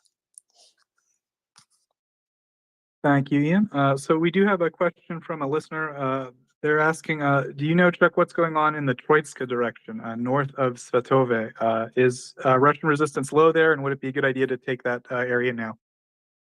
Wow, you know what? I have to cop. I don't have. I normally try to read in really deep when we're talking, so maybe Jason has some better information. I will get back to you with everything I've learned, but I don't have that at my fingertips right now. Unfortunately, I don't have that at my fingertips either. No problem. Maybe Crimson. Do you know anything? You caught us with our pants down. Yeah, aside from that one report from the government of Luhansk Oblast, I've seen it mentioned in a couple of other places that maybe I can dig up, that it's believed that Russia is reinforcing that town. And it makes sense, right? They need a strong point in the north. If they start to lose those areas in the north, then they start to lose all of the roads that come into the north from Russia, which is a very bad situation. So that's what I've heard to this point. I can continue to look and see if I can find those tweaks, but yeah, that's what I've heard so far. Yeah, makes sense. So Chuck, I'm wondering, after this sort of lightning counteroffensive by Ukraine in Kharkiv, right? This, where they from what we've heard, Russians abandoned masses of equipment. They essentially ran a lot of them. And so I'm wondering, like, that mass of people, do we know sort of what happened to them? Or was Russia able to largely sort of reorganize them into cohesive units and put them back on defense lines? And I mean, they don't have equipment now, right? Did they have to re-equip them? Like, do we know much about what's going on? Well, the Ukrainians have been really mum about what happened to these units. And again, they didn't get 10,000 prisoners. Well, you know what? Just the First Guards Tank Army. Okay, not all of the other units. Just that one thing has been 86th, and there were. Remember that for a while, Izium was surrounded. Then the bottom was cut off. We know that hundreds of vehicles have been destroyed and captured. Look, let's just say 300. That's a preposterously low number. There's at least 3 guys for each vehicle, and if it's an infantry fighting vehicle, there's a squad for each guy. Okay, and there's hundreds of those vehicles. So let's just say 5. So that's 500. When we talk about the First Guards Tank Army, look, there were divisions in that army, not battalions, not regiments, divisions of people. And as you just pointed out, they're on foot, right? They've abandoned their vehicles. So we know that vast numbers of people were captured in Izium, or they capitulated, or they surrendered. And perhaps the surrenders were negotiated. But the Ukrainians, they've kept mum for a bunch of reasons. They don't want to confirm to the Russians what happened to one of the premier armored divisions, army, not even a division, an army that's now gone. The Ukrainians, I think, have made the wise decision. They don't want to say to the West, we've captured 10,000 people, because the West can then say, some people in the West, well, you don't need any more help. You don't need us. You've got this. Some people might even say, well, haven't the Russians suffered enough? Look, the Russians, they don't have a very good bench, but they've got a lot of people. They're never going to run out of people to throw into this meat grinder. The Russians are running out of officers, and by that I mean officer talent. I think that when the history books are written about this Izium offensive, look, we know right now that this is the most egregious defeat of any Russian unit since World War II. We know that. I'm going to stick long term, folks. So don't email me any hate. Look, I think that the prisoner numbers are up, approaching 10,000, and let's all talk about this in 2026 when the history books get written about this, because vast units were destroyed, hundreds and hundreds of vehicles, artillery systems, self-propelled guns. You've seen pictures of some of the captured positions and the ordnance there. Look, I'm looking at that stuff, and I'm looking at depot level ordnance. I'm seeing anti-tank guided missiles there. I'm seeing their maintenance equipment. These were deep resources that were deep in the rear. We've seen several senior officers captured. It's debatable whether or not a lieutenant general was captured. Look, I don't know if those pictures are the same guy, but I don't know, man. Buzzcut and whoever this guy was, he just happened to have the same nose and a mole in the same place on his face. And whether or not he was a lieutenant general, he certainly was captured in the uniform of a lieutenant colonel, and that makes him a battalion commander in my book. And he's just one of several battalion commanders who are captured. How many guys in a battalion, Jason? I mean, it's right. So I think this was a big victory. I don't think the Ukrainians are playing it up as one. I think they've got business to do. I kind of like the way that they're doing business, but we've got a tough fight ahead of us. The Russians have got more people to send into this, and as one of their talking heads said recently, look, they don't fight a war and counting casualties like we do. They're not afraid to squander the lives of their troops. They're just not. It's fighting the horde. On one side, and on the other side, you've got citizen soldiers, and you've got an army with a Western ethos, and they don't want to expend lives uselessly. Thank you very much, Chuck. So we do have Ryan O'Leary joining us. And I'm wondering, Ryan, you're a guy on the ground in Ukraine. I think before, when you were carrying around RPGs on the front lines, you maybe had more of a perspective of, like a frontline grunt. But still now you're definitely on the ground. You're doing more specialized work with like drones. As far as I understand, you're using kamikaze drones to hit, Russian ammunition depots in sort of behind the lines. So I'm just curious, Ryan, if you could maybe give us a little update, if possible, on how things have been going, and just sort of broadly speaking to the changes that we've been discussing on the ground in terms of the maps. Have you noticed any tangible changes on the ground in Ukraine? Go ahead, Ryan. Yeah, actually, I was involved in the Kharkiv stuff. I was more in the northern direction, though. It was basically a shit show on the Russian side, but I won't say any more than that yet. But the drone stuff's going good. We got a bunch coming in again here shortly, so we can start using those again. As far as the Russian positions, Le Mans going to be captured within the week. They're fucked over there. I mean, they're going to probably collapse just like you saw in Izium, just like you saw north of Kharkiv. The Russian morale's pretty much gone. When we were involved in the offensive, we basically woke up, and the next morning the Russians were basically fleeing the trenches with artillery trying to support them. So they're not doing too hot, which is good for us. So.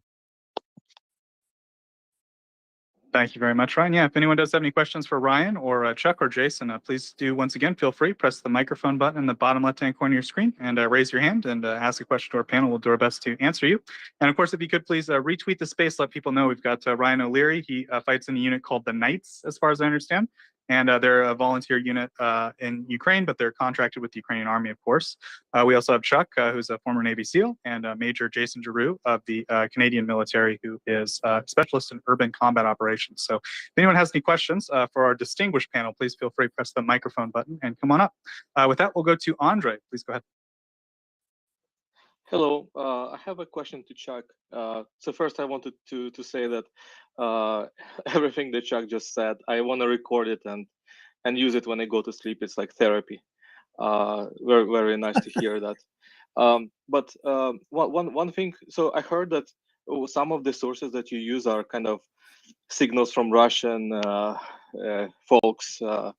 And like one thing I heard, well, actually, it was very easy to hear because it was Strelkov or Gilkin, that kind of guy who started it all.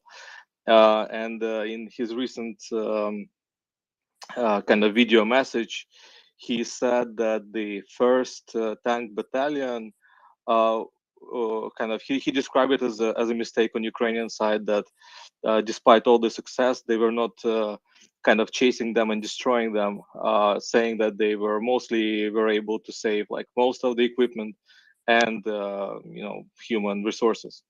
So with that, I'm kind of curious, like, is he lying, or do we have enough indication that it's not true? Thank you. Well, there's a guy listening right now who really knows the answer, so I don't want to stick it out too much, Ryan, because I know you're sitting there with a knowing smile. But I've got a hunch. Look, Mr. Gherkin, every now and then he approaches being right on, but he's just one bad tweet away from disappearing into the Lubyanka basement, right? So he has to say what the boss wants to hear. I don't think there's any doubt that the 1st Guards Tank Army really suffered. If Mr. Gherkin thinks they got away with most of their vehicles, let's give him 50. He got away with 55% of their vehicles. Well, that means that 45% of the guys are walking, right? And I'm from what I can see, and interestingly, from the what the Ukrainians aren't saying, I think that this, I think this was a defeat. It certainly was a defeat that you can quantify in terms of vast territorial gains, also the rapidity of the Russian collapse, everything that we know from signals intelligence, their confusion. The inability of their commanders to affect command. We know that senior officers were captured. We know that sophisticated regimental level communications vehicles were captured intact. These are things that don't happen with a tactical withdrawal. They don't happen with a repositioning of your forces. This is what happens when you're getting your butt kicked, and it's basically every man for himself. Look, if you've got a colonel or lieutenant colonel, but those are senior field grade officers, and they're captured. Look, that means that guy's been screaming into the radio all afternoon. He can't get anybody. Nobody's doing what he's saying, and the next thing he knows, he looks up from his map, and there's a Ukrainian sergeant standing there with a fixed bayonet. That's how you capture a colonel. And we saw that all along the line. But Ryan, I know you can't say much, but I'd sure like to hear what you have to say.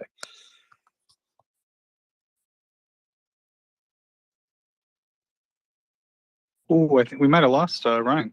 Hopefully, we'll get Ryan back up because yeah, it's always great to hear from Ryan. So, Chuck, to my knowledge, we've heard of a significant instance of, I guess, blue on blue, or maybe we could call it red on red violence that occurred maybe in, I want to say yesterday or the day before. And supposedly it was like a sort of accidental friendly fire incident that got escalated into, actual combat between two units and maybe 56 injuries, something like 30 dead. I don't know. Have you heard anything about this? Is that significant to you, or do you think that's just par for the course at this point? Wow, I par for the course. It really could be. There've been other instances like this. I heard those casualty numbers too. I thought they were a little high, but that's something.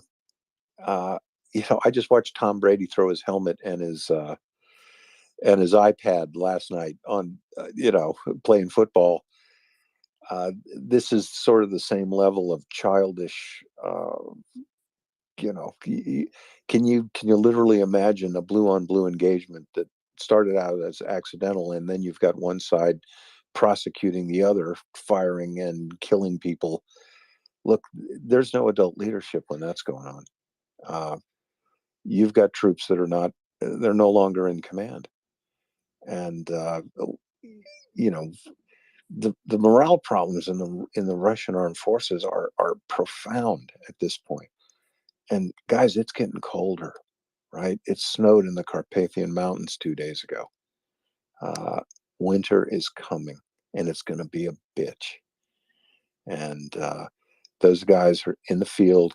They're going to need 500 rounds of ammunition every day at least, and they're going to need 5,000 calories.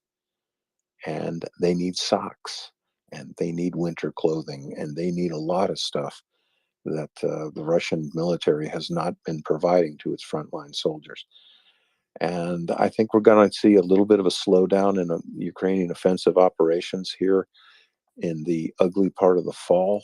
But when the roads freeze, and that'll probably be in December, I think you're going to see the Ukrainians on the move again, and they're going to be exploiting Russian logistical nodes and the great intelligence they get from their partisans to locate these ammunition depots, fuel depots, logistics depots, and we're going to see more bites getting taken out of the Russians.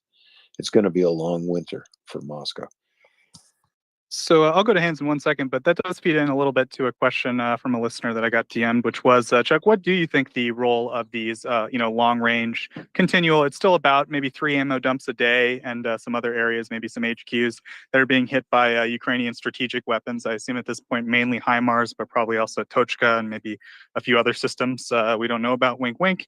Possibly also some of Ryan O'Leary's drones might be making their way over to some of those ammunition depots. So what role do you think that's had in the overall inability of the Russians to put up any kind of meaningful resistance? Well, one of the key things is you got to find those targets to hit them, and they are getting found because the Russians are surrounded by 1,000 eyes, no matter where they go. So if they pile up ammunition crates somewhere, there's a partisan with a communications plan. So he's got somewhere he can snap a photograph, and that's kind of risky. But you have lots of individuals, Ukrainian patriots, who are in the Russian rear, and they can see, look, these guys, this war's been going on to 2014, right? So you've got a 10-year-old kid, and he sees an infantry fighting vehicle go by, and he knows that this one's got 6 antennas, and there's usually one. So he reports it. That's likely a command vehicle. Kid rides his bicycle. There's a new little dirt road hacked into the forest, and he can see a big pile of crates. He calls that in. So the Ukrainians are constantly being updated with these lucrative targets. And again, so we have lucrative targets, which means a target that's important for you to hit. And then what the SEALs call sympathetic targets. And that's one that you can hit one of those ammunition dumps or a place where they're storing, say, S-300 surface-to-air missiles. And you can just hit that with a couple of mortar rounds and it's going to go off. It's going to help you destroy itself because it's going to consume itself. You know, and every time we see one of those spectacular arms depots going up at night in the 1,000-foot mushroom cloud, look, the taller that mushroom cloud, let's start measuring it. For every 100 feet of mushroom cloud, that's probably a week of ammunition, right? So if you keep hitting those things, the Russians are going to be, you know, if you're a Russian, we've said this before, you're a Russian soldier wandering around in the woods and you've got no ammunition, you're not a soldier anymore, you're a hobo. And, it's not going to stop. But the important link there is, of course, intelligence. And the important link is partisans with a plan, not just random people phoning in tips. That's not going to work. That's going to get you arrested. That's going to get your family killed, a lot of other things. But you've got special operations forces and Ukrainian intelligence operators. They're in the rear. They're organizing partisans. They're having them work grid squares. They're searching, and they've got a secure means of communication. And that may literally be writing something on a note and leaving it in a Coke can by the side of the road. That's the oldest trick in the world, right? That's a dead drop. It's secure. The Russians can't intercept it. They don't know who dropped the Coke can. They don't know who wrote the note. But this is always going to be an away game for the Russians and a home game for the Ukrainians. And do you think that, you know, these strikes on the HQs in particular has that managed to paralyze the Russian ability to respond? Do you think, like, you know, we've seen sort of the Russian side not able to meaningfully respond in many ways to these attacks? Like, has the actual destruction of these command HQ nodes with their communications equipment and thing, do you think that's contributed to that significantly? Yeah, I absolutely do. So it was much earlier in the spring. It seems like a year ago now. But there was a high level general staff command meeting in Izium, and when the Russians held in Izium, this was attended. We're pretty sure by the chief of staff of the Russian army. Ukrainian signals intelligence identified this meeting, not only this meeting, but its exact location, shelled it, and we know they killed 2 general officers that afternoon. It's widely believed that they wounded the chief of staff of the Russian army, and there were at least half a dozen colonels killed, majors. This was a major command meeting for this entire front of the war. And again, if you lose, look, it takes 25 years to make a colonel, right? It takes, look, God, it takes 4 years to make a company commander. If you keep whacking these officers, the Russian system cannot produce combat leaders at that rate. They can't meet the burn rate, and the Ukrainians have been their signals intelligence has been second to none. And by giving them weapons like the M777, the Excalibur shell, I'm one of the guys that think they've got ATACMS missiles, and no hate mail, folks. Let's all talk in 2025. They've got precision strike artillery. It's got great ranges. They can hit these meetings as soon as they happen. And again, for all the sophisticated reconnaissance, for all the intelligence, I think the great portion of their targeting data is supplied by Ukrainian patriots, right? Partisans in the rear, people who've seen enough of the Russian, they know their modus operandi. They know the way they typically operate.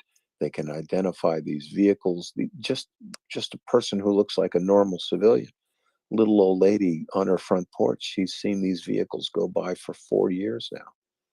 She knows what they are. She knows what they do. She knows their patterns of movement. That this is a problem the Russians look. They're trying to solve it. Look, they torture and murder and kill people every day. They have no due process. There's no judicial proceedings. If they think you're collaborating, they're probably not going to kill you. They're probably going to torture you to death and see what it is you know. But they're sweeping back the sea, because every one of these problems compound the other ones, right? They can't hold a secure meeting because the meeting will be identified by partisans and the Ukrainians are going to strike it. They can't pile up a significant ammunition dump anywhere because a partisan's going to locate it and it's going to be hit. They can't fly a battlefield reconnaissance drone, the Orlan 10, which is their workhorse drone. The Ukraine, look, I'm not giving away anything. The Ukrainians figured out how to make that thing pop its recovery parachute in mid-flight. Wow, have I just given away something that the Russians can correct? No, they can't correct that fault. That the Orlan 10 is a lash up of radio control glider parts scaled up. There is no firmware. That it's a total piece of junk with a Canon 200 camera in it. They don't have anything better, or they didn't until the Ukrainian drones, and they've been active, and those are going to be a little better. But I don't think they've got enough of them. And again, it's a question of force integration.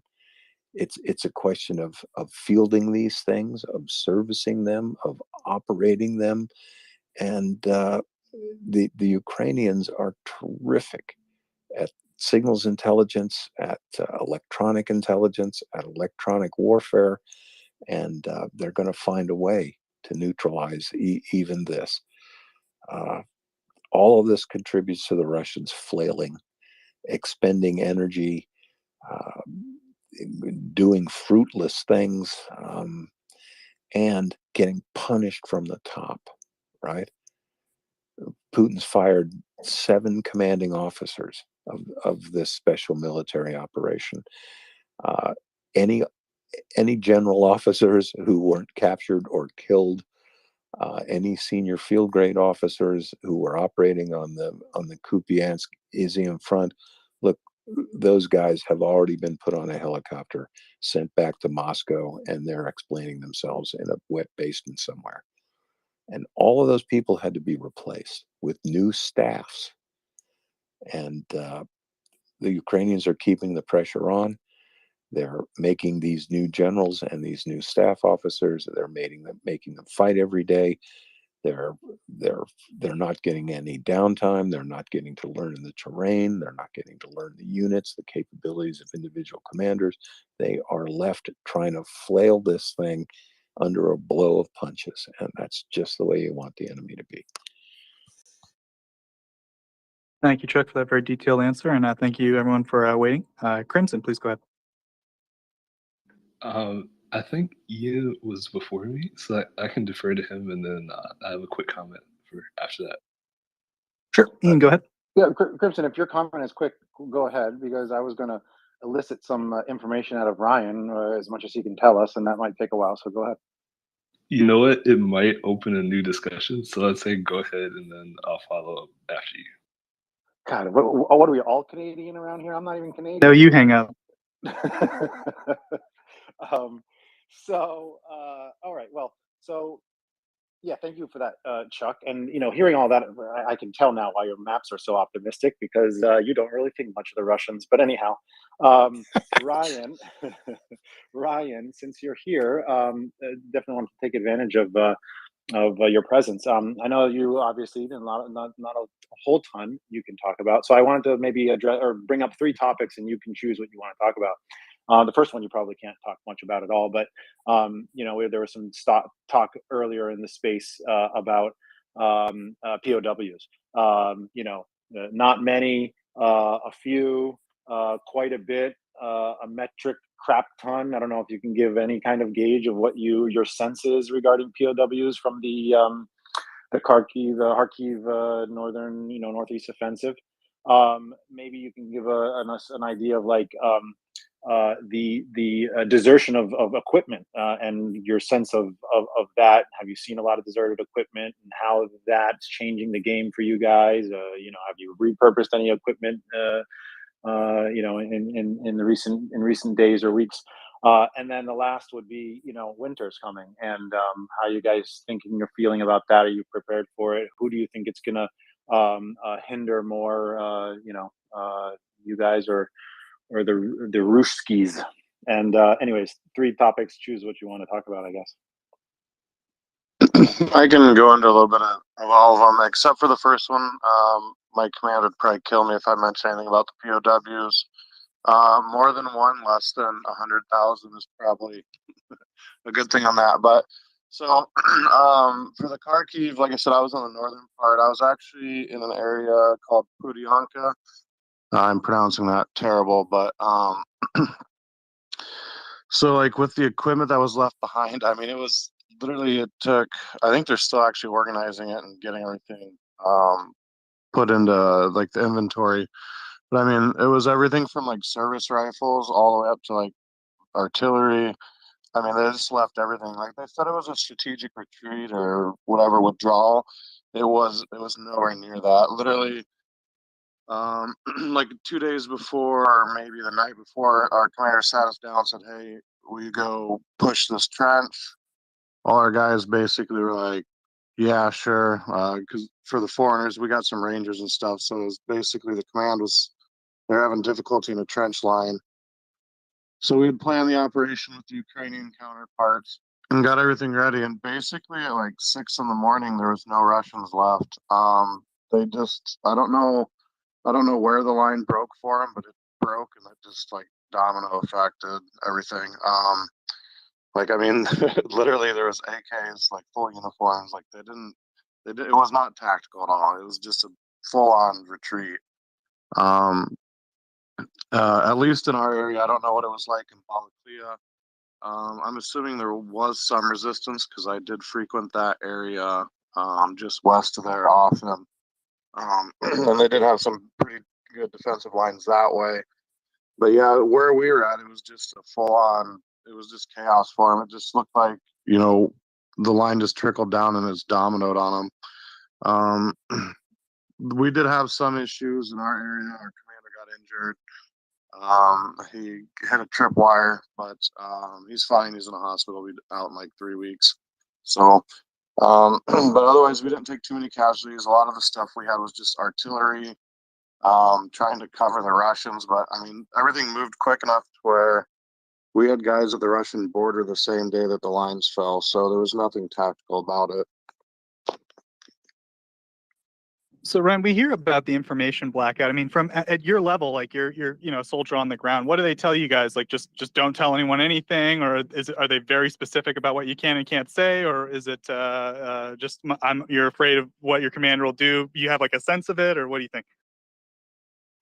Yeah, there's like an overall sense of what you can and can't share, like POWs, current planned operations, new troop movements, and that stuff. Typically, I think it's like almost like a 2 week delay roughly before they release a lot of those numbers. The press, I know they've locked down the press pretty hard due to past information leaks and to keep the guys safer on the ground. And they stick to their guns on the press side. But yeah, as far as what we can say, it's really, I mean, the command doesn't say, yeah, you can say that, don't say that. But there's some simple guidelines, you know, mainly the POWs, casualty rates, troop movements and that stuff. But I mean, there's enough stuff out now about all the stuff that was captured, so I can go into that a little bit. That's not really anything OPSEC there that they'll get angry on. But typically it's just common sense stuff, really. So great. Any follow-up there, Ian?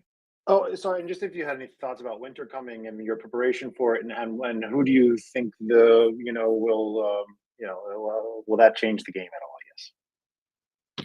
Yeah, obviously winter's going to be brutal on both sides, but not so much for the Ukrainian side.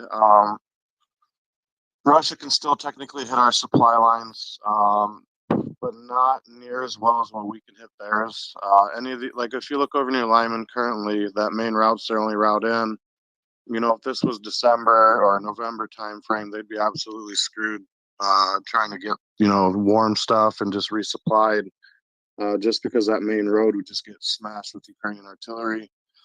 And I think winter's going to favor the Ukrainian side quite a bit more than the Russian side, as long as Ukraine can keep up hitting the logistics hubs and locking down the roads, which they've done a really good job on.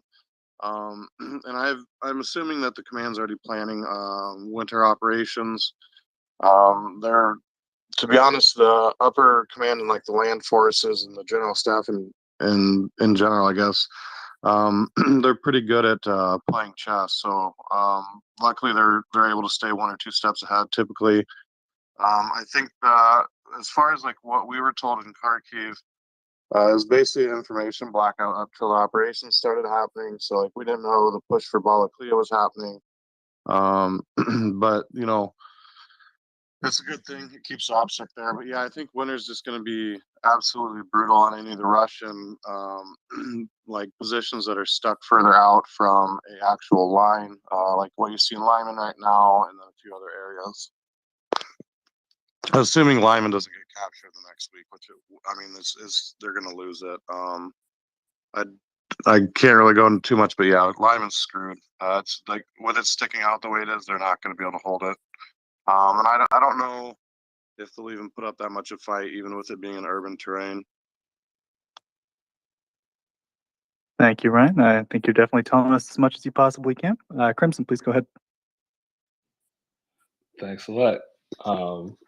So I wanted to add something that I forgot to mention earlier with regards to Troitsky, and then I wanted to open it up and see if anyone has comment after that. So we had talked a lot about like key road and highway junctions. For example, like Svatove, that there are a number of key roads and highways that all kind of meet in that area. And when Troitsky was brought up, I forgot to mention the other side of the equation, which is right. There's been a lot of discussion about the Russian dependence on rail for their logistics, right? And also the fact that they probably don't have enough truck capacity to fully recover from the loss of a major rail line along their ground lines of communication. And so if we have a train expert, you can correct me if I'm wrong, but I believe there are only 3 major rail lines that run into northeast of Ukraine. So there is one line coming in from Belgorod through Vovchansk and running to Kupiansk. That was a rail line that they used a lot earlier, but as the Ukrainian army got close enough to place Vovchansk and also the rail line coming out of it into heavy artillery range, then I believe they prioritized the other lines. And there were 2 more lines running out of, forgive my pronunciation, but Voloiki or Valuiki. One of them runs sort of going southwest directly into Kupiansk. So for obvious reasons, that's no longer usable. And so the third and last major rail line that they had running into the north of Ukraine runs through Troitsky. And I believe that's another reason why, if the report is correct by the governor of Luhansk Oblast, that they're placing priority on reinforcing there. I believe that's a huge reason why. And so, given that, if they lose that rail line, which runs from Voloiki through Troitsky all the way down to near the city of Luhansk, I mean, that at least logistically would bring about a situation that we haven't seen, right? Because there are no more rail lines to that area in the north of Luhansk at all. And so I wanted to sort of open it up and ask maybe some of the military guys here, given what we know about Russia, their logistics, their reliance on rail, and given how close now the Ukrainian army is to that rail line and to Troitsky in particular, if they were to lose that, what would that look like, and what would we see in terms of Russian logistics in the north of Luhansk? Well, someone get Craig. I'm not sure if anyone on this panel talks about trains quite as much, but we do have Craig on quite a bit who talks about it. Anyone care to volunteer, Chuck? Well, I can speak to this. You've got, so you're looking at a rail line. It is a great way to move stuff and fast. And the good thing about a rail line is you can move a large unit. You think of the longer the train, the more tanks and IFVs and bullets and beans and troops you can put on it, and you can get that at speed to a location where it's needed. Well, and that works great, but Ukrainian railroads, I don't think you're going to go on one for more than 10 kilometers where it doesn't cross even a small water stream, a little culvert, let's say.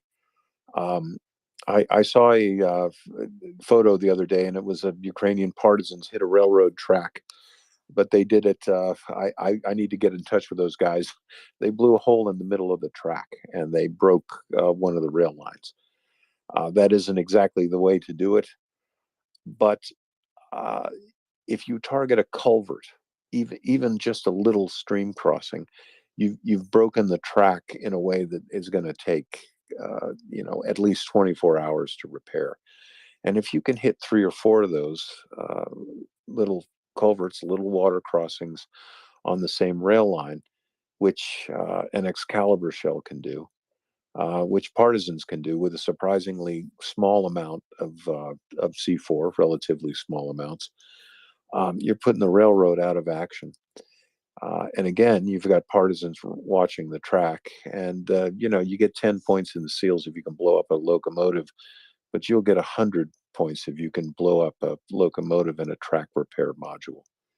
And so the very short answer is even the rail lines are going to be vulnerable for the Russians, but they're very important. It's the best way to move heavy equipment quickly and to the front, but especially given the Ukrainian precision strike artillery, the rail lines are even vulnerable too.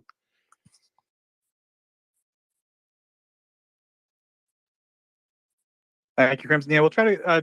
Usually, Craig's on around like in maybe 2-3 hours. I don't know if he'll be on tonight because he was on earlier, but that's like he sits down and like actually says like, okay, we look at the map. Here's the train lines, and we try to eliminate various areas. But so if you want to get into like the real granular detail, I think Craig would be great to talk to. But I think generally speaking, Craig or Chuck made some good like general broad points about it, and also some good specific ones. So thank you very much, Chuck. And with that, we'll go to Leonard. Thank you, Joseph. And I have a question for Major Jason Giroux, and it relates to what we may be seeing unfolding in the near future in Lysychansk and Severodonetsk. And I know you'd given us quite a bit of insight a few weeks ago when the Ukraine army was executing what could only be described as a strategic withdrawal from Severodonetsk, and they seemed to lure the Russian aggressors into the urban site, and then did some very precise countermeasures and counterattacks that I don't know, it was more than half a dozen times, and racked up just a considerable number of Russian casualties. And we heard yesterday, at least the one report, that there's been fires reported in Lysychansk, which is just across the river now, which means that if that's accurate, and certainly considering what we've seen in Kobiansk just in the last several days, that Lysychansk is clearly somewhere in the gun sights of the Ukrainians, which means that Severodonetsk, directly across the river, is right behind in the gun sites as well. So I'm just wondering, and maybe I don't know how far we should get into this, and whether the Russians would take any thought bubbles out of what we discuss on this site. But do you have any assessments as to what the Russians should have learned, and could well never have learned, but should have learned based on that kind of rope-a-dope that they got roped into so many times coming into Severodonetsk? Do you have any kind of strategic thoughts as to how the reverse might best happen for the Ukrainians? And again, if you feel there's any OPSEC, there are things that we shouldn't be discussing in front of Russian eyes, then that's fair enough, sir. Thank you. Yeah, Leonard, good question. I mean, you know what, my answer is going to be very similar to what I said an hour ago about, possibly Le Mans. Although Ryan said that he thinks they're going to bug out, which would be great news. Or what we were talking about, earlier today when Ben was co-hosting about Kherson. And it's almost the same. Have the Russians learned that an urban defense has the ability to suck in the attacker, and the attacker is then forced to use an incredible amount of resources? Or will the Russians, because they actually have that personal experience in Severodonetsk when the Foreign Legion counterattacked in, this was quite a few weeks ago now.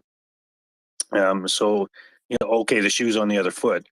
Now we can do to the Ukrainians in Lysychansk and Severodonetsk what they did to us a few weeks ago. Haha, the shoe's on the other foot. Let's do the urban defense and make the Ukrainians suffer by attacking these two cities, these two urban areas, and see if we can do to them what they did to us. Again, that's course of action one. And then course of action two is, the Ukrainians are just too strong. They're on the offense. We're still withdrawing. It's not worth doing the urban defense. We're just going to end up losing it anyway after X amount of days or 3 to 4 weeks of fighting, and we're all going to die anyway. So let's just keep withdrawing. So it's one of those two courses of action that I see. The Ukrainians, of course, have to be careful not to be putting themselves out on into a salient. As Chuck mentioned earlier, how those can be incredibly dangerous, because then the opposing force can counterattack and try to cut that pimple off, cut that zit off as it's sticking out like that. But yeah, I can see one of those two courses of action. But again, the Russians are not divulging their operational plans, and so it's hard to determine what's going to happen. But it could be one of those two courses of action, very similar, like I said, to when I was talking about Le Mans or Kherson earlier. Thank you for that, sir. And I have just one follow-up, if you might entertain that right now, and it goes up to a more of a strategic or a staff level, if you will. And I was just wondering what your assessment might be. We've seen now, just literally in the space of 4 or 5 days, we've seen offensives opened up dramatically in Kherson, and yesterday Kobiansk, possibly Lysychansk, and all the way down to Kherson. And it almost seems that the Russian command structure has become very fragmented, which I know would be totally contrary to Canadian battle practice, and no doubt British and American as well. I'm just wondering what degree you would assess that kind of fracturing, fighting on those number of fronts simultaneously, with a command structure that seems to be Swiss cheesed at best. How big is a hurdle is that going to be for the Russians to reach some kind of a comprehensive or effective command structure, or if you feel that's even achievable given the current lay of the land? So yeah, your insights would be very valuable on that, sir. Thank you. Yeah, Leonard, I chuckled a bit when you said as the Russian command started to fragment. Started. Sweet Jesus, it started 6 months ago. I hear you. When they invaded the country, it started to fragment.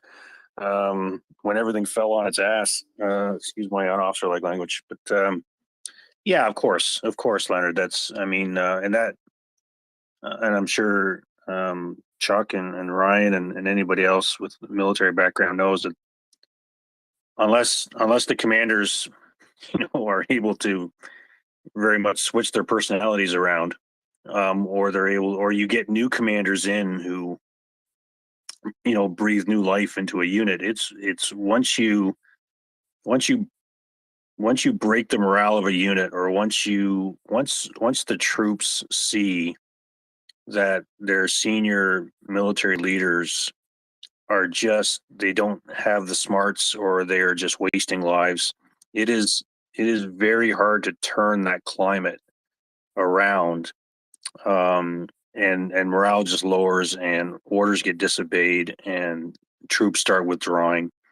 And it takes, new commanders who are very focused, and with drive and motivation and discipline to come in and switch that kind of attitude around. I mean, the historical example that immediately comes to mind is the British Eighth Army in North Africa.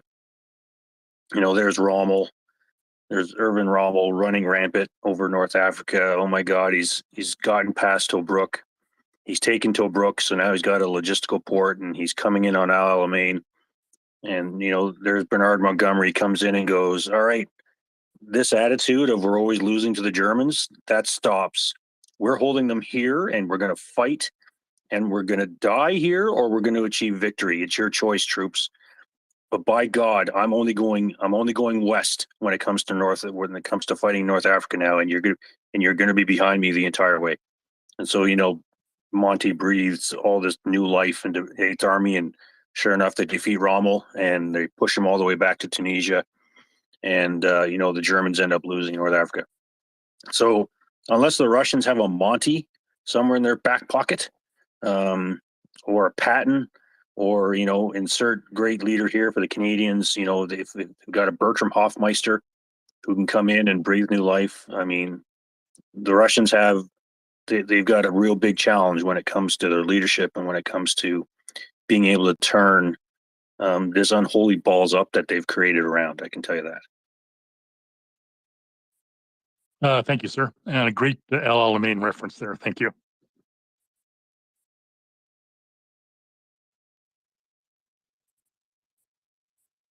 Thank you very much, Major Drew and Leonard. So we do have a little bit of a lull right now. If anyone does have any questions, of course, you can always feel free. You can press the microphone button in the bottom left-hand corner of your screen. Please do retweet the space. Let people know that right now we do have Chuck Fair, we got Jason Giroux, Major Jason Giroux, and Ryan O'Leary, all on the panel right now, able to answer any questions people have about the Russian invasion of Ukraine, the current counteroffensive going on. And also, if everyone could, please check out MriyaAid.org.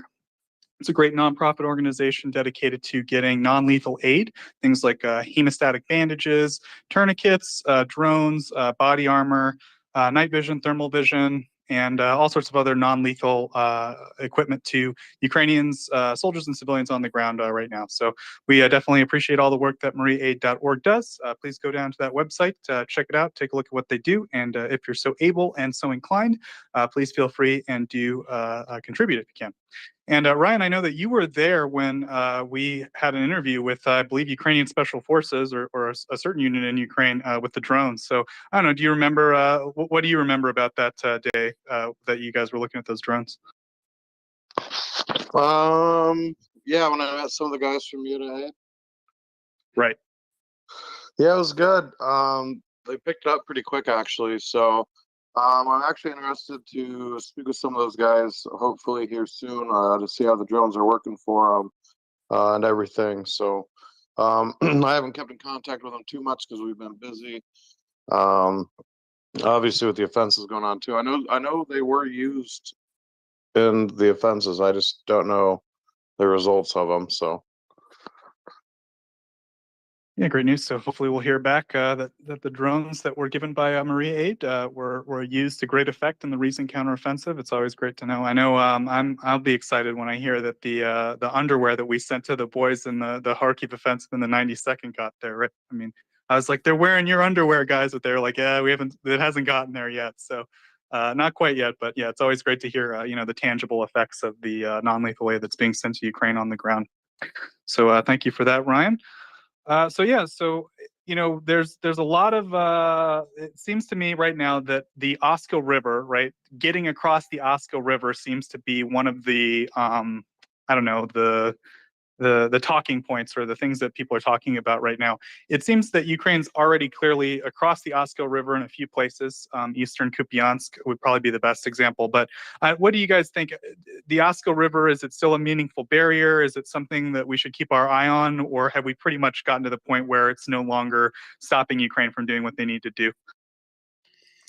Well, I'll jump on this very briefly, and I'm actually on the road, so I'm gonna have to go. But I think one of the things the Oskil is doing now is it is protecting Ukraine's logistical bases and a lot of its fire support for the existing offensive on the other side of the river.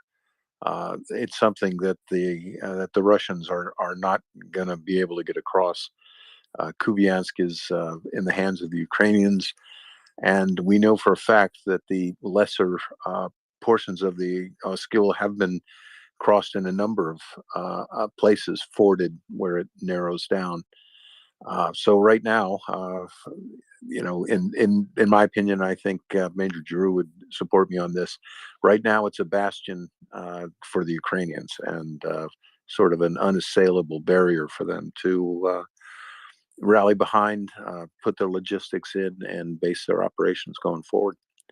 And Joseph, thank you for hosting. I'm afraid I got to pop off, but Ryan, I just want to say to you, man, look, Godspeed and angels around you, brother. You're the one there. We're all talking, but you're doing the walk, and God bless you, man.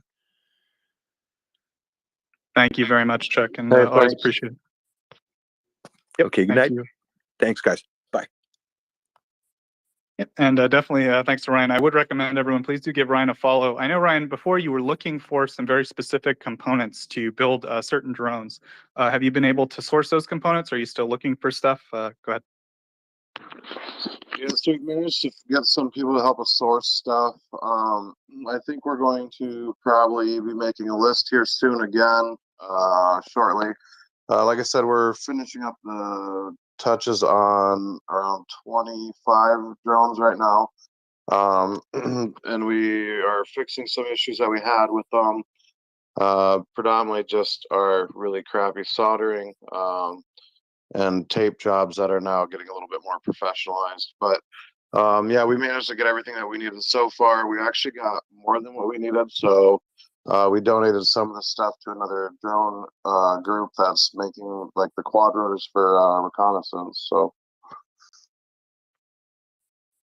And the community that's working on these drones, I mean, I have to imagine, it's a few different groups in Ukraine that are kind of doing this. So, I mean, it sounds like you guys do kind of keep in touch with each other. You're sharing tips. You're kind of swapping information and maybe even parts on occasion. Is that right?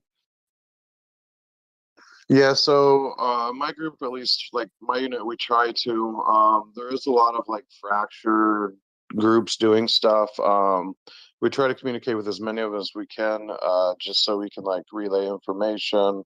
Like if they have something that's working, then we'll go look at it. Like I'm trying to get a meeting now here shortly to go look at a design on some stuff that a Ukrainian group designed.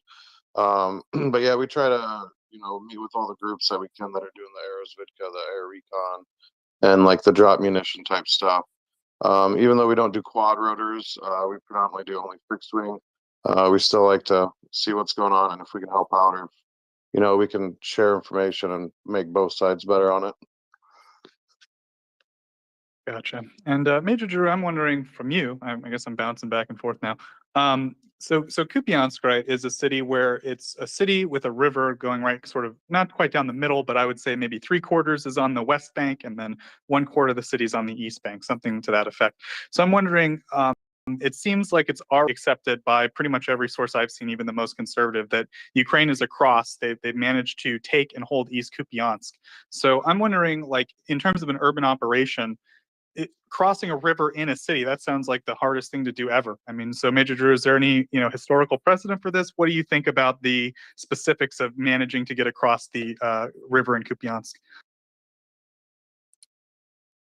Well, it all depends on whether the opposing force holds the bridges or not, whether the bridges have been destroyed or anything and such. So, I mean, the most recent example I can think of is the urban battle of Marawi in 2017, where the armed forces of the Philippines tried to get across the bridge. If you know the city of Marawi, it's on a lake, but it's hard to describe. There's a river that comes out. There's a river that feeds into the lake, and so you have a majority of Marawi on the southeast side of that river, and then some of the cities on the northwest side. So the entire south side of the city itself is nothing but water. And when the armed forces of the Philippines tried to cross the bridges from the northwest side to the southeast side, the ISIS insurgents were right there in the buildings at the edge of the bridges, and it was impossible for the armed forces of the Philippines to cross those bridges. And so they actually had to detour way up to the northeast and then come down across the river way up there, and then come down southwest into the city itself. But I mean, if the enemy is not holding those bridges, or well, and then the other option is the bridges are destroyed, which you see the Battle of Mosul in 2017, where the coalition was worried that ISIS was going to, because the coalition couldn't isolate the entire city initially and come in from any direction. They decided attacking from the east. And what happened was the coalition thought, well, we need to take out the bridges because ISIS will be able to bring their forces from the west and bring them over to the east side of the city and be able to reinforce and resupply. So ISIS took out the 5 bridges that cross the river that goes through Mosul enough. So once the coalition got up, they fought through eastern Mosul and they got up to the river. They now couldn't cross because they had destroyed the bridges earlier on in the conflict. Doesn't matter. They came in from this, when it came to attacking western Mosul, they came in from the south and attacked western Mosul that way and went on to isolate the city. So if the bridges are destroyed or if the enemy's holding the other side, then it's very challenging and very difficult. If the enemy doesn't do that, which I would suggest the enemy's pretty stupid if they don't do that. Then yeah, walk across the bridge and you're good to go and start building the bridgehead and carry on with it. Trying to think of other Battle for Hue was another example where North Vietnamese army, there was you have Old Hue on the northwest side of the city. This is in the Vietnam War, 1968.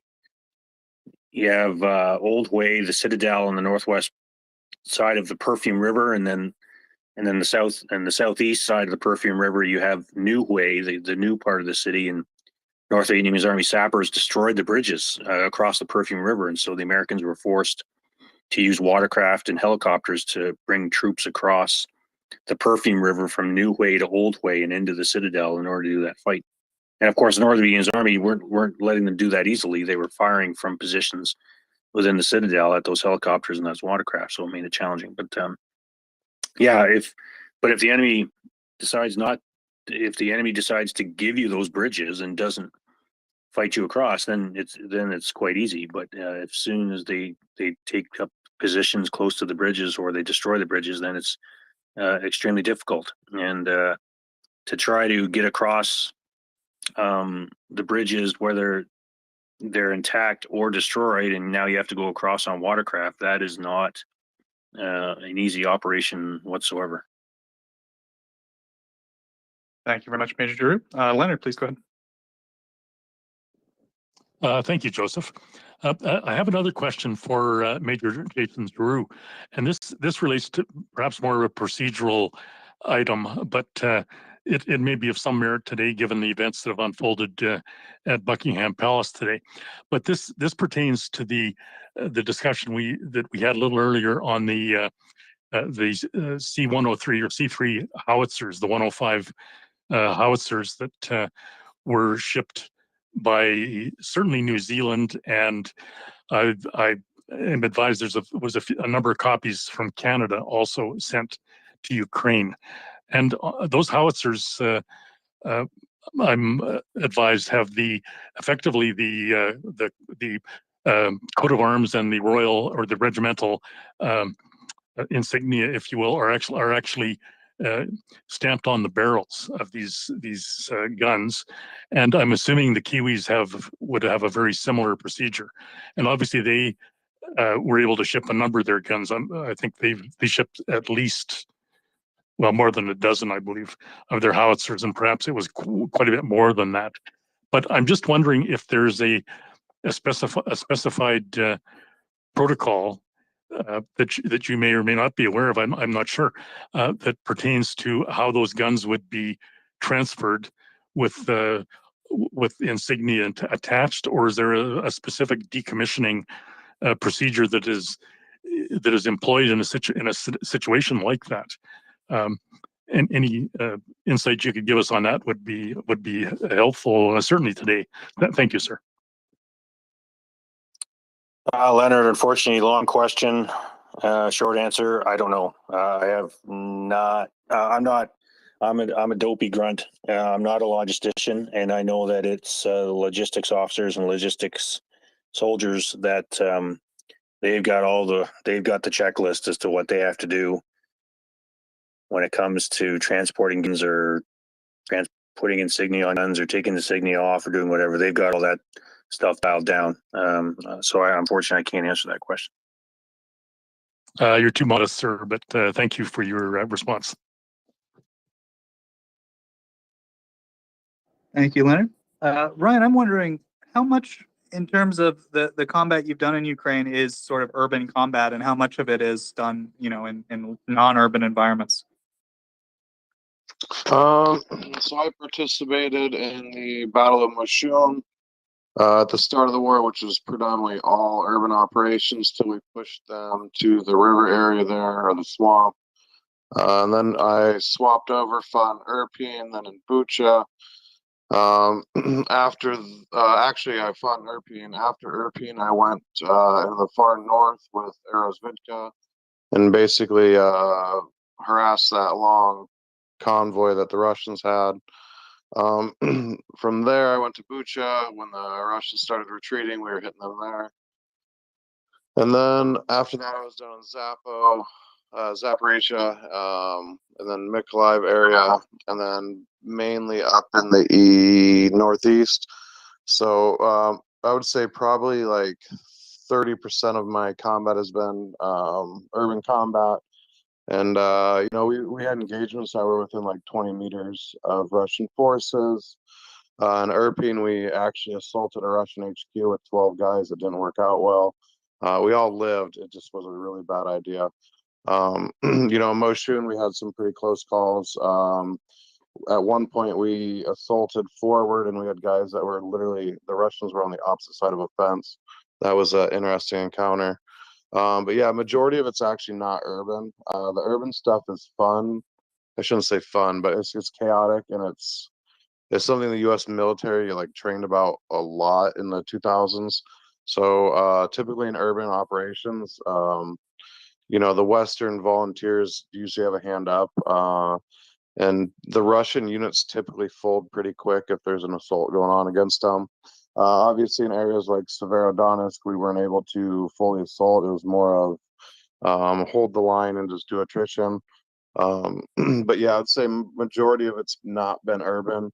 It's been, open fields or forest, which both have advantages.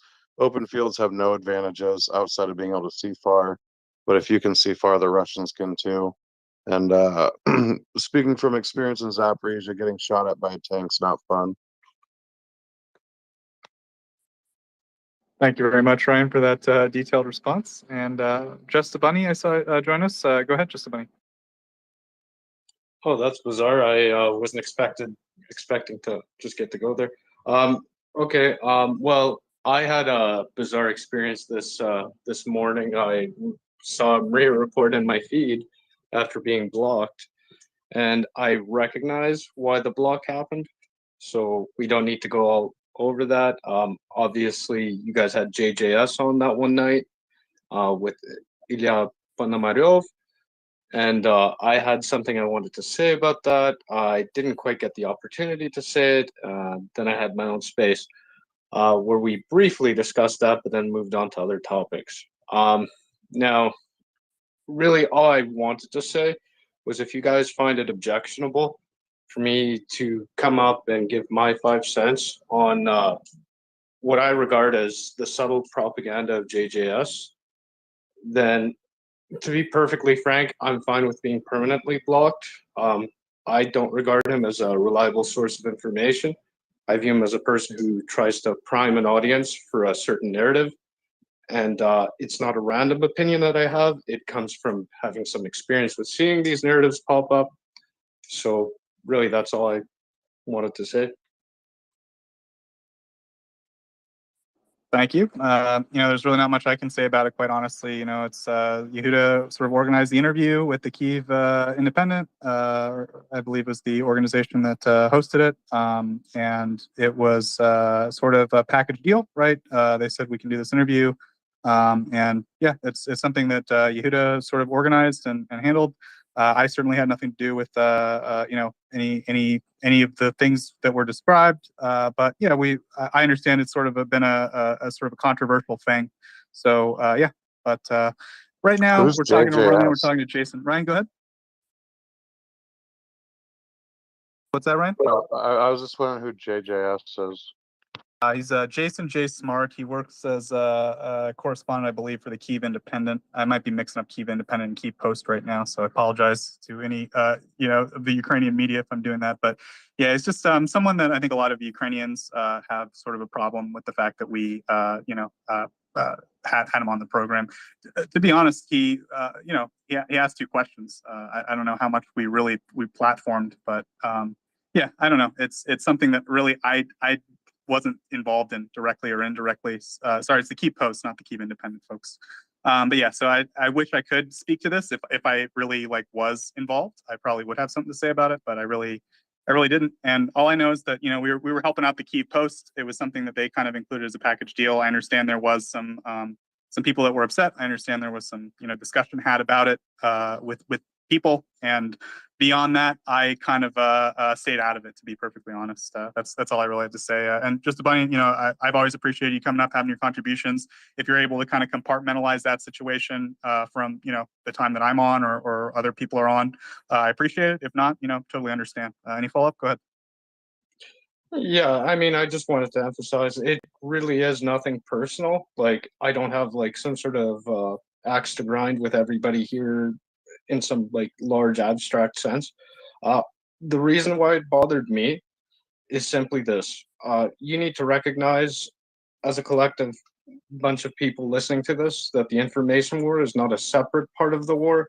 It's an element of the war. It's what made the war possible. And a lot of that was made possible through subtle propaganda, certain messages being pushed, people being primed to certain narratives, etc., etc., etc. And that's the reason why, even if everybody's honestly trying to just be on the up and up, nothing nefarious going on, etc., that's the reason why platforming somebody like that rubs us the wrong way. And beyond that, I don't really have much more to add.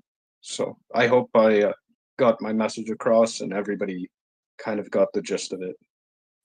Thanks. Yeah, thanks, Bunny. There are some people maybe calling us, Russian shills or Russian propagandists or things like that.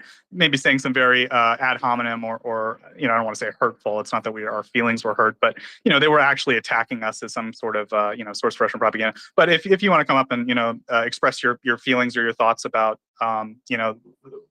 our choice of guests, I guess, in this case, and you do it in a respectful manner as you've done. We're not opposed to that. So thank you very much for coming up and sharing your opinions. And with that, we will go to Jens. Jens, welcome up.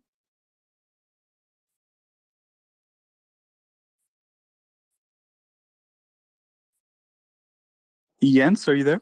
Oh, yeah, I think I bot dialed you. So Okay, with that, we'll go to Can Ukraine. Please go ahead.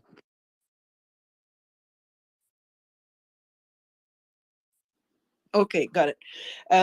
Okay, so if we're on some different topics, not so different, but I mean, I just want to get it back up here. Somebody has tweeted, and I was trying to find if Julie Davis had talked about it. This woman, Skabayeva, no, it's a has said that that if the Americans give ATACMS to Ukraine, it means America's in the war. So therefore, I guess something like it needs to be a nuclear strike. This is no good if I can't find the right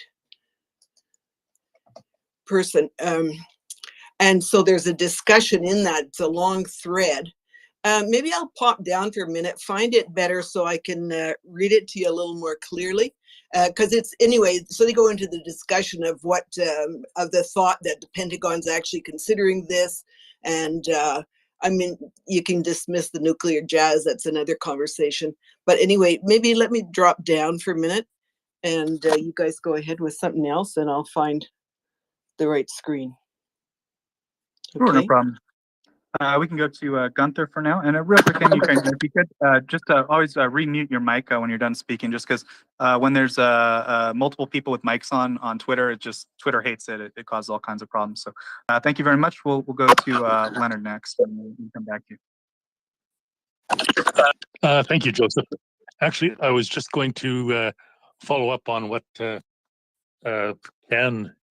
Can Ukraine, I think the lady from Montreal, what she was saying with reference to the current state of Russian propaganda in Moscow today. And Julie Davis somehow spun off on that. But perhaps I should just wait until Can fills out her comment a little bit. I mean, I can certainly make assumptions as to what she's talking about because I saw the same post, but perhaps I should hold fire until she lays the full panoply before us. Sure, no problem. Somebody, Gunther, please ask the question. Go ahead. Hi, good evening, everyone. Major Giroux, so I have a question.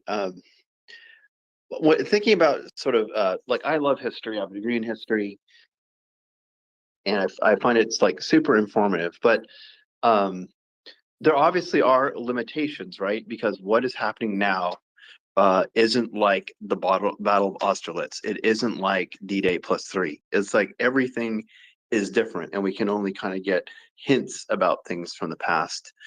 And so how do you sort of like approach it? Like we you know, like you're a student of history and you can apply it to current day things, but nothing is really quite, you know, identical. And so for me personally, I like to look at more like sort of trends or things that have happened like 1,000 times before to have a more firm footing. But I don't know, what are your thoughts? How do you struggle with that? Yeah, Gunther, a very good question. I mean, ironically, I put out a short thread this afternoon in which I mean, you keep hearing me say it too on the report here about how history never repeats itself, but there's times where it rhymes. And my short thread this afternoon was in reference to some of the urban warfare case studies that John Spencer and I have co-authored together, and I said in the thread that when you're confronted with challenges, you know, military history won't solve all of your problems, but it'll answer some of your questions, providing you apply the lessons learned judiciously. You can't take the battle of Stalingrad or Ortona, lift it up and bring it 80 years to the future and drop it on Severodonetsk and or Mariupol and go, okay, just do the exact same thing. That's not going to work. They say that the nature and the character of war stays pretty much the same because human beings are pretty much the same. But what you have to do is you just have to look at the trends. You look at the lessons learned and you look at the trends, and then you see, okay, does that lesson learned does that lesson learned still apply for now, or is it still following the same trend, or do we have to do things differently? Right? I mean, there's always the cliche argument that militaries don't prepare for the war in the future; they prepare for the war that they just fought, thinking that they're going to fight the exact same war over again. It takes a degree of analysis to look back at history and go, okay, what can we pluck out of history and bring some of that forward to the present so that we can do better in the future. But it also takes a degree of analysis to go, what can we ignore from the past so that we don't bring it forward and make the same mistake thinking that it's going to have the same conclusion. So it's just a matter of experience combined with historical knowledge, combined with an ability to analyze the past and the present, and so that you can ready yourself for the future. For example, I mean, one of the trends in urban warfare history is that if you have a combined arms unit of armor, artillery, engineers, and infantry all working together, you will achieve victory in urban operations. And that's a trend that seems to be favorable throughout most urban warfare battles, if not all urban warfare battles. And the opposite trend of that is when they just sent in infantry or they just sent in tanks. A lot of people got killed. Okay, let's not be doing that anymore. So, there's some trends that you can still carry on with to today and the future. And then there's other lessons learned where you go, I'm not going to bring that one here because the circumstances are different.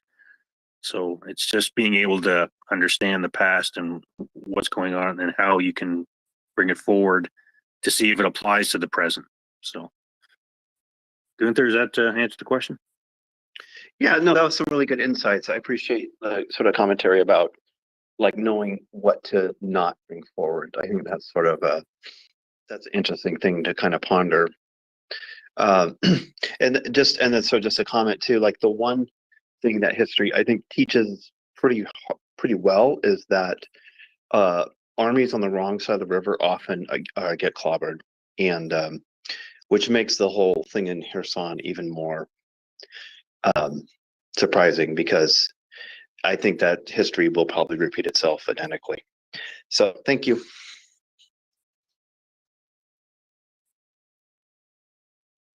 Thank you, Gunther. Up next, we'll go Hi, back to guys. Kenny Cranewood. Go ahead. Yeah, hi. Actually, it was a fella that tweeted this, and he's got a thread, so it's under Macfella, James Mac 064.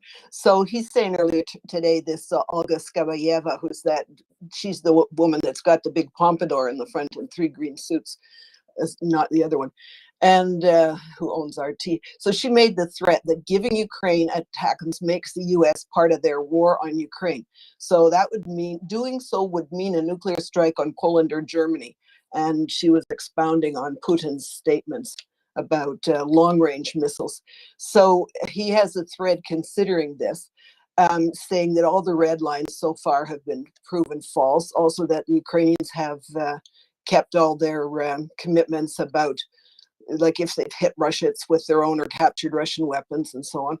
But he brings up the point about winter. So he's saying that Ukraine has to fight over a very large front. That's really difficult for Ukraine. But we get to winter, Russia's getting desperate.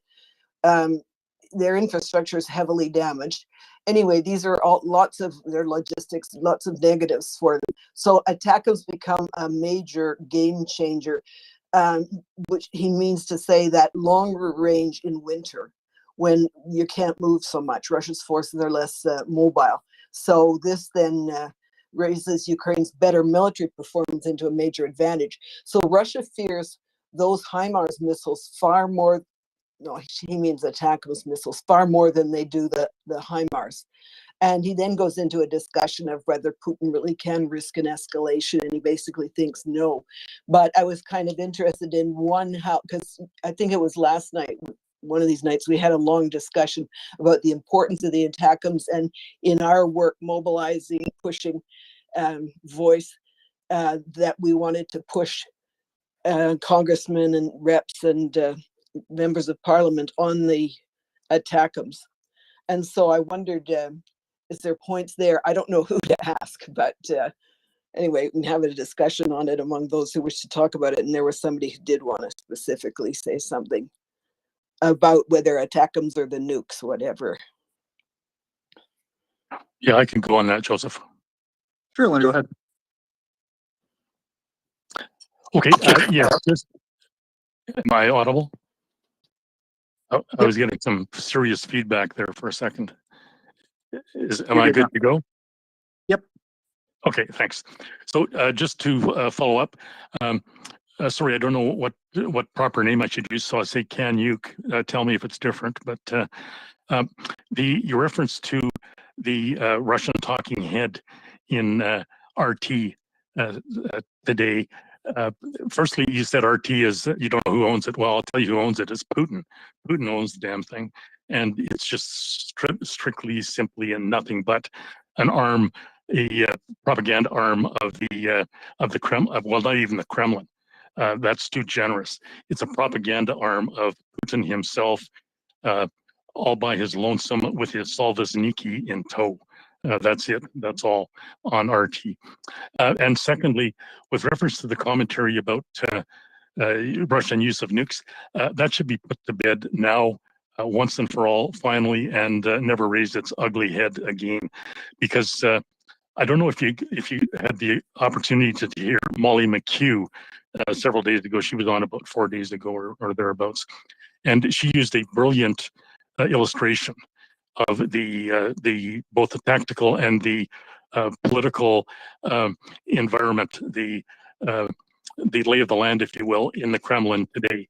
And she said she compared it to a glass jar with a spider's nest inside, and that literally is the best analogy I've heard all week to detail the status in the Kremlin. And this whole tired old trope about Putin is going to do this with a nuke, or Putin is going to do that with a nuke. Putin is not the only spider in the jar. That jar is loaded with spiders. And the minute that you pull the nuke, the spiders are all dead.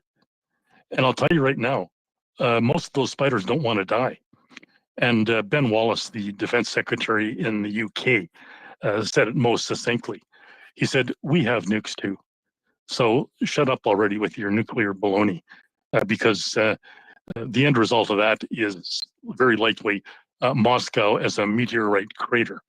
And nobody in Russia is going to go down that road, much less the highly self-interested, almost psychopathic, if you will, certainly narcissistic hangers-on around and amongst Putin. And furthermore, just one final consideration. Putin doesn't pull a pin himself. There's a whole command structure in place. It's just like the United States. The president doesn't pull the pin himself. When Colorado and the springs are sprung in Colorado, and the nukes are unsheathed. No, there's an entire tedious but yet effective process in place to deal with that. And Russia has that as well for obvious reasons. And if they didn't, we would have all disappeared in 1984, the last time that there were some serious malfunctions in the Russian nuclear system. But in any event, the bottom line should be that these ramblings, I don't know if it was Julia Davis, if she was just quoting this ridiculous talking head in Moscow or what, but it's too tiresome already, and it's designed strictly to do one thing, and that's blow a hurricane force wind up the kilts of every single American citizen, and try to create an aura of panic. Which, I mean, if you have to roll the clock back to 1962, John Fitzgerald Kennedy and the Cuban Missile Crisis, to get that kind of a windstorm going up your kilt. So I would just suggest that that all be put into its proper perspective. So hopefully that helps a little bit. So I think you can sleep a little bit more easily in Montreal, hopefully. Thank you. Thank you, Leonard. Ken Ukraine, any follow-up? Yeah, I wasn't meaning to discuss the nukes, and I also am not worried about them. And this thread of James Mack 064 was, he discusses more of that, but her specific statement is about the ATACMS in which she uses. Yes, I know very well when I'm referring to two female propagandists, I should have been slower and clearer.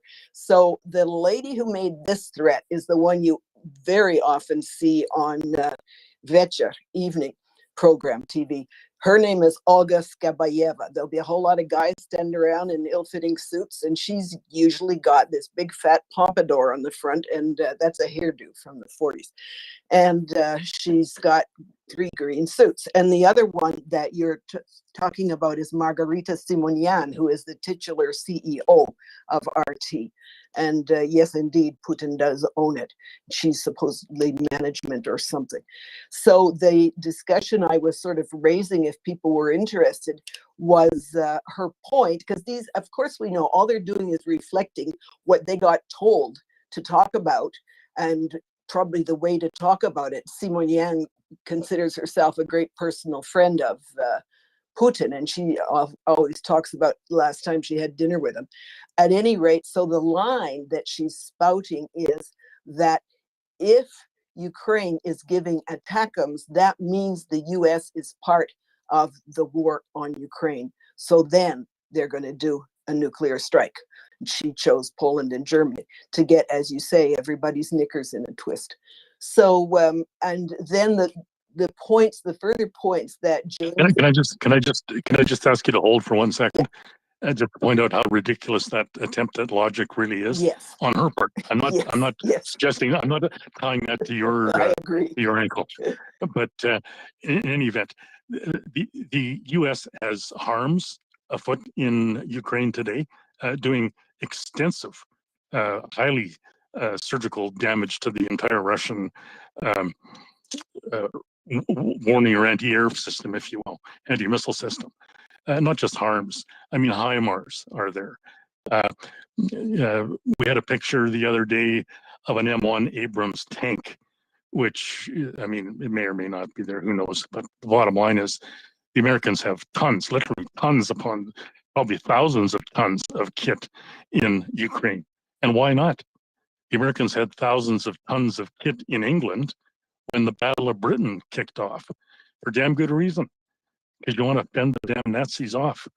And that's precisely what's happening in Ukraine today as we speak. So anybody who suggests that, oh, America's at war with Russia, horse twaddle. That's utter horse twaddle.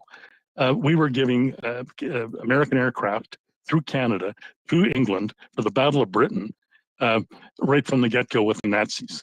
But the Nazis were at least smart enough not to be saying, oh, we're at war with America. They knew goddamn well they did not want to be at war with America, for bloody good reason. And the Russians should have the same sensibility.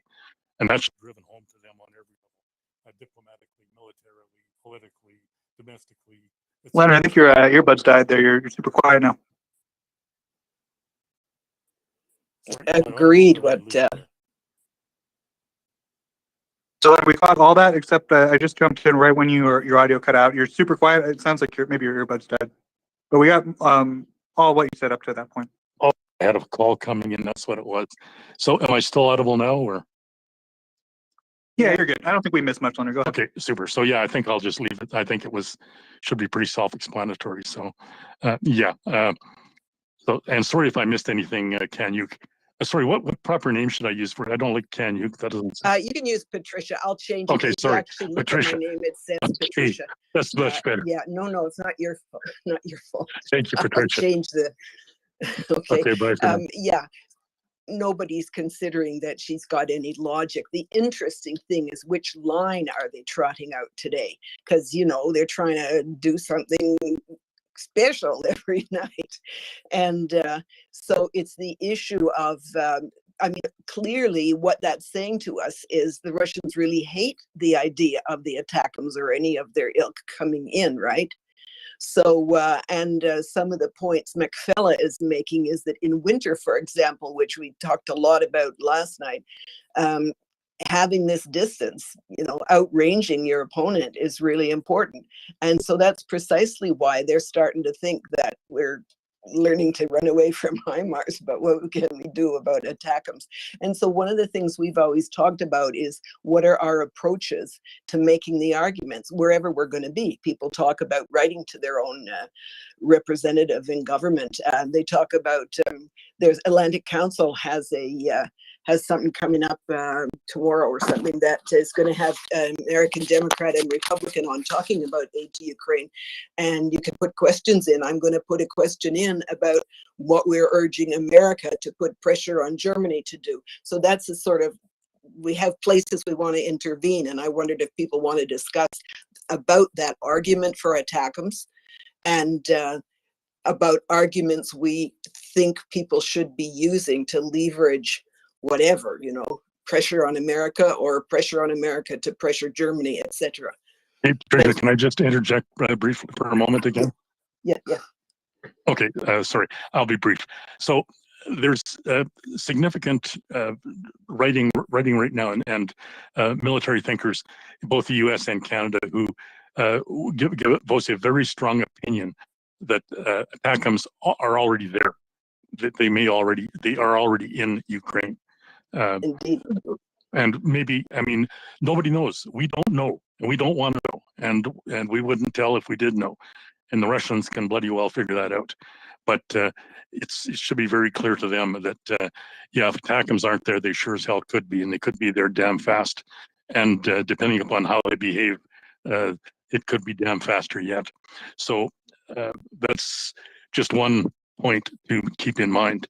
Nobody has committed to the fact that there may be ATACMS in Ukraine today, but nobody's committed to the fact that truly, certainly that they aren't. And that's precisely where we should leave it with the Russians. Maybe they are, maybe they aren't. Govern yourselves accordingly. Yeah. Thank you. But we got people like you guys have Jake Sullivan and even Biden himself saying we don't want it. They don't need them yet. They don't need them yet line, which can be an excuse for not sending very many, not sending them yet, whatever, and deciding what Ukraine needs yet when Ukraine says we need them yesterday. Yeah, I'll just interrupt again. Don't pay too much attention to what Jake Sullivan says. No, Jake I Sullivan, understand. he's playing a political game. He's a political operative. He's out of the Kennedy School and the SAIS. Yep. He's got one game in town and one game to play, and it's relates to his role in the NSC in the White House.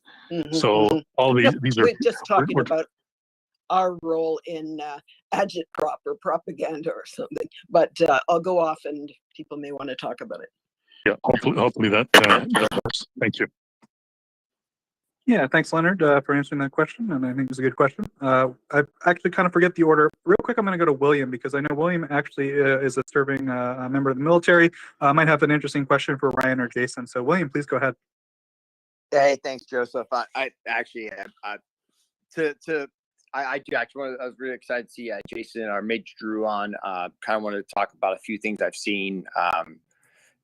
Gleans I've seen off the battlefield and ask him a few questions about that. But to the last speaker's point, there's a lot we can do as especially in America. I talking to Americans. There's a lot you can do to reach out to your members of Congress. Just simply giving them a call, sending a letter in can help out a lot right now. Just simply voicing your support for the ultimate amount of support for Ukraine that we can give as a country. It will help out. So if that makes sense. And then what the main question I had for Major Drew, I think that I love hearing him talk. I like to come about this. We've talked a little bit in a message, just sent a couple pictures, but as more of a on the ground, a squad level idea. I was a squad leader, infantry soldier in Iraq, and really, thinking about what you talked about earlier, the differences we did from say OIF2 versus when the big heavy elements came in during their surge in OIF 6 to 8. It was massive changes, and we realized that we needed to not just use Bradleys and tanks, we needed Humvees, we needed a combined arms effort on a very small granular scale, I guess. And I think that we're seeing not only really good lessons learned, but we're seeing a well-prepared military take these offenses on. So I guess one thing wanted to ask you about is the way they're using those combined arms, light vehicles, heavy mechanized units, and in this theater, heavy artillery, etc. But being able to craft that to the situation. And then the other one is as infantry soldiers, especially in Iraq and Afghanistan, our job was to clear through the elements usually, whether it was a major city, a large province, and then we'd have Afghan or Iraqis following behind. They were not always the most well equipped, etc. So what I've really seen over the last few weeks, especially as Ukraine has kind of done this amazing offensive across so many areas, gone through so many camps of just, it seems like trash, and I think Chuck called it hobo camps. But you saw very well equipped soldiers on that front line, that front offensive. They all looked very uniformed, moving through.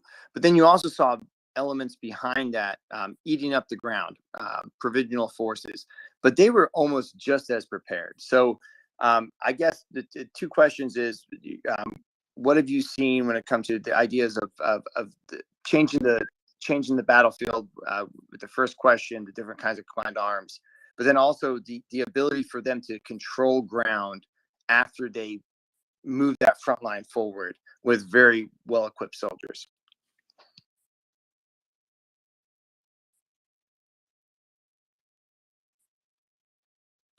Williams, Jason, yeah. So first of all, I hope I thanked you for those photos you sent me. If I didn't, I was quite remiss, but I'm pretty sure I did. So thank you for that in the DMs.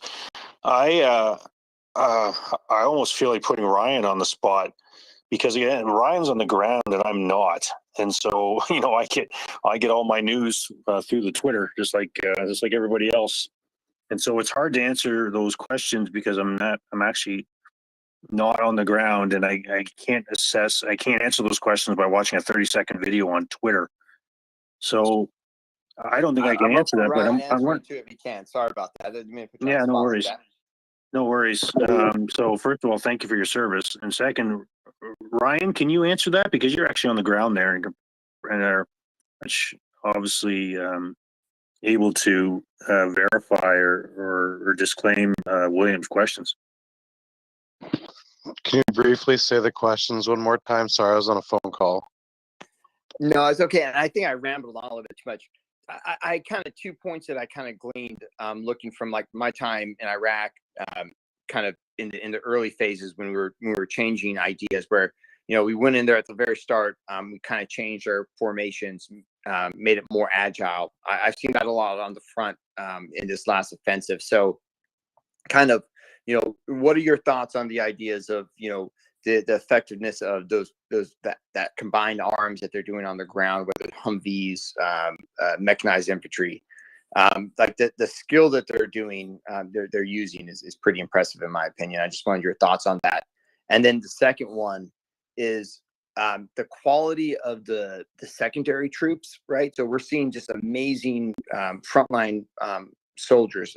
I'm so impressed with the Ukrainian soldiers. It's amazing to me. Well prepared, right on the front lines. But what we're seeing is like, the secondary forces, you're seeing, provisional forces, things like that come in, but they're still very well prepared. And what I was wondering about is the skill level of those provisional troops. When we eat up, or when Ukraine eats up, 100 kilometers, the forces that are manning those outposts and those CPs along the routes, how skilled are they? That's kind of the major question. So with the combined arms thing, yeah, it's definitely a game changer as long as it is done in a managed and appropriate way as far as like operations planning goes. Obviously, it could be done a little bit better over here if we had more actual armor versus running into battle with pickup trucks. Hopefully that changes more and more as things keep progressing. For the second part, as far as like the secondary line, so you have like the National Guard and then you have the Territorial Defense Forces. They're not really comparable to like the U.S. military units. Predominantly, like the TDF was started out as sort of like a reserve force for city protection, but they're not just always civilians. You have to understand the war's been going on since 2014.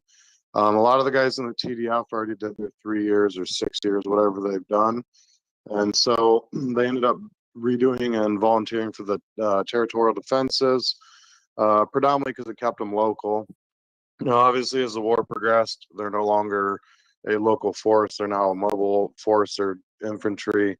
I'm actually part of a TDF. We're part of a special reconnaissance unit under the TDF. So, I mean, we do frontline trench raids, the whole 9 yards. So they're not just like, I mean, they're volunteers that they came back to join the TDF. Not all of them are volunteers, obviously. There's other parts with it too, but predominantly, even their second line is just as good as their first line. The only big difference between like the TDF and like the SBU or the GUR or the land forces, you're just going to see different types of equipment. And it really depends on like if they own the sector or if they're just like a secondary to the sector. But I mean, they're all pretty decently trained as far as operations goes now. And they're getting better because obviously we have training getting done in the West with newer recruits. The biggest difference that you're seeing now between what's happening now versus 2014 is in, I think, 2016 or 2017, they really started pushing the NCO Corps.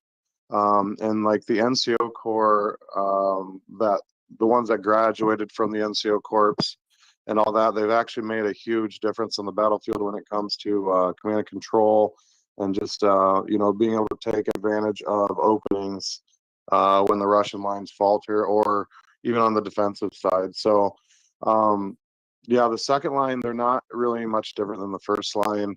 They're all pretty well trained. There are some that never had military experience. They've luckily learned as things have happened, or they've gotten training when there's downtime. Thanks, Ryan. Major Drew, please go ahead. No, I just wanted to thank Ryan for giving us that fulsome answer. That was fantastic, and obviously he's much more prepared to give that kind of answer. But really, I changed the topic. I'm afraid I do have to leave the report. So if you don't mind, there, ladies and gentlemen, I hope I was able to contribute to the discussion this evening. And what I like to do lately, my last words are always, if you're able to divorce yourself from some dollars, please contribute to MriyaAid. MriyaAid, which is linked to the MriyaReport, is a charitable organization in which they kindly take your donations and turn around and purchase non-kinetic equipment and kit for the Ukrainian people. Medical supplies, uncrewed aerial vehicles, and a plethora of other non-lethal kit and equipment, and they send it over to the Ukrainian people so that they can use it in order to help them with this awful invasion of their country. So please, if you're a first-time listener, and if you feel like individually supporting the Ukrainian cause, then please donate to MriyaAid.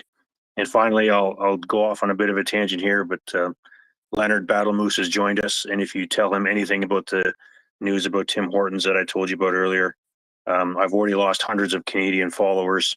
I'm afraid if you tell Battle Moose, he'll go on a rampage, and I'll just lose even more Canadians. I'm only up to about 53 Finns to balance that. So please, Leonard, I beg you, please don't tell Battle Moose anything. I got swear, I got sir, your back, sir. I will not say a word, and I certainly Okay. won't tell him about your secret army of Finns. So, thank you, sir. Thank you, everybody. Ladies and gentlemen, have a good day. Have a good evening wherever you are. Bye. Thank you very much, Major Drew. Battlemus, go ahead. Oh, yes, you're going to spill it there, Leonard. It was bad news, Battle Moose. I don't think you want to hear it, but it relates to Tim Hortons. So if you press me, I can tell you.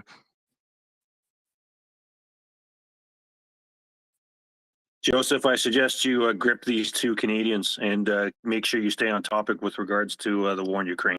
That's all I have to say. Thank Yes, you very sir. much. Yes, sir.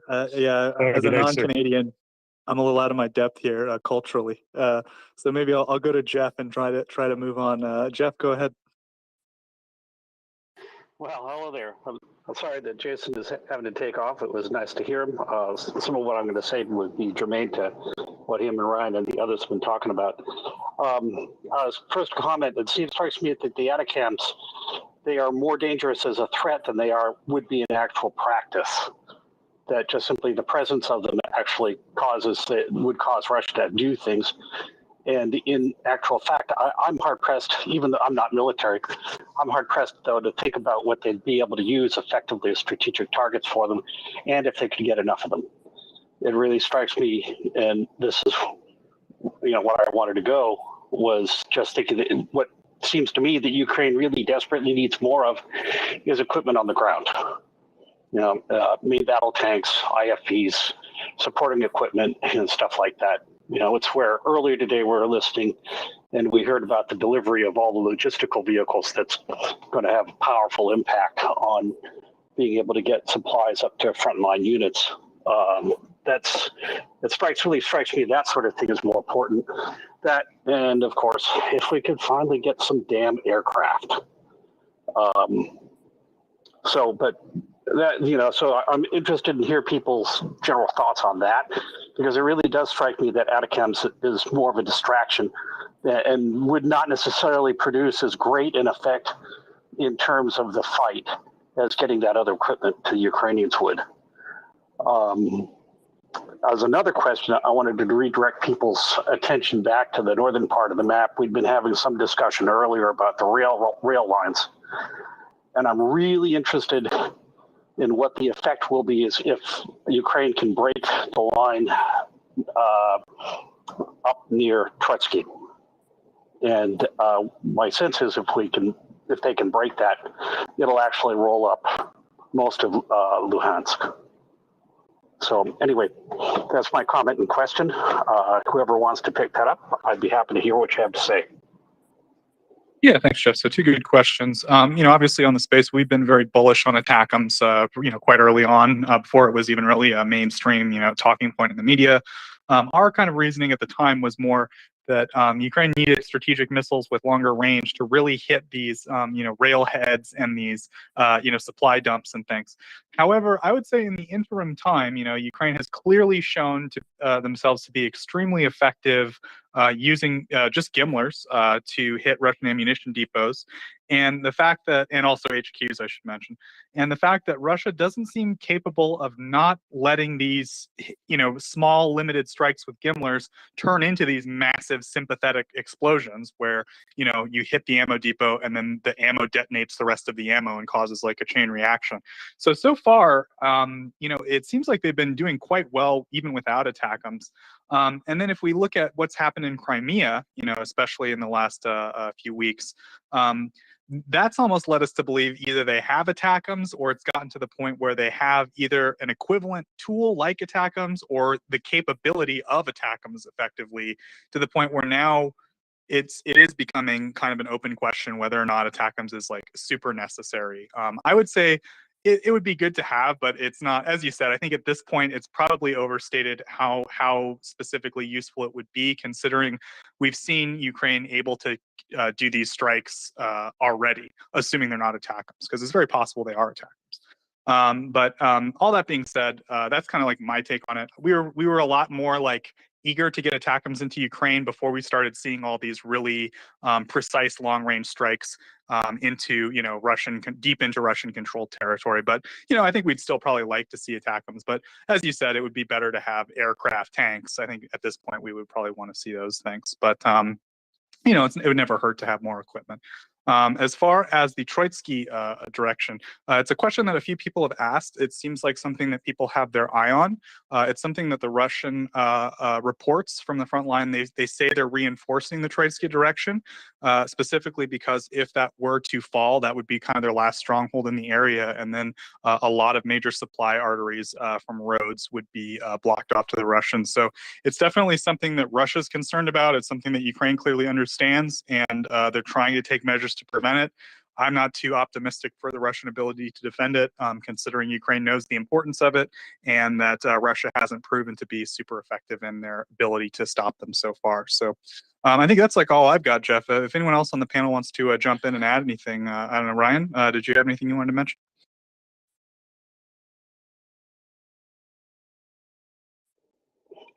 Jumping in with something of a redirect, they don't necessarily have to take Troitsky.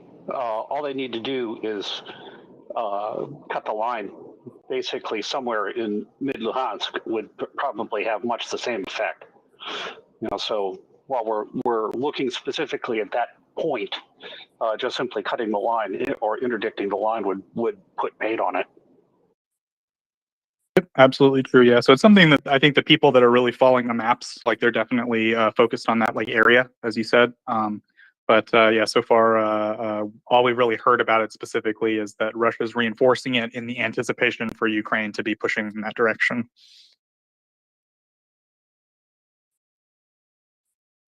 Okay, we got Robert coming up. Robert, please go ahead. Jump on, but I've been listening with great interest to just amazing discussions all day long. So you guys are just wonderful.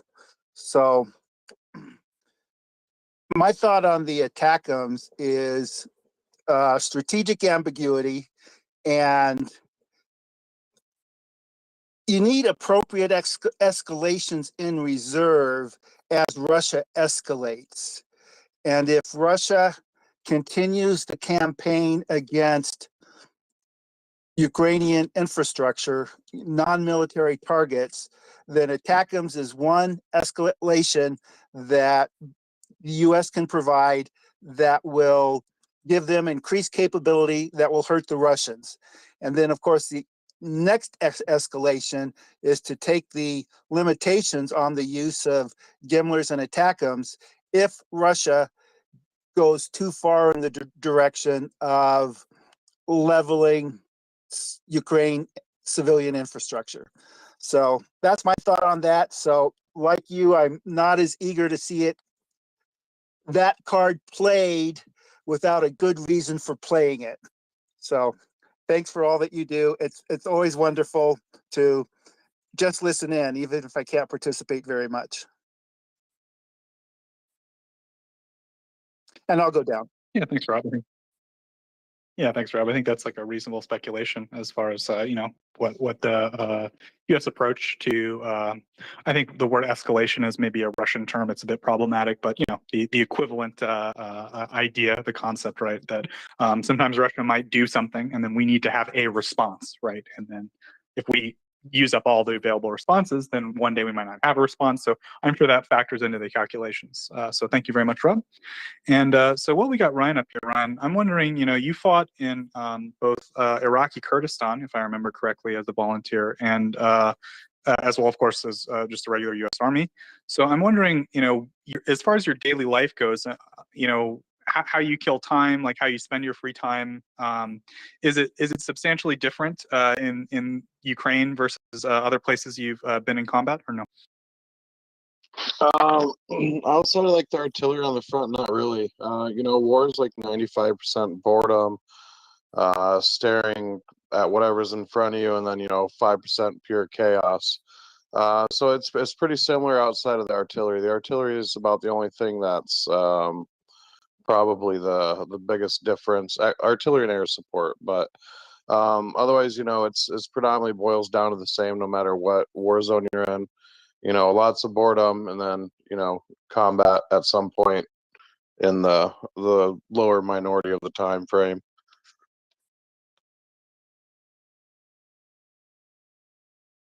And I assume now you're like looking at drone schematics, but I mean, back in, before that, what would you do? Like read a book, or how do you spend all that downtime?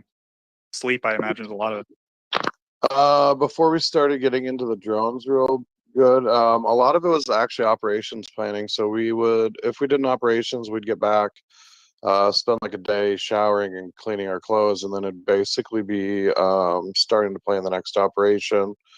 Now, basically, it's a lot of drone maintenance, and we keep getting our vehicles blown up. So vehicle fixes and just patching stuff up as good as we can. So it's a lot of maintenance, a lot of logistics. Hopefully here soon we got most of our logistics lines fixed. So now we can basically just sit in trenches and launch drones. So should be a lot better. I'm tired of driving all across Ukraine. We also have been going down south and other areas too to help build drop munitions. So Gotcha. Yeah, you're often doing, as you call them, side quests, where you have helped out various people, and I know that you have a special place in your heart for all the Ukrainian farmers because you have a rural background in the United States yourself. So definitely, I'm sure that help is appreciated. And I guess I'm wondering, are you given R&R time? Is there a period where you're told, okay, you don't have to be at the front for a little while, and then I don't know, do you spend that time? You go to Kyiv, or what do you do with that time if you have it? basically, our R&R is running around either picking up the drones and the drone parts, or it's heading to a unit to build, the payloads for the other air units that are dropping munitions. So the R&R time's pretty full, even though we're not directly on the front. Usually our R&R consists of just driving. That's our basic break. Or when a vehicle gets broke down on a front line, sitting there and watching everything go to shit. That's our R&R. Gotcha. Yeah, all work and no play makes Ryan a dull boy, maybe. But it sounds like you have enough fun with operational planning and drone mad scientist stuff. You feel like you're I don't know. I don't want to say morale, but like you feel like you have enough diversion from it, or do you feel like you might get burnt out? No, like we got enough diversion in our unit. So we do drone stuff, but we also have guys that are like doing the reconnaissance for the drone strikes. And then, if we ever want to go raid a trench or something, we can volunteer direct with our command and be like, hey, go put us on this next mission or whatever. Usually they're like, are you sure about it? And we're usually like, yeah. Like when they were planning the Kharkiv offensive, the commander basically said, hey, you guys want to go take care of this for us? And pretty much everyone in the unit was like, yeah, let's do it now. So, it's monotonous to a point with the drones, mainly with the logistics it was. But now that we got the logistics mostly done, now we can do more of the drone strikes and then basically just do some more trench stuff. A lot of foreigners don't like the trenches, but trench raids are actually pretty cool once you get the operation set up decently on it. So I don't know. It'll be a lot better here soon. Less travel, more fighting again. So that's good. Oh, Ryan, I have questions for you about trench raids, but first we'll go to William. William, please go ahead. Hey, Ryan. No, I'm over here daydreaming a little bit. Even though I always like to make sure there's a lot of folks on this space that aren't veterans who haven't served. There's a special kind of thing that happens with folks who've been in combat. None of us wish anybody ever has to go to combat, I think. But there's a special kind of thing when you hear someone talk about trench raids that you wonder if that's what you want to do the next day, So the real question, Ryan, is I got to face some pretty good mortar fire artillery in OIF2 more than any other my time in the military. It was good precision, very smart stuff. Folks that were still in the military, Republican Guard early on in the war, but it was never. I mean, it was never anything like what folks are facing in Ukraine right now. And can you just if there's any way to explain, what it's like, or what that type of fighting is, knowing that that heavy of artillery is, out there every minute. Oh, I don't know how to explain it. Like, so, I mean, Sorry, you man. get Sorry. you get used to it to a certain extent. Most people do. Some people just get shell shocked all the time. But I mean, there's ways out of that too. You just gotta go up and shake them. But I don't know. Like, it's hard to explain. I mean, it's nonstop, but I mean, there's also lulls in it. So like after a barrage comes in, you just sit there, look at the guy next to you, and you just like chuckle a little bit. So I mean, there's like humorous parts in between it. A lot of times you'll just like the Ukrainians will be like pizdiats or like suka blat, and like you get a kick out of it because like we know their cuss words and like they know some of our cuss words, but like we don't fluently speak each other's languages, so it's just funny when somebody starts cussing. And there's just random jokes that people say, but it's pretty intense. So in 2017, I was actually in Kirkuk during the fighting between the Iraqi and the Kurds, where was like an actual like somewhat mortar. It was mainly mortars and then tank fire battle back and forth. The Iraqis had the tanks, we didn't have any, which sucked. But so I mean, I was used to getting artillery strikes. We got hit like 5 meters from one of us, messed up a bunch of guys. But yeah, it's the. So I actually went through basic in 2004. We were one of like the last groups that did like trench training, all that at basic training. So like when you're running through like the training with the military, it's like, yeah, this is awesome. But what they don't tell you is like usually when there's trenches, there's a bunch of artillery. So it's something that you don't realize like at the time, like, yeah, trench raids are gonna be the best thing ever. And they are, it's fun to do, but in training they don't tell you about the artillery that comes with the trench raiding. So I mean you do get used to it to a certain extent.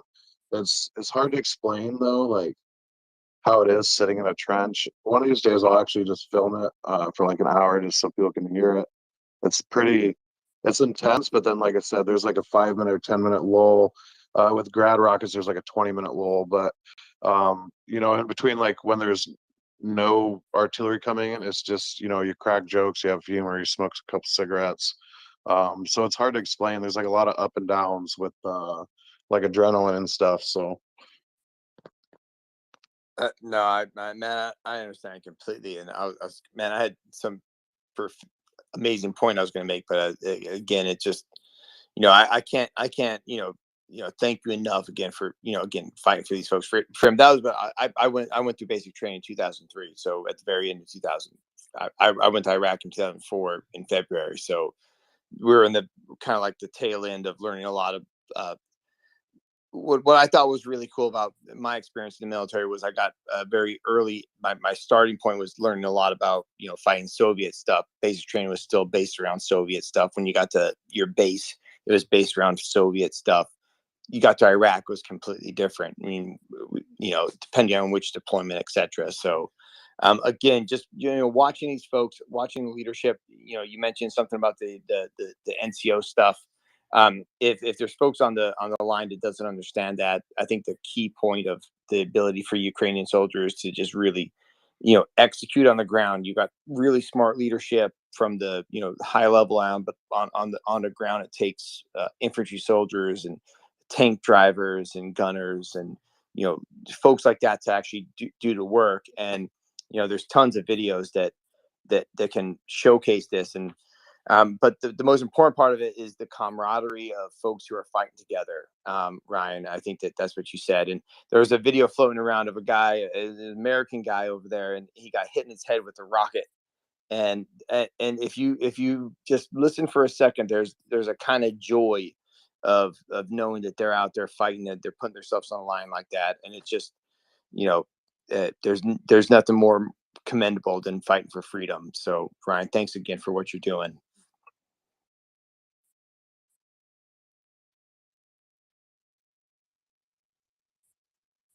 Thank you, William. And Ryan, despite the touching question from William, I have to ask because I've been bombarded with DMs. You're working on a special drone, Ryan, a very special drone. and our audience is dying for an update on the Dill drone. Ryan, please update our audience. We have it ready. Hopefully it'll be used here soon. So with what we're doing, we actually have to get targets from higher up. We don't just roll up to the front line and then go choose a target like 40 plus kilometers behind the front line, or even on the front line. I mean, we can hit tanks all day. We do hit them, but a majority of our drones are for stuff that's more high value than a tank. So we wait for targets. We got some other stuff in for hitting stuff in trenches. So you'll see the Dill drone here soon, hopefully on video, unless our pilot misses, because then obviously, actually, we'll probably still post the miss so we can make fun of him for the next however many months we're alive. But so yeah, there should be a video of it soon. Thank you, Ryan, and to our audience, yeah, he is weaponizing dildos. This is, I would say, part of a fun, to some extent, a fundraising effort for the unit, right? But also maybe a bet to see if it could be done. And it sounds like it's made good progress, and you're just awaiting authorization for deployment of the new weapon system. So I would encourage everyone to please give Ryan a follow and stay tuned for that. Ryan. Yeah, so basically it started out as a bet with our main drone pilot, because we're actually doing autonomous flying drones too, but he's like, well, I can hit one with a Russian with a dildo or something. And then it just steamrolled from there where it was a bet. So now we're going to do it just to see if he can do it. If he misses, I'll still post the video up just because then I can make fun of him. And how aware, like how high up, what is the highest ranking Ukrainian military officer that is aware of this project, Ryan? With the dildo thing, probably a colonel. I don't know what they would actually say higher up. I think the colonel just ignored what we were doing with it. As long as we kill a Russian with it, I don't think he's going to care, really. He's probably just going to shake his head like he usually does.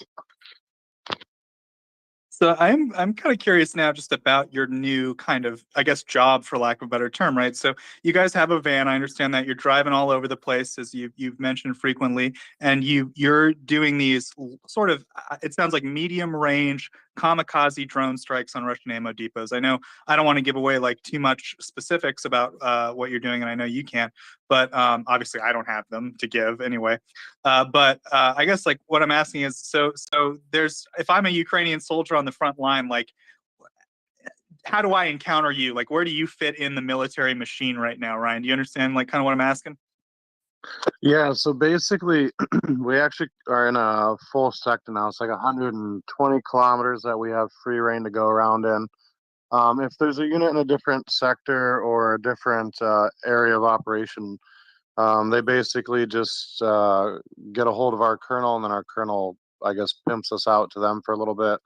But I mean, a lot of the units that we deal with now, we've dealt with before. So like, if they see us roll up, it's for them that it's like, hey, what's up? Go hit something for us.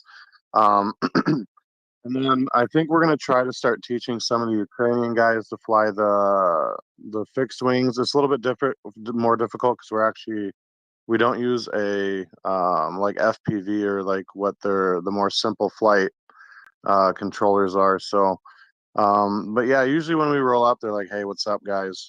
Go kill this, whatever the target is. Usually then we'll just hang out with them too and maybe go out in the trenches. So like usually when we show up, we do quite a bit of stuff though. A lot of the stuff in the south was basically building munitions and then seeing what we could do to help them with their drones if there was an issue with like a broken rotor or giving them extra batteries or whatever. So Gotcha. And so, but as far as where we are at in like the military, I guess we're infantry guys with drones. I don't know how to. I mean, we do about everything. Like I said, we got guys in our unit that do the trench stuff. The easiest way to put it is we're like a scalpel, but we also have a sledgehammer in our unit for the trench stuff. Who takes over like the operational command for when we do like the ground movements too. So it just depends what the commander wants in our area. And then if he says, yeah, we just want to go bust some teeth in, then we got a crazy ranger that leads the way on that. Yeah, I guess I'm just trying to picture, right? Like I'm just like a regular Ukrainian soldier in a trench somewhere, and like you guys just roll up in a van, and you're like, I got this suicide zone, and like I'm gonna launch it behind enemy line. But it's you probably don't do a lot of direct interacting with those guys anymore. It's more strategic targets you're hitting now. Is that right? Or do you do a lot of interactions with the actual guys in the trenches on the front? Yeah, we still talk to guys in the trench because we actually put guys in the trench to do reconnaissance too while we're doing it. Because like I said, now we actually have stuff for anti-tank too, so it'll get more used. We'll get more use out of it. And again, we have guys that don't do the drone that are with us, and they're more of the sledgehammer type. So if there's a trench and there's Russians within range, they always want in the trench. So, um, but yeah, like we talk with all the Ukrainian guys that we're with, or the foreigners that we run into. We've ran into quite a few. Like some of the foreign units down in the south, or like Carpathian Siege, over which was somewhere in the east. We run into quite a few different units. A lot of the people know who we are for the foreigners, at least the American ones anyway. So And like, what's the kind of feedback? I'm just trying to picture if I'm a regular Ukrainian soldier, like these just I guess not Americans, these people from different parts of the world just roll up in this van, and you guys are just like, all right, we have drones. You have a problem here. Okay, it's not a problem anymore. Bye. Got to go to a new spot. Is that kind of? I mean, am I picturing it wrong? Or go ahead. no, yeah, that's usually how it works. Like when I went down to the Kherson front to do all the drop munitions and stuff down there, it was basically I rolled up, uh, just went straight to work after driving around Ukraine for like 48 hours, built a bunch of bombs, showed them how to use them, and then we hit some stuff, and then I drove away the next day. So, I mean, it depends on the area, but now that we got a whole sector that we can play in, we'll probably do more of the trench stuff, and basically just try to just create more chaos for the Russians, really. Just whatever the command will let us do. Yeah, it's a really, really interesting, job or role, military role for sure. So yeah, if anyone does have any questions for Ryan, I think I've tried to sort of explain what he does in Ukraine, what he's all about, right? Earlier in the war, he was carrying seven RPGs, I believe, in a backpack, hunting tanks. But now this is his new passion project, his new work. And it sounds like it's going quite well for Ryan. So if anyone does have any questions, please feel free to come up. Leonard, please go ahead.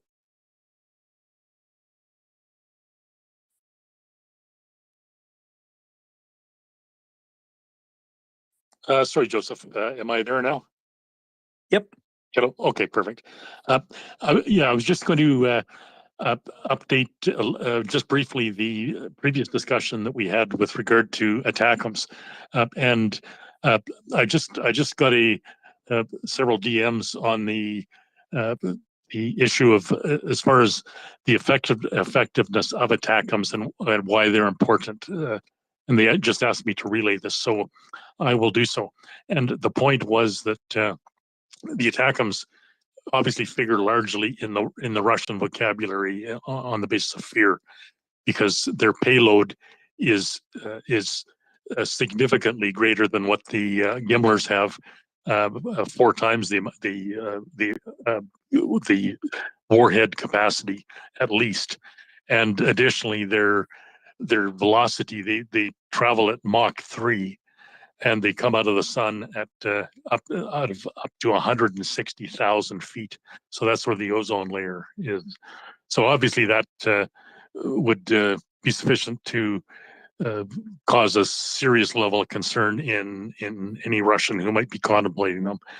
And that's could be just a further factor to take into account when we're assessing the both the lethality of these items, as well as the secrecy surrounding their existence or non-existence in the battle space. So just something to keep in mind. And I guess I've one final point, that payload capacity would make them a serious threat to bridges anywhere in the land, and even most specifically probably in the Russian mind, the Kursk or Kerch bridge into Crimea. So Hopefully that just puts things in a little bit of perspective on that point. So thank you, Joseph. Yeah, I think those are some good points, Leonard. I was maybe a little bit dismissive of attackums, but I think I'm just comparing, like, if I think back a month ago, like we really wanted attackums in Ukraine, right? Because we were very concerned about Russia's just long-term ability to just keep sending all this ammo in, right? And these railheads. And in the interim period when we were we were basically talking about attackums every night, I would say. We've seen Ukraine able to do some pretty spectacular stuff even without attackums, and possibly with their own missile called the Sapson or Hrim. We're not sure. Like, Ukraine is definitely hitting things with from ranges that are not Gimlers. Okay, we'll just leave it at that. So as Leonard said, there's strategic ambiguity there, and that strategic ambiguity is more than enough in my opinion. I'm not trying to be dismissive. Attackums would be absolutely great for Ukraine, and so good points, Leonard. No objections to any of the points raised in the DMs or by you. So thanks very much for that. With that, we will go to all your spaces, and then we got a couple other people hopping up. Hey, thanks, Joseph. I was just curious about the some of the drone stuff with, I guess, that Ryan's involved with. It's a kind of an interesting point to be in with, like, regarding the kind of the history of warfare and how this has changed a lot. I know they're not new to this conflict, but all the videos out there of these consumer drones dropping grenades and taking out tanks that are worth, I don't know, a few $1 million. Seems like there's almost some kind of paradigm shift happening here. So it's interesting to be part of that at this point in time. I was curious if like, Ryan, if you, when it comes to, like, the how effective you think you could be, like, if you could choose, like, what you would think the most effective thing you could do with the drones would be, would you rather be dropping bomblets or ordnance, or would you rather be, say, painting targets? So we don't actually, with our drones, we don't drop munitions. Everything we fly is a one-way flight, except for our surveillance drone that we use for the long-range targeting or close-range targeting, whichever we need.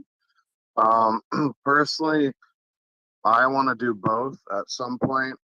We've been trying to work on getting a laser designation system up to where the loiter munitions, basically we paint a target and we can launch a swarm and just hit everything at once.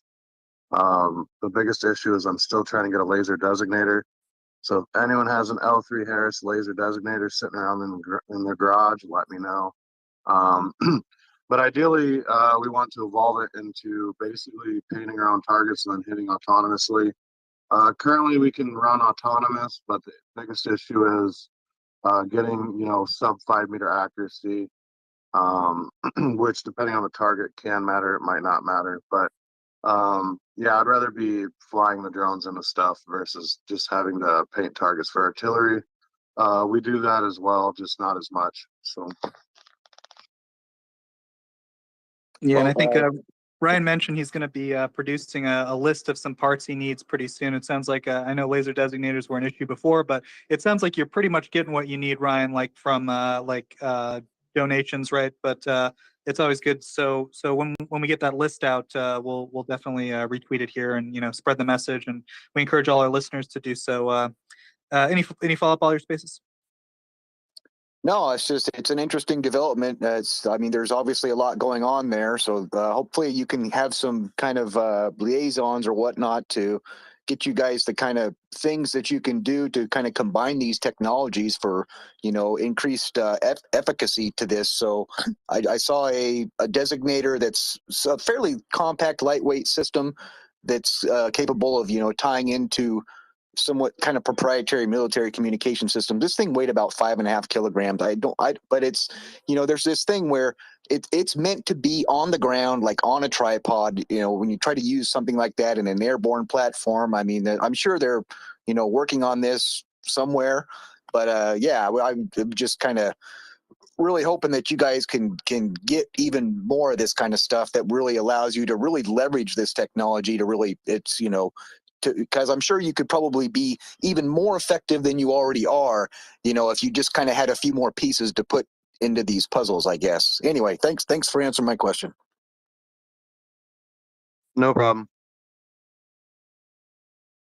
Yeah, and Ryan, I mean, like, if you were able to scale up your operation, right? Like, let's say that the Ukrainian armed forces or whatever came to you and said, "Hey, like, we like what you guys are doing. We want to scale this thing up." Like, what do you think you would need to, if resources became less of an issue, what would you have? Would you have like a base, permanent base where you guys would set up? Would you just have more vans with more guys? I mean, because to me it sounds like a lot of it's kind of an organic process, right? You're out there, you're using these tools in the capacity they're intended for, and then you're taking that knowledge and putting that into the design of the new stuff, right? So like that feedback loop, I imagine, is kind of important, or that that loop of learn, deploy, use, learn, adapt, right? Like you have to use it. So I'm wondering, in terms of being able to scale up the model, do you think it's something that's possible, or do you think that you guys are just kind of unique in terms of your skill set and the way that you've been able to apply that skill set in this situation? No, so scaling up's definitely going to be a thing that we're looking at in the future. We spoke with some people recently about production. The biggest issue right now is getting airframes. So we're actually going to start looking at producing airframes in Ukraine or near Ukraine. The people we spoke to recently said they could produce about, I think, 500 a week. So we're definitely looking at ramping up. And like there is a cost issue too as well on that. But if we can get our own injection molds done, we'll probably go that route.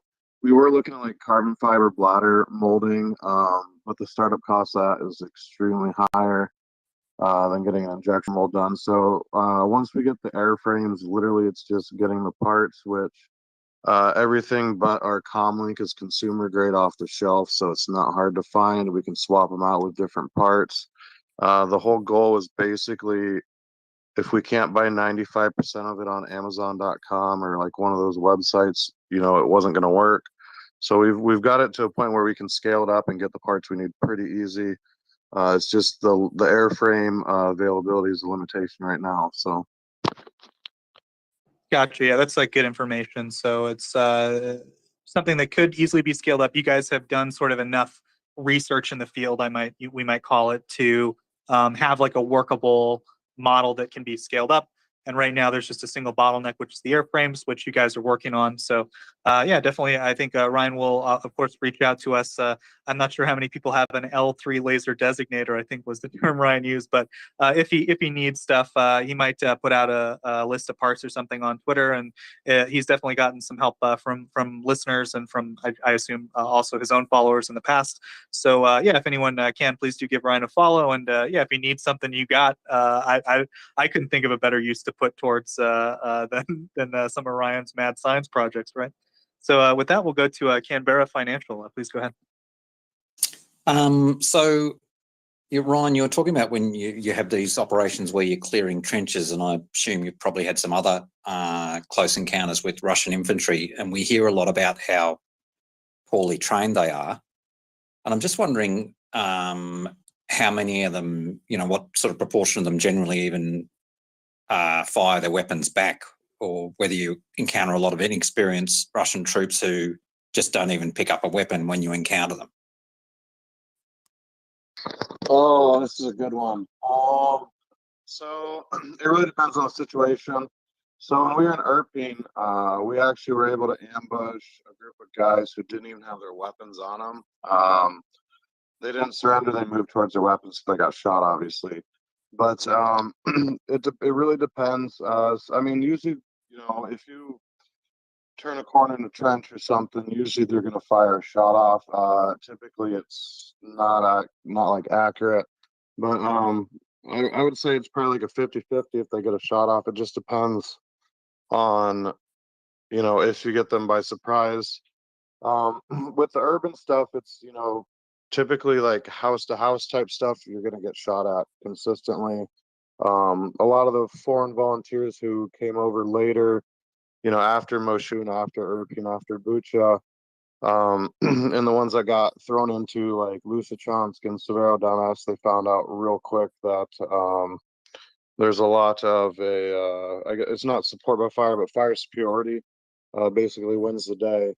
So like urban operations, there's definitely a lot more of a chance that you're going to get, schwacked by a Russian shooting at you versus, doing like a trench clearing where there's a confined space versus, multiple buildings that are shooting at you at once. So, I mean, it really just depends on the scenario. At the start of the war, I would say it was more of like they just fired randomly at you. And even probably now, they probably still do that majority of the time. I don't think they're actually aiming. I think they just shoot in that direction that they think you're at, unless you're standing there and they can see you. But I would say they're not really. They're more about volume of fire versus actual accuracy. The Ukrainians are too, but they still try to do accurate. Some videos you'll see them shooting pretty inaccurate, but most of the guys that we've fought with, even at the start, like our commander Vadim, he was basically like, don't waste ammo, because if you get stuck out here without ammo, you're screwed. So typically, the Ukrainians are a little bit more conservative on their ammo. But I mean, yeah, it just depends on the situation. Like when we were in Irpin, when we ambushed the Russian HQ or attempted the ambush, they were definitely shooting back a lot at us. That was a good one. Moshun, they were shooting at our buildings that we were in. When I was in the north, it was more of a catch them off guard at nighttime stuff. So, and we had some really good snipers there. So I guess it really just depends. Zaporizhia was more of if we see you, we're going to shoot a tank round at you, which they did all the time. So I guess it really depends on the sector and then what you're doing. Any follow-up there, Canberra? I've got a question about whether he's seen any of the indigenous drones that are being produced by Ukrainians, such as the Punisher drone, and whether he's looked at them, and apparently they're much lower cost and purpose-built. Whether he's heard any reports about them. Yeah, actually, I just met with a group. I guess it'd be yesterday, on Monday, on a drone that is actually fully made in Ukraine, outside of the electronics. We were actually helping them figure out their comlink setup to where it wouldn't get jammed as easy. Obviously, it's probably still gonna be able to get jammed. It's not as easy. The unit didn't have the money to spend on the higher expensive comlink, so it's basically like the cheapest model that is the most effective for the cost. So yeah, they are getting produced in country. I haven't seen any of the real big ones. Like, okay, I take that back. I've seen some of the big ones like Aerosvitka uses, which I think they call them like the R18 or whatnot. But yeah, there are groups of Ukrainians and Ukrainian units that are producing in country, using like 3D printers and then basically ordering the electronics to throw on them. I haven't seen the Punisher yet. I'll have to look that up and see what it looks like. Oh, I was going to ask you about the Punisher. Apparently, that's being used by the owner of the company is out leading a special operations group, using his own drone that he invented. There's just some new videos released of it now that you would on YouTube that you'd be able to look at now. Yeah, I'm googling on my other phone real quick.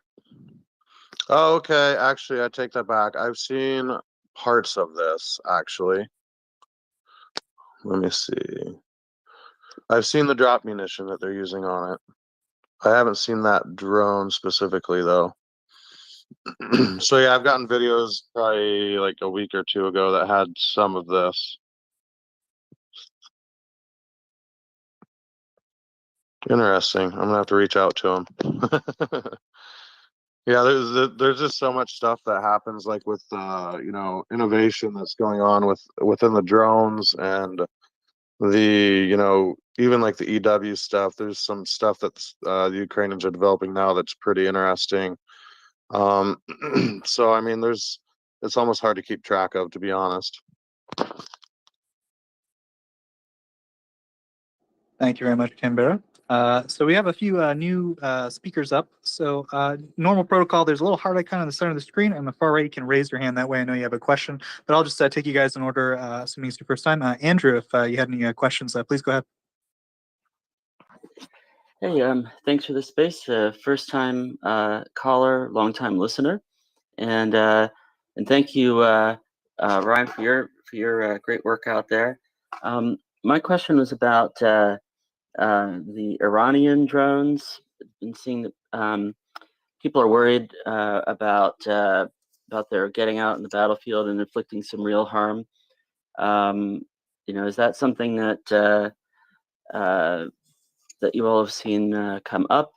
And are there? I guess my follow-up question would be about countermeasures. I keep seeing these high-tech electronic warfare Russian command vehicles being captured intact. Are they just dumb enough to be using the same equipment and frequencies to control their still active drones? Just curious from position of ignorance. Would love to hear any thoughts on those topics. So I haven't dealt with the new one. I've actually had experiences with their older ones, like the Shahid 125 or 129 or whatever it was. Because I was with the Kurds in Iraq, so I also helped out with the Iranian Kurds. And the Iranians love to shoot UAV missiles at us in the Camdale. If it's like the 129, I'm going to assume the electronics might be a little bit better. It's probably a GNSS based one, so it's probably not mil spec. So it can probably be jammed decently. It's just a matter of having the active radar, active jamming type systems that can identify it, which they might run into issues unless if Ukraine has the systems to do active jamming. The issue is they're going to have to probably modify how it tracks and picks up the target, because the new ones are actually pretty small compared to probably what the most EW systems here are used to picking up. But it's probably something that Ukraine can overcome in like probably the next 30 days or so, because a lot of the EW platforms and like the jamming, or even like the what's it called when they hack it, there's actually a word for it.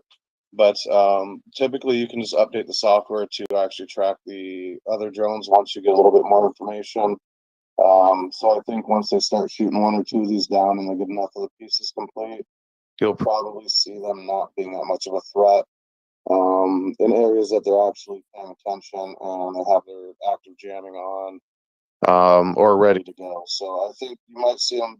There is nothing that's going to turn the tide of the war by any means, but you'll probably see them, destroying some stuff here in the next 2 or 3 weeks, and then their usefulness will slowly fall off as the Ukrainians adapt the systems that they have currently in the country, and as they get some more to counteract them.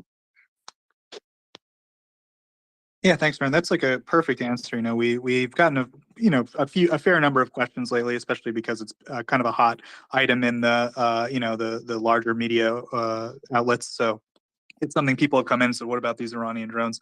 And I think you laid it out perfectly. It's definitely, it's a new thing, right? So it's going to take a moment for Ukraine to adapt, but it sounds like you, as someone on the ground working with drones in Ukraine, and as someone who has been fired at by Iranian drones in anger in the past in Kurdistan, you're pretty confident in their ability to adapt to that, those Iranian drones. So I think that's pretty that's in line with what we've been trying to say, and it's kind of good to hear. So you're largely in agreement with that, Ryan?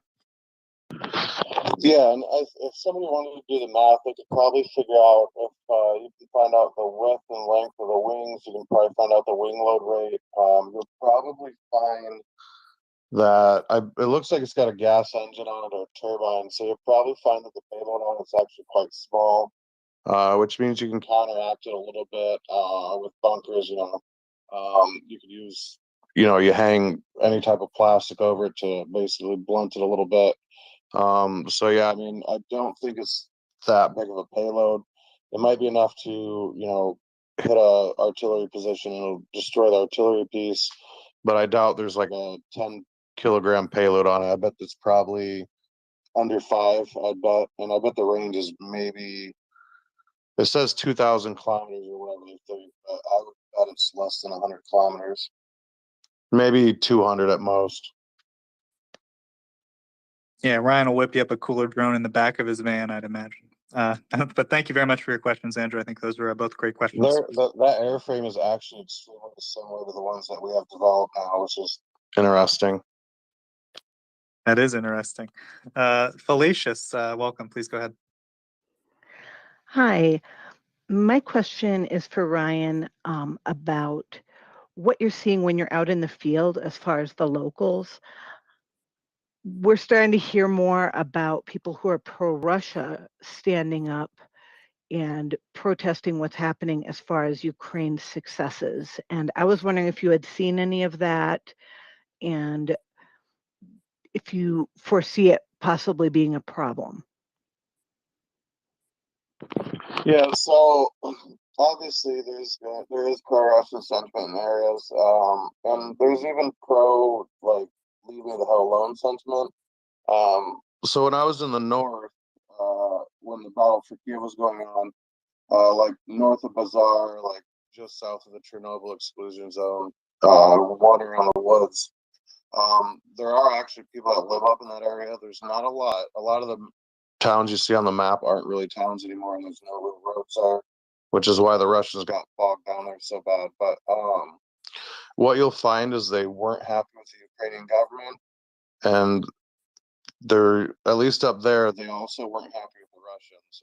They liked the Soviet times because they had roads, they had people living in their villages. But you know, as modernity, as like Ukraine modernized, people moved towards the cities. Rural areas fell out, just like it happens in the U.S. and everywhere else. Now, when you go towards some areas in the south and the east, what you'll find is that they didn't like the Ukrainian government because, you know, they felt like their area was neglected.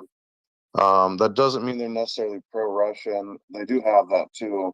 But there is, you can definitely tell a difference in an area where they're not exactly 100% behind Ukraine, but they're also, like, a lot of the areas that we went and liberated in, they're not really pro-Russian. A lot of them are just fed up, if that makes sense. Now, if they'd rather be under Russia, it would really depend. Most of the ones we talked to were happy when we came through. Their biggest issue, like, we had an old lady basically say, you know, our stuff needs to get fixed and not forgotten, which, you know, I mean, it needs to.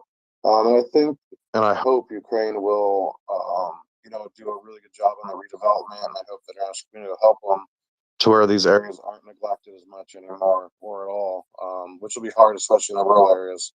But, you know, there is going to be Russian sentiment in some of these areas. It's part of, you know, like Ukraine's identity crisis type deal, because, you know, they were Soviet Union, then they broke away from it when the Soviet Union fell.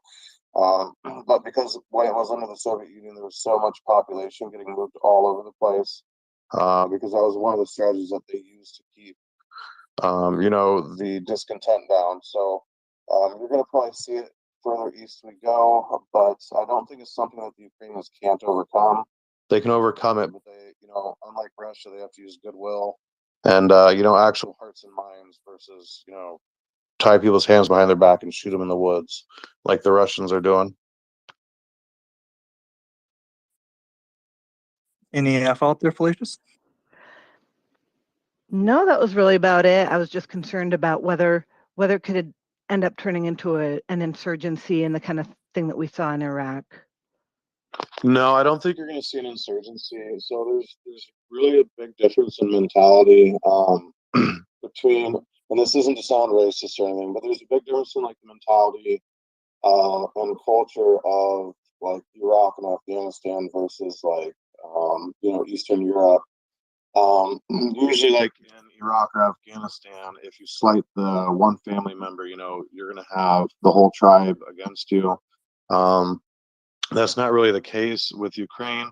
You'll probably see some insurgency here and there, but it's not going to be like a super, you know, explosive, involved insurgency, because it's just a different culture, and it's not one where if you arrest someone's family member, now there's a whole tribe after you, even if that family member did something wrong type deal. The best thing that Ukraine can do is, again, provide aid to these areas, goodwill gestures, be like, even if you're pro-Russian, you're still Ukrainian type deal. And, they have done good in the past in other areas that they've taken back from occupation. So as long as they keep doing the stuff to bring back the civilian infrastructure, ensuring the civilians have food, water, and just a support network, I think you'll find that there probably won't be much insurgency at all. Maybe one or two incidents every couple weeks type deal or a month, but it ain't. I don't see it going the route of Afghanistan or Iraq. It's just a different culture, different mentality. And the religious based violence in Iraq was a huge, and Afghanistan was a huge thing. Religious extremism is a little bit more of a I don't know if you want to call it a mob mentality thing than what's going on here. So I don't think you can really compare the two too much. Yeah, thanks. And I mean, just a reminder to our audience that Ryan served in Iraq and Afghanistan, so I think he probably can make that comparison. I think with some degree of knowledge, right? So thank you very much for that, Fallacious. And we had one other question, which I think the new person dropped. But please feel free to come back up. Don't be shy. It's great to have new people asking questions. Just press the microphone button in the bottom left-hand corner of your screen. We got Ryan O'Leary here. He's currently serving in a unit of foreign soldiers in Ukraine that are, a formal part of the Territorial Defense Force. They're called the Knights. I think I've done that introduction properly. And if you guys could please retweet the space, let people know that we're talking to Ryan. I think Ryan's like such a great, source of insight into what's going on the ground in Ukraine, because he's just an American guy. He knows exactly, what he can speak to us in a way that we completely understand as an audience in the United States or Europe, and he also is on the ground doing lots of interesting things in Ukraine. So lots of great knowledge coming from Ryan. He just needs to be asked questions. So please feel free. You can press the microphone button in the bottom left-hand corner of your screen, and also retweet and just let people know like this is an opportunity to ask this guy anything you want. So thank you very much for all the answers so far, Ryan, and for helping our audience understand what's going on. And with that, I believe we will go to Leonard. Leonard, please go ahead. Thank you, Joseph. I initially had a military question for Ryan, but you really piqued my interest here with your assessments as far as the sentiment, if you will, in the Donbass and what you've observed on the ground. And I believe, based on what you related from your background in Iowa, I believe you were reasonably tuned in politically in the U.S. So I'm just wondering. Firstly, you were talking about insurgency. I assume that you were referring to an insurgency amongst the current residents of the Donbass as Ukraine forces come in and take the territory back. Am I correct on that? Yeah, correct. Okay, super. So, yeah, it was a fairly interesting assessment, because some of the information we've got, and I don't know how far north that your journeys carried you, but certainly up in the Kharkiv region, it seemed as though the sentiment was highly pro-Ukraine, and Kharkiv actually being a former capital of Ukraine, going back to early attempts at democracy days, but and the big presence, a strong university presence, cultural presence, all kinds of high tech presence, etc. But I'm just wondering, as you go further south, it sounds like you're seeing more ambivalence, if you will, in certain parts of the population. Is that a fair assessment, or are we still seeing a very strong pro-Ukraine sentiment as you go south there? It depends how far south you go. So like the southeast and east, you're obviously going to see more ambivalence towards Ukraine. I've seen it up here in the Kharkiv region. And one of the areas, basically, somebody was saying, something. It was something derogatory towards the Ukrainian guy that was in a unit. The Ukrainian guy just basically yelled back and kept going. But I don't think you're going to see much of it up in the Kharkiv region. Maybe in some of the rural areas that, like I said, got neglected. But that's not something that's strictly in Ukraine. That's worldwide, with rural areas losing out due to development in the urban areas and more, work being available in the bigger cities. But yeah, once we start getting more into the east and into the southeast, you're going to definitely see probably some more pro-Russian sentiment, especially the more east we go. That doesn't necessarily mean that they're going to be, completely against Ukraine to where they're going to pick up a rifle. It may just be, civil disturbances and stuff like that. And again, as long as Ukraine handles it in a proper manner, and they can get stuff going back towards the civilians and show, like, they're not going to be neglected and stuff, I think you'll see that there's not really going to be insurgent and like an actual insurgency like we saw in Iraq and Afghanistan. The only way I would say that there would be some type of sustained insurgency is if Russia would support it. But I think after this war, Russia's not going to be able to support their own country, so I don't see that happening. But yeah, the further east and south you get, you're going to see a little bit more, especially the east. You'll see, more pro-Russian or like ambivalence towards the Ukrainian government.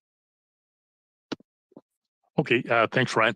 And then, as I said, I just have one quick military question, if I could, and it relates to what you were saying about the drones from Iran, or the Iranian drones, and that has been a point of concern recently in terms of trying to assess how big a presence that is, and how what the actual technical capability is of those Iranian drones. And you'd mentioned that they may have a range of up to 200 kilometers. And I was just considering that with HIMARS, the HIMARS range is about 180 kilometers officially. So I'm just wondering if it seems to me that could, if the Iranian drones show up in sufficient numbers in the battle space, that may be a question mark, or at least a threat to some of the HIMARS, which would then throw us back into ATACMS, because the ATACMS have twice the range of the actual HIMARS missile capabilities, and that then would clearly ATACMS or ATACMS would remove all of the Ukrainian artillery from threat by, say, any enhanced Iranian drone presence. So yeah, I'm just that's something probably you'll get more questions on as time goes on, because there's some pretty keen interest in exactly what's going on with the Iranian drones. So thanks for your comments on that. Yeah, so I mean, 200 kilometers is estimated. Like I said, if somebody actually sat down and calculated the wing load, you could actually probably get a better estimate on the range and the type of payload. I would assume the HIMARS has anti-air with it and probably EW systems. I don't think the Ukrainians would just throw those out wherever. The other thing is with the drones too, though. So, you can launch a drone all day long, but if you don't know where that target is, or at least the rough area, it's not going to be effective in, hunting a HIMARS. So if they're launching these, say they are a 200-kilometer range, loiter munition, they still have to have a rough area of where that HIMARS is. And I'm going to assume, figure if it's 200 kilometers, figure maybe they can go 80 to 90 kilometers before they'd actually have to turn around or find a different target. Because typically you can't run the UAVs to zero. 10%, whether it's battery or fuel levels, usually, the end of its traveling distance. But yeah, it'd be interesting to see what the actual full range on that would be. Like I said, if somebody calculates the wing load and can figure out what the type of turbine on the back is, or a rough idea on it, you can get pretty close on the range estimates. Um, with it being longer range, it's probably using like a spread spectrum RF or a SATCOM, so it can be jammed. It's just going to take work, and it'll take Ukraine some time to get into just how effective they can jam it. But at some point they're going to get it, and at that point it ain't going to be. It'll be a negligible threat. I think it'll be done within the next 2 to 3 weeks, honestly, before they start knocking them out of the sky in larger numbers. Yeah, thanks for that, Ryan. Thank you, Leonard. And with that, we will go to Robert. Robert, go ahead.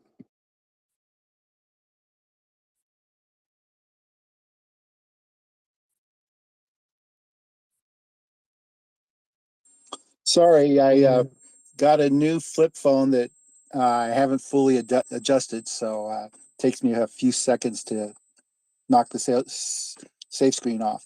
I was on a train from Kiev to Nikolaev several years ago, like 2015, and my cabin mate was a dredge captain in Nikolaev, and he said, "I am a Stalinist," and pulled out a bottle of vodka, and I don't remember much of the rest of the night. And I have a couple of other acquaintances in Nikolaev that have the same mindset. So there is that mindset that exists there. I think there's a lot of ambivalence, and I have a worm's eye view of the corruption in Ukraine, but there's a lot of ambivalence for many people just because of that widespread corruption, where government officials are enriching themselves at all levels of the government. And I've been thinking about that a lot in terms of will this war, with everybody who's been in the military and everybody who's been subjected to that, will not stand for it anymore. And that's my prayer, that everything that's happened, and I paid a lot of bribes. Like when I was in the hospital, every time I got a shot, I paid a little bribe to make sure that it was a clean stick. And for my godson, I paid a fair amount of money so that the free care, the quote free unquote care that his mother got would be better than what the same doctor delivered to somebody who didn't pay the bribe. So I'm hoping that because of the widespread military service, that type of corruption will essentially disappear, and Ukraine will be a society that people at the lowest levels will believe in.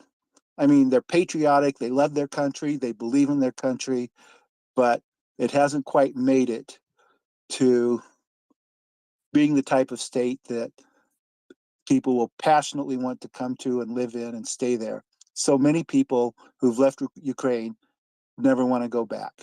And that's the reason. So I pray for the best, that this war and everybody who's been in the war will change the country for the better. Yeah, there is still corruption that goes on. So it has gotten better. So I talked to Ukrainians quite a bit on it that live here and who have consistently lived here.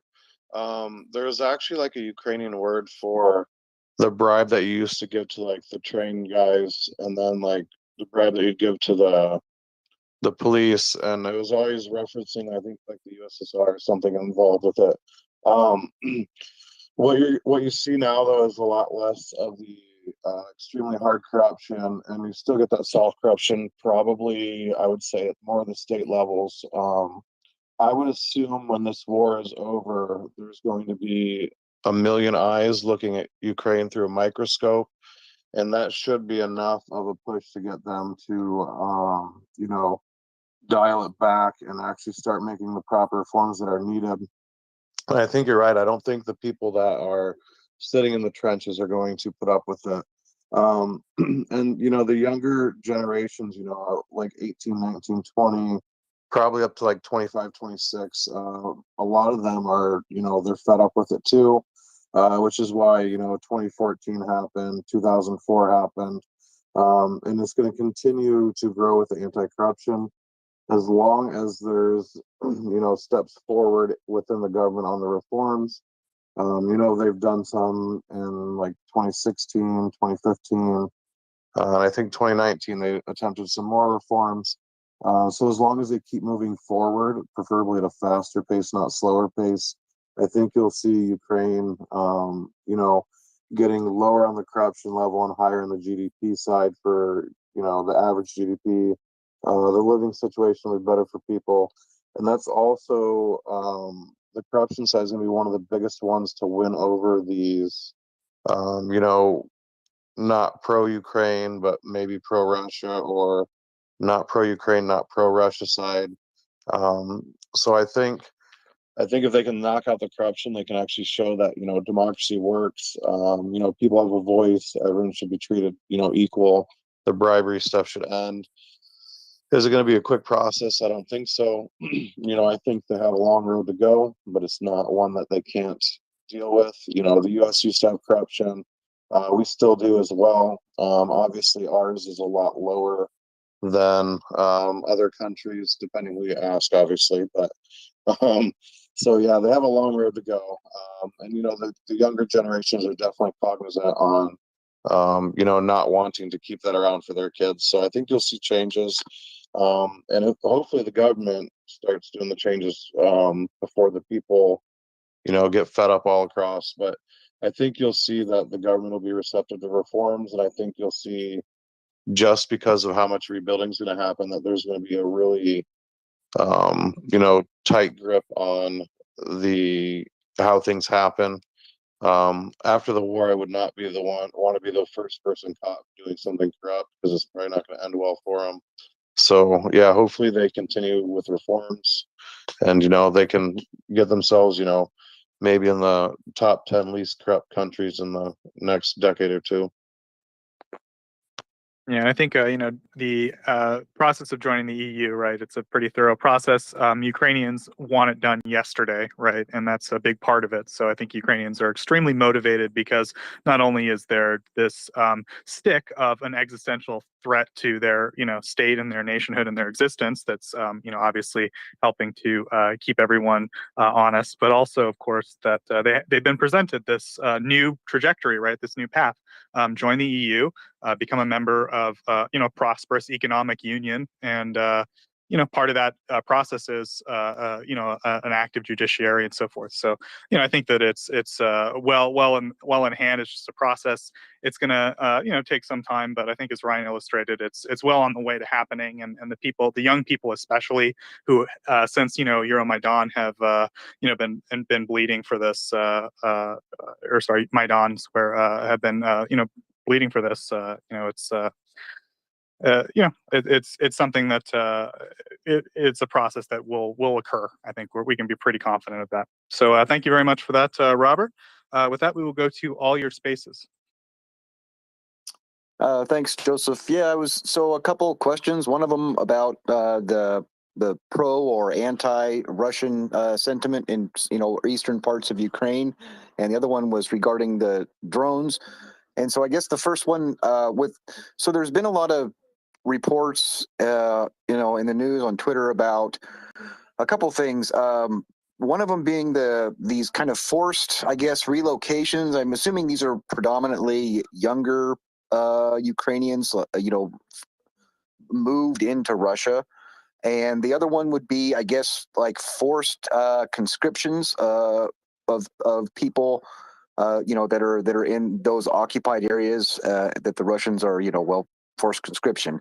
And I was wondering if you'd seen any indications that may have, had an effect on the way that some of those people, maybe they would have been more neutral. If maybe you'd seen any indications that might have, given them a negative impression of what Russia was doing in Ukraine. And the other one was with regards to the drones, and then maybe some of your on foot operations. I guess for the drones, would it be, if there was something that you could use with the drones, like for that you could help their survivability with, say like nighttime night vision or thermal capabilities, both for the drones and for you guys when you're doing I don't know, for lack of a better term, on foot tasks. Do you think that is, I don't want to like get too far into kind of what you guys are getting and what your capabilities are, but do you think that is something that would help, or is that something that you feel is being adequately addressed, or hopefully could be with maybe the Lend-Lease coming in and that kind of thing? Yeah, so like with the first part, like with the people who might be pro-Russian or anti-Ukrainian government, yeah, like you can definitely tell in some areas that they've just had enough. So I spoke with a few people who were in Izium recently, and there's some people that still voice some Russian support, but it's not really like, it's hard to explain. Like they were saying stuff against the Ukrainian government, but it wasn't like they were saying, you know, praise Putin. But I think you're going to see the conscriptions obviously going to have a negative morale. Any area that Russia took over by shelling the city to absolutely nothing is going to have a negative morale, and obviously a negative opinion. It might take a while for that to fully take effect, but like Mariupol, for instance, anyone that was pro-Russia before, I can't see how you'd want to be pro-Russia now if you're still, bottled water, collecting rainwater. You never know when you're waiting in a line for bread type deal. So eventually, it is going to kick in on these areas that Russia destroyed, then took over. Um, so again, I don't think you're going to see a lot of anything where it's going to come to like violence. There might be civil disturbances type deal. Um, as far as what we need on the ground, night vision. Russia doesn't typically operate with night vision. They have thermals on their tanks, their BMPs, and all that. But a small group of people can still operate with night vision pretty effectively, and it absolutely is a game changer in trench warfare at night. So night vision, I would say, is like the number one thing for ground combat that they need. As far as the drones go, I don't know if the U.S. would give me access to a spy satellite and some Terracom programming. That'd be great, but I'd probably have a better chance asking for a nuclear bomb at that point. Um, for our stuff, we only do one-way flights. We do have a big surveillance drone that we use. Our big surveillance drone doesn't have to go over the front line to spot stuff, so we're good on ours. With the other areas, like air reconnaissance units, they also call them Aeros Vidka. The biggest thing for them would be drones that actually have durability. Like the drones that Muta 8 bought for the last time that they sent over here, we dropped one of them from 150 meters up in the air, picked it back up, taped the battery back to it, and then flew it another 10 kilometers or whatever. The biggest issue is like just basic durability, and then getting the guys to understand that just because the battery says 10% life left does not mean you have 10% life to fly it back. So training and survivability or durability of the drones for the quadrants is the biggest key. Flight time. Obviously, flight time would be nice to have a better flight time, but typically, if you do good reconnaissance, you know where your target typically is, or you know where you need to go. So a 30-minute flight time, you can usually surveil what you need to and get back. But yeah, for most Ukrainian units that aren't doing the specialized stuff, I'd say durability, and then training would be the key. Cost effectiveness too is also a benefiting factor. But if you have the durability to where if you accidentally hit a tree branch, it's not going to completely ruin the drone. That can outweigh the cost effectiveness in the long term. So something as inexpensive as some 3D printed prop guards, I guess, might be something that could help in a small way with mission survivability on some of those drones. Just throwing it out there. I'm sure it's been addressed, but yeah. So actually, the quadcopters that Mira brought in. We ran into a tree, a bush, and a bunch of other stuff. We have yet to break it. We'd never broke a prop. The biggest issue we had was knocking a battery out, which then you pick the battery up, stick it back in, and it flies again. So it really depends. I think the DJIs definitely break their props a lot more. They're a little bit more fragile. But yeah, like 3D printed parts even would work. Luckily, the props are pretty cheap. The problem is when you run it into something, if it's on the front line, you're probably not going to get the drone back. So yeah, I would say anything that increases durability. The biggest issue is once you do add-ons, you also lower the weight capacity and your flight time. So there's got to be a even trade-off. Now, Ryan, I remember earlier in the war there was like this talk about, there was a possibility of Ukrainian drone operators like getting the signal trace and getting like artillery fire on them and so forth. Like, is there any real risk to exposing yourself in terms of deploying the drones at this point? I understand if you can't kind of answer that question for various reasons, but I mean, is that something that's a concern for you, or the teams that are kind of doing the work that you guys do? Yeah, I mean, it's always going to be a concern. For just because of the range that we have on some of our drones, it's not so much for us. We can launch one, sit in the back of a van, smoke a cigarette, depending where we're at on the front. But yeah, with a lot of these drones that they have over here now, it's hard for them to track the actual drone, but tracking the ground station or the controller is still a real good possibility. So yeah, the guys have to be cognizant of that when they're using the quad rotors and stuff. There are drones coming over now that are a little bit more secure on that, but again, your controller is basically transmitting a frequency, and then your drone is as well. But with your drone moving, it's a lot harder for them to track it with frequency hopping and stuff. Whereas your control box is still, broadcasting the same signal in the same spot, so it's a lot easier to triangulate that. So there's always going to be an issue with that. The only way you could really get around it is, sat comms and then sit real far back. But the problem with sat comms is the cost of them and the weight. I think the cheapest one we found was like $1,000 roughly. But they also weigh a lot more. So with the bigger drones, you could do it. Quad rotors, you can't really put satcom on it and be able to use it effectively. With our small fixed wings, we could, but we'd have to reduce the payload, and then we might as well use a switchblade at that point. So. Gotcha. And I know, Ryan, like a long time ago, there was a Ukrainian private who was on the front lines, and he was talking to us on the space. And once in a while, the signal would cut out, and you'd be like, like the Russians are doing their stupid electronic warfare at us right now. Like, we can't use Starlink as easily. Like, are you on the front line sometimes and you're just like browsing Amazon parts online or something, and like the Russians screw up with your internet, and you're just like, stupid Russians, like messing with my internet? Is that something that happens? So like with the Starlink, they'll actually jam it, but I don't know how I've never looked at the software side of Starlink, but however they're set up on how it swaps signals, it'll get jammed for maybe a minute or 2 minutes, and then usually it'll kick back onto another satellite real quick. So they're actually jamming the Starlink can be done, but it's not very easy. They haven't hacked into it yet, that as far as my knowledge either. If they could manage to make like a extremely low weight Starlink, you could probably mount them on a drone, like a big one, and it'd be like the cheapest satcom you've ever had. The biggest issue, I believe, is the receiver for the Starlink that takes the signals from the satellite is actually like locked into the Starlink itself in the module.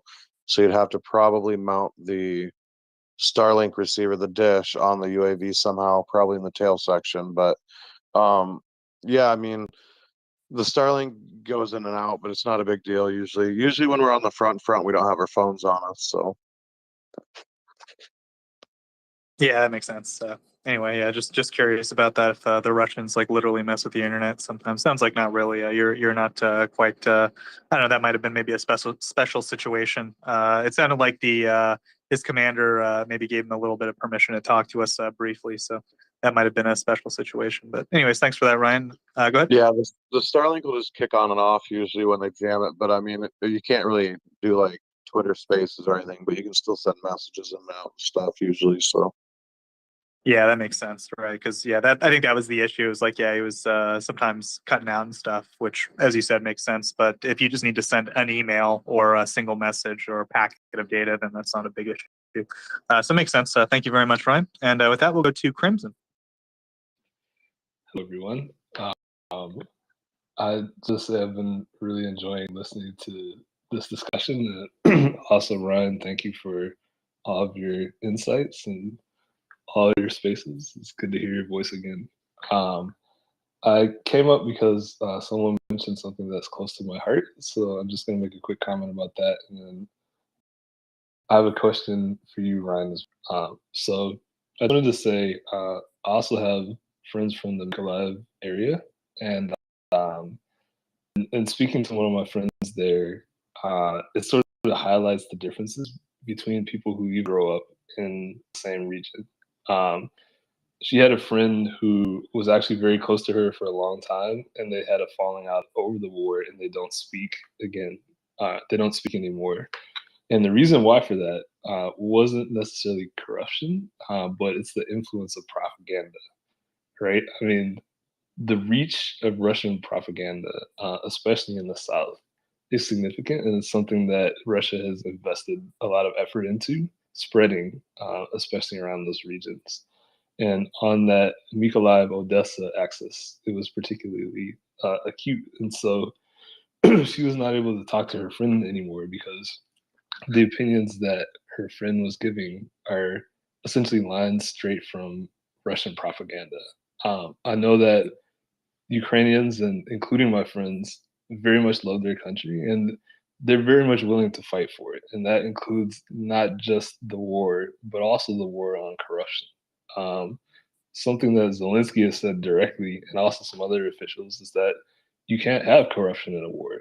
It's not to say that it doesn't happen, but the issue is that during peacetime, right, corruption means someone's pockets are getting fat or someone is getting a piece of the pie that maybe they shouldn't.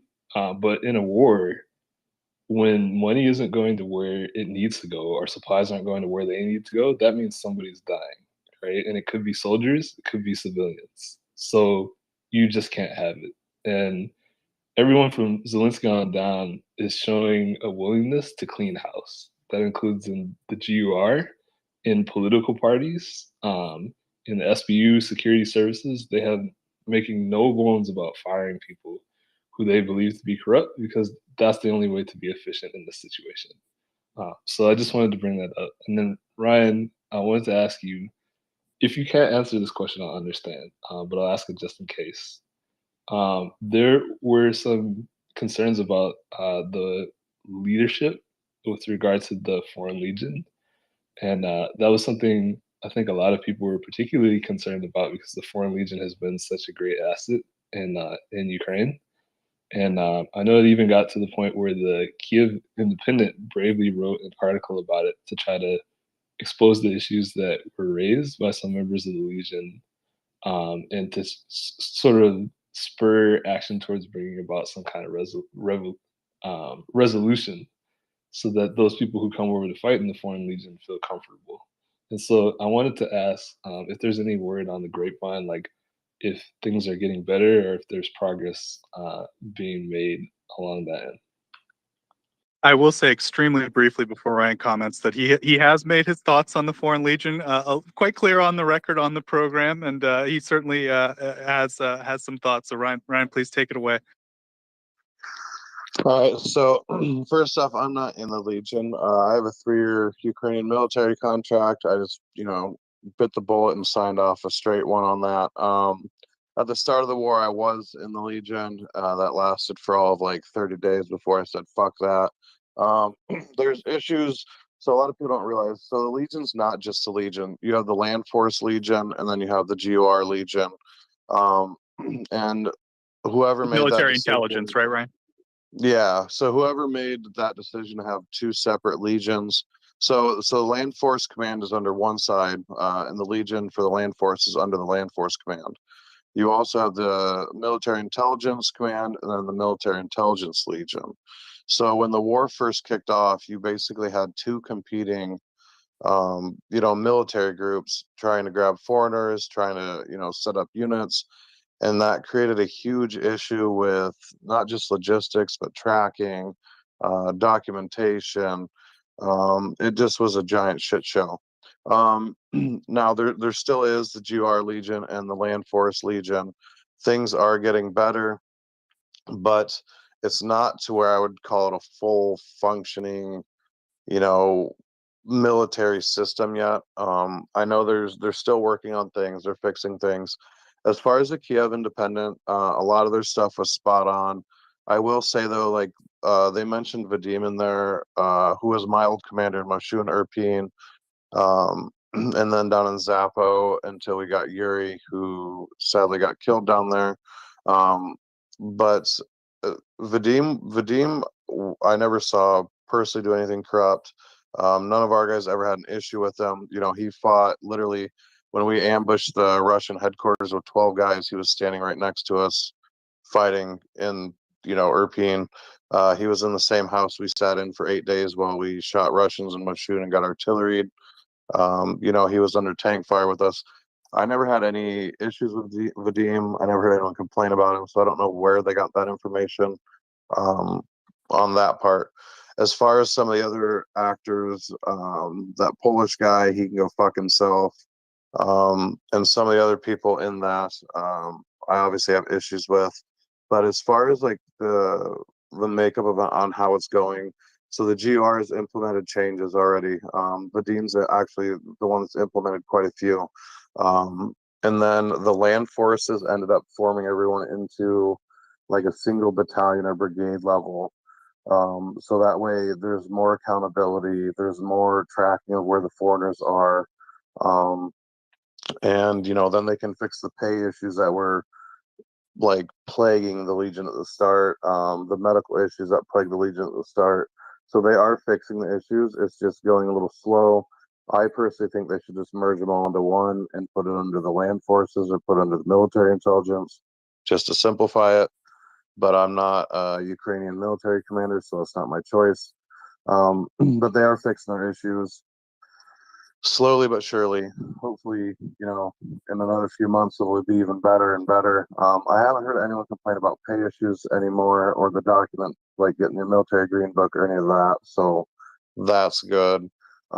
There's still issues with logistics, but it's a war zone. Obviously things aren't always, running smooth if a road gets taken out or, supplies get damaged on the way to wherever they're going. But yeah, I think things are getting better. Do I wish I was in the Legion? Hell no. I'm glad I'm not. But yeah, things are getting better. The horror stories that you heard at the start, not really ring true anymore. There still is some issues, but it's more or less getting fixed on both sides, both with the GUR and with the land forces. I don't actually know who even heads the Legion anymore on either side at the very top. I know they've replaced some of the representatives, the foreign representatives, but for the most part, they're fixing it. The other issue that they're having is there's foreigners over here currently that are volunteering with units that didn't have contracts that they're now trying to get everyone at least a contract.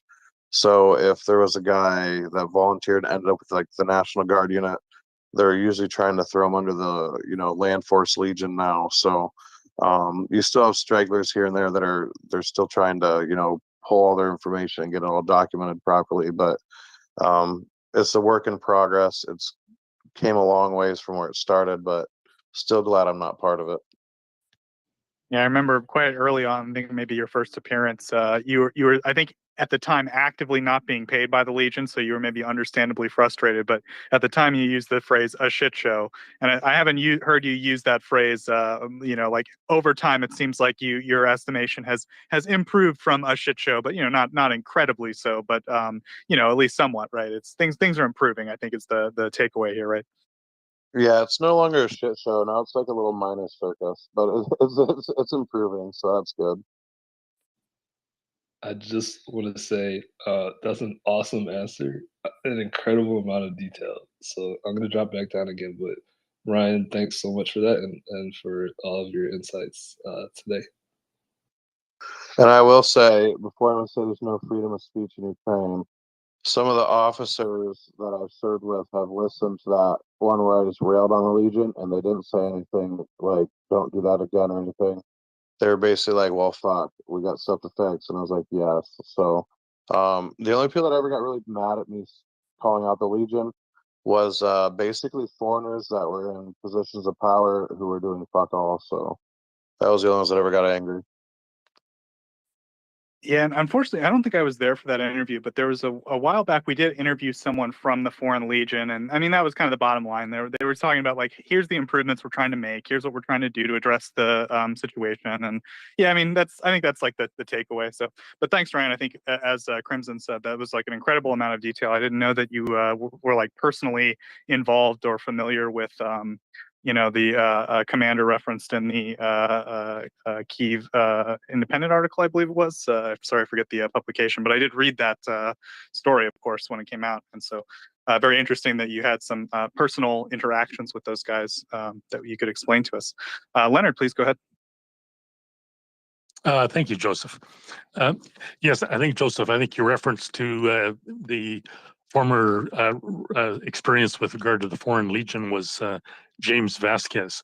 As I recall, James Vasquez had some fairly uncomplimentary experiences with the Foreign Legion right at the initial stages.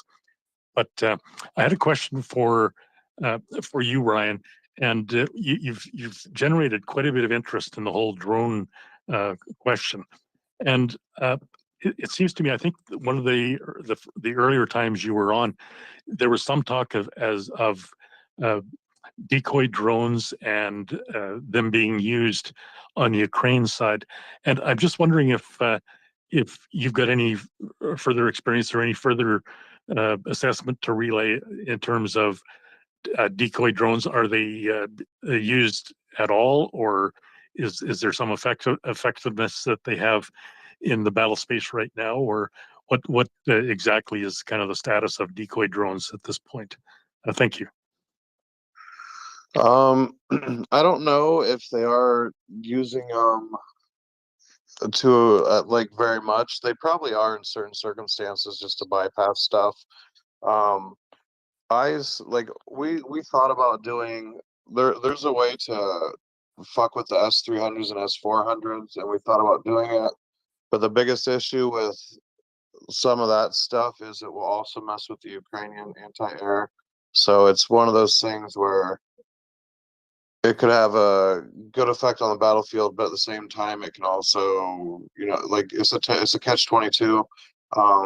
So like using decoy drones, they probably could do it. I don't think they're going to do it in large amounts.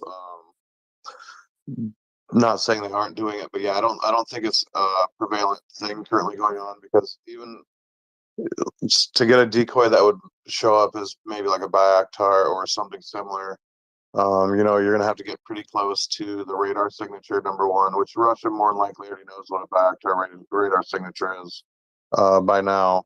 And then number two, you're still gonna spend 10, 15, 20,000 to get one of those larger drones up and running on any type of long distance. There are ways that you can actually, again, mess with the Russian AA, but it also will mess with the Ukrainian anti-air too. So it's something we look at. We decide not to do it for now.